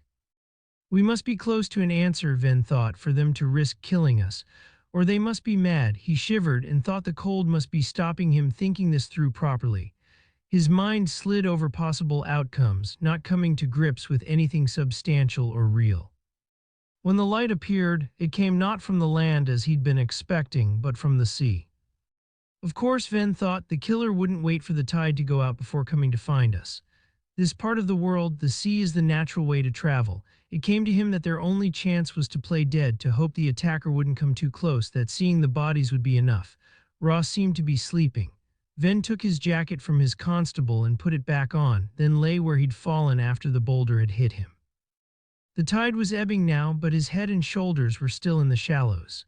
He tried not to move, even when the cold seeped through his clothes, and he prayed to a God in whom he no longer believed that Ross too would keep still and quiet. There was the hum of an engine. They weren't creeping in. He supposed they'd see no point in silence if their victims were already dead, and if they were alive, there was no place yet for them to escape. Then the engine stopped and all he could hear was the lapping of waves on the shore. If it weren't for the light, he'd believe he was imagining it all. As the light came closer, he heard the splash of oars in the water, and then voices. He strained to listen but couldn't make out what was being said. There was more than one person then, and neither was making any effort to be quiet. Quite the reverse. He became aware of another sound, the keel scraping against the shingle, and then a woman's voice shouted his name. "Matthew, are you there?" It was Jen Rafferty, scouse and miraculous. He sat up awkwardly, raised his hand, and was blinded by the white light of her torch. "Yes, we're here." Jen was carrying dry clothes, blankets, and flasks of coffee. She started to take his wet jacket off and then his jersey. Her hands were on his skin. He was still disorientated and thought he'd never been so intimate with a woman close to his own age. "No," he could hear the panic in his voice. "We need to help Ross, he's badly hurt." "Sammy S. done the first responder training." Jen's voice was gentle. "He's checking him out." There were a few moments when the only sound came from the waves on the shore. "There are a few bones broken," Sammy said, "but we need to move him quickly. He's cold already and hypothermia could kill him." Venn finished putting on the dry shirt and jumper. They must have belonged to Barton because they were too big. The jumper was hand-knitted, the wool a little scratchy on his skin. He turned down the tracksuit bottoms. He'd rather be wet and cold than be seen in those. Gently they lifted Ross into the boat. Again he seemed to slide in and out of consciousness. "What made you come to look for us?" "You've always said this place was important and we knew where you were heading for. It's not like you to be out of touch for so long. You trained us to maintain contact. Mary suggested I talk to Sammy about the Scully maid. She thought he might know who could have sailed her and how she came to be abandoned. I tried phoning again while I was chatting to him, but you still weren't picking up, so I asked if there was some way to try and find you." Jen made it all sound very simple, very normal. "We didn't want the whole of Greystone knowing what was happening, so we decided against the lifeboat." After the drama and anxiety of the previous hours, her calm explanation was just what Venn needed. Barton was standing in the shallow water, holding on to the boat, the water lapping around his long rubber boots. "We need to get this chap back to Greystone. The doctor will be waiting for us." "Zmail." "Yeah, we work with him all the time. He's on standby. He doesn't know all the details, of course, but he'll have realized it's not a usual lifeboat shout." Barton looked across to Venn. "That is okay." Venn thought for a moment, but then he nodded. Getting Ross treated was the most urgent priority, sure. He stood at the water's edge while Barton settled Ross as well as he could in the dinghy. His head torch moved, throwing weird shadows, picking up odd details, but it seemed to Venn that, warmer and drier, the sergeant must already be more comfortable. Matthew turned to Jen. "Any news on Alina?" "Nothing. Jonathan phoned, though, with some news for you." She passed on the message about the photo of the teenagers. "That's the real reason why we came. It seemed very odd that you hadn't been in touch with him." "You coming then? I want to get this chap back," Barton interrupted, impatient. "Someone tried to kill us." Venn was still talking to Jen. "The rockfall wasn't an accident and we were deliberately targeted. I think they'll come back to check that we're dead. I want to be here to see."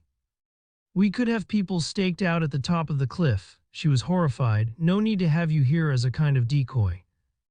But Venn had already thought through the options. He shouted to Barton. How long until the tide goes out far enough so someone could get round the cliff to where we were lying? An hour if you didn't mind getting your feet wet.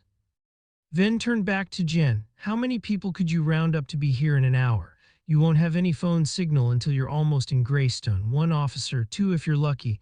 And even if they caught our killer at the top of the cliff, there'd be no proof of what they were up to. But then at least we'd know, she said, who we were looking for. Oh, I believe I already know. Because the thoughts that had been sliding away from him, slippery as the kelp on the shore, had made sense at last, and Jonathan's message had confirmed it. Not the details, not yet, but why? At least I know why. You're injured, she said. You can't sit here for the rest of the night. You need to see a doctor. I had a bit of concussion. It's Ross that we need to worry about, and if we don't get him treated, Old M will kill me. A pause. Get me sacked at least. Old M was their superintendent, idle and incompetent, and Ross was his favorite. Venn had meant it as a joke, but it wasn't far from the truth. I'll stay too. Her voice was strong and resolute, and he could have kissed her. He was a coward, and he didn't want to be here on his own. They'll be looking for 2 bodies, she went on. And while we're waiting, you can tell me what this is all about. Venn knew that if he was any sort of boss, he'd send her back in the boat with Barton.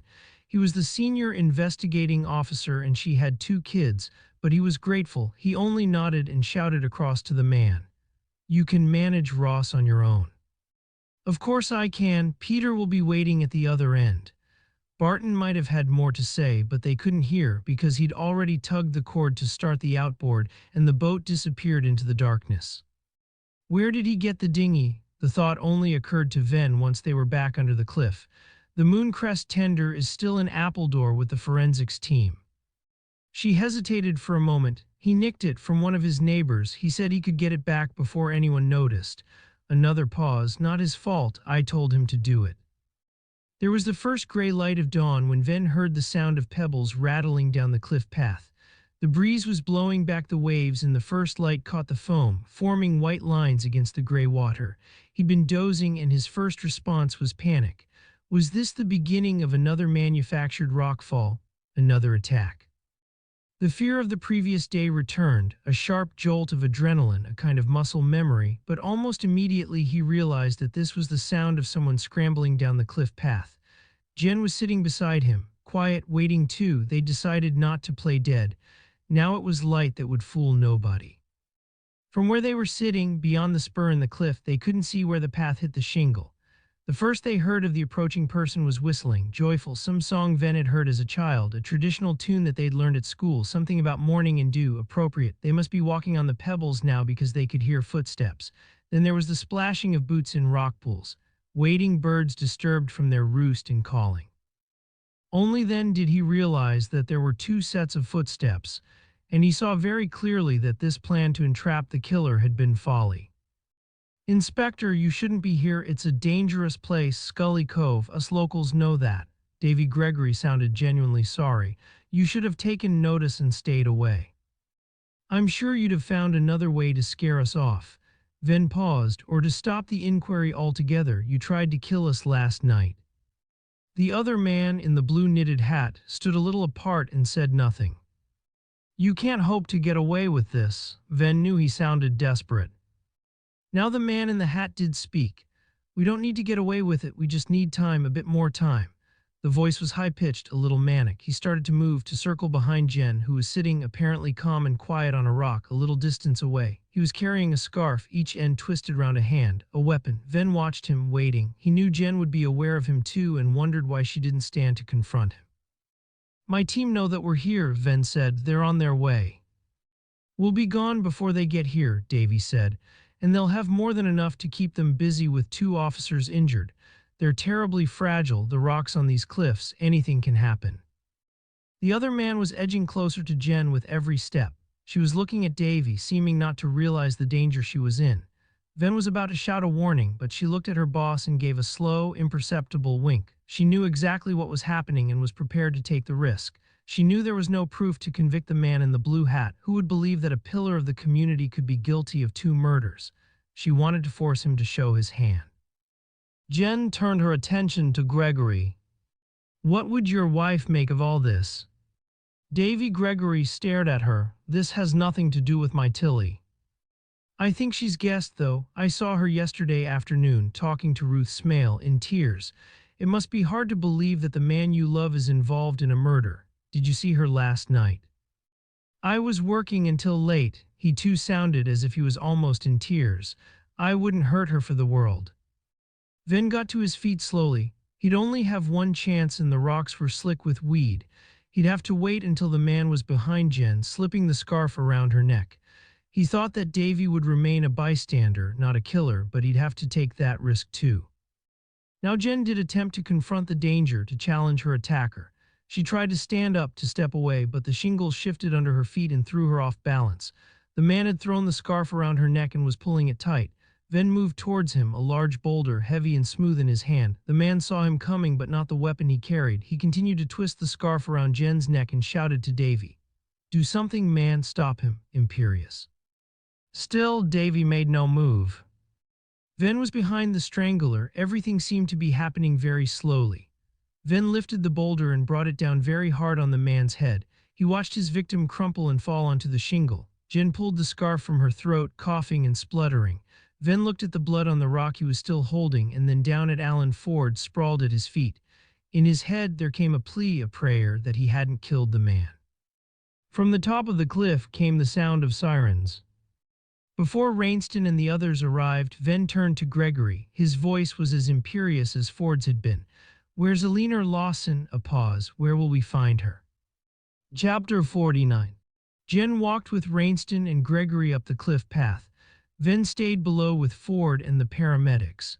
Jen had seen the relief on Venn's face when they'd said the man would survive without long-term ill effects.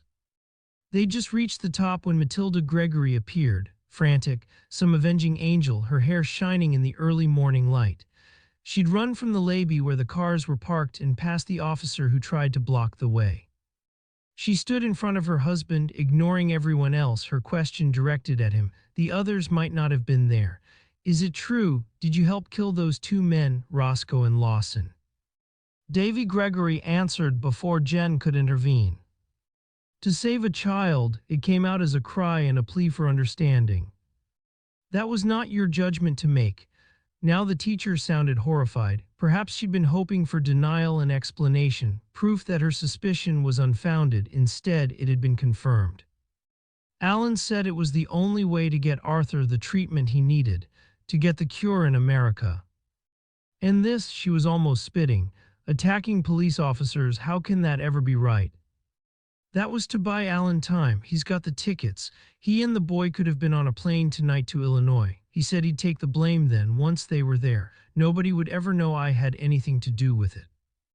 "I would know." Matilda's voice was so loud and harsh that Jen could hear how the effort was scratching the woman's throat. "God would know."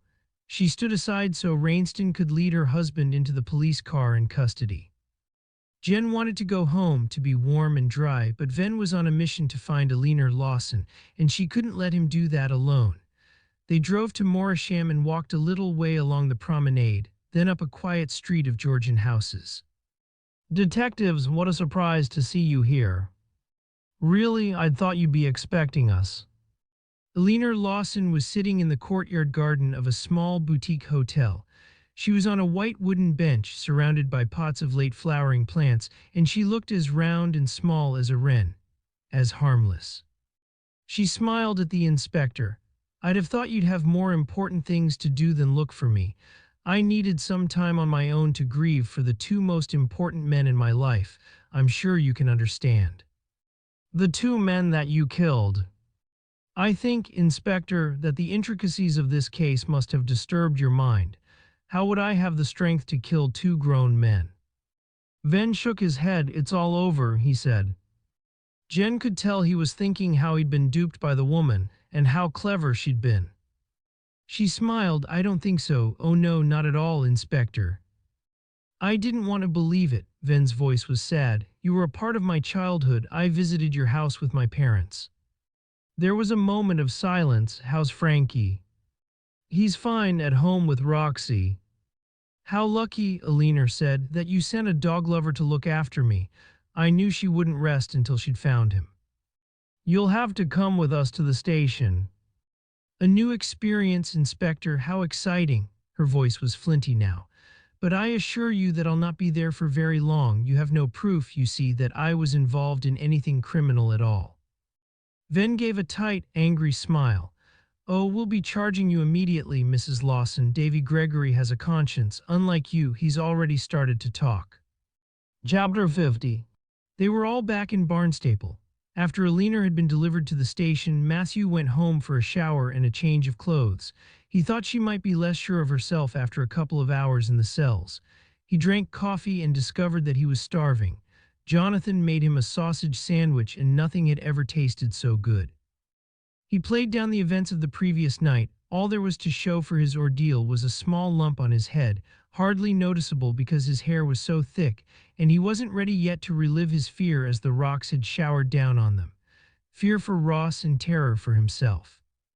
Instead, Matthew focused on the investigation. He asked Jonathan about the blurred photo recovered from Roscoe's apartment and the teacher's response. It would provide confirmation. Thanks for meeting Guy and asking him about the boys in the picture. I could identify Roscoe, but I didn't have a clue about the others. It helped put everything into perspective. No problem, he said. Ford and Gregory were very close at one time, thick as thieves, but Ford was always in charge, the leader of the pack. Jonathan seemed settled, relaxed. Is everything okay? Yeah, there are things we need to talk about. I'll tell you when this case is completely over. There's no rush now. Ross was in the North Devon infirmary. He had a broken collarbone, cracked ribs, a broken leg, and the aftereffects of hypothermia, no damage to the skull. They'd keep him in for the night, but then he'd be home. Mel was with him. Venn had spoken to her on the phone. You saved his life, she'd said. He could tell that she was crying. I don't know how to thank you. I put him in danger in the first place. They met for coffee the next day in Ross's house. Mel had taken a week's leave from the care home she managed so she could look after her husband. It seemed to Venn that Ross was loving every minute of the convalescence. He was lying on the sofa with a duvet tucked round him, a small table within easy reach, and Mel on hand, devoted to fulfilling his every need. Venn had wondered if the incident on the beach would have shocked him into introspection or maturity. But it seemed to have left him untouched emotionally, and despite the plaster cast on his leg, he'd weathered the physical injuries well. He was young and fit, and it probably helped that he was a man with little imagination. He couldn't contemplate the reality of serious injury or death. So what is this all about? Jen directed the question to Venn. I want all the details. Yeah, talk us through it, boss, right from the start. Ross pushed himself more upright with his good arm. Matthew saw that the plaster cast was covered in signatures. How could anyone acquire all those friends? It was a skill he'd never acquired.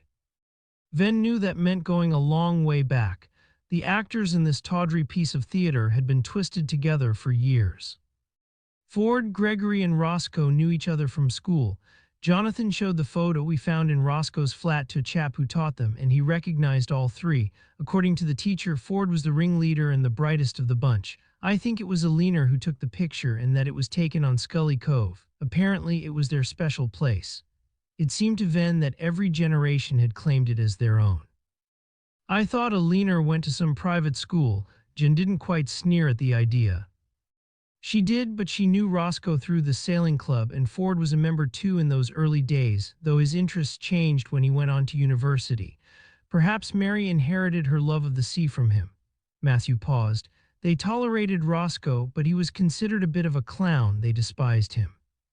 When I was interviewing Alina yesterday, she said Roscoe had never really been one of them. Jen was sitting on the floor, legs curled under her body, and had to look up at him. Ford was the intellectual, very bright, rather intense. Gregory's parents were farmers and quite wealthy before his father squandered his money on Carter's scheme at the pub. Bartholomew was on the scene in school holidays too. He came from the landed gentry even if his father was gambling away most of the cash. Roscoe's mum was a single mother, surviving on seasonal work. So no, he didn't quite fit into their social circle.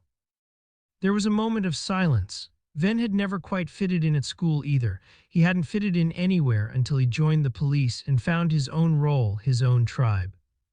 I think Roscoe amused Alina, Venn went on. She'd never met anyone quite like him, and she certainly loved the adoration. She kept all his love letters. That came in useful later on, of course, when she needed to persuade us that she'd reciprocated the sentiment, that he was her first true love and she couldn't contemplate killing him. She talked about Grace Fanshaw's locket too yesterday, Jen said. Once she realized that Gregory was confessing everything to us, she couldn't stop talking, boasting that the murders were her idea, that she was some sort of mastermind. Where did the locket fit in? Ross might be restricted to the sofa, but he was still impatient. Apparently, Venn said, Roscoe wanted to sell the necklace as soon as they found it on the beach at Morisham. All he could see was an immediate profit. Later, he put out the story that he'd thought it might have sentimental value for the owner and that he'd made the effort to track her down. Alina claims that she was the one who persuaded him to do that and that she'd actually found Grace Fanshawe. He was the person who befriended the old lady, though, Ross said, doing her shopping, keeping her company. I think he enjoyed her company too. He never had much of a family. Matilda Gregory's parents recognized that when they took him in. Venn shifted his position so he was facing Ross. Alina claimed that Roscoe would never have had the money to buy the Nellie Wren, would never have become famous if it weren't for her. Yet, when Alan and Davy asked Jeremy to contribute to the fund to send Arthur Ford to the States for treatment, he refused. The refusal was her excuse for getting involved. A lame kind of excuse for murder. I don't think murder was suggested at first. The men hoped Alina might persuade Roscoe to make a donation or use his celebrity to raise awareness of the campaign. Instead, she came up with the more elaborate plan of luring him to meet her. She chose Greystone as a place where she was relatively unknown and pointed him to the cottage in Quarry Bank, owned by Gregory's father. Davy still had a key. The men got caught up with the excitement and adventure of it. The scheme was very elaborate and pandered to Roscoe's romantic nature. Venn paused. She kept him waiting there for 2 weeks before arranging the rendezvous. She'd have enjoyed that too. Imogen, Roscoe's girlfriend, said he used a forwarding address to save being tapped for cash by good causes. Jen looked up at Venn. Selfish bastard. None of them were very pleasant individuals, were they? They were all as bad as each other. Nobody spoke for a moment. Outside in the street, two young mothers were chatting. Venn couldn't make out the words, but they seemed animated, happy. The women walked on and he turned back to the room. Did they go there intending to kill him? Jen still couldn't quite believe it. Was it premeditated? By Alina, though I don't think any of the group would have committed murder as individuals. They fed off each other's resentments and fears, and Roscoe was a convenient scapegoat. Ford's only thought was for his grandson. He'd have done anything to save Arthur. He knew that Jeremy had left Alina money in his will, and she promised it would be used to send the child to the US. I think Davy was swept along, desperate to be a member of the gang again. How did they set it up? Alina got in touch with Roscoe, implying she wanted to rekindle the relationship. His attraction to Imogen was already starting to fade, and he responded. The plan fed into Alina's desire to be the object of the man's passion. After being married for all those years to Bartholomew, she wanted that thrill again. She guessed he'd still be obsessed, interested enough at least to do as she said and to come to Greystone to wait for her to seek him out. A pause. Venn tried to find the words to explain. For her it was all about power, regaining the power of her youth, pulling strings. The thrill of getting the men to do what she asked of them, even if that was murder. Of course, she was the mysterious woman Roscoe told the village he was waiting for. Venn nodded. It was all very, very carefully planned, Alina's doing. She was bored in that house with nothing to do but walk the ancient dog and feed the hens. Bartholomew was drinking himself to death. I think she was slowly going mad there. The plot to kill Jeremy was a weird distraction, a fantasy. He paused, thinking again that wasn't enough to explain Alina's impulse to murder or the sway she'd held over her co-conspirators, and that she'd held for a while over him. She's a charming narcissist, completely self-centered. As I said, she loved the power. I don't think anything that has happened to her since lived up to that sense of being adored by Roscoe. In interview, Gregory said he had no idea that Alina was planning to kill Roscoe, Jen said. He thought she was going to seduce him, to persuade him then to make the donation. He claims he was shocked when he knew what violence had taken place in his dad's little house. He helped the others cover it up, though. Ross stretched again. Grace Fanshaw's nephew said he had the impression that she was using Roscoe when he met them all those years ago, Jen said. She certainly had a way of manipulating people, of getting what she wanted. Venn shot her a look. He wondered if Jen was including him in the people who'd been manipulated by the woman. If so, she was right. Which of them actually killed Roscoe? Ross was getting impatient with all the talk of a time before he'd been born. I think Alina and Ford did it together. Gregory gave them the key and they surprised Roscoe in the bathroom. She couldn't have carried Roscoe down to the quay on her own. Ford's still a competent sailor. Perhaps he stole Barton's dinghy because the man had been giving Mary a bad time. He took the boat round to Scully and anchored it there before wading ashore. That was when Gregory became involved. We've checked Ford's phone records. He called Davy from Greystone and the taxi was waiting at the top of the cliff to give him a lift back to his daughter's house. They waited for Ford to get in before they called in the fake lifeboat emergency. Mary said her father was awake when she was called out. It was all about the story, the unreliable narration. What do you mean? They kept feeding us stories and we fell for them. Ford claimed to have seen a mysterious woman get out of a car in the early hours of the morning, but Roscoe would have been killed well before that, I think. No wonder Brennan didn't see anyone, and Ford described Matilda Gregory knowing absolutely that she had a perfect alibi. It was just to confuse us and to lead us astray. Venn paused. We couldn't make it work when we thought there was just one killer. Once I considered the idea of a group working together, it all made more sense. What made you so sure that a group was behind it? Ross held out his cup for Mel to refill. In the end, it was too complicated for one person to have been the culprit. He paused. It was a construct of Alina's strange imagination and it was bound to unravel. Why did Bartholomew have to die? Because he guessed that Alina might be involved. He'd known that she'd never actually fallen for Roscoe, that the man had been obsessed by her, but that she was too self-centered actually to fall in love with anyone. And perhaps he'd known she'd been out the night Roscoe was killed and he challenged her about it. They might have slept in separate rooms, but he could have been aware of her coming and going. And she was bored by him. When she killed Roscoe, she was given a sense of new possibilities, new adventures. She pushed Bartholomew over the cliff. Oh yes, Venn said. I don't think anyone else could have done that. Gregory probably gave them a lift, picked them both up from the sailing club after they'd left their car there. Alina would have come up with a reason for an evening walk along the path at Scully with her husband. She might have said it was to mourn his father or for old time's sake. Barty was still susceptible to her charms, and as we know, Scully was a special place for them all. He paused. She couldn't face killing the dog. Instead, she left him in the cellar for Roxy to find. But she seems to have had no qualms about Roscoe or her husband. And then she tried to finish us off, Ross said, his voice ridiculously cheerful. Well, I don't think she started the rockfall. That would have been the men, but yes, it would have been her idea. She persuaded herself and them that we were getting too close, perhaps, or she just got caught up in the violence, the stories, and the recklessness. Venn gave a little smile. The skulls and the bones in the white light. There was a silence. Mel offered to make more coffee and disappeared into the kitchen. Matilda Gregory can't have had anything to do with it, Jen said. She was distraught when she suspected her husband was involved. I think Davy had been behaving strangely. Of all of them, he was the least committed. He was the first person to confess to the whole thing last night. Mel came in with a tray, more biscuits, but Jen got to her feet. I'm going to see Mary Ford. I want to get it over with. She knows we've arrested her father, but I wanted to talk to her, to explain, though I suppose no explanation is going to help. She's on her own now, with a daughter and a very sick son. I don't envy you that. Venn wondered if he should offer again to speak to Mary, but he and Jen had discussed it. She'd said she thought that the conversation would be better coming from her. She looked up at him and smiled. I'm not exactly looking forward to it myself. Chapter 51. It was lunchtime when Jen arrived in Greystone, but she didn't feel much like eating. Certainly, she wasn't tempted to go into the maiden's prayer for a half of bitter and a pasty. She thought that after today she never wanted to go back to the village again. A weak sun shone on rain-soaked pavements, but it didn't make the place seem any more attractive. In the end, Jen didn't find Mary Ford alone. Matilda Gregory was there when Jen arrived. She saw them both through the living room window before knocking at the door. They had mugs in hand, but any conversation appeared desultory. Mary let her in.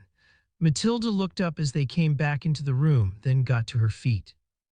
I should go, lunch break is nearly over. The kids will be back in class in 5 minutes. You're working today? Jen wasn't sure how the teacher could be doing that. Her world must have collapsed. Her husband had been charged with killing 2 people. He might get away in the end with facing the charge of being an accomplice to murder, but he'd still spend years in prison. Perhaps the woman's faith was getting her through it. But then Jen thought she'd always fallen back on work when things were tough too. Matilda nodded. It helps, and I didn't want to be on my own, brooding. That's why I'm here. I didn't want Mary brooding alone either. She gave Mary a quick hug and left. After the door had shut, Jen turned to Mary. You up for that? The sympathy. Tilly's in the same boat, isn't she? Her bloke has been charged too, and she really is alone. At least I have the kids. I'm so sorry, Jen said. That Arthur won't make it to the States anymore, not yet anyway. She'd been thinking they could do some fundraising at work. No way was she knitting, but some of the lads were into running. She was thinking sponsored marathons, a bucket in the tea room to collect spare change. He wouldn't have gone anyway. Mary was crying. Great fat tears were running down her cheeks. I looked into the bloke who was supposed to have the miracle cure. It was a con. I tried to tell all the fundraisers in the village that they were wasting their time, but that just seemed ungrateful. I told Dad, but he got sucked into this social media site about the cure with all the stories from supporters. She looked straight at Jen. Dad's a scientist. I don't know how he could believe all that crap. The posts were undermining the real medical research. According to them, all Arthur needed was a change in his diet and an operation that only the professor could provide. It was like the doctor was some sort of god or witch doctor. You're sure that was why your father got involved in the plot to kill Roscoe? Jen thought there might be more to it, a background resentment, jealousy because Roscoe, the boy they'd all despised, had done so well, and because Alina, who had even conned the boss, had sucked him in and stoked his obsession. Of course, Dad really believed he was doing it for us. Alina just fed into his certainties and convinced him that with Roscoe gone, there'd be a happy ending. A pause. There were times when I wanted to believe too, to think that we could sit on a plane and fly into the sunset and suddenly Arthur would be well again, but I couldn't. What will you do now? The same as every parent with a child with a life-limiting illness. I'll wait and hope and make sure that what life Arthur has left is as good as it can possibly be. She wiped her tears with a grubby sleeve and looked like a child herself. Peter Smale has put him forward for a trial in Oxford. We won't know if he's had the drug or the placebo, but it's something to hang on to. A pause. When your colleagues first phoned me about Dad, I was going to run away. I couldn't face the village. All the gossip, the judgment. I thought I'd have to move, even if it was only to his house. But now, Mary shrugged. Matilda was here to offer to babysit a few nights a month, so I can go out or put my name on the lifeboat rota, a kindness. Maybe there are worse things than gossip.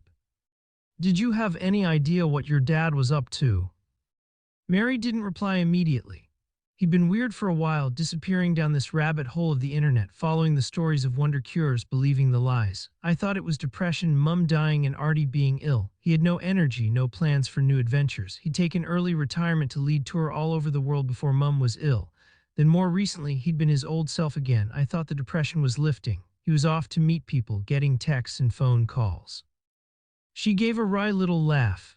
I thought he'd got back into the natural history group, was spending time with his old colleagues.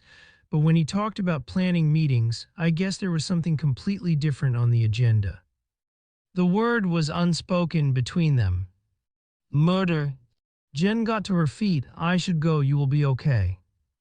Mary stood up too and looked out at the sea. Yeah, she said then, I'll have to be, won't I? That's what parents do. Chapter 52. On his way back from Ross and Mel's house, Matthew stopped at the police station.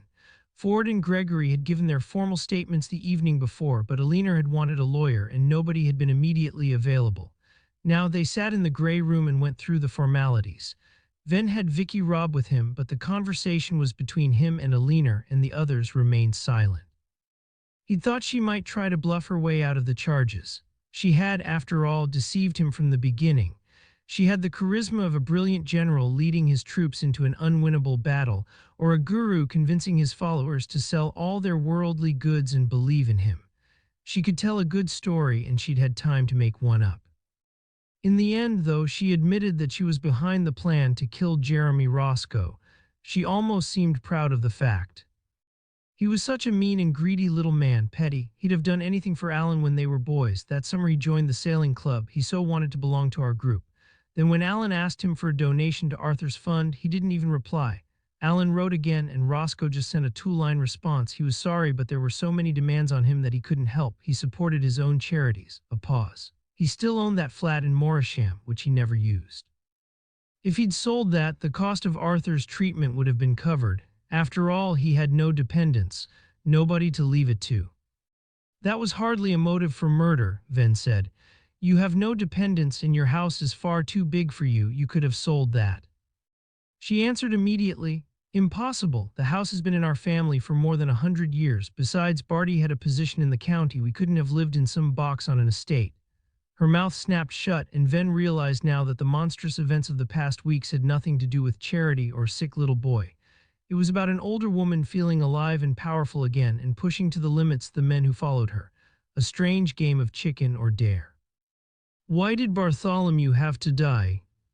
He was still awake when I got in the night that Roscoe died, a little less drunk than usual. Everyone thinks he was very stupid, but I could never have married a stupid man. I could see him wondering. I hadn't thought he'd mind my killing Roscoe. He never had any time for him, called him feral. But he was a magistrate and had this pompous notion about the law, and when he'd been drinking, he was unreliable. He might have shared his suspicions. Did Davy Gregory drive you from the sailing club to the coast path that night? She paused. No, Davy was becoming unreliable too by then. No spine. I picked Barty up before he could get into the building and I drove us there. He thought we were going on a romantic walk. He was standing with his back to the edge. I had my arms around him and he thought I was leaning in to kiss him. It didn't take much of a push. She looked up at Venn and gave a wicked grin, mischievous, almost appealing, so he could understand again why Roscoe had been so obsessed by her. He might have had his suspicions, but he died happy, believing that I cared for him. And then you just drove home. Venn paused. Were you able to sleep that night? Oh yes, I've never had any problem sleeping. She looked directly into his eyes. I really thought everybody would believe he'd killed Roscoe and had thrown himself over the cliff in remorse. I almost believed that, Venn said. I wasn't sure, you see. I thought you suspected me. How did you manage the blood in the bath? It was yours. She gave a little smile. Oh yes, I've suffered from nosebleeds since I was a child. I needed to throw you off the scent. Hence the charade with your disappearance and the scully maid found floundering in the cove. I suppose Alan Ford took that out, wearing a hat knitted by one of the fundraisers. You think that was a little over the top? There was the same smile, which now made her seem a little unbalanced. By then, I admit, I was rather getting caught up in the adventure. Causing a rockfall which almost killed my sergeant was certainly over the top. The smile again. Come now, Inspector, I think I've confessed to enough, don't you? I'm sure confession's good for the soul, but you have enough here to send me to prison for the rest of my life. So that wasn't you, and in the end, do the details matter? Venn felt exhausted by the business now. A leaner might enjoy drama, but he was very much happier without it. When he got home, Jonathan was there. It was raining again and the wind was singing through the bare trees in the garden. Usually at this time of the evening they went for a walk together, but today Jonathan lit a fire and they sat there together on the rug, their backs to the sofa, somehow wanting the comfort, even though it wasn't a cold day. Jonathan had suggested opening champagne to celebrate the successful end to the case, but Matthew said it was too early, an excuse of sorts. Tea, he said, if that's okay with you. It doesn't feel as if there's much to celebrate. I was duped by Eleanor Lawson. I imagine what it might be like to be part of all that house, that family. She was an exciting and appealing woman, and I was very happy there when I was a boy on the swing under the tree. That memory colored my sense of the place and of her. Ah, boring Dorothy suits you much better. You're saying I'm boring? He leaned his head on his husband's shoulder. Well, you're probably right. Not at all. Jonathan threw another log onto the fire. I've been thinking about mothers too. He took a breath. You're not the only one with a screwed-up parental relationship. I've decided to see if I can find my natural mum to find out if she'd like to meet me. Matthew's first response was dismay. He knew that Jonathan had never felt at ease with his adoptive parents, but he'd hoped that they were enough for each other, that neither of them needed more family around them. Then he saw how eager Jonathan was and how anxious, and he was flooded with guilt that he could be so selfish. Of course she'd want to meet you, and once she does, she'll adore you. He got to his feet. I'll get that tea. In the kitchen, he looked out over the dark garden, waiting for the kettle to boil. A red light buoy marked the entrance to the estuary. It was all very ordinary, rather mundane, but he had the sense that nothing would quite be the same again.